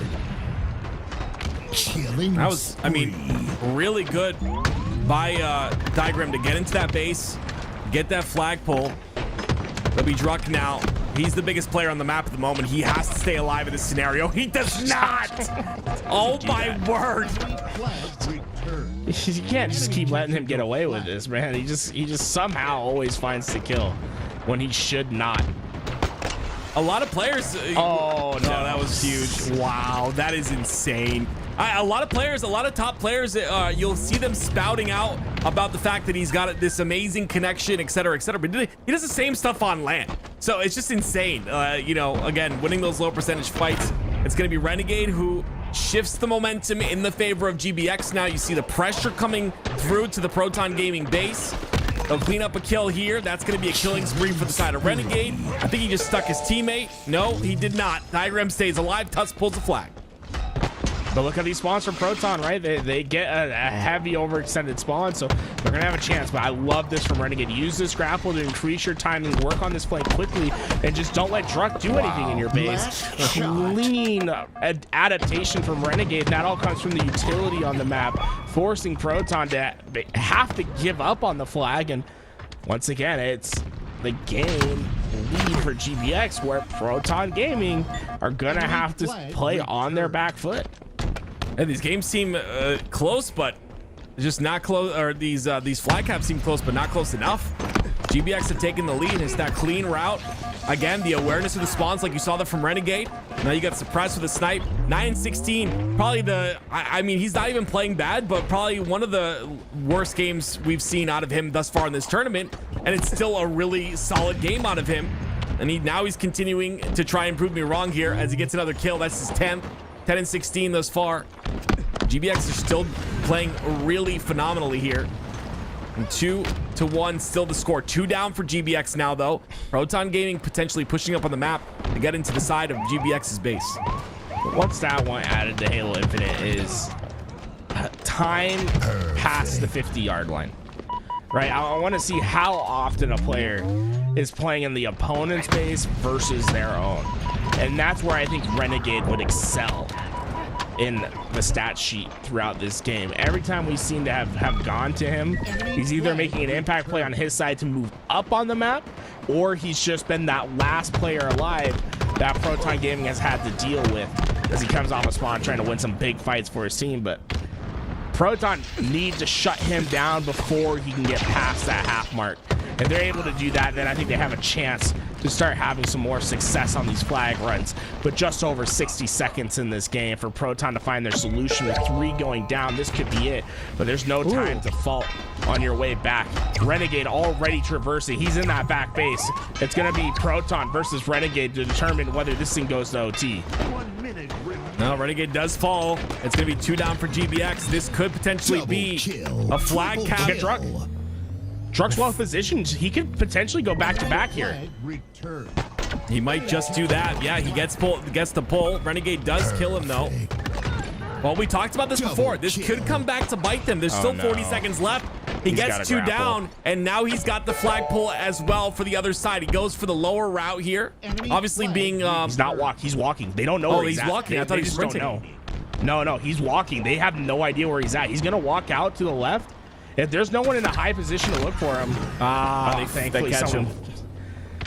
Man, if they would have, because remember, every other flag run thus far from GBX was on that high side. So Renegade's plan there was to go on the low side somewhere he's never been before and to try to catch them off guard, but not gonna be successful this time. And well, this could be a big flag run. The grapple, it might just be enough. Last shot. But he misses it. He has one more grapple though. You can just grapple that flag to himself. True. He doesn't though. He didn't grapple it. It's still there. He's dead. No, he died. He's dead. Rockets took him down. That's a return. That's rockets in the hands of Diagram. That's overtime. Wow. I mean, I'm still impressed with the fact that I think Proton overextended trying to get that flag pull. That player instantly died going for that 3rd flag, but the fact that they were able to tie it up is impressive. They were getting the slays the entire second half of this game. Now we're in overtime, but they were winning the slays battle. If they can continue winning that slays battle here in overtime, they could win this game. It's just 1 cap. Well, I like what GBX is doing this time. They're putting pressure on Talik right away, not letting him get comfortable with that sniper. You know what the start was before. Renegade's over on the backside with their own sniper, and Talik hasn't been able to find any sort of angle to help his team. And here we go, Renegade in the back base again. Give him dual snipes and a grapple to work with. This is where games are won and lost. Yeah, you just gave him everything he wants at this point in time. He's got a repulse now. He's got a flank, and he's got a kill on the charge. Great job focusing on him, though, to take him out. Druck gets a kill on the diagram as well. It's 2v2 situation on the map. Suppress falls, though, so now Tusk, the last player alive. I don't think there will be any flag pull just yet. Just a little bit of pressure here out of Tusk will force these players back, but he's got to be careful. If he dies here, it'll be staggered spawns for the side of GBX. He needs to be careful. I think Last Shot has a repulse here. You don't want to be getting too intimate down here on the bottom. Okay. Well, interesting maneuver with the grapple to try to cheese out of that fight, but nothing to come of it. How did Renegade get back to sniping? Yeah, like I said, I think it's dopamine to him, like him having that sniper in his hands. He's just was feeding it it. not on the bottom half of the map? Like, Yeah. I'm trying to figure out how he got away with it, because there's 2 players of Proton over by that sniper, and somehow he's ended up with the weapon in his hands at the top half of the map. He's got to hit some shots, though. This is what all of GBX needs. He's 28-17, having a phenomenal game. They just need. Oh, there it is. There's the shot on the last shot. Cherish is down to no shields as well. Oh, wait a minute, Talik. Oh, that would have been absolutely disgusting. The repulse not going to connect with the shot. It's going to be Camo that comes up as well here shortly. Renegade's got a teammate to work with. I like the reroute here, maybe going for this this Camo and rocket combo. But again, oh my goodness, great. They are focusing on him. Like you said, focus on killing Renegade, but he's staying alive somehow. It's insane. It's just Renegade is the old school player's dream, right? Whenever you talk to any of these old heads about Halo, one of the first pieces of advice I always give is play your life, not the kill. And Renegade has been under pressure for about a minute on end, and he just repositions, gets a different angle. It's hard to kill, and when he needs to hit the big shot, right, that's when his big play prowess comes out and he wins the big gunfight. He's been incredible for his team. 31 kills to just 18 deaths. Can't ask for any more, but Proton flag out. This could be it. Surprised. I like the idea. He gets the trade there at least. It's gonna be 2 down for the side of Proton Gaming. That will slow this pull just a bit. The repulse tries to repulse the flag over towards the other side. It still gets pulled though. Tusk has the snipe now. It's up to him at this point in time. He has to stay alive. He's got spawners behind him. It's a very important flag right now. You see GBX playing a bit slower. Proton's gonna go for this touch. They do get it. Tusk does not hit the shot that's necessary. He gets the kill on the Druck, but this flag will go in. Proton Gaming put their first score on the board in this grand finals, and what a time to do it during the reset.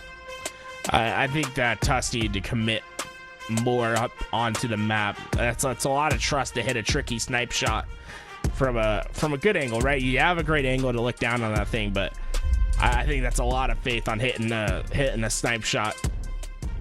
And there was no line, there was no follow-up on the play, right? It was very much dependent on him hitting the shot, right? And that's going to be their opportunity to get back into the game. I would have maybe tried to take that space, try to stall out for time. You're pretty confident on hitting a shot and landing a beatdown and then letting the team move forward. But either way, what's exciting to me, Proton obviously win their game, but this also means that we're going to be able to see what's the map called. we are definitely seeing the map that I haven't seen all broadcast long. Okay, making me happy. Very cool. We got a series on our hands here, and this is kind of what happens sometimes. Is like I said, you never want to say that a team is not trying, and that's not what I mean when I talk about this with Proton. It's just the fact that you have that cushion, you have that comfortability to say, okay, if we lose this series, we still have another chance. Obviously any team wants to close it out in that first one, but now they're stepping up. It's do or die here right now for both of these rosters, and Proton playing like we know Proton can. And they put the first series score on the board, tied up at 1. It was more for them to stay resilient. There's a lot of moments in that game where it could have felt deflating. for them, especially being down the entire game, right? The only time they had a lead was in the final second when they put that flag in to win the game. And Renegade, right, his performance over the top half of the map, 31 kills. There's often times where he was getting 2-3 down or staying alive that just a little bit longer, where the game felt like demoralizing, especially right here, right? This whole sequence of them trying to hunt down Renegade. If I'm on the other team, I would have been like, all right, man, let's just go next. I can't deal with this right now. I would have liked, see, this is where I think Tusk should get a little bit more aggressive, play out. It's a tough ask, but either way, we move on to the next game. 1-1 tied up piece, and GBX trying to respond strong. I'd love to see Proton come out and take a lead, right? This is one thing we've been waiting for them to do in one of these games, is to take an early lead, go up 2 hills in this game, and I'll believe in their ability to win this best of 7. Well, it starts off with 3 down for Proton Gaming, then 3 down again, but this time with Suppressed having the overshield in his hands. We swap over to Last Shot, who's got the snipe though. Looking for some sort of opening here. No one on that top side where you generally see people or players play. Now Last Shot's not gonna get a lot of value out of that snipe, and guess who's got it in their hands now? It's Renegade. All 4 down for Proton Gaming. Renegade with a snipe. Enemy about to score. Renegade, this is a tough route for him, right? Because he's not going to be able to have any direct access right away. You're only shutting down one potential push, and in order to get a better angle, you have to move quite far on the map. So it's just like an awkward position for Renegade, and you can see his team falls around it. I think they really missed his presence on the map during that push. I was assuming maybe that he was playing to get spawns, but I don't think the spawns are coming out on this side. Maybe they're not as heavy on this side of the map. No, I mean, this part of the map's still important to control. Don't get me wrong. Like, it's important to be in that mind, just because you're denying an angle in which they can look down on the hill. Yeah. But definitely felt like he was wanted during that gunfight. But because he stayed alive and because they had so much time on that hill, right? Eventually the delay works and the team just gets back into the hill and wins the first hill. Once again, GBX up early in the game. Proton Gaming answered back a little bit though. They get about 10% of the next hill. That's more like 15, but Renegade taking that top side control once again. Couple players in front of him. That's the OS. A good. I like how. Ooh, is he gonna bait the overshield into the combo player? Yeah. He's like, Druck's not falling for it. Yep. Oh, he tries to repulse the. I haven't seen that too often in 3 years of Halo Infinite. Doesn't happen there again. The repulse to the green gun. It's just so fast. Such a fast projectile. But regardless, that overshield is null and void now. It'll be 1 dead for each side. GBX and Proton 3v3 now. Reminds me of the trailer when Halo Infinite was being announced. Yeah. And it's like, it's funny now when you think about that trailer, because it's like, okay, there's a player jumping into the B hole on live fire that has a noob combo repulse bag. It's just like such a wild idea. What's going on? Always fun to think back about those battle trailers, but Cherish getting the power position with the sniper. Okay, Cherish is. Oh man, Renegade's just too good at finding value of his life. He doesn't go down without getting that equalizing trade. Every single time the trade happens, at least. 6-3 to start this game off. Diagram 6-3 as well. Suppressed having a solid game. Oh, some good shots by Tusk. Trades out there. That's going to be 3 down for the side of Proton. They have the knowledge of Cherish as well, so you would assume a push will happen. And you can see it happens right there. Take out Cherish. Now there's a staggered spawn here. Cherish is on that spawn timer. His 3 teammates now have to fight for their life as GBX continues to get hill time. And Proton, this is going to be a tough blow for them, especially if this player goes down. Last Shot going down there gives no teeth to this push, and with 3 players going down, they have no access to the overshield right away. This could be a wombo combo situation. They have to hold on with an overshield pushing them. Diagram. Oh, he plays that phenomenally right there. You talk about how he's able to isolate those 1v1s and win most of them. That's another situation where he has OS. No more OS to work with though. Still able to do a lot of damage. Talik stuck inside that right side pit. The Diagram's gonna just get the hill time and secure hill number 2 for GBX. Having a 2-kill lead just allows you to play so much more dynamic on the map. Right now you have the option of playing Slayer, delaying your pushes on these hills, just having a little bit more freedom, not having to feel that desperation of trying to cut down this lead, but also ensuring that there's as much neutral time on the clock as possible. Really dominant position from GBX here. Wouldn't surprise me if they don't really play around this hill too much, if they're more just focused on the slays and power positions on the map and just keeping that slaying pace that they've had all game. Proton Gaming have a really solid wall though on that hill. They're already halfway through completing it. Diagram just trying to find some way to put a bit of damage on the board. Suppress gets the kill, but he gets traded out. His Diagram is trying to get the kill onto Talik. Renegade's there to clean that one up with that stalker rifle, but he goes down as well. And that's going to be cherished on the top center of the map, the most important power position on the map that will potentially secure Proton their first hill. This was absolutely vital for Proton to get this hill without much contention. When we moved over, it was about 2 minutes 40 seconds in change, right?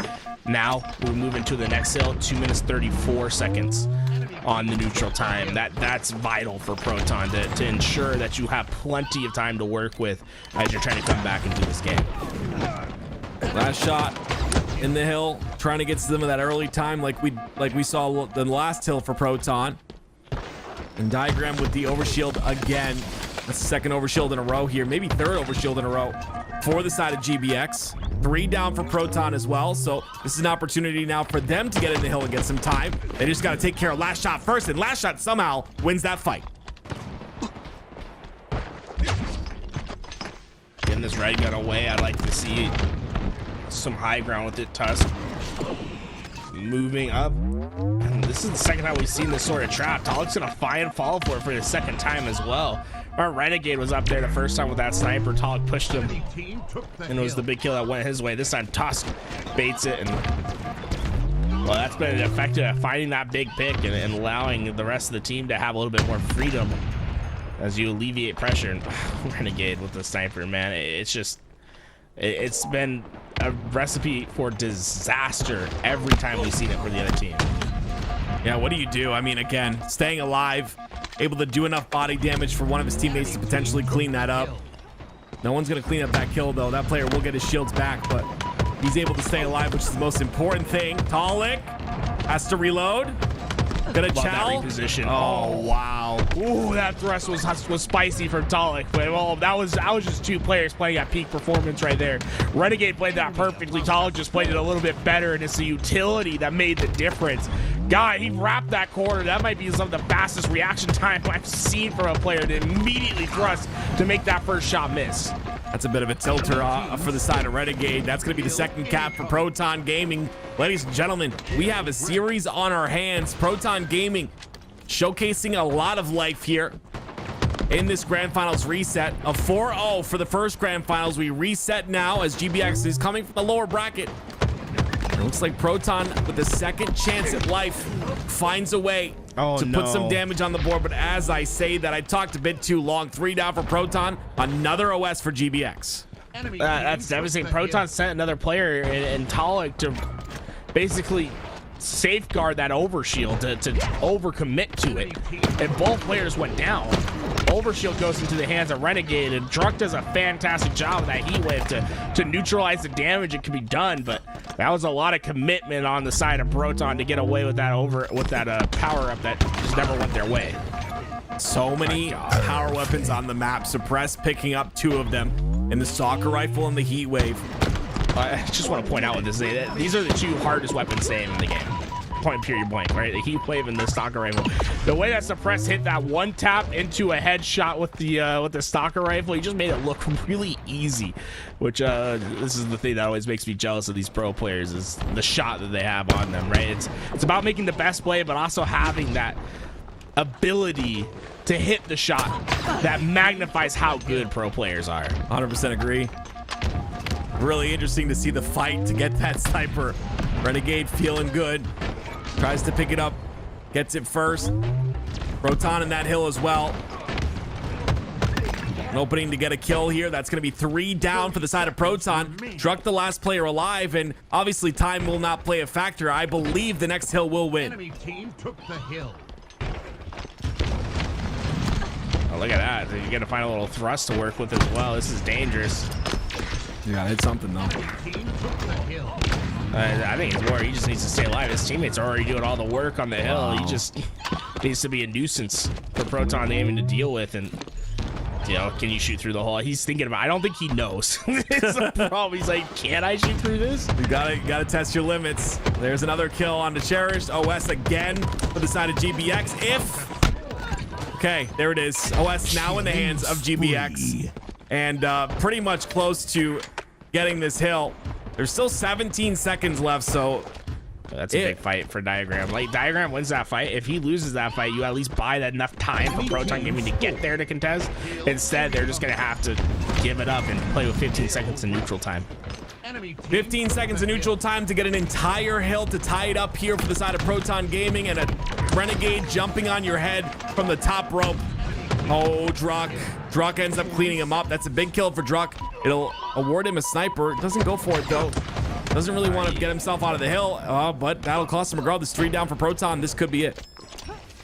I don't think there's anyone there that can even step in the hill in time. GBX take a series lead once again, 2-1, and felt like it was the play of Renegade once again that made the difference. Signs of life. Yeah. I'll say a lot better of a game this time. Last time we saw them on this map, Proton seemed a little bit dead in the water. Signs of life are important. You see that out of Proton. 2-1 now, the series lead. Best of 7, of course. If you're just joining us, this is the Grand Finals reset. In the first Grand Finals that we had, GBX versus Proton Gaming, it was GBX taking this series 4-0. Obviously, with them coming out of that lower bracket, they need to win 2 best of 7s. And this is the second one here. It looks like Proton, obviously, with that score on the board, looking a little bit better than they were in that last series. 6,400 damage for last shot. That's insane. That's absolutely nuts. Dude, it's this battle has been an interesting one because it feels like Proton's just been there at moments, but it feels like the cleaner game has always been played by GBX, and I think having that lead certainly helps. Move back onto one of my favorite maps, Complex, and this is gonna be a map where Proton, I think, have to strike first. You just, it has to be so tiring to constantly be playing from the back foot. And Warholic with the 10 gifted sub. Thank you, Warholic. Okay. Warholic, you are the forger, right? Warholic of the first 2 maps in rotation of Downfall and I don't want to say the other map name, but supporting our community with Forge maps and supporting our community with gifted subs. A true MVP, if you ask me. Let me get some W'Orolics in the. Okay, I'm sorry. W's in the chat. Okay. Here we go. Game number 4. GBX up 2-1 so far, and I would say this is one of my favorite maps as well. Tools. Talik has been real aggressive off the rip, and you would have thought that Renegade would have gone for that similar flank that he made in the first time they played this. This time he sits back, and Talik's just, I think they've given Talik way too much freedom. He's about to overheat. He's about to heat up, and the only thing that's going to stop him is if he overheats. And you see it time and time again, but it's looking like that's not happening here. It's not happening. Almost another shot onto Suppressed. Suppressed cleans him up, though, and that's the kind of kill that you don't really expect to be a big kill out of Suppressed, but it is, right? You shut down the momentum of Talik. You slow him down just a bit, give him 10 seconds to think about what he's done, and now he'll come off the spawn and try to go for a run again. Yeah. Talik's coming back for his goodies. Unfortunately, there's no ammo left, and he's gonna be a little frustrated about that. But all these kills for Proton, not a flag pulled for GBX. Instead, it has to be a little bit of a frustrating position as you're just wanting to take space on the map, but gotta be aware of what's going on behind you. Well, Druck gonna repulse up here. Wants to get the kill on the diagram.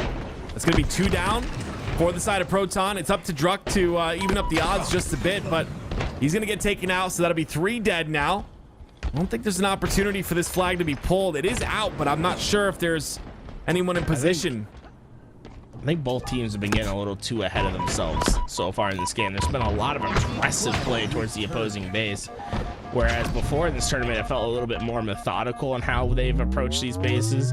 I think whatever team can get that clean 3-4 down and not try to take a step too far is going to be the team that's successful first. But Renegade could change it all, right? You see Overshield going on to Tusk at the same time. He plays a risky game by getting into that base early, but all of the goodies going towards his team. It's going to be one rocket left that could potentially stop it. No, hey, count me wrong. Renegade, he just keeps going for it. That's the exact way he tried to make off the start of this game, Tim, where he went to the base and tried to pull a flag. It was shut down the first time. He went right back to the well and pulled out an early lead for his team. Sometimes people aren't or players and teams aren't ready for those scrappy pulls, and it worked out for him that second time. We'll see if he continues to do so. Last shot trying to pull a little bit of a scrappy pull, but not so scrappy because there were 3 down for GBX. This flag will be pulled. Renegade pulling his own once again. Gonna try and play his life as well. Tusk gets skill onto Cherish. That opens things up just a bit, but Diagram has to find this kill on the last shot. This is a big kill for Diagram here, and he gets the back smack and the killing spree. Last shot, I don't think he's expecting that aggressive move play from Diagram. Diagram wasn't having it at all. And man, if he get around, I would have liked to see him just not even try to go for that flag, get around that corner, stay alive with that sniper, and buy time for the team. Instead, we're seeing a little bit more of a scrappy play. Here we go. Suppress around the corner. Nades don't hit him. This is looking like a successful run as long as they can take down Talik in the back base. Talik does fall. Suppressed. Trying to get this flag through. He does know that his flag is out, so he reroutes towards the back, gets that anchor spawn for his teammates, reroutes towards this top center side, and gonna trade with last shot, which I don't really like because there's another player of Proton there that can pick up that snipe, but now it's all about who gets that return, and it looks like all of GBX pushing aggressively to try and get that. Talik never found the snipe. It's still down. Gotta use that scan. OS in 3 as well. There's the 2 players down, and there Druck's the only one to stop him. Tusk gets another overshield for GBX. This is the third second OS in a row for this squad.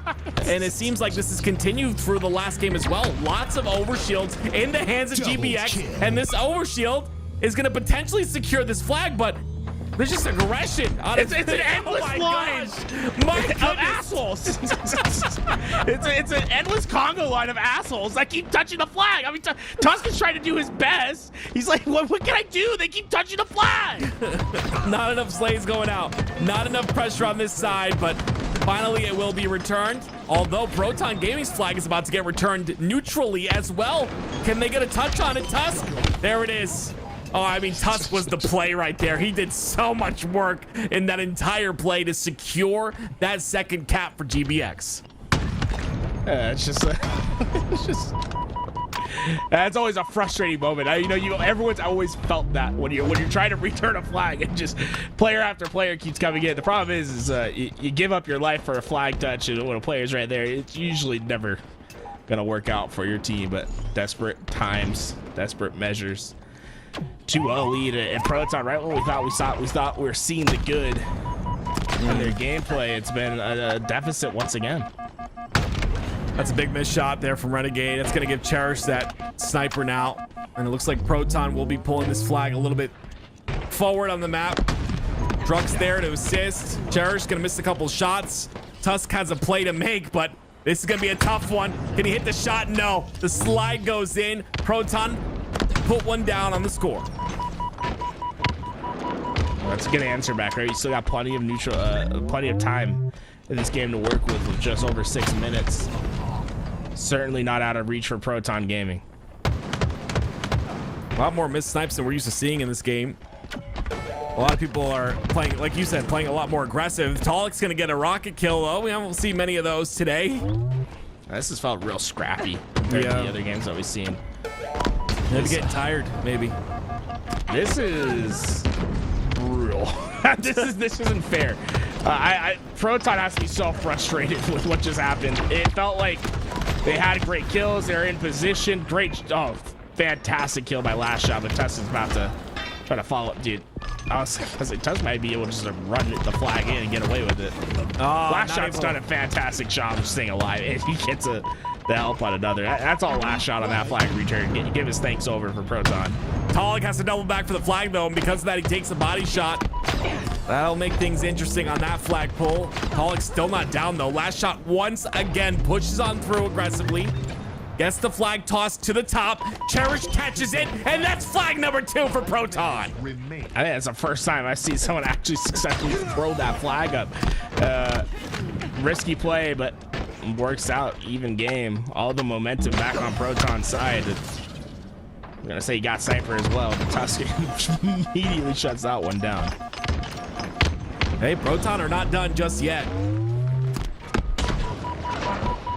It's gonna be Tusk with the heat wave. Sniper there too. Unfair. Tusk. Oh no. Renegade was pulling flag while Tusk is distracting 3 players, and that's gonna be enough, I believe, for Renegade just to pop this thing in. There's no one to contest. Oh my, wow. That's a flag capture for Renegade. That's a flag win for Tusk. I mean, what a play from him with that heat wave, distracting 3 players. Heads up by Renegade to understand what was happening on the map and to pull the flag. For the first time in the tournament that at least I've been watching, we're gonna be able to watch some oh my god, Tim. Sepulcher. I think. There's no way that's right. It's either Sepulcher or Sepulcher. It's one of the two. I think Sepulcher sounds more right? I'm not sure. Squally the Beans is here. Yeah, thank you, Pharaoh, for telling me how it's pronounced. That helps a lot, man. Oh, goodness me. Sepulcher. I was Sepulcher. Right. Yeah, you're right. That's perfect. Sepulcher. Yeah. I said them both, and that's what you gotta do sometimes. Right off the tongue, guys. Rolls right off the tongue. What do you think that means? I have no idea. But sometimes you gotta like have multiple answers. That way you're not wrong. You know what I mean? That was one of those cases. It works out. I'm gonna be honest though, that was a close one. Proton are putting up a fight. I just like time and time again, it's like you said, plays from Tusk, plays from Renegade. I think the big thing was, as close as that game was, it was GBX who got every single overshield in that game, every single one. And in the previous game, they got every single OS in that game too. So it's just kind of crazy that even without overshields, it's Proton who are keeping it pretty close. 5 minutes. Well, here we go. Look at our stats before we move into this next game. Tusk has been having some great games. High damage output from him thus far. Obviously, we've seen Suppress and Diagram sort of take turns at that top damage dealing position that Renegade's just been the power weapon specialist, it seems, throughout all these games. There were some last moment heroics from Last Shot. Remember him getting that return on that flag, but just like I said, I just think they need to take an early lead. For the first time, though, Sepulcher, I would say definition, a small room or monument cut into a rock or built of stone in which a dead person is laid or buried. You know what? I kind of get that vibe. Which team will die and be buried here today? This is one of your all burial grounds. Oh man, I miss Burial Grounds. That was such a good map, dude. Oh gosh, Halo 2 was the best game ever. Anyway, here we go. Sepulcher by Squally the Beans. We'll see what team is able to take this one. I'm gonna be honest, Proton, if they step it up one more notch, I think they take this. I think they make it interesting, but GBX is one game away from winning this entire tournament. What a tournament it's been. But I mean, I think Proton can bring this back, man. They just gotta recollect, reset, just flow like water, man. Here we go. Strongholds. A lot of tight maneuvering on this map. One thing I will say is sometimes you think you have an easy route to a place and it's blocked off. Whoever I think is more aware of their routes on this map are going to have a bit more success in this game. Renegade's just having a blast today. He just picks up the sniper. The sniper's on every single map. He just keeps picking them up. I love that there's a sniper on every map. It's awesome. And Rockets. Here we go. Yeah, Rockets. Make Tom Taylor proud. He's just happy right now. He gets to pick up the power weapons and just get kills, man. Shroud screen in his hands as well. There'll be 2 caps here for the side of Proton Gaming if they can convert A. But a lot of pressure coming in from GBX to not allow that to happen. Last shot's gonna fall. It's gonna be 1 down for each side. Talik towards the back of that pillar, and Cherish is there as well. And again, it's a 2v1, and Renegade's still alive somehow. We want to know some fun facts about this map. See these big rings on the map. We'll see one eventually, but they're actually teleporters. It's one of the few maps in Halo Infinite that has some active teleporters on it. I love teleporters. I'll point it out when I see it.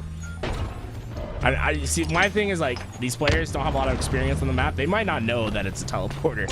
I think whoever figures out that there's a teleporter on the map might get a huge advantage. See that ring where Cherish is at? That's a teleporter over there. Okay, gotcha. That big ring, if you walk through it, it's gonna take you down towards B. You know what? They're probably not walking through it because they think they're gonna fall off the map or something. Yeah, you see, there it is. You see, there's the other teleporter. Does he know? Oh, he. Oh, they figured it out. Suppress figured it out. It's like, oh, that's a teleporter. He's like, yo, guys. All you hear in the comms is, that's a portal. 2 caps for Proton Gaming, about to be a triple cap as well. That's 2 points every second for Proton. They need this win, obviously. GBX are about to close this out. They can win this game. Yeah, this triple cap's locked. I think they just weren't aware of Tusk. If Talik just stayed ready for that gunfight, they could have melted it out, got that trip cap right in right away, and instead GBX have an opportunity here. They get the reset over at A, and they're working on a second one, so even though the rockets go into the hands of Proton, it feels like that trip cap opportunity kind of slips away from them, but double kill. Get double kills like that, it'll come back relatively soon. Well, it's gonna be C taken by GBX. They were 3 down momentarily though, so that area, that top area up there where Diagram is, seems extremely powerful for this hill at least, or this A side. Yeah. Last shot not able to stay alive though, getting pressure from both sides. Tusk gets his kill, but it's still a triple cap locked in for Proton. They're gonna gain points very quickly. Is that sniper that's up on the left side? Tusk, Suppress gets to spawn for that, so that'll be potentially Suppressed with that snipe in his hand. Struck, gonna get caught out. That's a 2 cap now for GBX. They're putting points on the board. Yeah, they have to be feeling pretty comfortable where they're at right now, except Talik finding his way into the background. Gets an important kill, but I don't know if they can keep up on this rotation now. There they go. I love that Proton understand with 3 going down, you give a double dilemma. You try to jump into 2 hills. They had, even though they spread their numbers thin, because you have that inherent numbers advantage with those slays, you can sort of increase the game state and force GBX to make some hard decisions off spawn. Well, they get 2 down. That's 1 decision down, and now they're gonna push for C, it looks like. Does this game not feel like Proton should be at like 200 points right now? It Yes. just felt like they've been constant into that trip cap, but I think some tragic missteps where they're just barely missed out on some trip caps are going to come back to haunt them in this game, as GBX have, you know, they're not close in this game, but it definitely feels as if they should be further behind. Tusk's gonna get a little too aggressive there, ends up falling. 3 down for GBX now, and another triple cap will be locked in here once again for Proton. We'll see how long they're able to hold this one down, as it looks like they're in prime position to take this game. They just look really solid on the map. These spawns are rough for GBX. There's no quick access to any of the hills, and they have to slay through from bottom ground into players that are waiting up top. They're only able to get 1 kill in that exchange before they're even able to jump into a hill. Finally working on 2, but Proton's gonna at least have a chance to stop this one. Last shot playing an interesting angle here. Tusk's still alive somehow. I'm surprised he's not called out and naded. No nades have come to the to get top out side. of that tower. Yeah. That's the one thing is, like, once you're up there, you're committed, right? You have to jump out through the front end of that tower, but Tusk's has been doing a fantastic job of just staying alive. I'd like to see Proton just commit.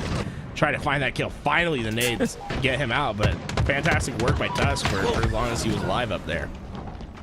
Grades are not what you're looking for. If you're GBX, it's going to be 200 points for this side of Proton Gaming. Just jump off the map. I'm not sure. Did we see Last Shot just send it off? I think Last Shot's fall off the map a few times in this tournament, too. I think a lot of people have. It's tough. Pollock gets double. When you see that GBX had an opportunity to maybe get that triple cap locked in, they're gonna have to just deal with the double cap for now. But they do get 2 kills on the side of Proton Gaming, and Renegade looking for more. What have we noticed about this series thus far? Proton, whenever they've had to play the maps where GBX have a lot of experience, GBX has come out on top. This one, and no one really having that much, if any, experience on Sepulchre. Proton have been able just to really play this well. Finally, a trip cap for GBX. This is going to be their win condition to get back, right? If you're down by this much, you really can't rely on just a prolonged 2 cap. You got to go for the jugular, constantly be applying that trip cap sort of pressure in order to get back into this game. Renegade's going to have to deal with 2 players here. This time, I don't think he'll be able to survive. I think he will. No, There it never is. mind. You're right. That's a My tough, bad. tough little location there. 3 down, go GBX. It'll be a triple cap locked in. I don't think anyone's in position. Another kill goes through. Diagram falls. GBX gets C, but I mean, damage has been done.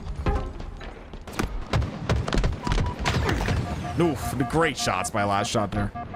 Last Shot probably has the most accurate shot of any pro player. I mean, like, when you just look at stats, feels like he finishes every game at minimum above like 65%, which is absurd. Though, you know, it could be just a case of him never pre-firing. He only takes a shot when he's sure of it. Yeah. Who knows? But either way, you get some nasty, nasty kills with how great his shot is.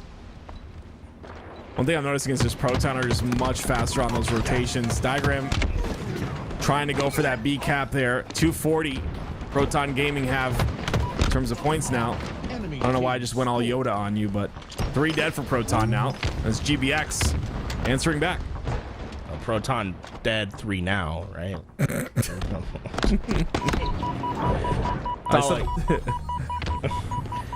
This just feels like a victory lap of this one for Proton. There hasn't been that many kills from GBX to try to pressure into that trip cap once again. Feels more of a desperation play at the moment, and it's just a matter of time before Proton find the important kills to finish off this game. Well, they do get A. Oh, A gets reset, so they're getting B now, though. Have to win this fight, though. GBX have been like rotating the game that hill, but they haven't been out on the winning side of the slays. And eventually, it just goes the other way, and Proton Gaming survive for another game. And that's the bounce back that we've been waiting for, right? So often we've seen them playing off their back foot. They had control the entire time that game. Yeah, they gave up a trip cap here and there, but it was never for long. And being able to stunt the points of GBX the way that they did, I think that's real promising as we go into another Strongholds game on Archon. So this might be the only map where I've ever seen Flag and Strongholds played on the same map. What's crazy is in this Grand Finals reset, Proton won on Archon in game number 2. So we'll see. Maybe we have a series on our hands here. I'm excited. I'm really excited to see Archon. The positions of the hills are a little bit unique. They basically all line up the middle of the map. And I think it's last time I played on it, it was pretty fun, but it definitely is like a different experience playing Strongholds on a symmetrical map like that. And I'm excited to see how these players deal with it. Obviously, it feels like a big Strongholds advantage for Proton after that big victory. Yeah, Proton are looking good. 5,200 damage for Last Shot, 5,100 for Druck. Like you said, they were on top in terms of slays. Look at the accuracy. Yeah, let's take a look at the accuracy if we can. I don't think we're gonna get it. Accuracy is a weird one for me. Like you said, yeah, it's Last Shot 64%. Yeah, as you said though, it's like that pre-firing and then heat wave, and then you have all like the Sentinel beam. If they're using Sentinel beam, it's just impossible to get that high accuracy number. But regardless, I just, you can tell. I like to look at the damage number. You can always tell by the damage number, like if a player is like, if the player's shooting their gun. Like you just tell. And he had a high amount of damage in that game. So we'll see if Proton can continue on that slay prowess that we saw in that last game. It hasn't been great for them as this Grand Finals reset has gone on, but they've shown a bit of life here at the very end. They won this map in game number 2. We'll see if they can do it again here in this game. We've seen this once in the series already, a flag map that was played. A lot of verticality on this map. Now we'll have the opportunity to see strongholds. Like I said, have you ever seen a map that has had strongholds and flag on the same map? No, never. Right? Unique. There's a real unique situation. I think you see that verticality, and you're gonna see you got one over at C and then the other one at A. So C and A have pretty quick access to each other to fight through, and then you have one that's in the middle. So you have that risk of playing the high ground where you're really far away from the strongholds, and then the two strongholds that are on the side where they have pretty quick access to each other. It makes for a really interesting gameplay, and you'll see the power position of the sniper, I think, kind of leans itself towards C and towards A. It's definitely a fun map to play. I would suggest anyone that has an 8 lobby going on to add this into rotation, at least give it a shot. Well, Suppress about to start 5-0, by the way. yeah, I was gonna say Suppress looking really strong, and so is GBX as they put in a lock in a 2 cap. There's the killing spree. No deaths yet for Suppress. Gonna get one now on to Druck, but regardless, a lot of pressure caused by GBX. Druck, the last player alive. This will allow GBX to get some more time here with that 2 cap. I want to see teams get out of it. You gotta be able to stop the rotational halo, like where you're just like trying to out rotate on the hills, find the early kills, and then secure your G cap, right? So we're a minute into this game, but we're not seeing any scores because of how often each team has been pushing themselves into this hill, right? We're 8-5, and we're in a minute 30 into this game. It's just how scrappy it's been with players getting to the hill and basically stopping that scoring time. Yeah, I'm curious if you get the triple cap where the spawns end up. Yeah, I think honestly on this map, because of how quick the access is in the hills, like playing for the trip cap is almost like needed because it's just so hard to score for a prolonged period of time without it. Well, there it is. 3 down go Proton Gaming. The spawns come out on that C side. This is why the trip cap's important, right? So even though they're capturing C, you're still scoring on the map because you have 3. So although you're not getting that 2-for-1 combo, at least you're still able to put on points while the other team is working on the objective. I love this. How to suppress. He gets both. We talk about how difficult the Rockets are on these maps. He ends up getting 2. And now Tusk has that Bulldog in his hands as well. So power weapons continuously in the hands of GBX. That's going to be a big factor here. Look at the damage and the switch up by Renegade with that camo. Avoids that nade, at least to the point of death, but he's going to be put down to no shields once again. Great cross-map damage. All the while, though, with that damage that he's causing, it's Proton with the 2 cap again. Well, Renegade's going to take his claim over on the high ground. I think we're getting a little anxious with that repulse. There's a little ledge that you can jump on that top section where you can just easily maneuver yourself up top that maybe he's not too familiar with. Those ledges are everything. We're learning those little jumps, etc. Druck.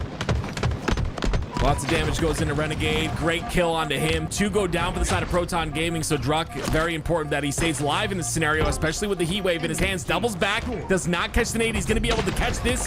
Hill, though, gets the reset. Beautiful plays by Druck. The killing spree as well. Masterclass has a snipe to work with, too. I mean, it's crazy. You're working on all those important kills, and what did that accomplish, right? The only thing that it accomplished, which is a big deal, is not getting trip capped. But that just shows how Proton has been on their back foot in this game. They need to have those explosive plays to prevent GBX from basically taking over the complete control of the map. I'd like to see them be a little bit more aggressive, try to find themselves in a position where they're playing to control the game rather than to stabilize it. So much power on the map to use. Again, Suppress gets the Rockets. Gonna put those to work.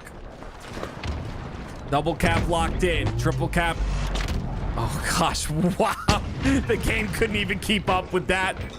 But now he's got the sniper to work with. Suppress is having a game, 14-5. And when you see him like this, when he's this confident, you gotta be worried if you're Proton. A player like this popping off is exactly what you need. Suppress has been having a great tournament all tournament long. I feel like the flow of this map is just so natural for Suppress. where he's found himself in a little circuit, right? He's been running a circle around the map where he's just kind of consistently finding players unsuspecting. Oh, Renegade. It's just, oh no. Doesn't get a kill, but what does he accomplish? He gets them out of the hill, resets the time, and Tusk comes in, cleans it all up, and will get that power weapon back in his hands. Proton Game desperately needing power weapon control. And that's literally this map, right? You have the heat wave, the rockets, the snipe, you have the camo as well, the bulldog. It's like streets, but a little bit bigger, a little bit more room to work with.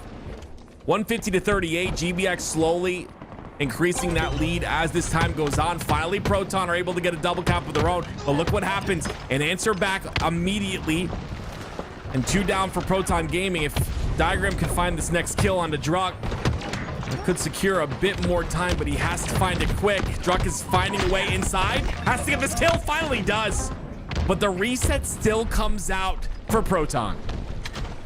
Yeah, GBX tried to instantly get into those hills, trying to neutralize what that trip cap could mean, but it really just fed into the players of Proton that were waiting on the outskirts.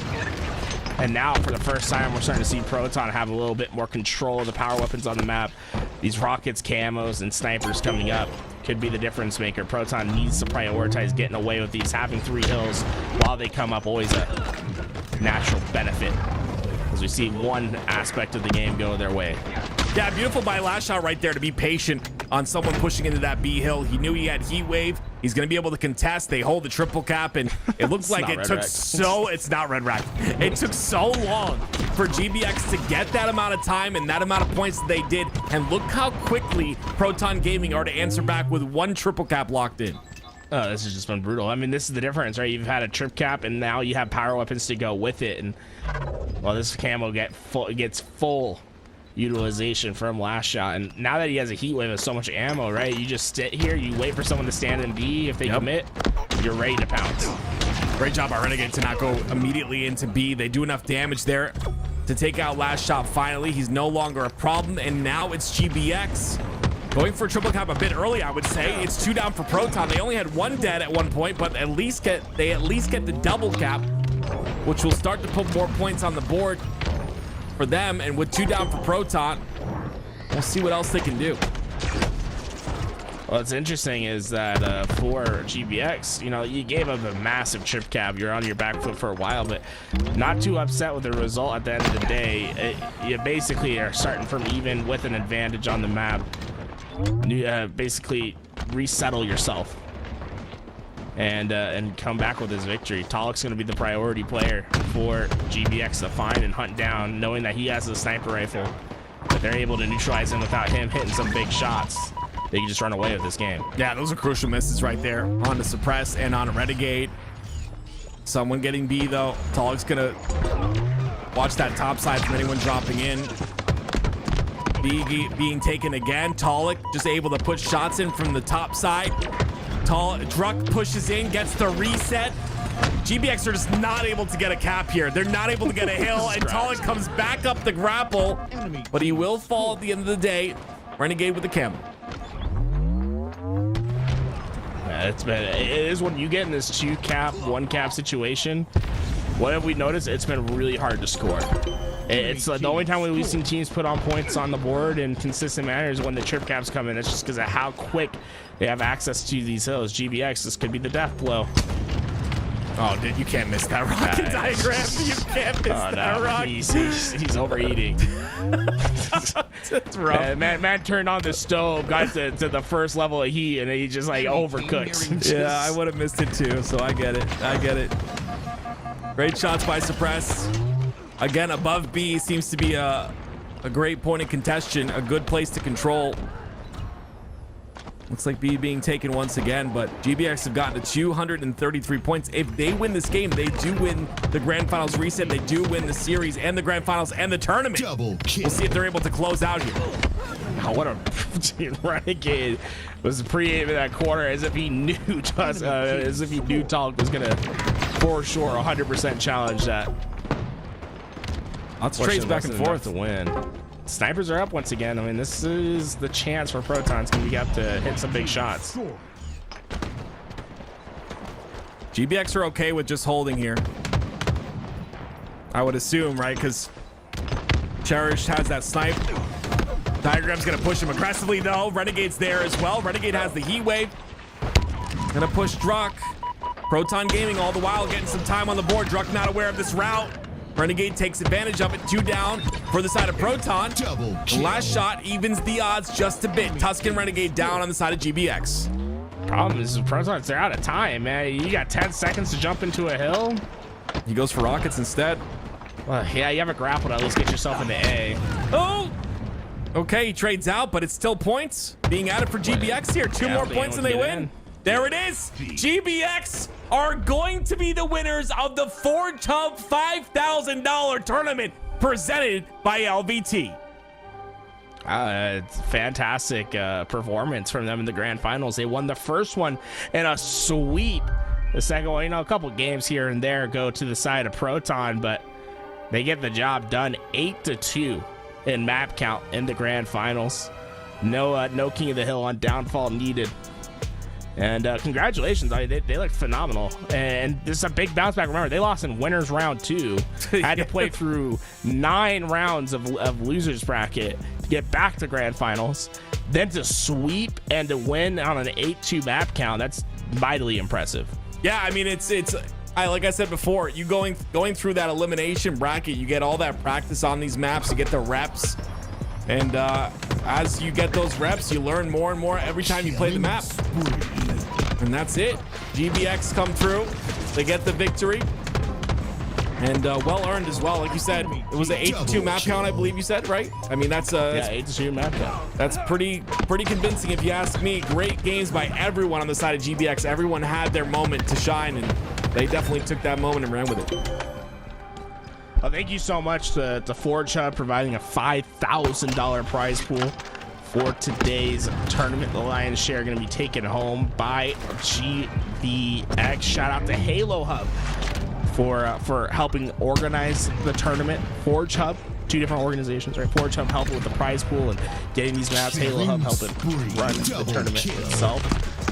And I feel like this was a great tournament for showcasing the potential of some Forge maps and what to add. Not everything is like HCS ready to go, but I think that there is certainly a place in matchmaking for every single map that we've seen today. Gorgeous map designs from what we've seen, and I'd love to encourage more people in chat, in the competitive community, to start working with forgers to play their maps, right? Like get them feedback that's needed.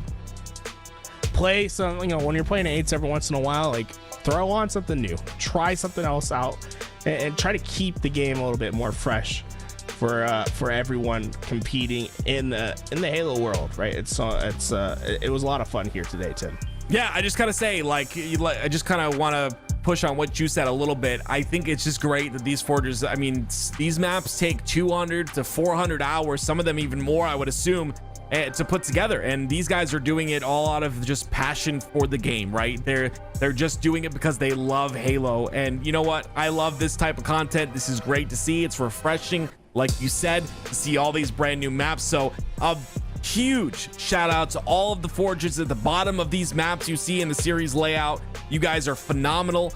Keep being there for Halo. Keep loving our game, and keep supporting our game. We appreciate you as a Halo community. We appreciate everything you do. Thank you, folks. If you want to help tournaments like this survive and do more and become bigger, well, there's some simple things that you can do. One, watching the tournament like you did today is always appreciated, but sign up for the next one, right? Forge Hub, they're a fantastic organization. They've done a few of these Forge tournaments. The more people sign up, like, the easier it is for them to know that they can run more tournaments like this. Big shout outs to Forge Hub and Halo Hub. Like I said, I had a blast watching these maps. I had a blast playing them earlier earlier this week when I was preparing for the tournament today. Shout out to all the forgers, right? I think this is a big thing. So these forge maps were added into rotation because of a competition that Forge Hub was having. They have a lot of these competitions. If you're someone that likes to mess around in Forge and make creations, so whether they're your own or remakes, get involved with that community, man. You have an opportunity to actually come out and make some decent money. I mean, we've seen some big prize pools from Forge Hub. $5,000 for this tournament. They've had like $5,000 Forge creations, right, where it's not necessarily about playing the tournament, but rather creating maps for tournaments. Wow. That you can come home and make some money with. So go look at Forge Hub, get a part of that production, and thank you to White's Edge 5 gifted subs to the channel. Tim, any last things you want to say about today's tournament and the maps that we've seen? Just an appreciation again, like you said, for Forge Hub, Halo Hub, and of course LVT for allowing me to do what I love, yelling at video games. This is it. I am very blessed to be here. So thank you to everybody that is involved in this and for your hard work. And yeah, let's continue to hold Halo up until it gets to the point where it can hold itself up.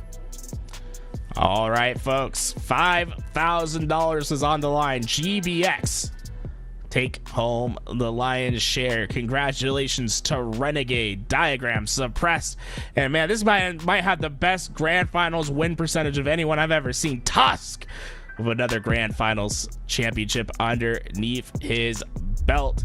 Congratulations to our second and third place finishers, Proton Gaming and Quadrant, taking home that second and third. They'll get their share of the prize pool as well. That does it here today for us over at LVT Halo.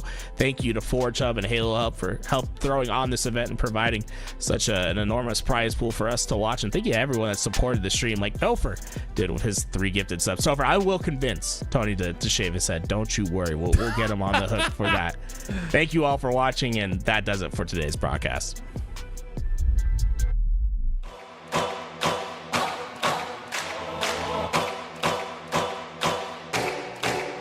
This is my time. I'm on the rise. Can't hold me down. I'm too fly. This is my time. Ready to shine. Brighter than all of the lights. 'Cause when it's game time, seconds away and the game's on the line. There ain't no doubt in my mind. Beating the buzzer like this is my time. This is my moment. You better bet that I'm on it. Ready and set, I'ma own it. Blast it to 10, then keep going. There ain't no coasting. I never settled on play. Putting the kettle to flame. I go 100 all day. Foot on the pedal, no brakes. 10, 9, paid on my dues, waited in line. 8, 7, now it's about time that I take mine. 6, 5, king of the jungle, heart of a lion. 4, 3, 2, 1, watch out, here I come. This is my time. I'm on the rise, can't hold me down, I'm too fly. This is my time, ready to shine, brighter than all of the lights. 'Cause when it's game time, seconds away and the game's on the line. There ain't no doubt in my mind. Beating the buzzer like this is my time. This is my time. This is my shot clock goes tick tock. Haters wish that I slip. No, I don't miss. MJ all hits. Watch me pop off, I'm the king now. Moonwalk to the ring now. Keep on wondering how. Let that choir sing now. 10, 9, paid on my dues, waited in line. 8, 7, now it's about time that I take mine. 6, 5, king of the jungle, heart of a lion. 4, 3, 2, 1, watch out, here I come. This is my time. I'm on the rise, can't hold me down, I'm too fly. This is my time, ready to shine, brighter than all of the lights. 'Cause when it's game time, seconds away and the game's on the line. There ain't no doubt in my mind. Beating the buzzer like this is my time.